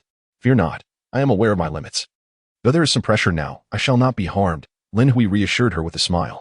But it hurts, Huang Xingyi complained. Very well. I shall ease my pace, Lin Hui consented, slightly reducing their speed. Yet, even at a slower rate, they raced through the sky at over 200 meters per second. Like a comet. Rather than recklessly dashing toward the southern city, Lin Hui attuned himself to the location of Su Hua and his 4 companions. This was partly to prevent those fellows from meeting a disastrous end, and partly to have them guide the way. The sky gradually darkened, and the post-apocalyptic Xingming city seemed to descend into an eerie silence, with even the zombies on the streets ceasing their roars. Approximately 20 kilometers from the Radiance Grand Hotel, Su Hua and his 4 subordinates took refuge in a small convenience store. They were obstructed by the train station, as the density of zombies within 1,000 meters around it was overwhelmingly high, rendering it impossible to circumvent. What shall we do now, boss? There are too many zombies outside. We cannot possibly charge through, fretted the first subordinate. The 4th added, I wonder if the zombies here are better fed. They seem significantly stronger. Each one appears to be an evolved zombie. Meanwhile, the zombies near the hotel are malnourished. We could move with ease there, but here, it's utterly impossible. In truth, both were expressing a shared sentiment. Could they possibly return? The journey had proven perilously dangerous. The 2nd and 3rd subordinates exchanged glances, hesitant to voice their thoughts. They regretted leaving the Radiance Grand Hotel with Su Hua. In that area, the zombies were not overly formidable, and they could sleep soundly at night without the fear of an unexpected intrusion. Yet, after just over a day outside, they had narrowly escaped death multiple times, brushing against the specter of demise. Had it not been for Su Hua's explosive fireballs, which sent swarms of zombies flying, they would have been torn apart long ago. However, in this densely populated zombie zone, while Su Hua's explosive fireballs were powerful, they also created a considerable commotion, attracting hordes of zombies after each use. Thus, each time Su Hua unleashed his abilities, they barely escaped one perilous situation only to find themselves fleeing again shortly thereafter. Though filled with regret, the 4 subordinates understood that they had no choice in the matter. In truth, they were indeed quite formidable. Traversing over 20 kilometers in a single day through a city teeming with zombies, even a powerful evolved being might not achieve such a feat naturally. The cost of this endeavor was that Su Hua nearly exhausted himself. With his 4 subordinates ahead, Su Hua leaned against the wall, his complexion pale. The frequent use of his abilities had drained his vitality, leaving him in a state of extreme weakness. He would need at least an entire night to recuperate. Beside Su Hua lay a mangled corpse, carelessly discarded on the ground. After all, it was his own body, and there was no need for the customary respect afforded to the deceased. Hearing the words of his 2 subordinates, Su Hua's lips twitched slightly, though he remained silent. A sense of regret began to creep in. Who could have anticipated the formidable strength of the zombies outside? It seemed that every single one of them was an evolved zombie, growing stronger at an alarming rate, as if they had consumed some potent nourishment. Near the glorious hotel, his fireball could obliterate 7 or 8 zombies, but here, he could only send them flying without killing them. His powers were merely a means to clear a path. Enough chatter. Eat quickly, and once you're full, take turns keeping watch tonight. We'll rest here and continue our journey tomorrow, Su Hua commanded coldly. Sipping on a nutritional drink from the small convenience store. The food within the store remained largely untouched, although it consisted merely of snacks and beverages. It was a blessing in their current predicament. He worried that if they delayed any longer, his own corpse would begin to rot before they reached the southern part of the city. Suddenly, a deafening roar erupted from outside. The sound startled Su Hua, causing him to leap to his feet in panic, instinctively wanting to flee, as it reminded him of the nightmare he had experienced at the glorious hotel. However, upon jumping up, he realized this was not a dream, and there was nowhere to escape. His 4 subordinates were equally alarmed by the thunderous noise. The sound of shattering glass echoed from outside. The roll-up door was deformed by the shock wave of a tremendous explosion, and a searing wave of heat swept in. Damn it! Get down! Su Hua's expression shifted as he urgently dropped to the ground. His 4 subordinates quickly followed suit, seeking refuge from the overwhelming heat. After a tense half-minute, the shockwave subsided. The 5 of them, still shaken, cautiously raised their heads and peered through the warped gaps of the roll-up door. Instantly, they were rendered speechless. Outside, numerous vehicles on the road were engulfed in flames, and the advertising billboards above had turned to charred remnants, cascading downwards. As for the zombies that had previously pursued them, they had vanished without a trace. Among the inferno of burning cars, dismembered limbs lay scattered, all turned to ash. Nearby, several low-rise buildings bore cracks in their walls, blackened as if ravaged by war. The eldest of the subordinates swallowed hard, hardly daring to breathe. The fourth subordinate inhaled sharply. Could it be a missile? Has the military arrived? However, the military cannot possibly bomb directly, can they? What if there are survivors in this area? Not what if, but there definitely are. We are the survivors, murmured the second younger brother. Nearby, Su Hua, alert, clutched his own corpse, ready to flee at any moment. The sudden explosion was too bizarre. Without any forewarning. Suddenly, Su Hua felt something and slightly raised his head, his pupils narrowing in astonishment. Was it a celestial being descending? A goddess from the 9 heavens? Avalokiteshvara? Niwa? The 4 younger brothers were also taken aback, peering through the completely distorted roller shutter towards the sky. There, amidst the night, a woman radiating a brilliant white light was slowly descending. The visual impact was overwhelming. She wore a blue top and jeans, her luminous aura illuminating the ground as brightly as day, her wavy long hair flowing as if moved by an unseen wind, gently landing on the war-torn earth. Surely they do not mistake me for a deity? How embarrassing, Huang Xingyi's murmurs echoed in his mind, yet Lin Hui could discern the longing and envy in that voice. Lin Hui smiled faintly, consuming a radiant coin once more, transforming it into the divine power he envisioned. Although he was outside, his true self remained in the hotel. And with the room card as a medium, transmitting such changes was not arduous. Moreover, the essence of the hotel could manifest into anything he could imagine. Transforming into the so-called divine power was merely a standard procedure. Behind the roller shutter, as Su Hua and the others were still in shock, the radiant woman waved her hand, and an invisible force lifted them, propelling them out of the convenience store. Su Hua's expression changed drastically, attempting to struggle. Do not move. I am Lin Hui, the woman declared, her tone leaving no room for doubt. Instantly, Su Hua and the others were rendered speechless. Lin Shopkeeper? You are Lin Shopkeeper? The 5 stared in awe at this powerful and noble-looking woman. This woman was Lin Shopkeeper? Lin Shopkeeper is a woman? When did he undergo surgery? It's merely a method of divine possession. My true self remains in the hotel, so do not be overly astonished, Lin Hui stated nonchalantly. Yet, upon hearing this, Su Hua and the others felt their minds shaken, their thoughts in turmoil. Divine possession? They sensed their worldview teetering on the brink of collapse. In their minds, Huang Xingyi remarked, are you not overdoing it?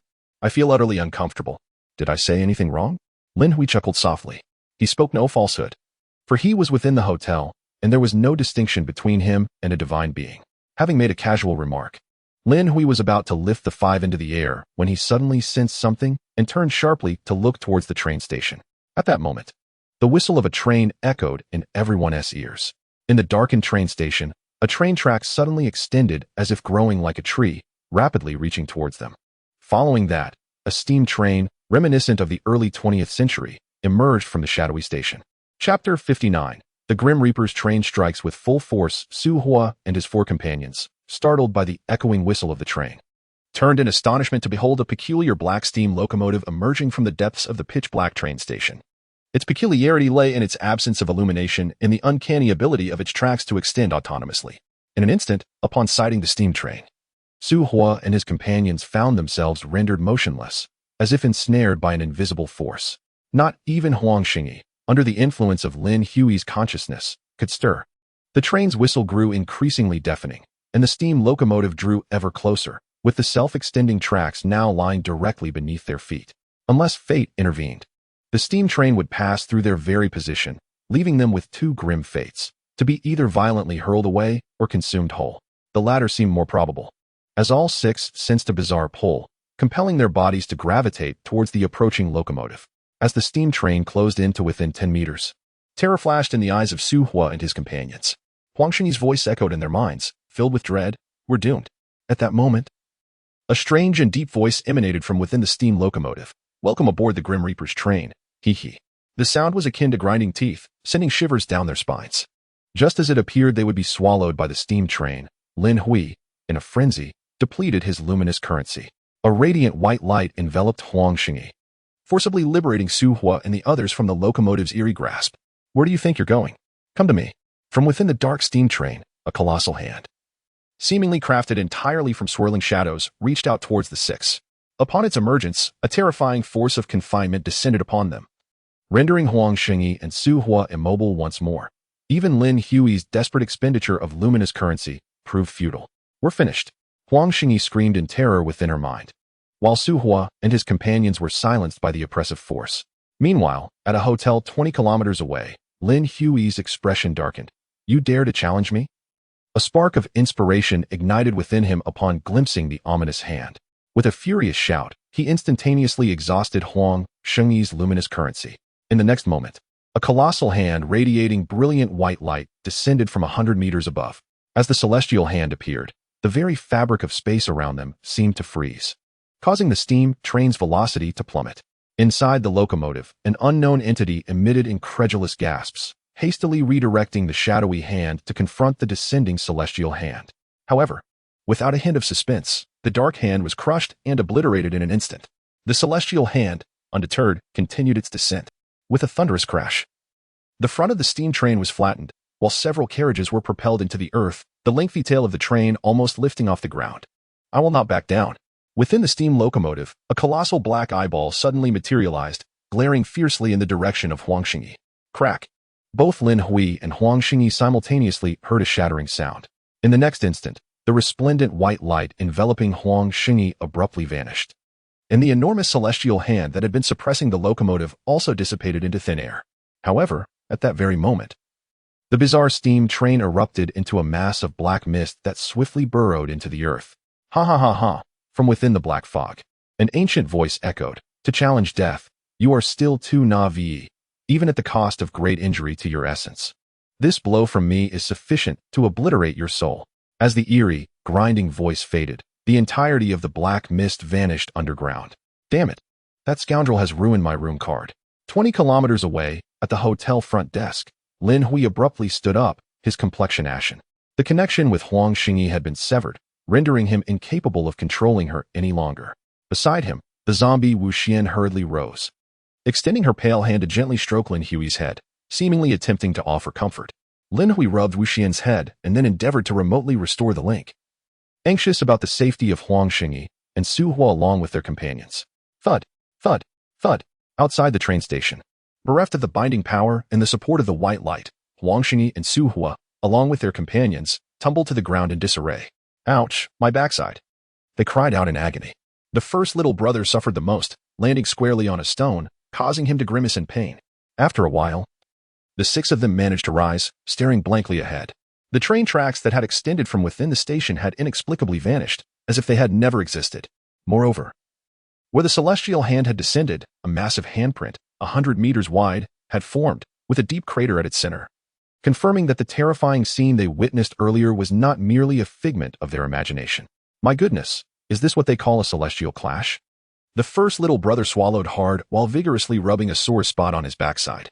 Su Hua, regaining his composure, cast a grave look towards Huang Xingyi and inquired, Lin, what has become of that death train? Huang Xingyi struggled momentarily before deciding to be candid. I am no longer Lin. He has departed. Lin has left? Su Hua's expression shifted dramatically. The faces of his 4 little brothers also reflected concern. The first little brother exclaimed, that so-called death train seemed to imply that it had severely injured Lin's essence and obliterated his soul. Could that possibly be true?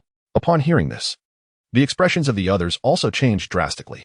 The reason for the 4 little brothers' alarm stemmed from their fear of losing the sanctuary that had protected them. Meanwhile, Huang Xingyi's distress arose from her worry that her daughter would remain unassisted in her resurrection. Yet soon, Su Hua resolutely shook his head. That should be impossible. How could Lin, with his formidable power, be vanquished by an obscure, enigmatic train? Moreover, Lin is not his true form here.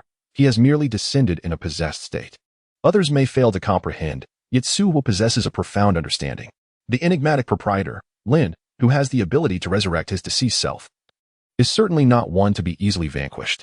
Upon hearing this, Huang Xingyi's countenance brightened considerably as she remarked, I too believe that the mysterious Lin is formidable. Previously, he merely manipulated my body from afar, yet exhibited such immense power. He could not possibly perish so effortlessly. As she spoke, her curiosity led her to gaze at Su Hua. Young man, have we crossed paths before? You seem remarkably familiar, though I cannot quite place you.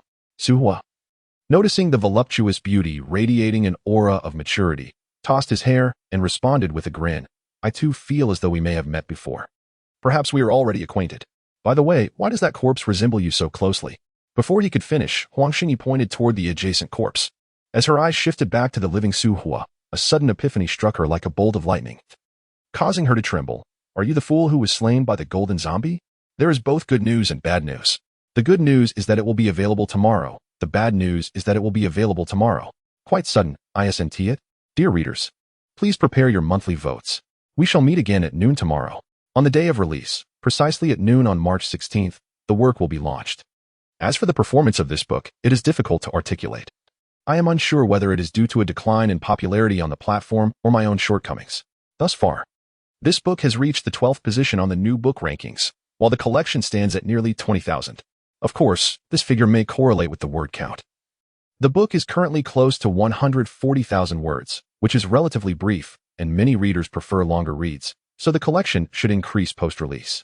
In terms of recommendation votes, it ranks 18th on the website and 78th overall, which is not particularly poor, garnering 6,000 to 7,000 votes a week. I am immensely grateful for everyone's support. Many authors like to make a promise prior to release. I shall do the same here.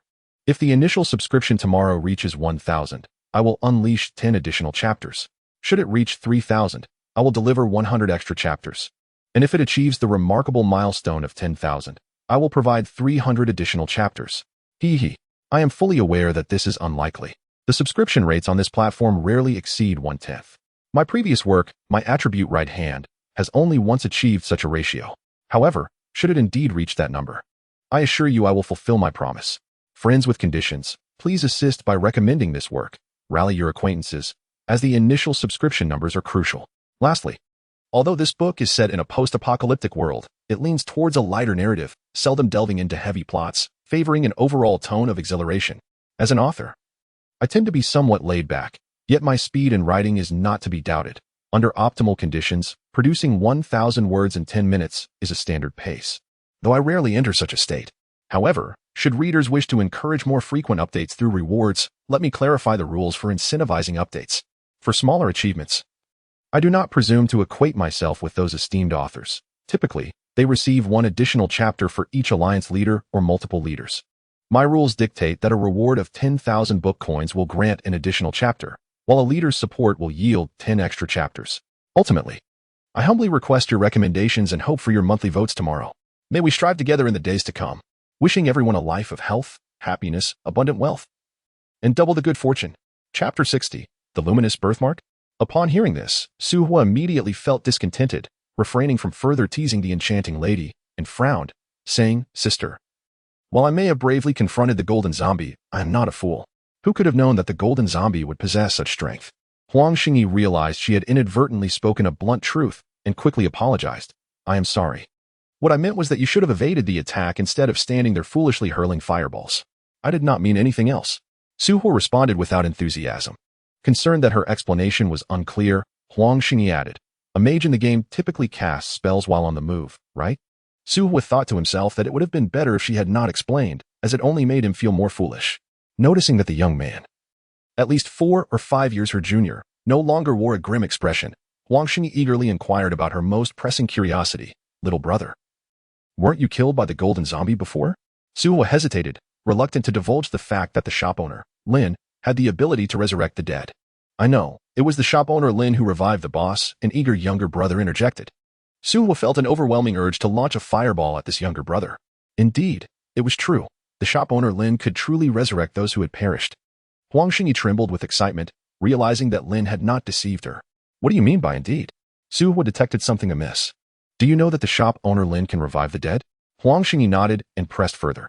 Then how did Lin bring you back to life? I do not know, Su Hua replied. But, sister, how did you come to know about the situation at that time?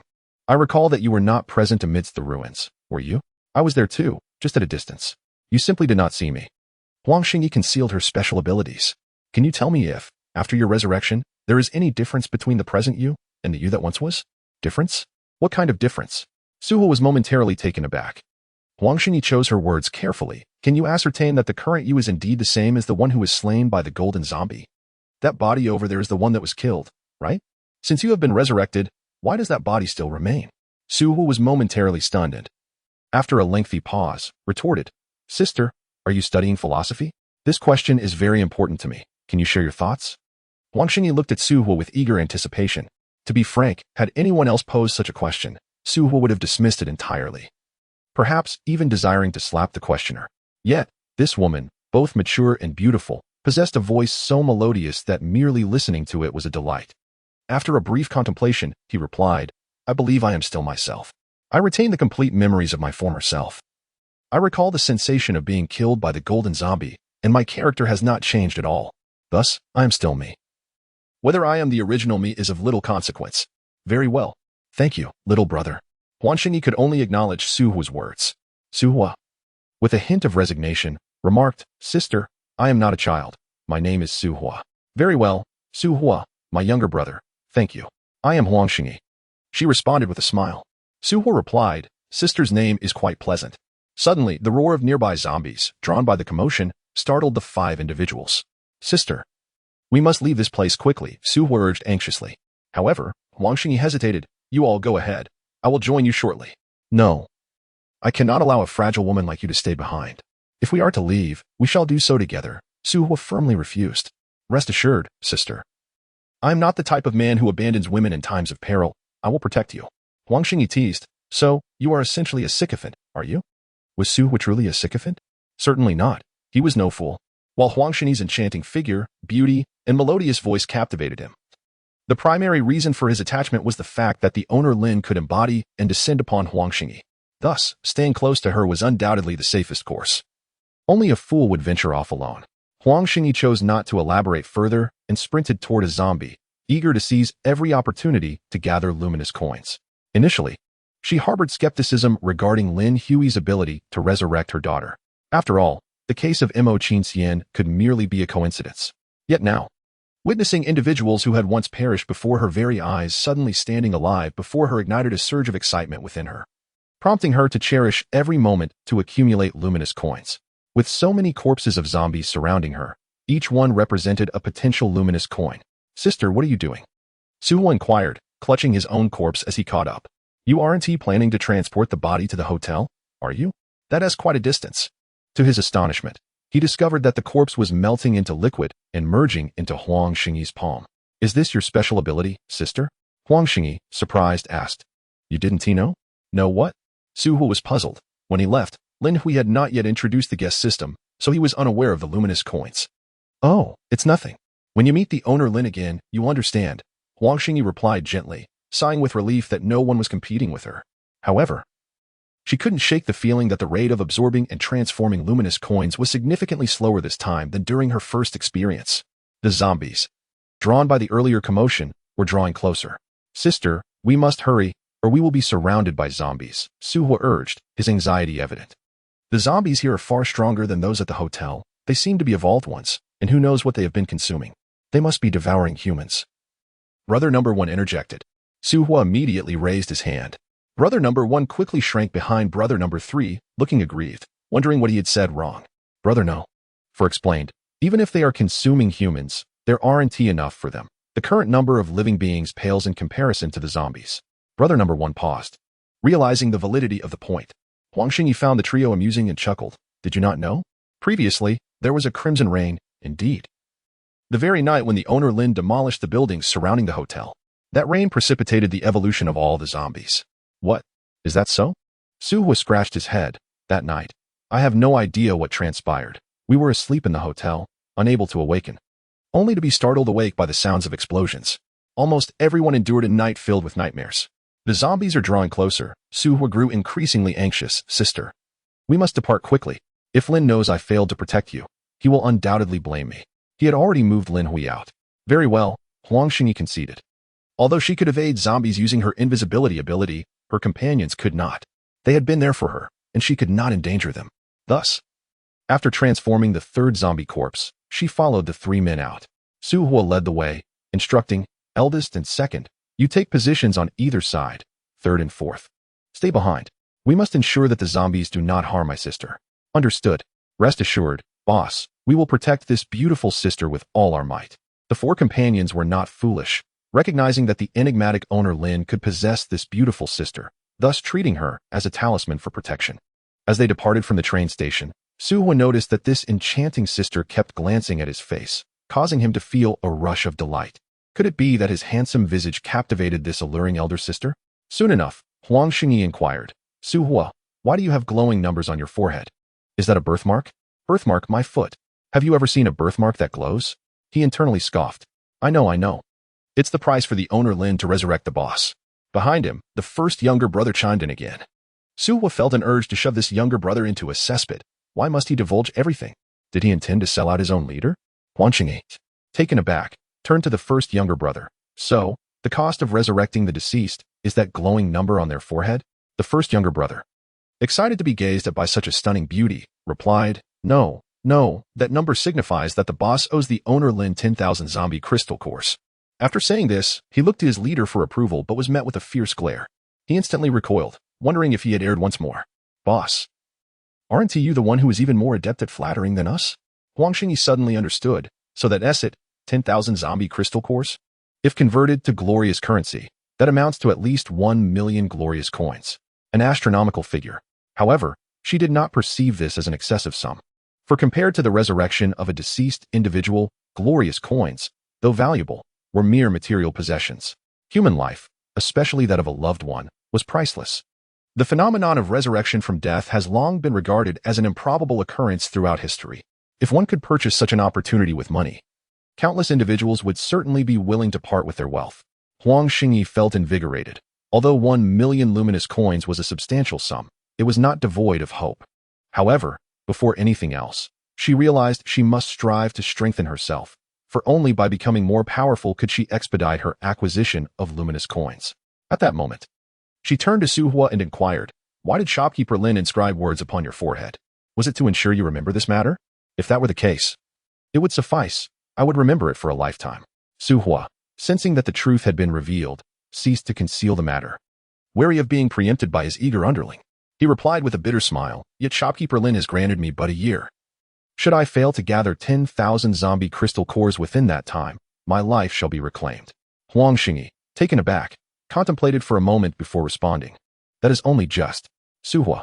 Huang Xingyi recognized the ambiguity in her statement and elucidated, What I mean is, shopkeeper Lin's act of resurrecting you must have entailed a considerable sacrifice. He merely transferred that burden onto you, compelling you to bear the cost. Without such a time constraint, another might evade their debts. Thus, this limitation seems entirely reasonable, does it not? Su Hua found himself at a loss for words in agreement. As night fell, the zombies near the train station seemed agitated by some unseen force, emitting spine-chilling roars. The 5 of them moved cautiously, avoiding any confrontation with the undead, lest they be encircled.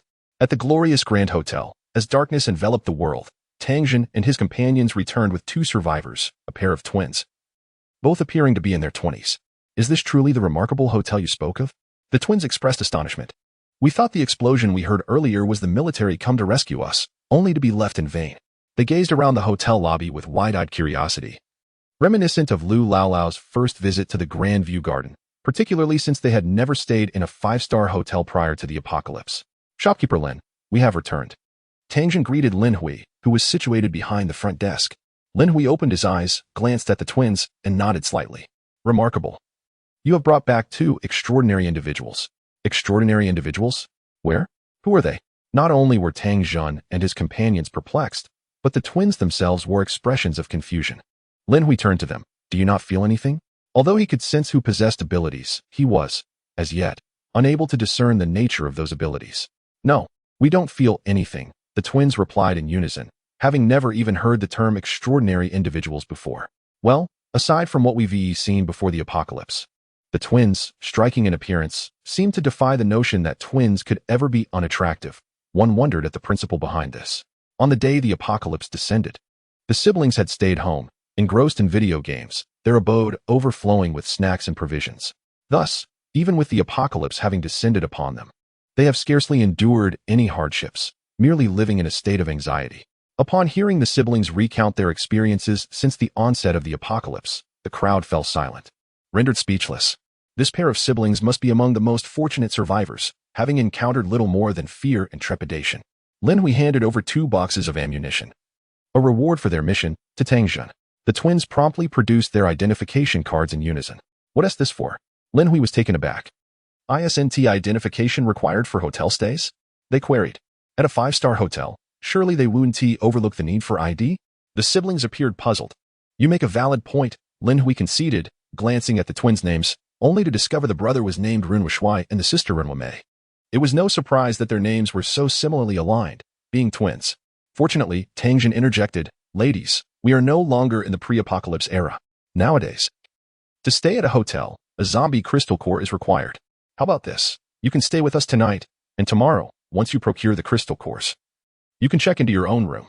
Initially reluctant to accommodate any burdensome companions, Tang Jin reconsidered, realizing if these siblings possessed abilities, it could be advantageous to forge an alliance. After some persuasion, the seemingly Navi siblings finally agreed to follow them upstairs. At the hotel reception, Lin Hui stroked his chin, contemplating that Tang Jun might indeed be the true protagonist. Recently, Tang Jun had exhibited remarkable fortune during his first expedition to find survivors. He encountered a girl with telekinetic abilities. Now, he had stumbled upon a pair of awakened evolver twins, although Lin Hui could not discern the nature of others' abilities.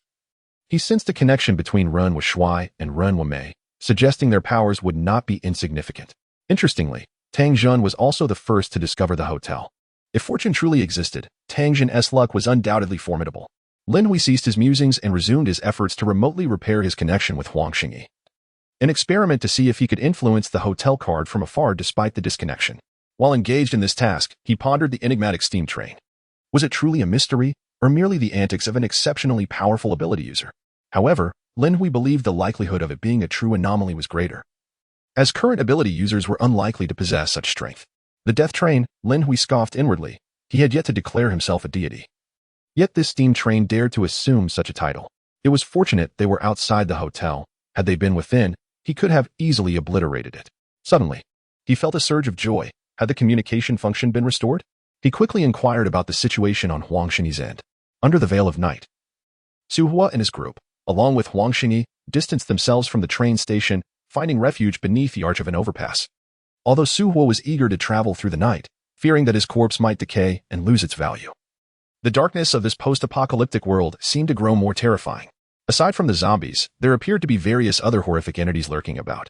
Furthermore, due to his excessive use of abilities, he was in dire need of rest. Although Huang Xingyi wished to depart alone, Su Hua and his companions were exceedingly enthusiastic, insisting on protecting her, which made her feel embarrassed to leave quietly. At that moment, Su Hua lay sprawled out several meters away, sound asleep, while his four companions stood guard on either side. Huang Xingyi crouched beneath the only bridge pillar in the bridge's arch, remaining vigilant and prepared to draw the pistol from her spatial backpack. She was not only wary of the zombies that might intrude but also cautious of the 5 men. After all, this was the apocalypse. Despite Su Hua and the others displaying great warmth, one could never be too careful. What if they were wolves in sheep's clothing? What if these men assumed she was a defenseless woman and sought to take advantage of her? She had never doubted the cruelty of men, much like her ex-husband, who, upon learning that her negligence had led to their daughter's death, offered her no comfort, resorting instead to violence and ultimately forcing her to leave with nothing. Though she acknowledged her own culpability in the matter. "Huang Xingyi, can you hear me?" A voice suddenly echoed in her mind. Huang Xingyi perked up, exclaiming, "Shopkeeper Lin? It's good to hear you. How are things on your end?" Lin Hui replied, "The previous battle severed the long-distance connection between us. I cannot see your situation." Huang Xingyi promptly recounted the events that transpired after Lin Hui's departure. "That death train should have been vanquished by you. We are currently safe, sheltered beneath a bridge." "No. The entity is not so easily defeated. It has likely merely concealed itself," Lin Hui responded. "In that case, I will remotely repair the tenet system within you. Please cooperate and grant me the mental permission to perform certain operations within your body. Otherwise, the biological field and your mental energy will prevent my consciousness from reaching you." Huang Xingyi hesitated for a moment, but then recalled that Lin Hui had previously controlled her body. If he truly wished to scrutinize her, he could have already done so. Moreover, she was nearly 30 years old. She had encountered far worse scenarios. Thus, she acquiesced, "All right." Afterward, her mind fell silent, and Huang Xingyi felt no sense of his presence. Half an hour passed before Lin Hui finally spoke. "I have entered. Your tenet system is now repaired. I am prepared to resume control of your body, allowing you to complete your task and return to your own affairs." "All right, let's proceed." Huang Xingyi was eager to avoid lingering on this task any longer. As before, she sensed her consciousness sinking, her body gradually slipping out of her control. A minute later, Lin Hui regained control over Huang Xingyi's body, rising to stretch before declaring, "Su Hua, rise. We must continue our journey." Su Hua was roused from his slumber. rubbing his eyes as he turned to Huang Xingyi. Sister? Now I am Lin Hui, came the response, and Lin Hui shot him a glance, bemused that this fellow had already begun calling him sister after such a short time. Shopkeeper Lin? Su Hua instantly regained his composure and hurriedly rose, inquiring, Are you all right? What could possibly be wrong with me? That deathly train merely severed my connection with Huang Xingyi. It was nothing but a trivial anomaly, incapable of causing me harm. Lin Hui replied, Indeed, merely a trivial anomaly. Su Hua wholeheartedly believed Lin Hui's words. The four subordinates, having overheard their conversation, gazed at them with eager anticipation. With the guidance of the shopkeeper, they were certain of reaching the southern part of the city safely, otherwise following an unreliable leader. They were uncertain whether they would survive the journey. Lin Hui first checked the amount of glory coins Huang Xingyi possessed, discovering merely over 300 points. Wholly insufficient for their journey to the southern city. Thus, he inquired, Do you have any zombie crystal cores on you? I have 3. Su Hua promptly produced 3 zombie crystal cores, which the 4 subordinates had found amidst the ruins. They had neither the time nor the means to procure any along the way. Lin Hui accepted the 3 crystal cores and converted them into 300 glory coins, stating, I'll put it on the account. As his words fell, the luminous digits on Su Hua's forehead transformed to 9,997. Yes, yes, Su Hua exclaimed joyfully, sensing the change in the numbers on his forehead. I've already repaid the debt of 3 crystal cores. While absorbing and transforming the zombie crystal cores, Lin Hui remarked, I have launched a brand new tenant system, wherein tenants can utilize room cards outside the hotel to convert the corpses and crystal cores of zombies into glory coins, thereby preventing waste and ensuring that the crystal cores are not susceptible to theft. Once this matter is settled, let us find time to return to the hotel. I will assist you in the transformation. The conversion rate for glory coins to zombie crystal cores is 1 level 1 zombie crystal core equivalent to 100 glory coins. You only need to repay 1 million glory coins. Really? That's magnificent. Su Hua rejoiced, realizing that the ability to convert zombie corpses outside the hotel into glory coins would expedite the repayment of his debts. Otherwise, even if he managed to slay a level 1 evolved zombie, the distance from the hotel would necessitate only extracting the zombie crystal cores, discarding the corpses, which was an utter waste. All right, let us depart, Lin Hui concluded. Having absorbed the crystal cores, he activated the super divine mode. His beautiful, voluptuous form radiating a dazzling white light, illuminating the bridge tunnel as bright as day. With a wave of his hand, an invisible force enveloped Su Hua and his 4 subordinates. Don't forget my corpse, Su Hua hastily reminded. Reluctantly, Lin Hui included the mangled corpse as well. In the next moment, the 6 of them soared into the sky, emerging from the bridge tunnel and ascending rapidly. Once aloft, Lin Hui realized that flying with 6 individuals consumed 6 points of glory coins per second. Currently, Huang Xingyi's tenant system contained only over 600 glory coins, sufficient for a little more than 100 seconds, given Huang Xingyi's bodily limit. Flying at a maximum speed of 200 meters per second meant they could only cover 20 kilometers in 100 seconds, insufficient to reach the southern city. In a state of desperation, Lin Hui decided to expend 10 drops of the hotel's essence, replenishing Huang Xingyi's tenant system with 1,000 glory coins. After all, it was his own task, and he felt no regret in the expenditure. The 6 figures transformed into streaks of light, hastening towards the southern direction at an extraordinary speed. Heavens! The speed is astonishing, far surpassing our previous pace. At this rate, we shall soon reach our destination, perhaps even before dawn. The 4 young men, feeling the fierce winds rushing towards them, exclaimed with excitement. Although they were mere mortals, their capabilities had been significantly enhanced by the hotel during the expansion of its domain. All individuals within had reaped immense benefits. Consequently, even those who had not been subjected to the zombie virus, such as the 2nd and 3rd young men, possessed a pure strength exceeding 300 kilograms, surpassing Huang Xingyi. Thus, if even Huang Xingyi could endure the current velocity, so too could they. Su Hua, lead the way, Lin Hui instructed. Yes, just ahead, continuing towards the outskirts, Su Hua replied, pointing forward. When I was able to make calls earlier, I inquired and learned that someone was attempting to establish a safe zone in this vicinity. Wait, no need to direct anymore. Lin Hui suddenly squinted his eyes. I can see it now. A safe zone has indeed been established here. It seems my journey has been worthwhile. Chapter 63. The Hope of a Chain Reaction? In the suburbs of Shiming City, situated a good 40 to 50 kilometers from the city center, the area was sparsely populated with residential houses. On the plains adjacent to the outer ring road, a safe zone was surrounded by numerous dilapidated vehicles. The perimeter of this safe zone was encircled by a haphazard stack of various vehicles, while the interior was fortified by a wall that, though only 2 meters high, was a full meter thick.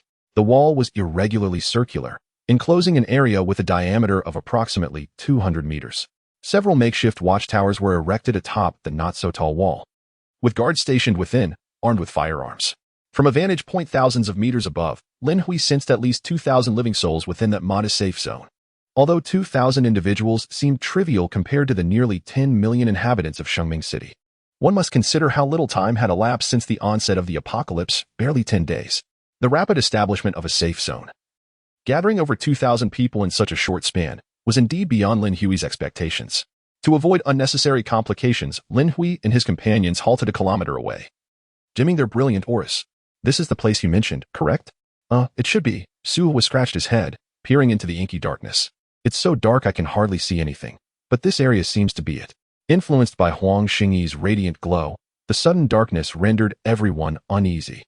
After a brief moment, Lin Hui waited for Huang Xingyi to adjust her eyes to the dim surroundings before indicating the direction ahead. "There lies a safe zone. Presumably the one you spoke of. However, I will not accompany you. Be cautious and do not perish." Upon hearing this, Su Hu felt a sense of regret. Yet he understood that Lin, the proprietor, could not provide constant protection. He spoke calmly. "Rest assured, shopkeeper Lin, that my abilities pale in comparison to yours. I am nonetheless an ability user, and ordinary individuals pose no threat to me. But they have guns," Lin Hui interjected. "What of it? I do not provoke others. And my explosive fireballs are not to be underestimated. I am grateful for your escort, shopkeeper Lin." Su Hu was cautious yet unafraid. After speaking, he secured his own corpse under one arm and instructed his 4 subordinates follow closely.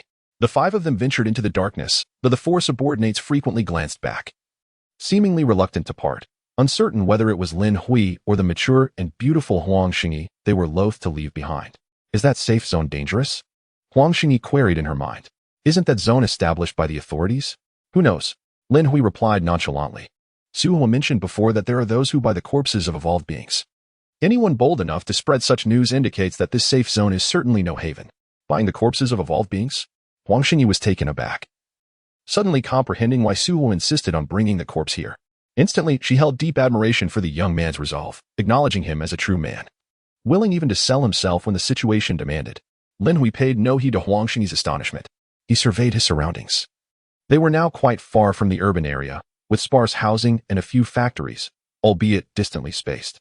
In such desolate areas, the number of zombies would naturally be reduced. "What are your plans?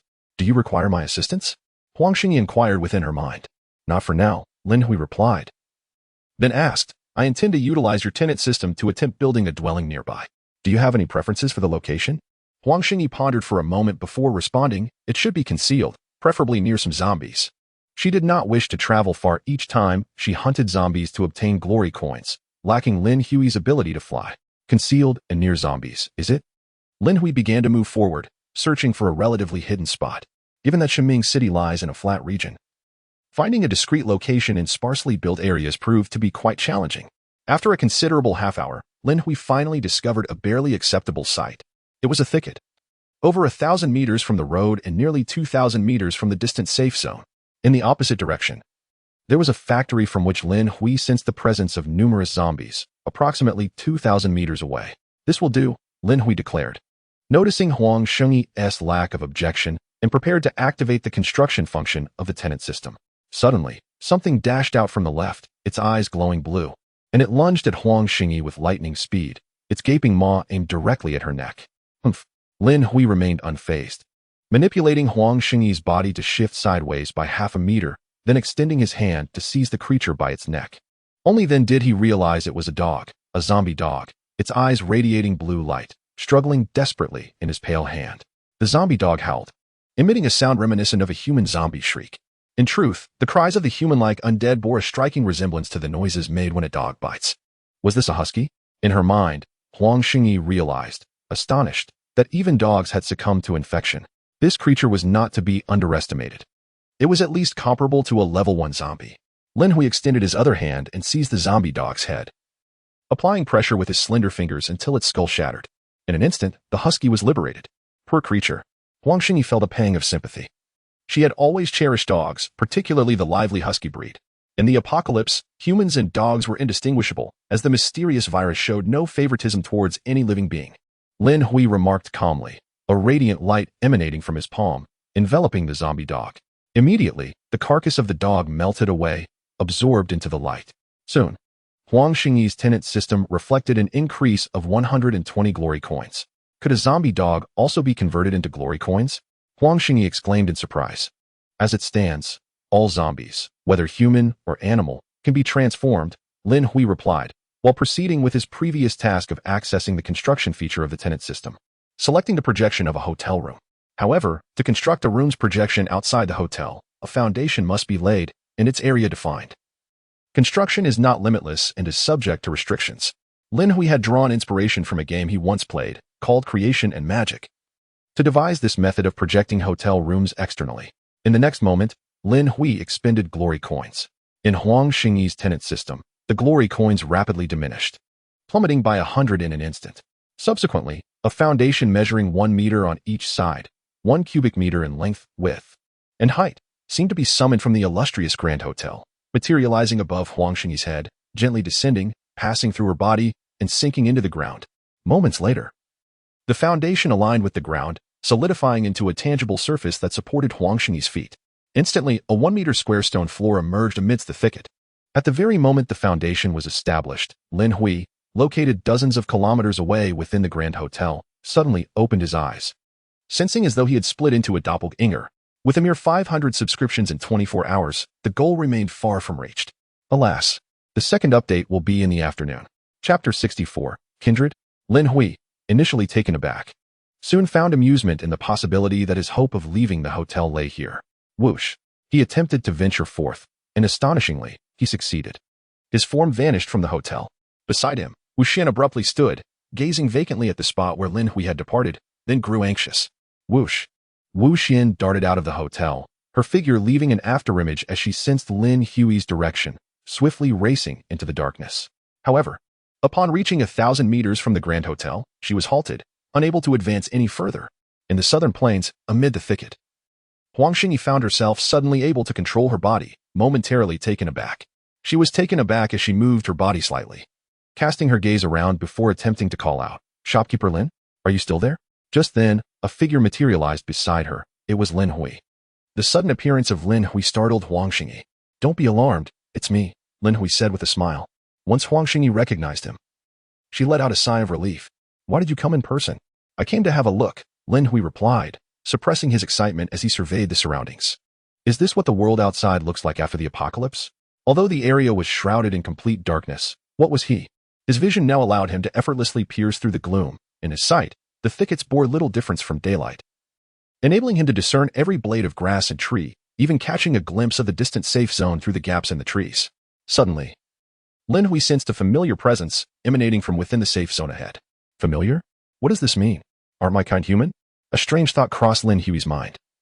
This sensation arose instinctively, as if he could innately sense the presence of a kindred spirit.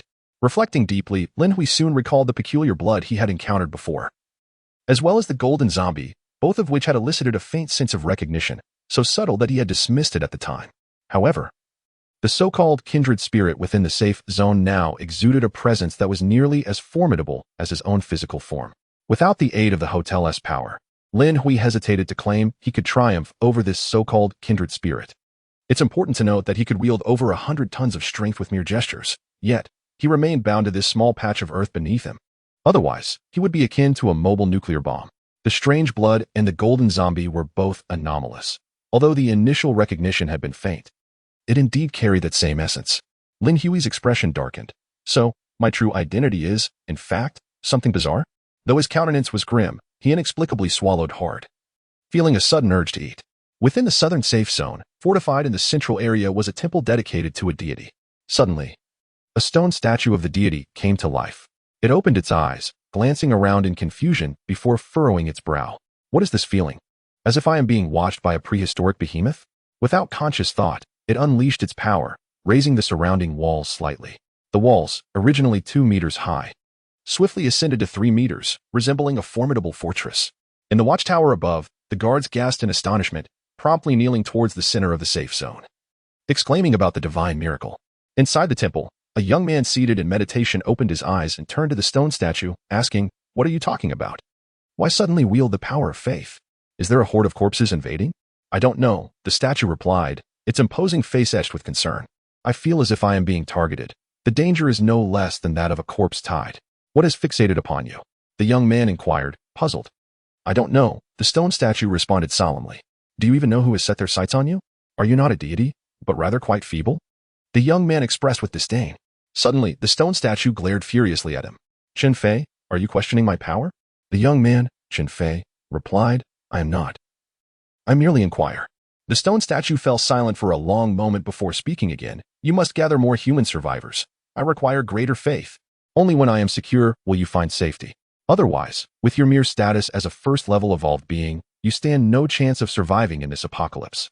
You have no concept of the peril that lurks in this world. Even I am being watched by an unknown entity. Understood. You have been tirelessly searching, have you not? Lin shopkeeper, are you well? In the thicket, Huang Xinyi noticed Lin Hui's expression suddenly darken, emanating an instinctively oppressive aura. She cautiously inquired. I am fine, Lin Hui reassured. Adjusting his mindset. What of the strange? As long as he perceived himself as human, that sufficed.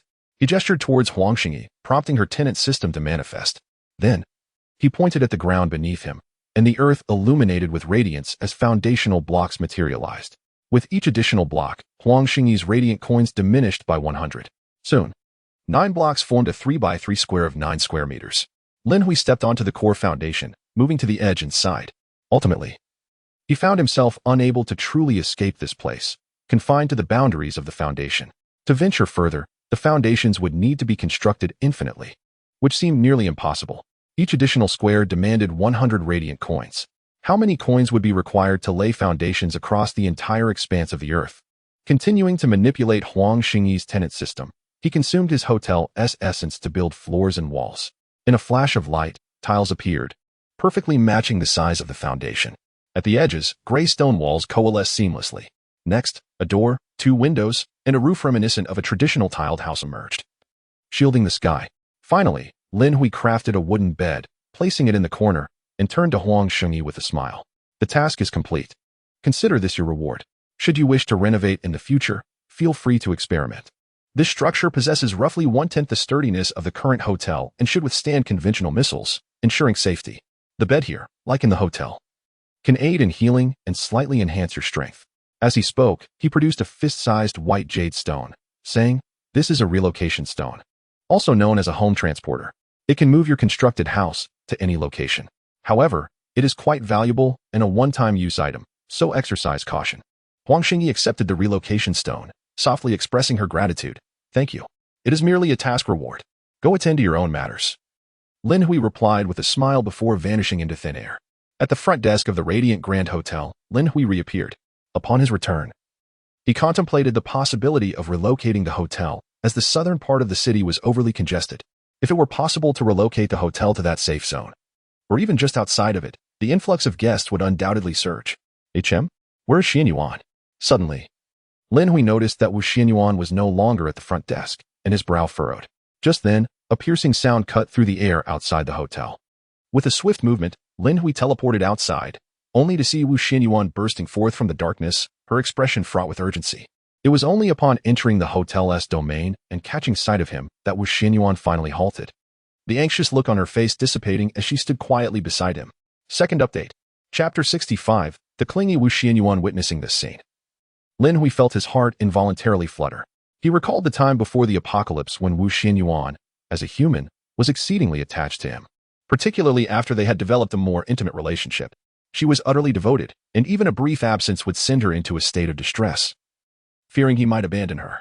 Back then, Wu Xianyuan was the kind of girl who was difficult to pursue, but once won over, she became inseparable. Indeed, her clinginess was matched by her unwavering compliance. She would willingly do anything for him, even if it was exceedingly embarrassing for her, exhibiting remarkable obedience. Though pursuing her was a challenge, once he succeeded, she was prepared to give her all, treating him as her everything. However, one should not underestimate such a girl. Should one dare to suggest a breakup, she would not hesitate to show her resolve. The Wu Xianyuan of yesteryears embodied this very temperament. It took Lin Hui 2 years of relentless effort to win her heart, and on the very day of their success, they were free to express their affection openly. Shortly thereafter, they engaged in a physical relationship, facilitated by Wu Xuanyuan's insatiable clinginess, to the extent that even a trip to the restroom felt like a shared experience. On one occasion, Lin Hui took too long in the shower, prompting an impatient Wu Xianyuan to burst in, resulting in them bathing together. Now, seeing that familiar clinginess once more, Lin Hui realized that merely being away for a short while had caused her such distress. Unable to restrain himself, Lin Hui reached out to caress Wu Xianyuan's head. Xianyuan, is it you who has returned? Wu Xianyuan gazed at him in confusion, enjoying the gentle affection as she tilted her head against his palm. This was the feeling he had longed for. Lin Hui's heart warmed. The affectionate, dependent Wu Xianyuan was back. Yet, the current Wu Xianyuan lacked intelligence and could not yet speak. Xianyuan, I will do my utmost to restore your memories. All of Lin Hui's previous gloom vanished as he joyfully embraced Wu Xianyuan and led her into the hotel. Mo Qinxian, come out for a moment. Upon entering the hotel, he called out in his mind. Soon, Mo Qinxian emerged from her room, looking at him expectantly. I need to step out for a while. Please manage the hotel in my absence. Lin Hui adjusted the permissions on the laptop at the front desk. You won't have much to do. If someone comes to check in with a zombie crystal core, just issue the room key, 1 core per day. If someone were to cause a disturbance, simply press the enter key, and the hotel's power will swiftly quell the troublemaker. Understood. Mo Qinxian slightly nodded, her exquisite face betraying no other emotion. Just as Lin Hui was about to depart with Wu Xian, a thought struck him, prompting him to inquire. What do you do all day in your room? Cultivating. Mo Qinxian replied candidly. What? Cultivating? Lin Hui was momentarily stunned. You can cultivate? Do you possess a cultivation technique? Where did it come from? Is it a method of immortality, sorcery, or magic? None. Mo Qinxian paused before adding. It's self-created. Lin Hui instantly became intrigued. You can create your own techniques? Mo Qinxian revealed to Lin Hui without reservation. Each time you resurrect me, a trace of the omnipotent force remains within me, which allows me to devise methods to enhance my strength. Lin Hui understood that the omnipotent force Mo Qinxian referred to was essentially the essence of the hotel. Have you truly developed this technique? Is it suitable for widespread use? Not suitable. Mo Qinxian shook her head decisively. Very well, continue your research, but remember to keep an eye on the hotel. Lin Hui ceased his inquiries, wrapping an arm around Wu Xian, and with a mere thought, they vanished into thin air. In the next moment, they found themselves in Huang Xingyi's home, more than 50 kilometers away. In the thicket, within the makeshift dwelling, Huang Xingyi had just lain down and was yet to drift off to sleep when suddenly, 2 individuals appeared beside her, startling her nearly into reaching for her gun. Why have you come again? Huang Xingyi quickly sat up, frowning. You can enter my room at will? How can you do this? Although her tone was one of discontent, her voice possessed an innate softness, rendering even her displeasure quite melodious. As she spoke, she glanced at Wu Xian, who was also looking at her. I apologize, Lin Hui said, followed by, if you are not tired, I have a task for you. Huang Xingyi replied, I am tired. I haven't slept in a long time. Not tired is good, Lin Hui said. This task can only be accomplished by you. I need you to enter that safe zone and discreetly convey a message. Huang Xingyi retorted, does this guy not understand human language? After a moment of hesitation, she asked, what is the reward for the task? Sensing Lin Hui's tone left no room for debate, she endeavored to negotiate for her benefit. Upon completion of this task, I will provide you with a relocation stone. Lin Hui stated, just 1 relocation stone? Huang Xingyi frowned. Lin Hui chuckled at her reaction. This relocation stone is quite valuable. At your current state, you certainly cannot afford it, even as an evolved being. Huang Xingyi raised an eyebrow slightly. Very well then. What message do you want? Lin Hui organized his thoughts internally and said, you will enter that safe zone and inform the survivors inside that a wondrous and bizarre place is offering a system. With just a zombie crystal core, one can obtain a system. So that bizarre place is the Radiant Hotel? Huang Xingyi pondered. No, that bizarre place is right here. Lin Hui replied with a smile. What do you mean? Huang Xingyi was momentarily taken aback.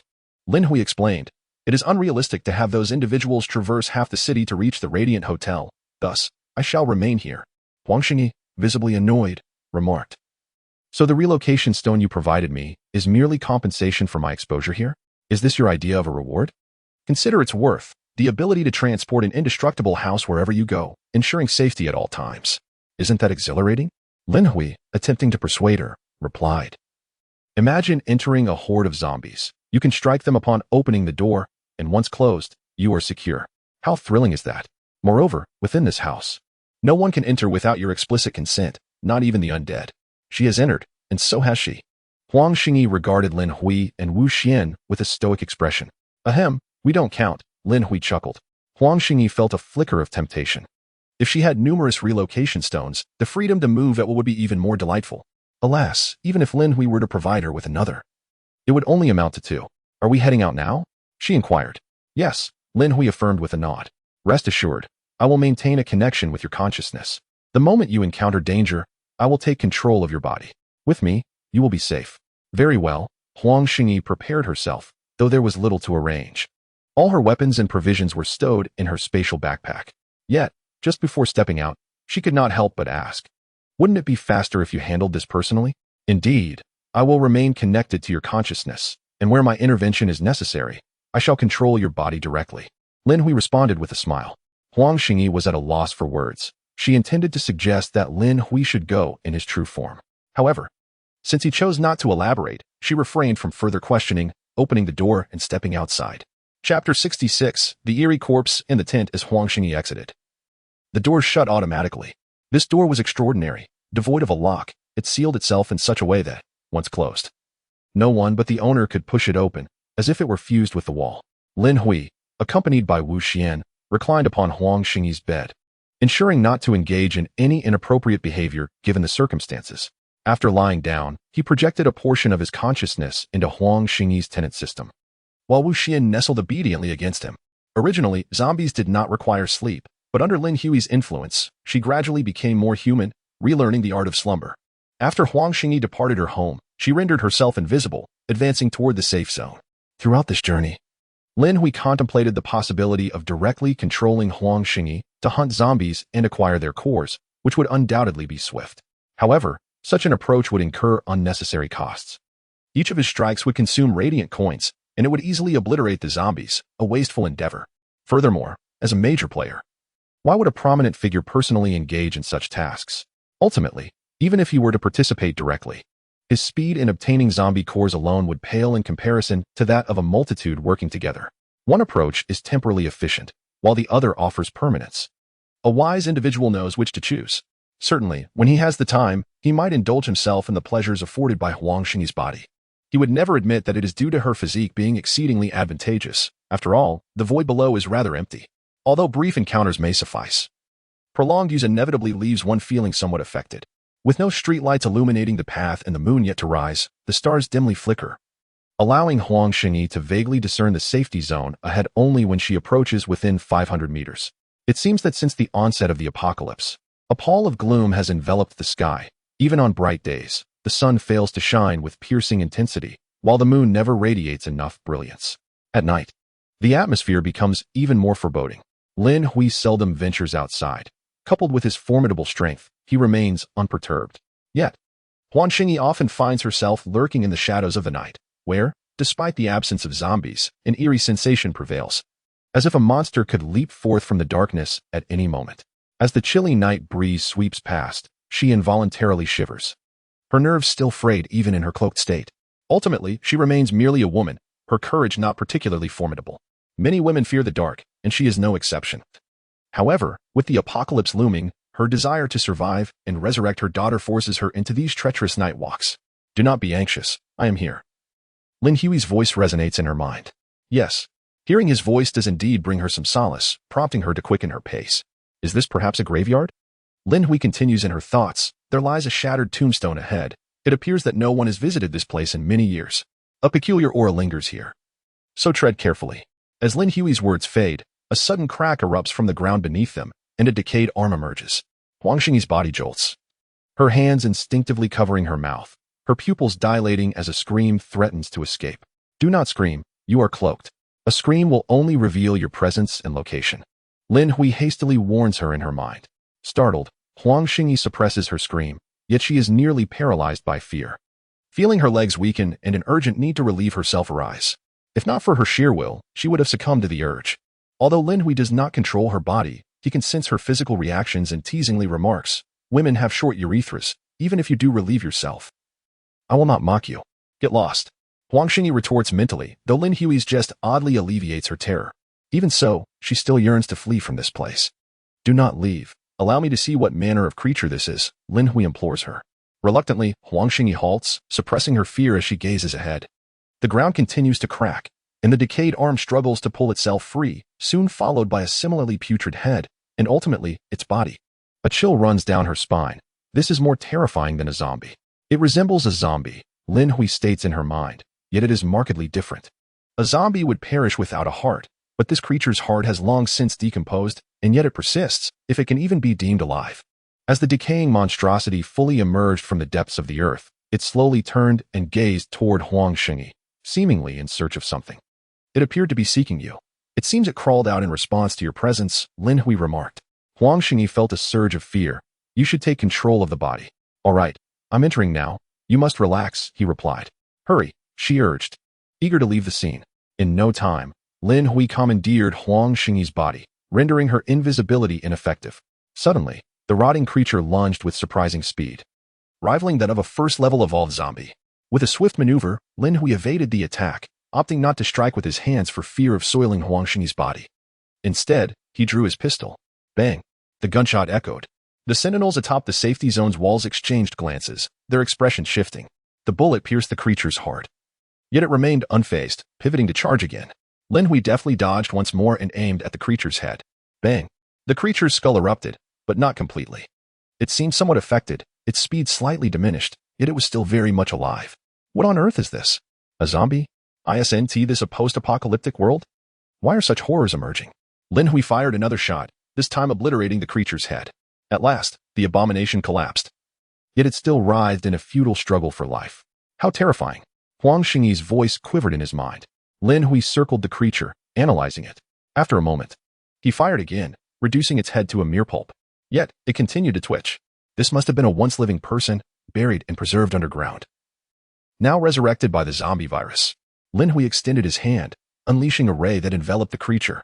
In an agonizingly slow manner, the struggling monstrosity began to dissolve, transforming into a sanguine liquid that seeped into his palm, subsequently transported to the hotel. The hotel's ethereal force transmuted it, yielding a few trace elements of the suspected zombie virus, enhancing both Lin Hui and the hotel's structure.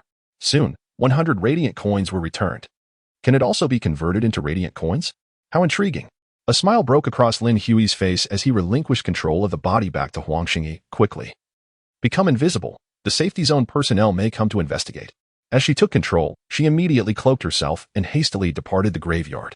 Only after distancing herself over 200 meters did she exhale a sigh of relief, her heart still racing. Was that a zombie? Hard to say. It could also be a peculiar entity, albeit weak, comparable to a first-level evolved zombie. Just consider this. Anything that cannot be slain by conventional means is certainly an anomaly. Lin Hui explained. This apocalypse is truly terrifying, Huang Xingyi lamented. Lin Hui remained silent. Yet he suspected that the creature's emergence was likely a consequence of the prior red rain, which had seeped into the ground and infected the buried corpses. Soon, Huang Xingyi approached the safety zone, but from a distance, she noticed a massive iron gate towering 3 meters high, sealing the entrance. Surrounding the iron gate were numerous vehicles scattered haphazardly. What should we do? Huang Xingyi inquired. Lin Hui pondered for a moment and suggested. Choose a spot that is unoccupied and climb over the wall. But I can't climb walls, and it's so high, about 3 meters. Huang Xingyi replied, feeling troubled. Lin Hui reassured her. Just get to the wall, and I'll take control of your body to help you over. All right, Huang Xingyi consented.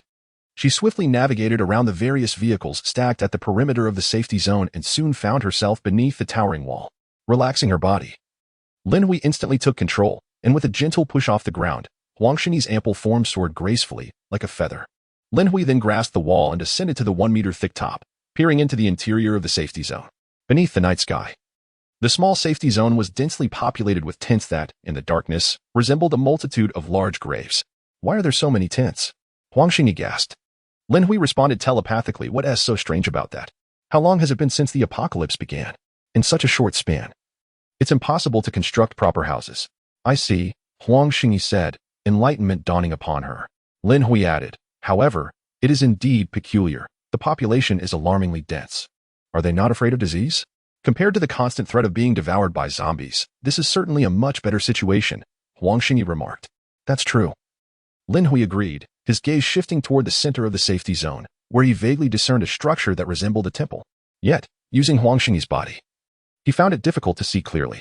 Nevertheless, he could sense that within that temple-like building was an evolved being. Previously, my true form sensed an aura akin to its kind, likely within that structure.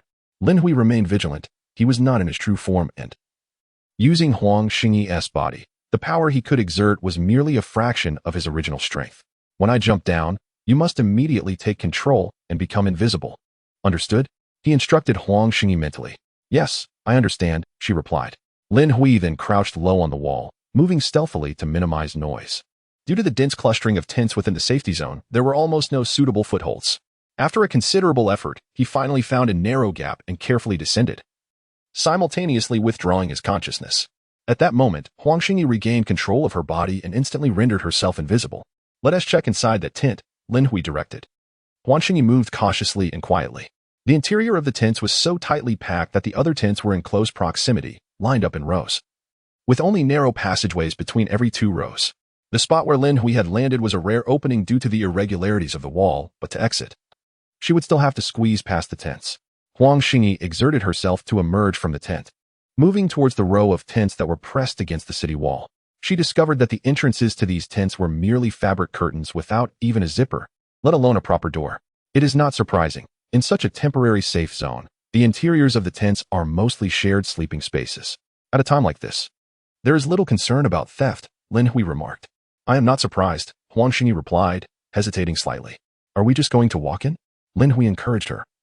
We must ascertain the conditions inside. With a determined bite of her lip, Huang Xingyi gently lifted the curtain, only to be met with an overwhelming stench of sweat and feet that nearly caused her to faint. This is unbearable. How can the people inside not suffocate? She derided. You'll get used to it, Lin Hui chuckled in her mind. Holding her nose, Huang Xingyi reluctantly stepped inside, revealing a cramped array of makeshift wooden beds, including bunk beds. Astonishingly, within such a small tent, there were 14 sleeping spaces. Although they were all single beds, the arrangement was exceedingly crowded, reminiscent of a sleeper train, perhaps even more densely packed. What is your plan? Huang Xingyi asked, frowning. She did not wish to linger in such a foul-smelling environment. Lin Hui had initially intended to create an illusion, discreetly informing select individuals about the wholesale system, allowing them to believe they were the sole recipients of this information. However, it appeared that the residents of this safe zone were all living in close quarters, rendering his original plan unfeasible. Well, the hotel can accommodate a maximum of 200 guests, while this place houses over 2,000. It is unlikely that everyone can be accommodated. It will depend on who is willing to believe, Lin Hui thought. He then stated, give me control of your body. All right. Huang Xingyi promptly relinquished control. Goodness, it reeks. Lin Hui exclaimed upon gaining control, instantly feeling a sense of suffocation. You'll get used to it, Huang Xingyi teased in her mind, subtly mocking him for previously speaking without understanding the reality of the situation. Lin Hui remotely extracted a few drops of the hotel's essence, depositing them into Huang Xingyi's guest system, and then used glimmer coins to commence his operation. Let there be a commotion. I fear no one. In the next moment, the tent radiated a blinding white light. With a swift motion, Lin Hui maneuvered Huang Xingyi's body away and entered the next tent. Soon, the second tent also emitted a brilliant white light, followed by the third, fourth, and fifth. Finally, when the 10th tent glowed with dazzling light, Lin Hui sensed a powerful aura rising from the temple at the center of the safe zone. In an instant, he darted back towards the direction he had come from, leaping gracefully over the city wall and quickly escaping. Your body is yours. Vanish from here immediately. Understood. Huang Xingyi took control of her body, employing her invisibility ability to fade into the darkness. Meanwhile, at the heart of the safe zone, within the temple, the stone deity emanated a sacred radiance, dispelling the surrounding darkness. What is happening? Before the statue, a disheartened youth opened his eyes in bewilderment. At that very moment, within the 10 tents closest to the city wall, numerous weary survivors, having toiled throughout the day, were abruptly awakened by a blinding radiance. As they groggily blinked awake, they beheld a line of luminescent characters suspended in mid-air at the center of the tents. A wholesale system awaits a kilometer away. A single zombie crystal core serves as the threshold. First come, first served, no waiting. What is this? A system? Is this for real? What do these glowing letters signify? Inside the 10 tents, some individuals were gripped by fear, others widened their eyes in astonishment, while some were steeped in suspicion. Yet, the radiant inscription lingered only for half a minute before it slowly dissipated. Nevertheless, the survivors within those tents erupted with excitement. The previously tranquil safe zone suddenly buzzed with activity. The overseers of the safe zone were stirred from their slumber, rising to inquire about the commotion. Although some wished to conceal the news, the world is never short of eager informants, and soon the entire story was laid bare. Upon grasping the situation, the overseers were left in utter bewilderment. A wholesale system? Is this real? The legendary kind of system? Can it truly facilitate wholesale transactions? As Huang Xingyi stealthily distanced herself from the safe zone by 400 or 500 meters, Lin Hui suddenly inquired, "Your body seems to be trembling. Are you injured?" However, Huang Xingyi merely pressed her lips together, furrowing her brow in silence, her trembling intensifying. In truth, she had felt a sense of unease when encountering the decaying corpse earlier. But out of consideration for Lin Hui, she had refrained from addressing it, although she had managed to suppress her discomfort upon leaving the safe zone. An oppressive aura emanating from within startled her, causing her anxiety to resurface. The moment she felt the tension, her bodily urges became uncontrollable. Am I truly injured? That can't be. I didn't feel anything before. Could it have happened just now? Lin Hui asked again, concern lacing his voice. Huang Xingyi was about to respond when her body quivered, compelling her to press her legs together. Are you all right? Lin Hui expressed his worry. Could you step away for a moment? Huang Xingyi suddenly requested. Are you sure? If I leave and some ghastly hand emerges from the ground, won't you be frightened? Lin Hui queried. The memory of the decaying corpse flashed in Huang Xingyi's mind, tightening her chest with anxiety. Yet, it was unbearable. She could no longer hold back. Huang Xingyi felt her body shaking violently. The more she resisted, the more urgent her need became. Are you truly okay? Lin Hui asked, his concern deepening. Oh, I hope you don't overthink it, Huang Xingyi replied, her face flushed with heat. Being nearly 30 years old, she had seen her share of experiences. In the face of potential peril, embarrassment paled in comparison. After all, Lin Hui's consciousness could only perceive what she allowed him to see and hear. As long as she avoided looking. Resolutely, she gritted her teeth and squatted down right where she was. In the next instant, Lin Hui was met with the sound of rushing water. Chapter 68, the treasure incomprehensible to the divine. The plains by the roadside fell into a profound silence, with only the persistent sound of flowing water resonating for an extended duration. After a considerable time, Huang Xingyi felt an overwhelming sense of exhilaration, followed by a flush of heat on her cheeks as she adjusted her trousers. Are you not going to wipe? The voice of Lin Hui unexpectedly echoed in her mind. Instantly, Huang Xingyi's face reddened even further, and she could only feign deafness, choosing to ignore him. Silently, she tidied her trousers and continued on her journey. Are you truly not going to wipe? This will dampen your trousers, and I have heard that it can easily lead to gynecological inflammation. Could you please refrain from speaking? Huang Xingyi, utterly embarrassed, retorted indignantly. This is all your fault. How is this my fault? Lin Hui queried, perplexed. Because I just blame you anyway. Huang Xingyi was too shy to admit that she was concerned Lin Hui might see through her eyes, so she dared not wipe. Lin Hui raised an eyebrow, secretly scoffing at the peculiar nature of this woman. It was absurd to blame him for her own oversight. After all, he had not forbidden her from wiping. On the way back, they encountered no further mishaps. However, as they approached the thicket, Huang Xingyi slowed her pace and, with her cheeks flushed, said, Could you leave my house? Why? Lin Hui, puzzled, responded, I need to stay here to wait for those survivors to come and claim the system. I won't be leaving for the next few days. You.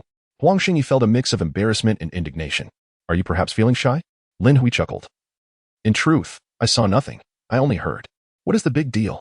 In the past, when at public restrooms, did we not often hear the sound of running water from the women's stalls? Did those women cease to face the world just because someone heard them? Suddenly, Huang Xingyi found Lin Hui's reasoning to be quite sound. Although their circumstances were different, at the core, he had merely heard a sound. Indeed, what was the significance of it? No one had seen her. Feeling a wave of relief, she steeled herself and entered her house. Inside, Lin Hui and Wu Xian had already taken a seat, and a tall lamp had mysteriously appeared by the bedside, illuminating the room just enough to stave off the darkness. That lamp is for you. Lin Hui gestured toward the lamp with a smile. Upon seeing the bright lamp, Huang Xingyi's eyes sparkled. In this post-apocalyptic night, devoid of electric lights, such a lamp, seemingly independent of electricity, appeared exceptionally precious. Thank you, she exclaimed with delight. Lin Hui replied with a grin. This lamp is bound to your tenet system. It does not consume electric power, yet it is not a divine artifact. It still requires energy. And a single radiance coin can sustain it for 24 hours. To recharge it, simply hold down the switch, on average. It can absorb a bit of radiance coin energy every minute. A single radiance coin lasts that long? Huang Xingyi was astounded. A typical 25-watt bulb consumes a significant amount of electricity to shine for 24 hours. Of course, Lin Hui chuckled. Radiance coins are a form of primordial energy, quite superior in nature. Thank you once more. Huang Xingyi expressed her gratitude again, then added, I am preparing to sleep now. Then go ahead and sleep, Lin Hui replied. Huang Xingyi observed Lin Hui still perched on the edge of the bed, seemingly unwilling to depart. She cast him a sidelong glance, thinking to herself that his girlfriend was right there, and she could hardly believe he would dare to intimidate her in front of her.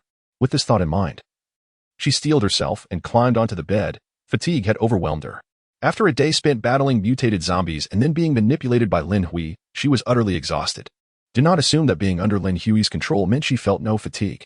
Moreover, she had been utilizing her supernatural abilities throughout the day. And although their mental toll was minimal, the continuous activation had drained her considerably. Coupled with the earlier fright, her mental state was further depleted. She feared that if she did not rest soon, she might collapse from exhaustion. As soon as she lay down, sleep swiftly claimed her, with soft snores escaping her nose. Is she truly asleep? Lin Hui mused, gazing at the curvaceous form beside him. Unable to resist, he reached out and gently touched her rounded figure. To his surprise, the sensation was extraordinarily pleasant. He cautiously glanced at Wu Xian beside him, and to his astonishment, Wu Xian's expression remained tranquil, showing no reaction to his actions. As if indifferent to what he was doing, he quietly exhaled in relief. However, at that moment, Huang Xingyi abruptly opened her eyes, a flicker of indignation flashing within them. Yet she regarded him with a calm demeanor. Ahem, I merely touched you. Do not misconstrue it, Lin Hui stammered, retracting his hand. Yet Huang Xingyi bit her lip and suddenly proposed, if you resurrect my daughter for free, I could offer you something in return. Lin Hui immediately dismissed the idea, rising with Wu Xian without a hint of hesitation. 10,000 zombie crystal cores and 1 million glory coins? I'm not foolish enough to squander them for a fleeting night. Seeing Lin Hui's unwavering rejection, disappointment flickered in Huang Xingyi's eyes. Though she felt a sense of relief within, she could not bring herself to give herself to another man so carelessly. Nevertheless, a tinge of humiliation and anger lingered within her. How could this man refuse her when she had presented herself so openly? Was her allure insufficient? Or had time rendered her less desirable? A sense of loss washed over her. Was she destined to age and fade away? With these complex emotions swirling within her, Huang Xingyi remained wary of Lin Hui, but ultimately succumbed to fatigue and drifted into slumber. Lin Hui moved to the wall opposite the bed, gesturing to summon a sofa from within the hotel to the corner. He then seated himself with Wu Xian, confident that someone would soon arrive, albeit uncertain of how many would come. Meanwhile, the southern safety zone was abuzz with activity. Although the zone's administrators were skeptical of any system, especially one that was wholesale, the possibility lingered in their minds. What if it were genuine? The system, a supreme treasure among all, could make one the protagonist of the era. With the apocalypse unfolding and deities manifesting, what was so strange about a system wholesaler appearing? Those who entered the southern safety zone were compelled to venerate the Earth God, though many were reluctant, while some placed their hopes in the so-called deity. The majority still yearned to strive for their own success. Thus, despite the efforts of the administrators to suppress dissent, a current of unrest began to surge within the safety zone. In this world, particularly in this apocalyptic era of crumbling order, there will always be those who dare to take risks and gamble for a chance. Consequently, a few audacious individuals, under the cover of night, scaled the 3-meter-high walls, intending to seek out the so-called system wholesalers. Once the overseers and the management of the safety zone became aware of the situation, they were enraged to discover that over 10 individuals had vanished. The sense of betrayal was palpable. These ingrates, whom they had protected and provided sustenance for, had ultimately chosen to flee, proving to be ungrateful wolves. Within the temple at the heart of the safety zone, the Earth God was incensed, issuing a divine decree to blacklist the escapees, declaring that they would be met with death if encountered. He had no need for followers who would turn traitor. Yet, unbeknownst to this so-called Earth God, some of the administrators were also beginning to stir, unaware of the magnetic allure that the system held for modern individuals. Thus, as the night deepened, several capable administrators found pretexts to stealthily exit the safety zone, dispersing in various directions in pursuit of the system wholesale location, situated 1,000 meters away. As dawn broke, within a thicket, in the abode of Huang Xingyi, Lin Hui suddenly opened his eyes. A hint of a smile gracing his lips. Someone had finally discovered this place. He had harbored concerns that no one would be able to locate him. As time had been of the essence, he could only indicate a distance of 1,000 meters, lacking the means to leave a map as guidance. However, those with perseverance are never in short supply, and 1,000 meters is not an expansive range. A simple circumnavigation of the safety zone would suffice to find him. Just as Lin Hui rose to his feet, Wu Xian hurriedly followed suit. Xian, stay put. Continue sitting. I'm not going anywhere. Just at the door, Lin Hui insisted, gently pressing Wu Xian back down. She seemed to understand, resuming her seated position without further ado. At that moment, Huang Xingyi also awakened. Although exhausted from the previous night, the rudimentary wooden bed here had restorative properties, allowing her to recuperate to her fullest potential after just a few hours of sleep. Upon seeing Lin Hui open the door, Huang Xingyi swiftly activated her invisibility ability, She wished to remain undetected to avoid unnecessary trouble. As Lin Hui opened the door, he spotted a man, approximately 30 years of age, entering the thicket.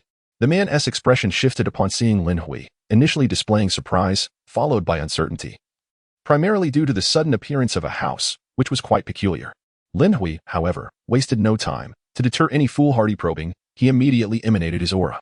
This presence, though not overwhelmingly powerful, exuded a palpable sense of terror. Indeed, 20 meters away from Huang Xingyi's dwelling, the man suddenly perceived Lin Hui as towering and imposing, while an oppressive atmosphere enveloped the air, inducing an involuntary tension. At that moment, Lin Hui gestured, conjuring a luminous orb in his palm, fixing his gaze on the man, and calmly inquired, "Are you here to claim the system?" The man was taken aback once more, and his heart raced with joy upon seeing the luminous orb in Lin Hui's hand, a zombie crystal core.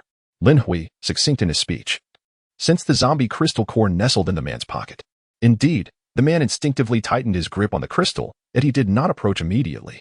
Instead, he cautiously inquired, "May I ask, what is this system?"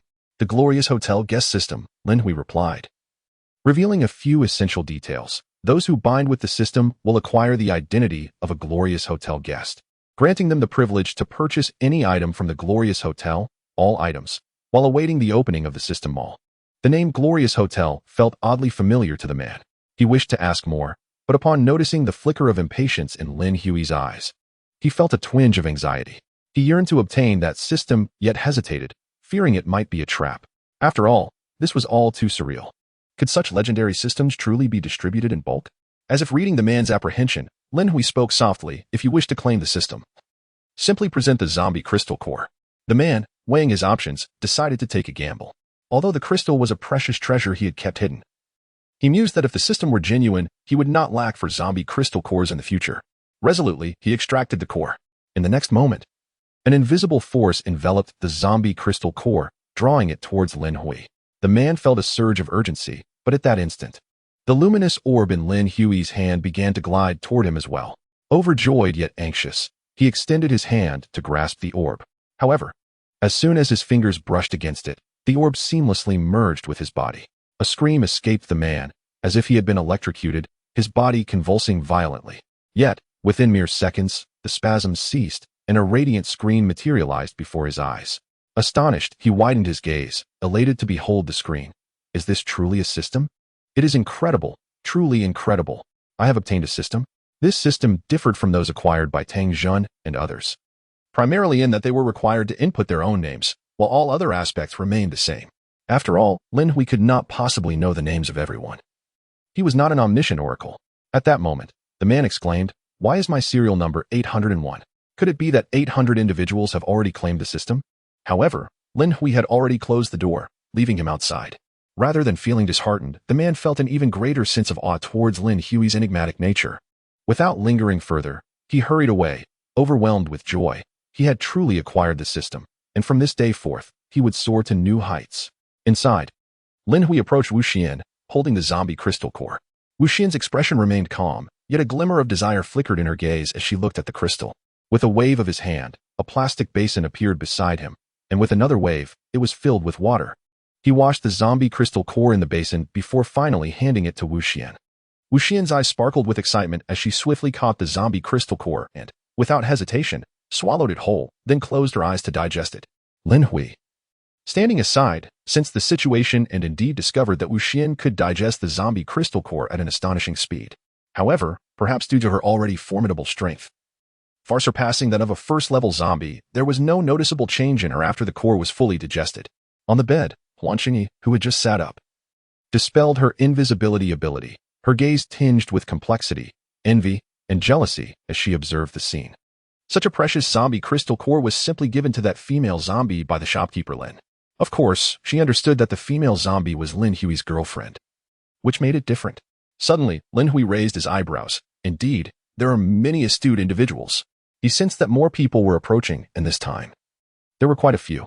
Upon hearing this, Huang Xingyi quickly rendered herself invisible once more, while Lin Hui opened the door.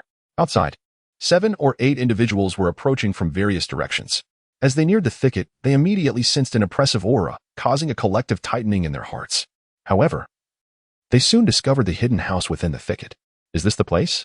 Indeed, It was a kilometer away from the safety zone, and the small cabin seemed out of place amidst its surroundings. Logically, constructing a house here would disrupt the surrounding flora, yet the plants showed no signs of distress. The group circled around the cabin, eventually finding its front. At the same time, they noticed each other, becoming wary, yet none chose to leave. Just then, Lin Hui opened the door and, glancing at the 8 individuals standing over 10 meters away, said calmly, "Claim your system user status. Retrieve your zombie crystal course." "Are you truly a wholesale system individual?" questioned a young man, suddenly drawing his gun. "Look at what you're wearing. It's the same attire we have on Earth. Who are you?" The others around him instinctively distanced themselves from the youth. Lin Hui smiled and remarked, "The world is vast. Some individuals are simply misguided and enjoy being the center of attention." The young man's expression darkened at his words. "Are you suggesting I am misguided? Fine. Let us assume I believe you're indeed a wholesale system individual. If you are as powerful as you claim, then if my shot doesn't kill you, I will accept your credibility." Bang. As his words fell, he unhesitatingly pulled the trigger. The gunshot echoed, causing those nearby who were also searching for system wholesalers to turn their gazes towards this direction. The expressions of those surrounding the cabin changed in disbelief as they looked at the youth, never expecting him to actually fire a shot. When they regained their composure, they turned to Lin Hui, eager to ascertain the outcome. However, upon turning, they found Lin Hui had already pinched a bullet between his fingers. "In this world, there will always be individuals with misguided thoughts," Lin Hui said with a faint smile, reiterating his previous words, and then added, "Since you have tested me, I shall reciprocate. If you can catch this bullet, I will consider this incident as if it never occurred." He did not wait for the young man to respond. Lin Hui flicked his fingers, and with a resounding bang, the young man's head exploded like a watermelon, sending viscous fluid and shattered bone splattering in all directions. Chapter 70. It seems I have offended someone. The remaining 7 individuals around him were taken aback, retreating in alarm. Lin Hui, unfazed, gestured as 5 zombie crystal cores shot forth from the fallen youth's body and were deftly caught by him. He regarded the other 7 with a steady gaze and inquired, "What about you? Do you also require a test?" "And no, you misunderstand, senior. We are not associated with that lunatic," they stammered in unison. "Indeed, we are not on the same side. That fellow is utterly deranged. We came solely to collect the system, having received your message." The 7 quickly distanced themselves from the deceased youth, their hearts racing with shock and fear. To think that a mere flick could launch a bullet with such force that it obliterated an adult's head. The power was far beyond that of a typical handgun. It was likely comparable to that of a sniper's bullet. In that instant, the 7 were convinced of Lin Hui's identity as a wholesale distributor of the system. Who else could possess such formidable strength? Even the evolved beings within the safe zone could not match him. At the entrance of the small house, Lin Hui spoke again. "Those wishing to acquire the system, present your zombie crystal course." Yes. I am here to collect the system." "So am I." "Me too." The 7 hurriedly produced their crystal course. As soon as they did, the cores automatically flew toward Lin Hui, an extraordinary sight that further solidified their belief in his identity. Without making them wait in line, he waved his hand, and 7 luminous orbs soared toward them. Given that he had become adept at modifying the most basic version of the system, Lin Hui could easily manage this task. The earlier delay with Huang Xingyi had been primarily due to the loading of blueprints and the construction of consciousness projection channels. As for the various blueprints and equipment they would desire in the future, they would either have to wait for him to develop a comprehensive system marketplace or procure them personally at the Glorious Hotel. Seeing the glowing orbs approaching, the 7 were filled with uncontainable joy. Subsequently, akin to all those who had previously received the system, they convulsed wildly during the integration process. However, once the spasm subsided, they were left in a state of ecstatic bewilderment. Is this the system panel? What on earth is the Glorious Hotel? A tenant system? So, we have become tenants of the Glorious Hotel? They mused, filled with a strange yet euphoric sense of newfound identity. Wait, something's off. Why is there a time limit? One suddenly exclaimed. The other 6 soon noticed the countdown timer and accompanying notifications. Indeed, why is there a time limit? If the countdown ends and we haven't replenished our time with these glorious coins, will the system vanish? How can that be? Some expressed their dissatisfaction, feeling it was unfair. Yet, others remained unconcerned, for Lin Hui had explained that by purchasing the blueprint for a bed and resting upon it, they could enhance their strength. Once they grew stronger, would acquiring zombie crystal cores still be a challenge? In the shadows, Huang Xingyi paused momentarily upon hearing those words. Is there a time limit to this system? Why was she unaware of it? However, she quickly dismissed the thought, as the dawn had already broken. She stealthily slipped past Lin Hui and exited the small cabin, heading towards a nearby factory to hunt zombies. At this juncture, more individuals began to arrive in succession. Some, alerted by the conversation of the 7 in front of the cabin, hurried out to claim the system. Yet, others lingered in the shadows, preferring to observe the situation first. Lin Hui paid little mind to those hidden observers. As long as someone approached to claim the system with a zombie crystal core in hand, he would grant it. Initially, only men made their way forward, but gradually, a few audacious women joined as well. Nonetheless, women remained a rarity. Perhaps due to the difficulty of escaping the safety of the city walls, or simply because there were too few surviving women. By the morning's end, just over 20 individuals had gathered, presenting their zombie crystal cores to receive the system. Perhaps word of this spread, for after noon, more individuals arrived. As time passed, a full day slipped away. Throughout the day, Lin Hui had distributed only 50 or so systems. While many had come, some still remained hidden, either observing or lacking the necessary zombie crystal cores. Lin Hui remained untroubled, patiently awaiting further arrivals. He believed that as the first batch of system recipients returned and shared the news, more would inevitably come. As for those still hesitating and watching, they could wait indefinitely. The number of available systems was limited, and Lin Hui had yet to devise a substitute for them. Often, indecision can lead to the loss of great opportunities. As night fell completely, Huang Xingyi returned, her system now boasting over 1,000 radiant coins, signifying that she had slain more than 10 first-level evolved zombies. The cost of her endeavors, however, was her body, marred with injuries, several of which were nearly fatal. Yet, this woman was resilient. Upon her return, she uttered not a word, opting instead for sleep, never once crying out in pain, leaving Lin Hui astonished by her strength and tenacity. Lin Hui was not overly concerned, knowing that as long as she was alive and could rest, she would awaken revitalized the following day. Meanwhile, on Wu Xian's end, after consuming over 50 zombie crystal cores, she indeed grew significantly stronger, her eyes sparkling with newfound vitality. Many of Lin Hui's words she could now comprehend, though she remained unable to speak. Just as Lin Hui had anticipated, the news of the system had spread, though some sought to monopolize the benefits. Unwilling for others to grow stronger, fearing that if everyone became equally formidable, they would blend into mediocrity, there are always those who cannot keep a secret, reveling in the opportunity to boast. Thus, the existence of the system wholesaler began to circulate within the safety zone. Initially whispered in hushed tones, this so-called secret soon transformed into an open secret, known by nearly everyone. Instantly, chaos erupted within the safe zone as an increasing number of individuals sought to escape. Even those devoid of zombie crystal cores were devising ways to hunt the evolved zombies. However, as Lin Hui had previously remarked, the world is vast, and there will always be those with misguided notions.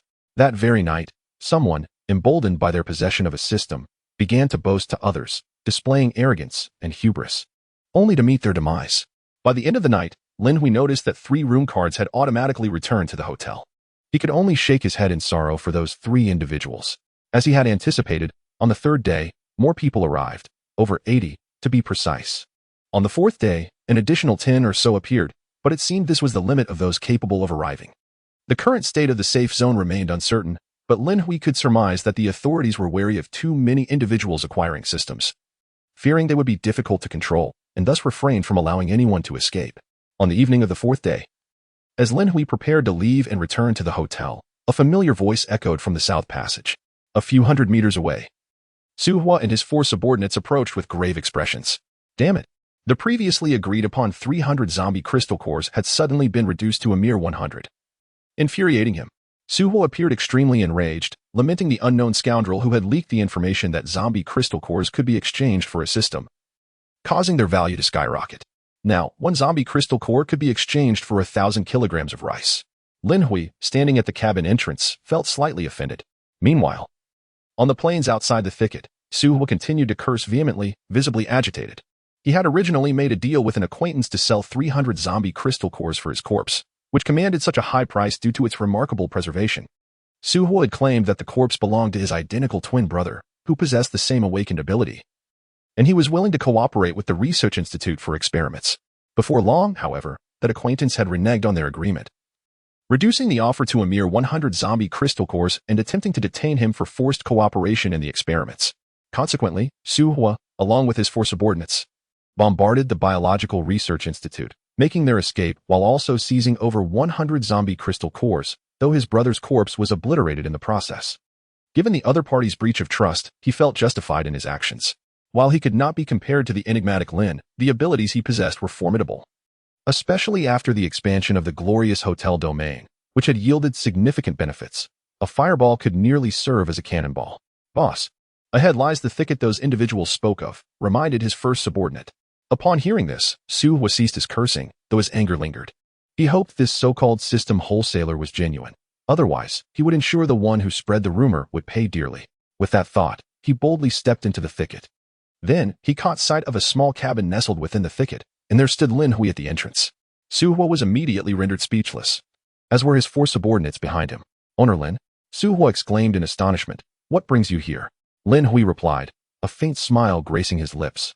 I seem to have heard someone mention they wish to flay my skin. Su Hua, drenched in cold sweat, thought, surely not? That information was released by Owner Lin? Panic set in. However, he quickly regained his composure and feigned anger, exclaiming, who possesses the audacity to utter such words? Was it you? He pointed at his 4th subordinate. The latter's face turned pale. Not me, not me. Then it must be you. He turned to the 3rd subordinate. It wasn't me either. The 3rd subordinate shook his head in terror. Could it be you? He asked, glancing at the 2nd subordinate. Before the 2nd could deny it, the 1st subordinate suddenly interjected. Boss, have you forgotten so soon? It was you who said it. Su Hua's gaze snapped to the 1st subordinate. So it was you. This ungrateful wretch. Owner Lin has treated you so well, and yet you dare to speak of him in such a manner? I shall make you pay. With that, he swung a fist towards him. The 1st subordinate's expression shifted dramatically. No, please. His screams echoed through the thicket. Lin Hui watched Su Hua's display with a twitching mouth. Pitying the 1st subordinate. Perhaps he was indeed one of those individuals lacking common sense. Su Hua was genuinely furious this time, swinging his fist with the intent to inflict serious harm upon this ungrateful fool. Please spare me, boss. I was wrong. It wasn't me who said that. Owner Lin. Save me. The 1st subordinate's cries grew increasingly desperate.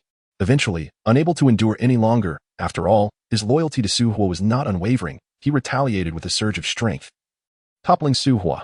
Having been previously coerced by Su Hua into experiments involving the zombie virus, his physical prowess had now surpassed that of Su Hua. So, you dare to strike back? Su Hua's murderous intent surged, and he summoned a fireball in his palm.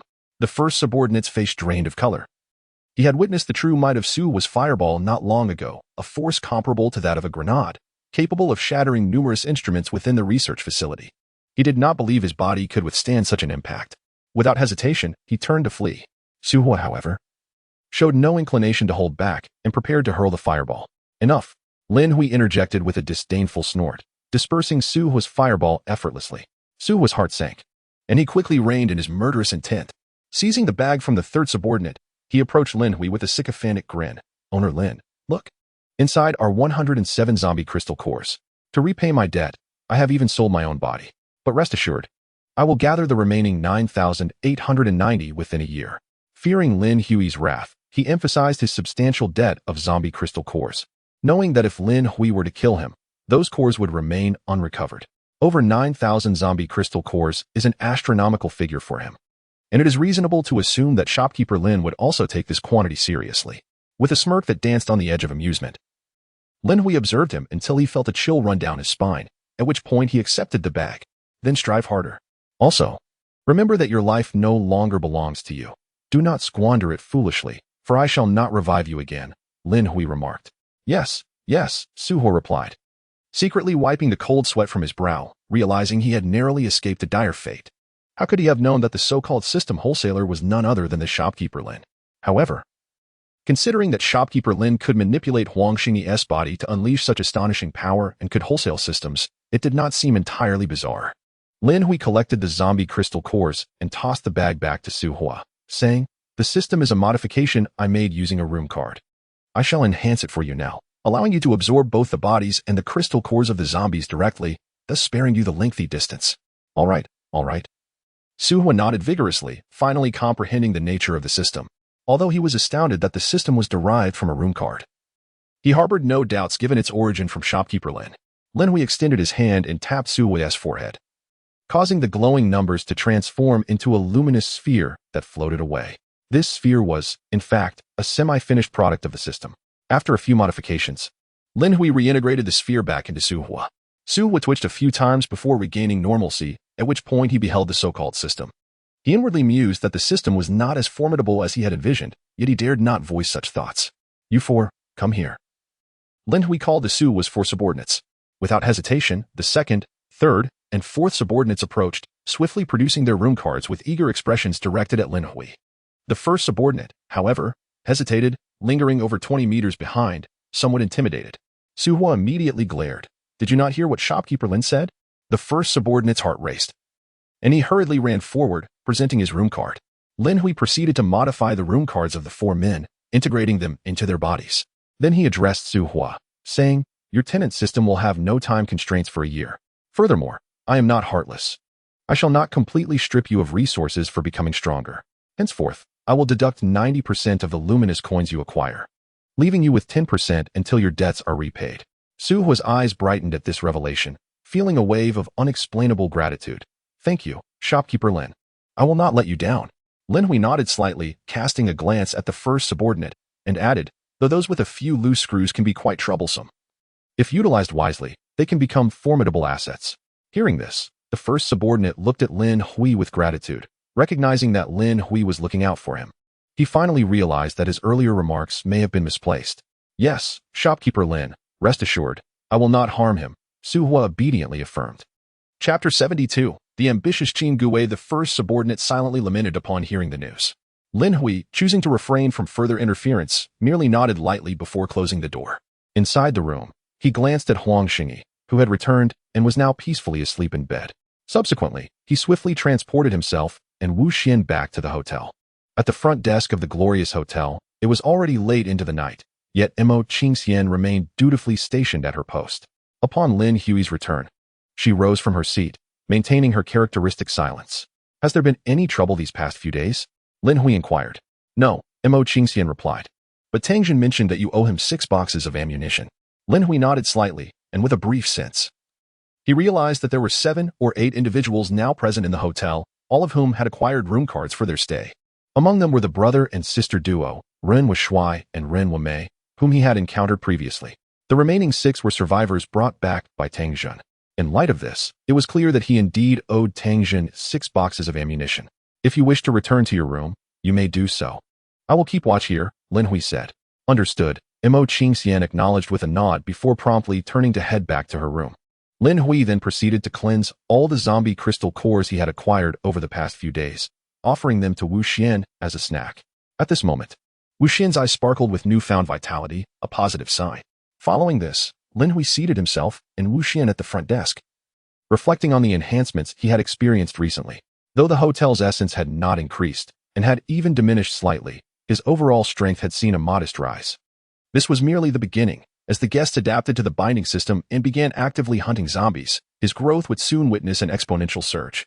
It was imperative to establish the system's marketplace promptly, allowing various blueprints to be uploaded for guests to purchase with glorious coins remotely. This would accelerate the augmentation of the hotel's essence. However, it was also essential not to send all the inhabitants away. Some physical goods, such as firearms, needed to be sold as well.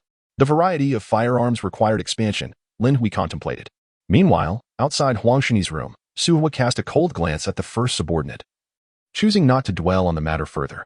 "This safe zone has become perilous. We must vacate this place," Su Hua stated decisively, discerning the way forward before hastily departing. However, after covering just over 1,000 meters, he suddenly sensed something amiss, his expression shifting. "They have caught up. We must quicken our pace." He immediately accelerated, with his 4 subordinates closely trailing behind. Not long after their departure, over 20 armed individuals pursued them from behind, each resembling a figure from the underworld, exhibiting none of the traits typical of individuals in a post-apocalyptic world, perhaps due to the relatively recent onset of the apocalypse. "Wang Zong, are you certain this is the right direction?" The leading middle-aged man inquired, his countenance stern as he addressed the youth beside him. Wang Zong, the young man, replied with unwavering conviction, "The aura emanates from this direction. They have not been gone long. They cannot be very far." "Then let us continue the pursuit." The middle-aged man bore an exceptionally grim expression. "That little wretch dares to deceive me and has destroyed my laboratory. Let me catch him." The man's name was Qin Gui, a pharmaceutical tycoon before the apocalypse, who, of course, indulged in some unsavory dealings. For in the pharmaceutical industry, one can create not only beneficial remedies, but also harmful concoctions. Even a seemingly innocuous anesthetic, if misused, could wield tremendous destructive power. On the very day the apocalypse descended, leveraging the resources he had amassed prior, Qin Gui raided a nearby armed division with his men. Although they suffered heavy losses, they returned with a considerable cache of firearms. Upon learning of the existence of evolved beings, he immediately set out to hunt them, aiming to uncover their secrets. Unable to awaken his own abilities, he sought to harness the power of technology to grant himself the opportunity for evolution. Initially, Qin Gui believed he could thrive in this new world, commanding a biological research institute, wielding dozens of firearms, and leading a small band of followers. However, he was utterly unprepared for the revelation that a land deity resided directly above his research facility, one that had already been claimed by others. His firearms were rendered mere toys before such a being. Reluctantly, he was forced to compromise and became a subordinate, obtaining a position within the management of a newly established safe zone. As an ambitious individual, he was far from satisfied. Upon hearing of the system wholesaler's existence, he promptly dispatched his most trusted subordinate to investigate. The survivor, previously deemed a fool, was actually one of his own, sent to probe Lin Hui's capabilities, but met with a dire fate.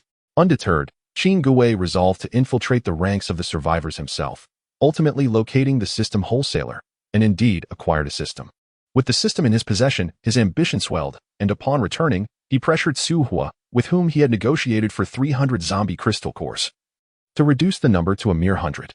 This concession was made with the intention of recruiting Su Hua, an offensive evolved being. Yet, he was taken aback when Su Hua, in a fierce display, obliterated the very evolved corpse he intended to purchase, seizing over 100 zombie crystal cores and annihilating his biological research institute, killing all the researchers within. The destruction of the institute effectively obliterated his foundation, and the grudge he now bore was monumental. Thus, Qin Gui sought out the only tracking evolved being within the safe zone, Wang Zong, gathering all his remaining subordinates to pursue vengeance. Along the way, he converted over 200 zombie crystal cores into radiant coins, preparing to invest heavily to enhance his power. However, after making a single deposit of over 20,000 radiant coins, he soon discovered that while the system was indeed functional, it was far less potent than he had envisioned, as it could not directly augment his strength. In fact, the only utility he could currently access was a spatial backpack. With great financial resources at his disposal, Qin Gui activated the backpack, expending 10,000 radiant coins to unlock a storage capacity of 100 kilograms. Yet, this was the extent of his newfound capabilities. Damn it, I always feel like I've been deceived. Qin Gui cursed as he hurried forward, exclaiming, "What kind of ridiculous system is this? Aside from a spatial backpack, there is nothing else. This defies logic." As he vented his frustration, he suddenly caught sight of a glimmer ahead, pausing momentarily. "What lies ahead? Someone go and investigate." "Yes, sir." One of his subordinates promptly took his weapon and cautiously approached. Soon, the subordinate arrived at the luminous spot, parting the grass to reveal a fireball the size of a fist, motionless and radiating intense heat that charred the surrounding earth. Just as he laid eyes on the fireball, an explosive roar erupted. Boom! The fireball detonated, obliterating the subordinate into pieces. In the rear, the expressions of everyone changed dramatically. One man lunged forward, tackling the boss to the ground. A terrifying shockwave swept over them, sending those unprepared flying. When the shockwave subsided, Qin Gui pushed aside the subordinate who shielded him and climbed to his feet. Upon seeing the mangled remains of his subordinate, fury surged within him, and he shouted vehemently, "Little B Su Hua, damn your mother." Although he had not witnessed Su Hua directly, the explosion was all too familiar. If he didn't recognize Su Hua's methods by now, he would not be Qin Gui. After cursing, Qin Gui swiftly turned his gaze to his remaining subordinates. Chapter 73. Su Hua's Advancement. Fortunately, while his men had been thrown about, they sustained only minor injuries due to the distance. "Boss, should we continue the pursuit?" Wang Zong, the tracking type evolver, hesitated. "Pursue? Damn it. After suffering such losses, I must tear him to shreds." Qin Gui resembled a gambler who, having lost everything, was driven by desperation. "If I don't kill him, I might as well not be Qin." Wang Zong felt regret creeping in for having followed this man out. Yet, Qin Gui quickly added, "But this time, do not pursue too closely. Keep an eye on the front. If you see something glowing, take a detour." With that, he led the remaining 20 subordinates alongside Wang Zong onward. These 20 men represented his last vestige of strength. Qin Gui was genuinely infuriated. Su Hua had nearly annihilated his resources, and he felt he could not rest until Su Hua was dead. Still pursuing? On the plains, Su Hua was equally agitated, though he lacked tracking abilities. His strength surpassed that of Wang Zong, enabling him to sense their presence in advance. Otherwise, he could have easily been surrounded. Fortunately, it was night, and visibility was low. Otherwise, those armed men could shoot from a distance with ease. At this moment, the 5 of them were nearing the urban area. Once they entered the city, he would have less to fear from Qin Gui's firearms, as buildings would provide cover. However, entering the city also meant facing the threat of zombies. This old man truly thinks I'm an easy target. Su Hua's expression was equally grim. Qin Gui was a friend of his father's. After the apocalypse began, Qin Gui had called him, offering assistance and even attempting to recruit him. It was during that occasion that he learned from Qin Gui about the acquisition of the corpses of evolvers, in the days when his father was still alive. Qin Gui was quite amiable, resembling a kind-hearted neighborly uncle. To be candid, on the very first day of the apocalypse, before he had discovered his own abilities, he had indeed contemplated seeking refuge with Qin Gui. However, the distance proved insurmountable, and he could not make the journey. He never anticipated that in this transaction involving corpses, that once benevolent uncle would turn against him. Suddenly, a gunshot echoed from behind. Su Hua's expression changed dramatically as he instinctively dove to the side. His four subordinates swiftly rolled away, tumbling into the tall grass. As expected, the next moment, a barrage of gunfire erupted from the rear, bullets pummeling the ground around them, sending dirt flying. One of the subordinates cried out in agony as a chunk of flesh exploded from his thigh. Su Hua squinted at the scene ahead. In a swift motion, the first subordinate dashed away like a cat, vanishing into the depths of the grass. Su Hua squinted again in the direction the first subordinate had fled. The second and third subordinates mimicked his actions, moving like serpents through the underbrush, disappearing into the foliage. The fourth subordinate, gritting his teeth against the excruciating pain, also struggled to crawl away from the spot. Su Hua wished to follow suit. Yet the relentless hail of bullets seemed to bear a grudge against him, forcing him to remain low and cautious. After half a minute, the gunfire finally ceased. Su Hua hurriedly extended his hand to crawl away. However, a second round of gunfire erupted, compelling him to retract his hand in alarm. Damn it, someone knows my position. Su Hua lay flat in the depression, a sense of dread washing over him. He harbored intense hatred, wishing to hurl a fireball towards the rear. Yet he did not dare to expose himself. Moreover, it was the dead of night. Summoning a glowing fireball would only render him a target, plunging him into greater peril. If only I possessed the strength of Lin Dian's. At that moment, Su Hua yearned even more for power. Suddenly, a piercing scream resonated from the rear, abruptly silencing the gunfire. Simultaneously, about 200 meters away, the first subordinate burst forth from the grass, delivering a punch that caved in the back of one assailant.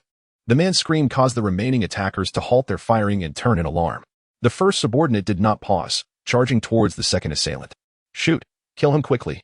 Qin Gui's expression shifted drastically. However, the attackers had no time to aim at the first subordinate.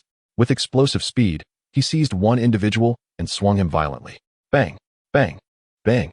A total of 3 or 4 men were sent sprawling. Come on! I dare you to come at me, you cowards! The first subordinate, in a frenzy, grabbed another person and swung him around wildly, instilling fear in the others who began to retreat in haste. Some who could not evade were thrown aside, bones snapping under the force. Meanwhile, the second and third subordinates, having crawled to a safe distance, were startled into turning back upon hearing the cries and the furious shouts of the first subordinate. In the low-lying area, Su Hua wore an expression of astonishment. His first reaction to the sudden departure of his number one subordinate was that the leader intended to escape alone or perhaps even betray him. However, to his utter disbelief, this subordinate not only remained loyal but also charged back into the fray, particularly upon hearing the anguished roar of his number one subordinate. An inexplicable wave of emotion surged within him. At that very moment, he felt a profound jolt, as if his soul had transcended. Both his physical condition and strength peaked, while his senses heightened dramatically. In an instant, he was drenched in sweat, yet experienced an unprecedented sense of ease, as though an invisible force had cleansed his very flesh and bones. Has my ability upgraded? Su Hua pondered momentarily. Yet, he quickly shook off his stupor, rolling to the side and springing to his feet, propelling himself towards the rear with explosive speed.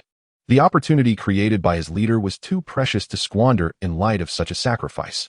In the distance, he spotted his number one subordinate, wielding a person and mercilessly striking down, alongside the formidable figure of Qin Gui, easily recognizable by his imposing stature. How could the leader crawl so swiftly? Su Hua wondered, filled with uncertainty, as he observed Qin Gui and his men scattering, ready to take aim at the number one subordinate.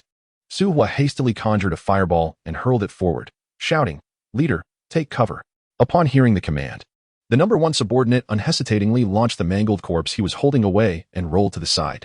At that moment, Qin Gui also noticed the fireball, his face paling. "Get down." Boom. The fist-sized fireball traversed 100 meters before exploding amidst the crowd. In an instant, flames surged skyward, illuminating the surroundings as brightly as day. The scorching wave of heat surged forth, igniting the grasslands. Everyone within a 10-meter radius was swept away by the shockwave. The two closest subordinates of Qin Gui were engulfed in flames during their backward flight, transforming into fiery figures before shattering midair and promptly disintegrating into ashes. Even the swiftest Qin Gui suffered burns over a large portion of his body. How could this power be so immense? Qin Gui was filled with dread. The explosion of the fireball rivaled that of a small missile. Unfortunately, due to the number one subordinate's rampage, Qin Gui's men had dispersed too widely, resulting in the fireball's true impact being somewhat diminished. Nevertheless, the results were still astonishing. One of Qin Gui's subordinates, after rolling away, rose to his feet, brandishing an assault rifle in search of Su Hua. At that moment, the number one subordinate, elusive as a specter, suddenly appeared behind him, seizing the man's ankle and toppling him. "Leader, retreat. Take the fourth with you," Su was shouted while continuing to launch fireballs. Having been pursued in a state of fury, he would not allow this opportunity to slip away. In the blink of an eye, a second fireball coalesced and was sent flying. Witnessing this, the number one subordinate desperately clutched the ankle of Qin Gui's man and fled with fervor. Boom! The second fireball detonated, illuminating the surroundings with a brilliant blaze that lit up the plain once more. The abundant grass around was instantly reduced to ashes, and one of Qin Gui's subordinates was obliterated as he struggled to rise. Yet this was not the end. Su Hua continued to conjure fireballs, hurling them mercilessly wherever he detected movement. Boom, boom, boom. Each explosive fireball erupted, igniting the prairie beneath.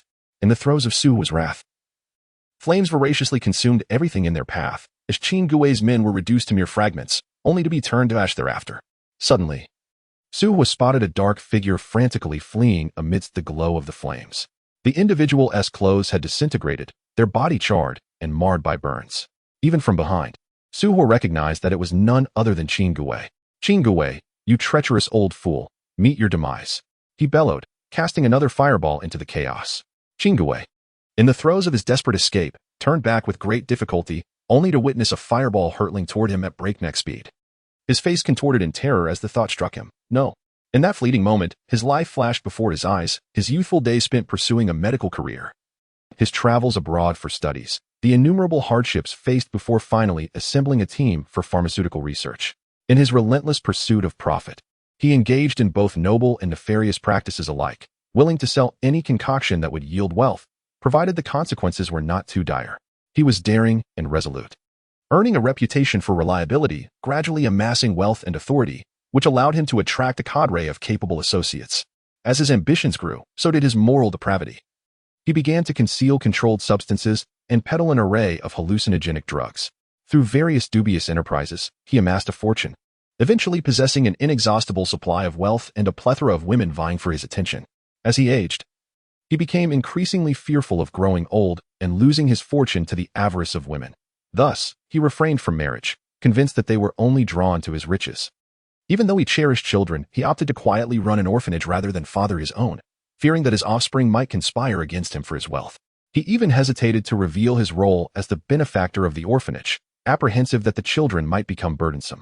Haunted by the specter of aging, he shifted the focus of his research team toward biomedicine, exploring health supplements, and even the pursuit of immortality. However, it was long before the apocalypse descended upon them. At 55, he felt the weight of age pressing upon him. The emergence of evolved beings ignited a glimmer of hope for eternal life. Boom. Before his memories could fully resurface, the incoming fireball detonated. The searing heat enveloped him, and in the next moment, his body was hurled away by the shockwave. At the Guangwei Hotel, Lin Hui, sensing something amiss, abruptly opened a drawer to find a room key manifesting from thin air. "Another has perished?" he mused, though he had grown accustomed to such occurrences. In this apocalyptic world, the threat of zombies looms, alongside the perils posed by humanity itself and the environment. In such dire times, human life is exceedingly cheap, with individuals perishing daily in various manners. Lin Hui was about to close a drawer when he suddenly noticed that the room card appeared somewhat ethereal, lacking complete solidity. Upon extracting it, he was astonished to find that not only was the card not fully materialized, but it seemed to be gradually becoming more insubstantial. What could this mean? Lin Hui was greatly taken aback. It was his first encounter with such an anomaly. He hastily concentrated his senses, following the essence of the room card.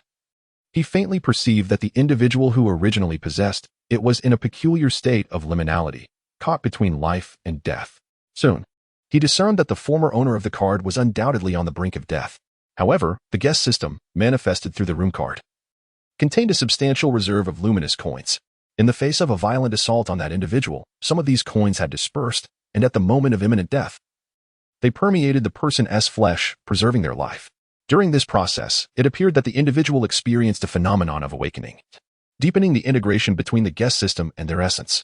Previously, the connection between the guest system and its tenant was merely at the physical and conscious levels. This time, however, it had begun to delve into the realm of the soul. It was precisely because of this profound fusion that the room card, which was poised to return, instead reverted to its original state. As long as the individual's soul persisted, they could not be deemed dead, and thus the card would not return. Is such a thing possible? Lin Hui was astonished. Observing the card in his hand as it continued to wane in substance, he suddenly experienced an epiphany. Realizing that this could be a rare opportunity to observe the human soul, without hesitation, he swiftly modified the room card, enabling his consciousness to project remotely into the individual's sea of awareness, akin to his previous experience with Huangxingyi. As soon as Lin Hui completed his modifications, the room card vanished entirely from his grasp. He promptly projected his consciousness, only to find himself in a wondrous expanse. It resembled an ocean of memories, surrounded by countless twinkling stars, each luminescent orb representing a fragment of memory. Lin Hui gasped in astonishment. An ocean of memories? Was this the very core of the human soul? He patiently observed and was astounded to discover that this memory ocean was akin to the cosmos, with an astonishing multitude of recollections. It encapsulated the life of an individual from the moment of birth and their initial understanding of the world, to the instant of impending death at the age of 55. Even the nebulous memories of dreams were present within this realm. At that moment, the guest system, aided by the omnipotent luminous coins, was automatically adapting to the essence of this individual's soul, infiltrating the ocean of memories. Through Lin Hui's observation, it appeared that the guest system transformed into countless threads, weaving through each memory star. When the memories of the stars were interwoven by silken threads, Lin Hui's consciousness finally emerged into the realm of flesh and blood cells. He beheld the threads woven by the guest system, threading through each cellular star. As these threads interconnected every cellular star, a panel materialized in Lin Hui's vision, a genuine system panel. The information displayed upon it surpassed that of the guest system he had created, revealing additional details. Illustrious Grand Hotel Guest, Qin Gui, unique abilities, spatial backpack, 100 kilograms storage capacity. Each additional 100 luminous coins increases storage capacity by 1 kilogram. Construction, unlocked, 100 luminous coins to activate. Upon activation, the ability to construct dwellings outside the hotel domain becomes available. These dwellings serve as external versions of your hotel room, with structural integrity at 1/10 that of the hotel room. No one may enter your dwelling without your consent. Construction modules must be purchased from the hotel proprietor or await the opening of the system marketplace. Relocation, for those who have built dwellings. This function allows them to relocate their homes. Moving stones must be purchased at the hotel. Currency conversion. One may actively choose to convert zombie corpses and zombie crystals into luminous coins. Exploration is encouraged. Luminous coins, 1096. This system was developed and manufactured by the illustrious Grand Hotel. All final interpretive rights belong to the proprietor of the illustrious Grand Hotel. Though the guest system retained much of Lin Hui's original design, it bore both additional and fewer elements. For instance, the time limit imposed by Lin Hui had inexplicably vanished. Henceforth, unless this individual perished or Lin Hui intervened to forcibly reclaim it, the guest system would remain. Furthermore, this individual named Qin Gui possessed an additional innate ability. Though it was displayed as garbled text due to the absence of a name, Lin Hui discovered that he could assign a name to this innate ability. Upon sensing Qin Gui's condition, Lin Hui immediately realized that the man's battered body was recovering at an astonishing rate. A remarkable force emanated from the depths of this man's cellular nucleus, accelerating cellular metabolism at rates dozens, even hundreds of times faster than that of an ordinary person.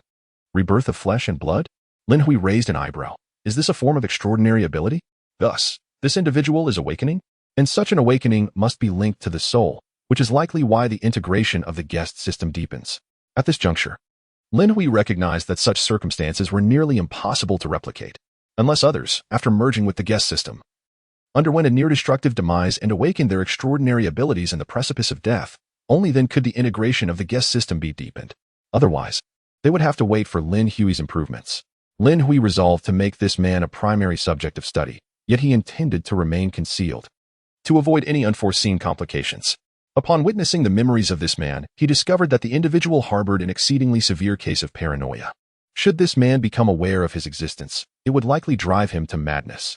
Currently, Lin Hui possessed the ability not only to observe this person's memories but also to exert control over his corporeal form. This dominion surpassed that which he held over Huang Xingyi, as Lin Hui required her consent to manipulate her body. In contrast, commanding this man's physicality was far simpler. For the tenant system had fully integrated with him, from soul to memory, down to the very cells, everything had merged. Lin Hui could even utilize this man as an external avatar. If Qin Gui were to learn of such a matter, he would undoubtedly descend into madness. In the suburban area of the southern city, Su Hua and his companions gathered in a modest dwelling. The second and third subordinates supported the injured fourth subordinate and arrived first. Soon after, Su Hua made his appearance, and from a distance, he spotted the first subordinate running toward him. Seeing the first subordinate, Su Hua felt a mixture of emotions, yet he managed to force a smile as he approached.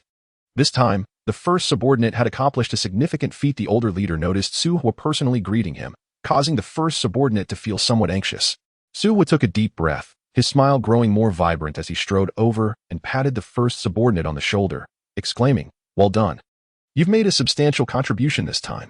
Upon hearing this, the first subordinate instantly became elated, only to unexpectedly produce an assault rifle from seemingly nowhere. Su Hua's expression changed dramatically as he swiftly rolled aside. The first subordinate, bewildered, exclaimed, "Boss, I found this." He then handed over the assault rifle. Su Hua felt his face burn with embarrassment, acutely aware of the humiliation he had just experienced. Nevertheless, with a thick skin, he rose without betraying any signs of discomfort and cautiously approached the first subordinate. The first subordinate still held the weapon aloft, the grip facing Su Hua. With utmost care, Su Hua extended his hand and successfully received the assault rifle, his gaze unexpectedly resting upon this first subordinate, whom he had suspected of betrayal on several occasions. Hee.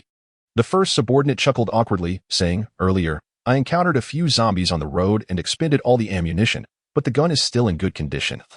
It can be used as long as there are bullets." Su Hua's expression darkened. He certainly understood that the weapon could function only if it had ammunition. The issue was that there were no bullets. However, the mere fact that the first subordinate could provide him with the rifle was commendable, as it was, after all, a powerful weapon. Moreover, it was evident that the first subordinate had collected a considerable number of zombie cores, having unlocked the storage capacity of his spatial backpack. Su Hua regarded the first subordinate with a thoughtful gaze before unexpectedly returning the rifle, smiling as he said, "My previous actions were misguided. From now on, you shall be my brother." The first subordinate was momentarily taken aback. Su Hua continued, "You have achieved a great accomplishment this time, and I, Su Hua, am not one to act selfishly. In the future, any zombie cores you acquire can be kept for yourself, as long as you do not betray me. You will always be my good brother. Is that true, boss?" The first subordinate asked, filled with delight. "A gentleman's word is as binding as a chariot drawn by 4 horses. Su Hua chuckled, "As long as you do not hold a grudge against my previous actions, all will be well." No. Hee. Although I did harbor some resentment towards you back then, it has faded now. Hee. The first little brother grinned foolishly, taking the empty gun with excitement. "Boss, I shall be called Lowy. It has a nice ring to it." The first little brother added, "You even dared to resent me? Continue being a little brother then." Second update. Chapter 76. The inquisitive Yinfang. The dawn light softly illuminated the sky. In the grasslands of southern Shiming City, the verdant grass within a radius of several hundred meters had been entirely scorched, revealing the charred earth beneath. Qin Gui slowly opened his eyes. Am I truly alive? The moment his eyes fluttered open, he was greeted by the information displayed on his tenant system. Instantly, his spirits soared as he noticed the second column of the tenant system clearly marked. Innate ability, immortal body. Is this my ability? Qin Gui's heart surged with joy. I have awakened my powers. An immortal body, could this be the reason behind my survival? He felt exhilarated. Finally joining the ranks of the Evolved, possessing this extraordinary ability. Even Su Hua's fireball, akin to a small missile, failed to claim his life. What else could this be if not an immortal body? Suddenly, a chill wind swept through, sending a shiver down his spine. Qin Gui then realized he was entirely unclothed. He hastily scrambled to his feet, noticing that his skin appeared to have rejuvenated significantly, now fair and supple. A long-lost vitality surged within him. I feel as though I could live for an eternity. His excitement was unparalleled. He had unexpectedly escaped death and awakened to such a miraculous ability. With this power, living to a ripe old age should be effortless. Indeed, should my abilities evolve further, the notion of eternal life might not be a mere fantasy. He had never anticipated that his deepest desire would be fulfilled in such an extraordinary manner. First, I must leave this place. suppressing his overwhelming joy. Qin Gui discerned the direction and made his way toward the city. He had no intention of returning to the safe zone. Previously, it had been a necessity, as the research facility lay beneath the safe zone, leaving him no choice but to remain. However, now he found himself alone. The research facility had been obliterated by Su Hua, leaving him unburdened. With a system and newfound abilities, returning to the role of a subordinate would be sheer folly. He was uncertain whether to thank that little wretch Su Hua or to resent him. His feelings were intricate.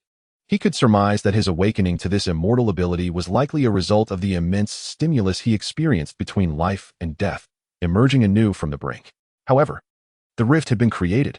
Even if he wished to let it go, that little wretch might not be so willing, now that he was also involved. Would he still fear him? With a cold smirk, Qin Gui retrieved a handgun from his spatial backpack for protection.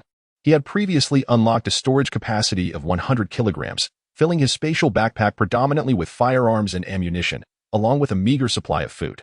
Regrettably, he had forgotten to bring clothing. Now, wandering the wilderness in the nude, despite being over 50 years old, he still felt an overwhelming discomfort, even in solitude. Before long, he emerged from the grassland and entered the ring road. In the distance, a 3-story residential building stood beside the road. Outside the house, a small car was parked, next to which a female zombie staggered unsteadily. First, he needed to find a piece of clothing. Qin Gui holstered his pistol and drew his assault rifle, then cautiously approached the building. Having previously dispatched zombies, he was acutely aware that the current undead had grown considerably stronger. It was increasingly difficult to kill them with a handgun unless one struck their vital points, such as the eyes. The swaying female zombie seemed to hear a sound and suddenly lifted her head. Bang! Qin Gui quickly opened fire. The barrage of bullets instantly turned the female zombie into a sieve. After dispatching the creature, Qin Gui did not rush forward. He remained in place for over a minute, ensuring that no other zombies had been attracted by the noise before continuing toward the building. This residence, prior to the apocalypse, likely served as a small convenience store. Although the front door was tightly shut, numerous candy wrappers littered the entrance. Upon reaching the door, Qin Gui pushed against it, but it did not budge. Taking a step back, he kicked it with force. Bang! The door flew open. Suddenly, a woman's piercing scream erupted from inside. Startled, Qin Gui looked up to see a woman in her 20s, with flaming blonde hair, crouched in the corner of the room, wielding a kitchen knife and screaming loudly. The moment she laid eyes on Qin Gui, her expression froze, momentarily forgetting her cries. There stood a bald, bare-skinned middle-aged man, glaring fiercely at her. She was taken aback.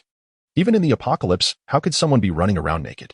However, upon noticing the assault rifle in Qin Gui's hands, her screams resumed, filled with terror. Please don't kill me. I can be your woman. Please, don't kill me. Be quiet. Qin Gui frowned slightly, feeling somewhat uncomfortable. The woman immediately silenced herself, trembling with fear.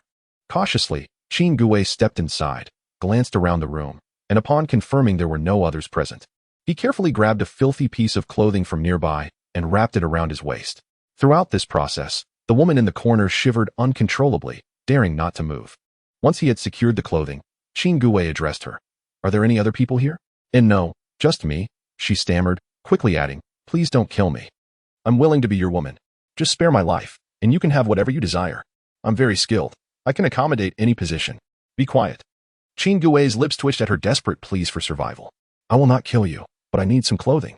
Are there men's clothes here? Bring me some. And don't try anything funny. Okay. I promise I won't pull any tricks. The woman, as if granted a reprieve, trembled as she stood and walked toward the room. Upon seeing her enter, Qin Gui closed the door, stowed away his assault rifle, and retrieved his handgun, remaining vigilant at the same spot. Soon, the woman emerged once more, holding several articles of men's clothing and stammered, These are my father's clothes. They should fit you. She even thoughtfully produced a sealed pair of men's underwear, placing it on the ground before retreating to a corner, instructing, Please don't do anything that might mislead me. Behave yourself, Qin Gui replied. The woman obediently laid down the clothes and returned to her crouched position. Observing her compliance, Qin Gui swiftly donned the garments right before her eyes. Once dressed, he noticed her stillness, as she remained quietly squatting, and his expression softened considerably. This moment could be likened to a resurrection. Qin Gui had experienced a significant shift in perspective, largely due to the awakening of his immortal abilities, which alleviated his fears of aging and death. What is your name? He inquired.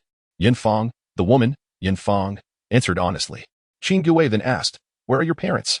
My mother has turned into a zombie and is outside, Yinfang whispered. I heard gunfire earlier. She was likely killed by you. My father went out to procure supplies before the apocalypse and hasn't returned. He is probably in grave danger. Qin Gui nodded slightly, choosing not to press further.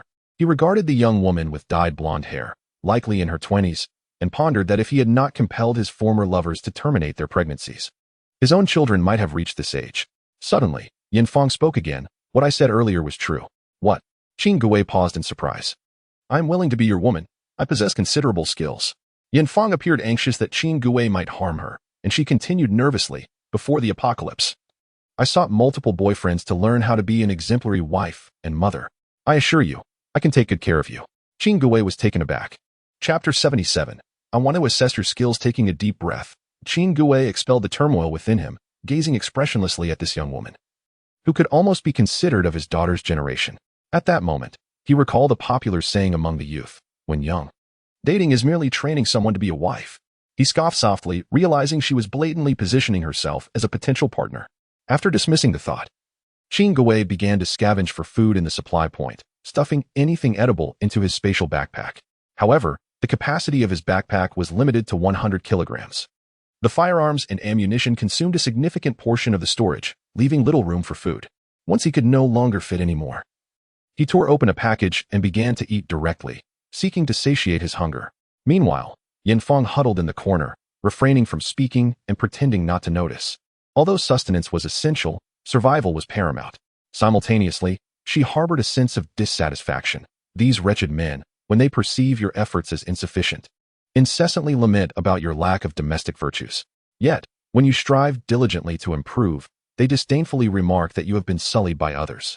Meanwhile, after satisfying his hunger and thirst, Qin Gui brandished his handgun, opened the door, and departed from the premises. Upon witnessing this, Yanfang discreetly exhaled a sigh of relief, albeit tinged with regret. In this apocalyptic era, as a frail woman without a man's protection, she was uncertain how long she could endure. Outside, Qin Gui beheld the lifeless corpse of the zombie he had slain, contemplating the method of acquiring radiant coins through the tenant system. Could the same apply to corpses? Following the procedure, he swiftly absorbed the remains, successfully obtaining a zombie core. After assimilating the core, his radiant coins increased by over 130 points. Excellent. Qin Gui felt a sense of satisfaction. Although the system was rather feeble, the means of acquiring radiant coins were refreshingly straightforward. He pondered the cryptic mention of constructing hotels and external housing. With a murmur, he prepared to leave. But a sudden thought struck him. Among the more than 2,000 survivors in the southern safe zone, there were only a little over 100 female survivors. He wondered whether all the women had succumbed to infection or if their survival rate was inherently low. This realization ignited a sense of urgency within him. If there were no women in the future, life would likely become unbearable. Thus, he recalled Yanfang, who remained behind in the room. After a moment's reflection, he retraced his steps. Inside, Yanfang remained huddled in the corner, the door ajar. She could see that Qin Gui had not ventured far and dared not move. Upon his return, her body trembled slightly. Qin Gui regarded her and suddenly commanded, "Stand up and let me have a look." Yanfang, bewildered, complied and rose to her feet. As he scrutinized her form, he realized, to his surprise, that this woman possessed a remarkably attractive physique. "You claim to be highly skilled?" he inquired. Yanfang's eyes sparkled with confidence as she replied, "Of course. I am battle-hardened, brimming with experience." Qin Gui scoffed, "I do not believe you. I must inspect personally. If you have not mastered the craft, you shall face the consequences." Boom. At the entrance of the southern city, a horde of zombies that had just emerged from an alley was obliterated by an explosion. Amidst the fiery chaos, many zombies were torn asunder. Even those who survived the initial blast were grievously injured and struggled to move. "Our leader is magnificent. Our leader is extraordinary," cheered his four subordinates. Suhua, with his nose held high, wore a proud expression. Since his ability had advanced, the once indomitable of all zombies had become mere fodder before him. Despite the singular nature of his power, its might was formidable. In terms of explosive strength, it rivaled that of a rocket launcher, perhaps even surpassing it. Moreover, his fireballs not only possessed devastating explosive force, but also emitted terrifyingly high temperatures. "Boss, more zombies are charging from that direction," shouted his second subordinate, pointing to the right. Without hesitation, Suhua once more conjured a fireball and hurled it forth. Boom. The zombies in that direction were instantly propelled into the air, with the foremost among them being torn asunder. Just then, one of his junior companions pointed to the left. Boom. The fireball shot forth, sending the zombies on that side flying as well. After unleashing a barrage of over a dozen fireballs, even Suhua, now a second-level evolutionist, began to feel fatigued before the last of the zombies were eradicated. You four, keep a vigilant watch around. Should there be any disturbances, alert me immediately. I will tend to the battlefield. Suhua commanded. Rest assured, boss. The four juniors promptly obeyed, dispersing in all directions to safeguard the area, granting Suhua the time he needed to convert his spoils into radiant coins. Even the injured junior, despite his wound, did not slack off. His physique, enhanced by the zombie virus, rendered him a semi-evolutionist with a swift recovery, making his injuries relatively minor. Suhua dared not delay. Although he had displayed great prowess in vanquishing numerous zombies, the commotion would inevitably attract more. He was not a perpetual motion machine, despite the formidable power of his fireballs. Even at his peak, he could conjure a maximum of only 20 at a time. The bodies of over 100 evolved zombies yielded more than 10,000 radiant coins. However, over 9,000 were deducted, leaving Suhua with just over 1,000. He could not help but feel a sense of relief that shopkeeper Lin had not completely severed ties. Otherwise, he would have been reduced to mere labor for an entire year. After absorbing and converting all the evolved zombie corpses, Suhua spent the entirety of his remaining coins to open and expand his spatial backpack, acquiring a storage capacity of 10 kilograms. Once the spatial backpack was activated, Suhua swiftly dashed into a nearby supermarket to scavenge for the most satiating provisions, utilizing the entire capacity for food storage. After filling the 10-kilogram capacity, Suhua exited the supermarket. Let us go. We must leave at once. He decisively led his four juniors away. Indeed, just as the five departed, a throng of zombies surged from other areas. Had they lingered, they surely would have been overwhelmed. They sprinted several hundred meters to evade the tide of corpses. The five swiftly entered a building, intending to clear the zombies within in a more measured manner and spend the night there. However, upon entering, they were astonished to find that the place was already occupied. Who goes there? Halt. A group of armed individuals swiftly aimed their weapons at the unexpected intruders. Suhua was taken aback and hurriedly conjured a fireball in hand, shouting, "Do not fire. Otherwise, we shall all perish together." The armed individuals sensed the formidable energy emanating from the fireball and stood in solemnity. A second-level evolutionist? Someone gasped in recognition. Suhua raised an eyebrow, surprised that there were those who recognized a second-level evolutionist. At that moment, a middle-aged man stepped forward from the group, pointing at Suhua in astonishment, stammering, "Why you re the fool who was slain by the golden zombie? I thought you were dead." Suhua's expression darkened, and he glared. "You are the fool. Your entire family is foolish." The middle-aged man, Captain Huang of the rescue team, hastily apologized. "It was a misunderstanding. I never intended to insult you." At that moment, the first little brother stepped forward, boasting, "Our boss has been resurrected by shopkeeper Lin." Before he could finish his sentence, the third little brother covered his mouth. Suhua shot a displeased glance at the first little brother, thinking to himself that this guy was beyond redemption. He even began to suspect whether this old one had awakened some ability related to truth-telling. Although the third little brother had quickly silenced the first, Captain Huang had already heard the words and exclaimed in disbelief, "Resurrected? How is that possible? How can a person come back to life?" Upon hearing this, Suhua remained silent, yet a sense of inexplicable superiority welled up within him. Indeed, he was the one capable of returning from the dead. At that moment, he also recognized the middle-aged man as the very person who had lured the golden zombie.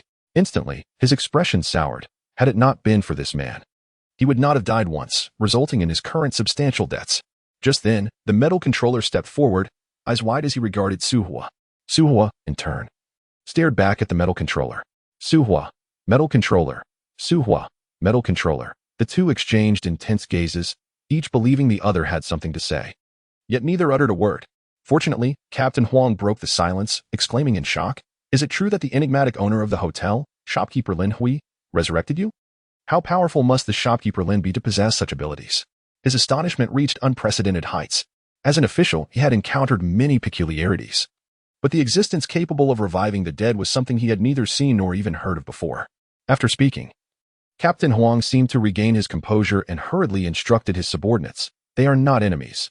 Lower your weapons." The rescue team members, upon hearing this, lowered their guns, though they remained on high alert. Suhua, witnessing this, also retracted the fireball but continued to regard Captain Huang and the metal controller with hostility. He would not forget that it was because of these two that he had incurred such immense debt. Captain Huang, discerning Suhua's animosity towards them, chose to bypass the topic, saying, "This is Brother Suhua." He had heard Lin Hui mention Suhua's name during their time at the Glorious Hotel. "Who is your brother?" Suhua scoffed. "What arrogance! Do you think you are the only second-level evolver?" At that moment, the metal controller suddenly exuded an aura. Even the armed individuals behind him radiated their own presence. Su Hua narrowed his eyes, instantly sensing that this man was also a second-level evolver. Not only the metal controller. But among the armed individuals, a woman clad in tactical gear also emanated the aura of a second-level evolver, although there were only 2 second-level evolvers among them. The group of armed individuals consisted entirely of evolvers, numbering at least 10. This revelation stirred Su Hua's heart. Who were these individuals? Do not be alarmed. We are not your adversaries, Captain Huang hastily interjected. We are representatives of the nation, part of a rescue team specifically tasked with locating survivors. Rescue team? Su Hua exclaimed in astonishment. Are you military personnel? No, we are an evolved squad. The military is stationed elsewhere to safeguard survivors. We are the field team responsible for searching for those who remain, Captain Huang explained. By the way, my name is Huang Kuan, and I lead this rescue team. Understanding dawned upon Su Hua. These individuals were indeed an evolved squad, which explained their capabilities. However, not all among them appeared to be evolved. A few possessed an air of scholars, leaving Su puzzled about their purpose. Su Hua, however, did not soften his demeanor simply because they were affiliated with the state. He had not forgotten the treachery he had suffered. If you seek survivors, you should head to the southern base city. There are many people there, he replied coolly. Yet Huang Kuan smiled. We are already aware of that. However, our primary purpose for being here is to inquire if you have heard about the system. The system? Su Hua was taken aback. One of his subordinates perked up. I know about that. Smack. Su Hua swiftly delivered a sharp slap, his gaze fierce. This incessant chatter was intolerable. The subordinate shrank back, mentally lamenting the situation. Wasn't he supposed to be a brother? The other 3 subordinates exchanged exasperated glances. This one was truly hopeless, speaking out of turn at such a critical moment. Did he not realize it was the time for their leader to converse with others? Captain Huang observed the scene, his eyes flickering momentarily, but he dismissed it and continued. If Brother Su knows the whereabouts of the system wholesaler, I would be immensely grateful if you could inform me. Su Hua discerned the underlying implication and curiously asked, the news about the system must be widely known by now. Correct? However, Huang Kuan sighed. We arrived too late. This morning, the place was already deserted. The rumored house that appeared out of thin air has vanished. Su Hua suddenly realized the gravity of the situation, and then, with a serious demeanor, stated, I do indeed know the whereabouts of the system wholesaler, but... Huang Kuan perked up. Brother Su, please express any request you may have. I, Huang Kuan, will do my utmost to assist you. Su Hua replied. 10,000 zombie crystal cores. Ft, ft, cough, cough, cough. Not only Huang Kuan but even Su Hua's 4 subordinates choked on their own saliva, staring at him in disbelief. Seeing the expressions of Su Hua's subordinates, Huang Kuan realized he might be getting swindled, and his countenance darkened. Did he truly resemble a fool? Su Hua shot a fierce glare at his 4 subordinates, then particularly pulled the first one close, guiding him to the door while whispering in his ear. Do not speak out of turn. We are still good brothers. If you jeopardize my earning, I will not spare you. Earning? The first subordinate suddenly comprehended. So that's it. You should have said so earlier. Silence. Su Hua retorted, glaring at him. Do not speak out of turn. Understood? Understood. Understood, the first subordinate assured. I promise to remain silent. Good brother. Su Hua smiled contentedly and returned, addressing Huang Kuan. Captain Huang, have you come to a decision? Huang Kuan's lips twitched, forcing a reluctant smile.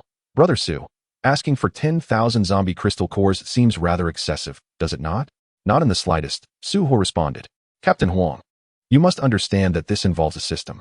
As a modern individual, you should grasp the significance of such a system, but its authenticity has yet to be established. On the contrary, it has already been verified, Su Hua declared, producing a packet of spicy strips. Behold, spatial abilities? Huang Kuan was momentarily taken aback. No. This is a spatial backpack, Su Hua clarified. I, by sheer fortune, have acquired the system, proving its undeniable reality. Instantly, the scholars among the rescue team regarded Su Hua with newfound fervor. Second update.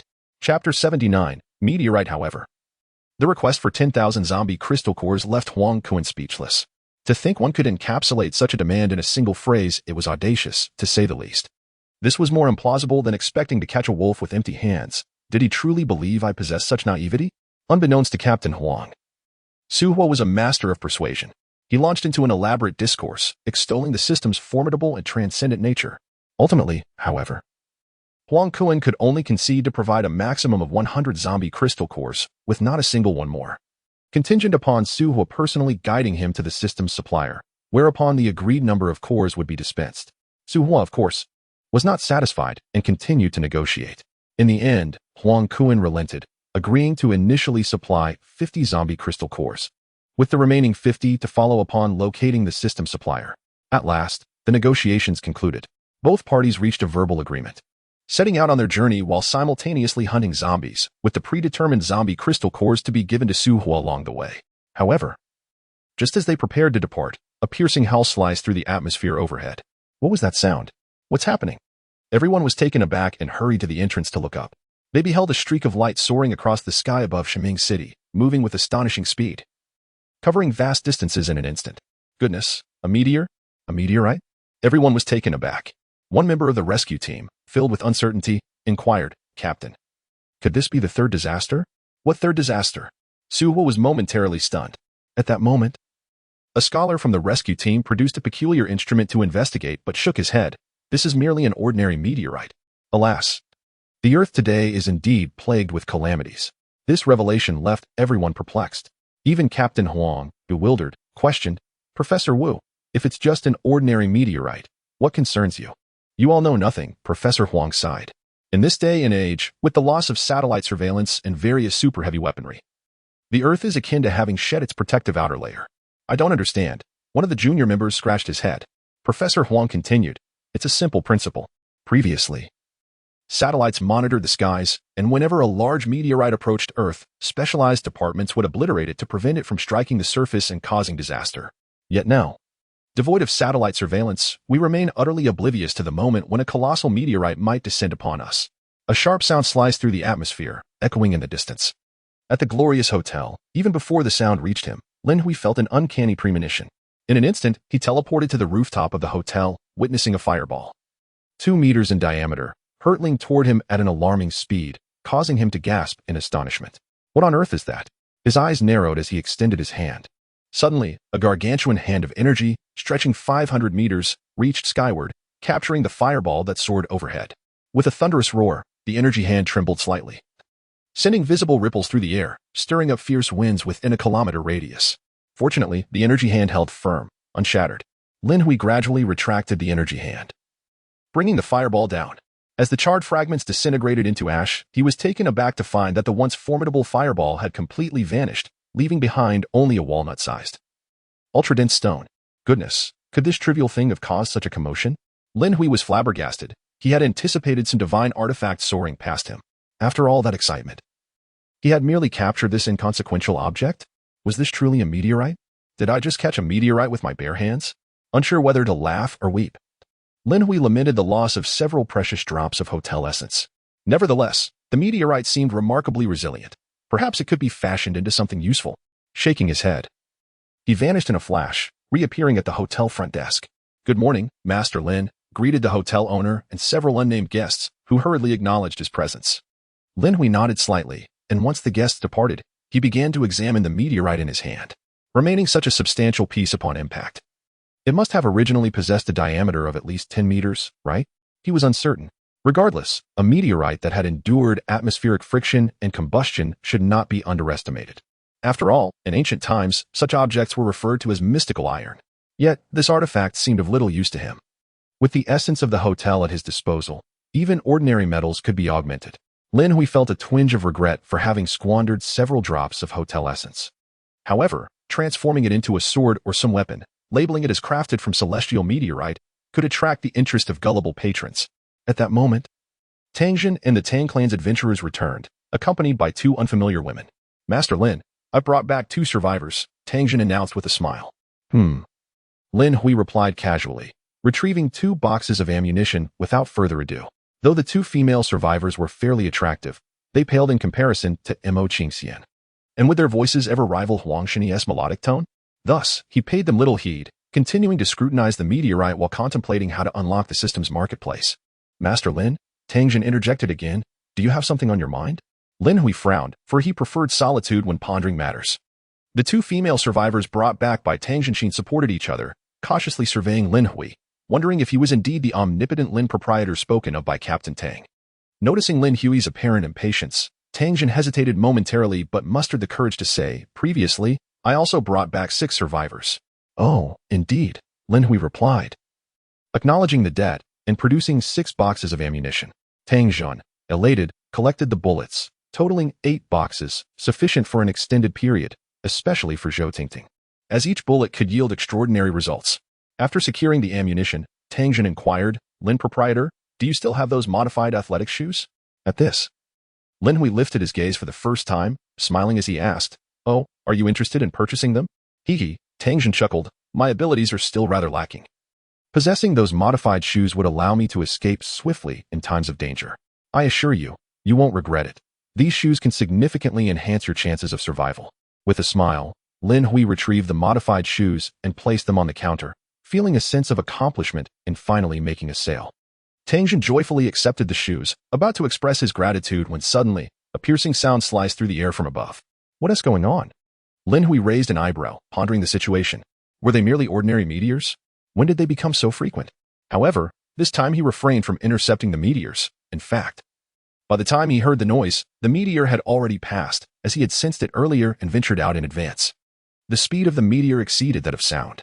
This particular meteor flew past the vicinity of the hotel, yet due to its non-vertical descent, the actual landing site, even close to the city, was likely outside of Shengming City. Once the thunderous roar of the meteor faded, Lin Hui deducted 10,000 luminous coins from Tang Jun's guest system, equivalent to 100 zombie crystal cores. At that moment, Tang Jun regained his composure, glanced at his luminous coins, and asked, "Lin proprietor, did we just witness a colossal hand?" He yearned to ask if it was Lin Hui who had conjured it. Yet he hesitated, fearing such a question might be deemed impolite, though his curiosity was overwhelming. Not only Tang Jun but also Shoudingding, Huang Jai, and even the 2 women they had just rescued had witnessed it. The 6 had entered the ruins just in time to see a massive fireball soaring overhead.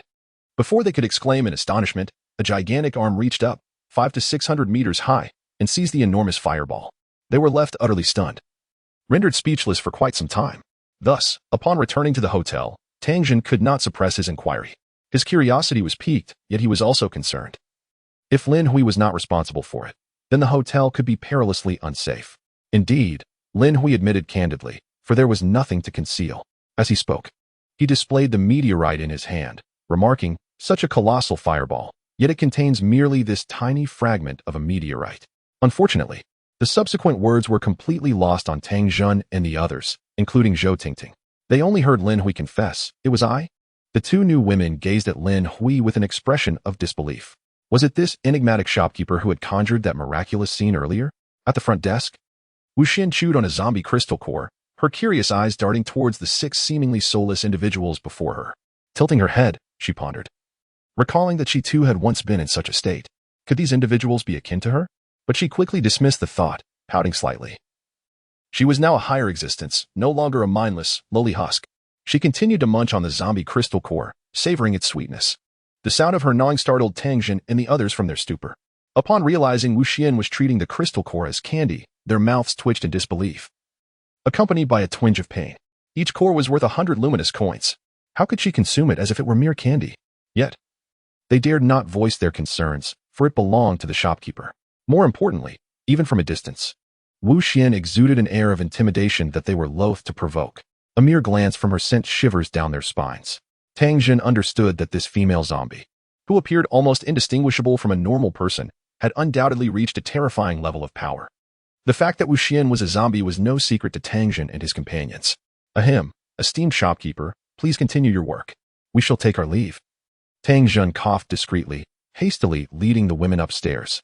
He turned to Huang Jai and Chen Jieyun, saying, "These 2 will stay with you for now." "Understood, Captain." Once Tang Jun and the others ascended, Lin Hui stepped to the hotel entrance, gazing skyward. The weather was clear, with not a cloud in sight, however, since the apocalypse. A persistent haze had shrouded the sky, rendering it perpetually murky. Thus, even under the bright sun, its rays seemed less intense. Suddenly, a meteor streaked across the distant sky, vanishing beyond the horizon. Why are there so many meteors? Lin Hui furrowed his brow, noting that this was the 3rd one he had observed. Given the vastness of Earth, there were likely many more meteorites falling in areas unseen by him. Thankfully, although the external fireballs appeared immense, they generally burned out before reaching the ground. Upon impact, they might create craters of merely a few meters deep, not causing catastrophic destruction.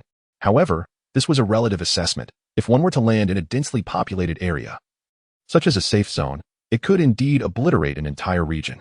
It is essential to understand that when a meteor strikes, It is not merely the size of the crater that matters. The real devastation arises from the shockwave.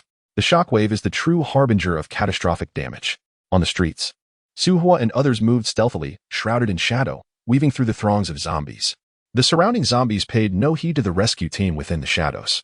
Your shadow abilities are impressive. Indeed, to achieve such a feat, Suhua marveled. However, the noise drew the attention of the zombies, who turned in unison, letting out furious roars. Do not speak carelessly. The shadows can only conceal our forms, not muffle our voices. If we attract the zombies, it will lead to a tide of corpses, and we shall all perish, the metal controller admonished. TCH. Suhua scoffed dismissively, thinking to himself that if a horde truly descended upon them, a single fireball would suffice to incinerate a multitude. Of course, he kept this thought to himself. Too apathetic to voice it, merely irritated by the self-important demeanor of the man. Once upon a time, he too had been as cold as this individual. But ever since encountering Lin Hui, that facade had crumbled entirely. Suddenly, a piercing sound sliced through the air. Everyone looked up to see a streak of light carving through the sky. A massive fireball trailed a long tail, covering thousands of meters in an instant. Another meteor? Why are there so many? As the meteor approached, it became evident that it was already thousands of meters away, moving at an alarming speed. Could it be a meteor shower? Someone voiced their concern. Others in the rescue team exchanged uncertain glances. Is this the third catastrophe? It is not a disaster, Professor Huang, who also held the title of scientist, replied. I recall that before the apocalypse, we observed a cluster of meteors approaching Earth. Based on the timing, they should be landing now. We could have intercepted them, but it is no longer feasible. A cluster of meteors? Are there many? Professor, how severe is it? Tension gripped everyone. Suhua and his 4 companions perked up, their expressions grave. Professor Huang continued, it is not overly severe, at most. 100 pieces may reach the surface, but due to atmospheric friction and combustion, not many will survive the descent.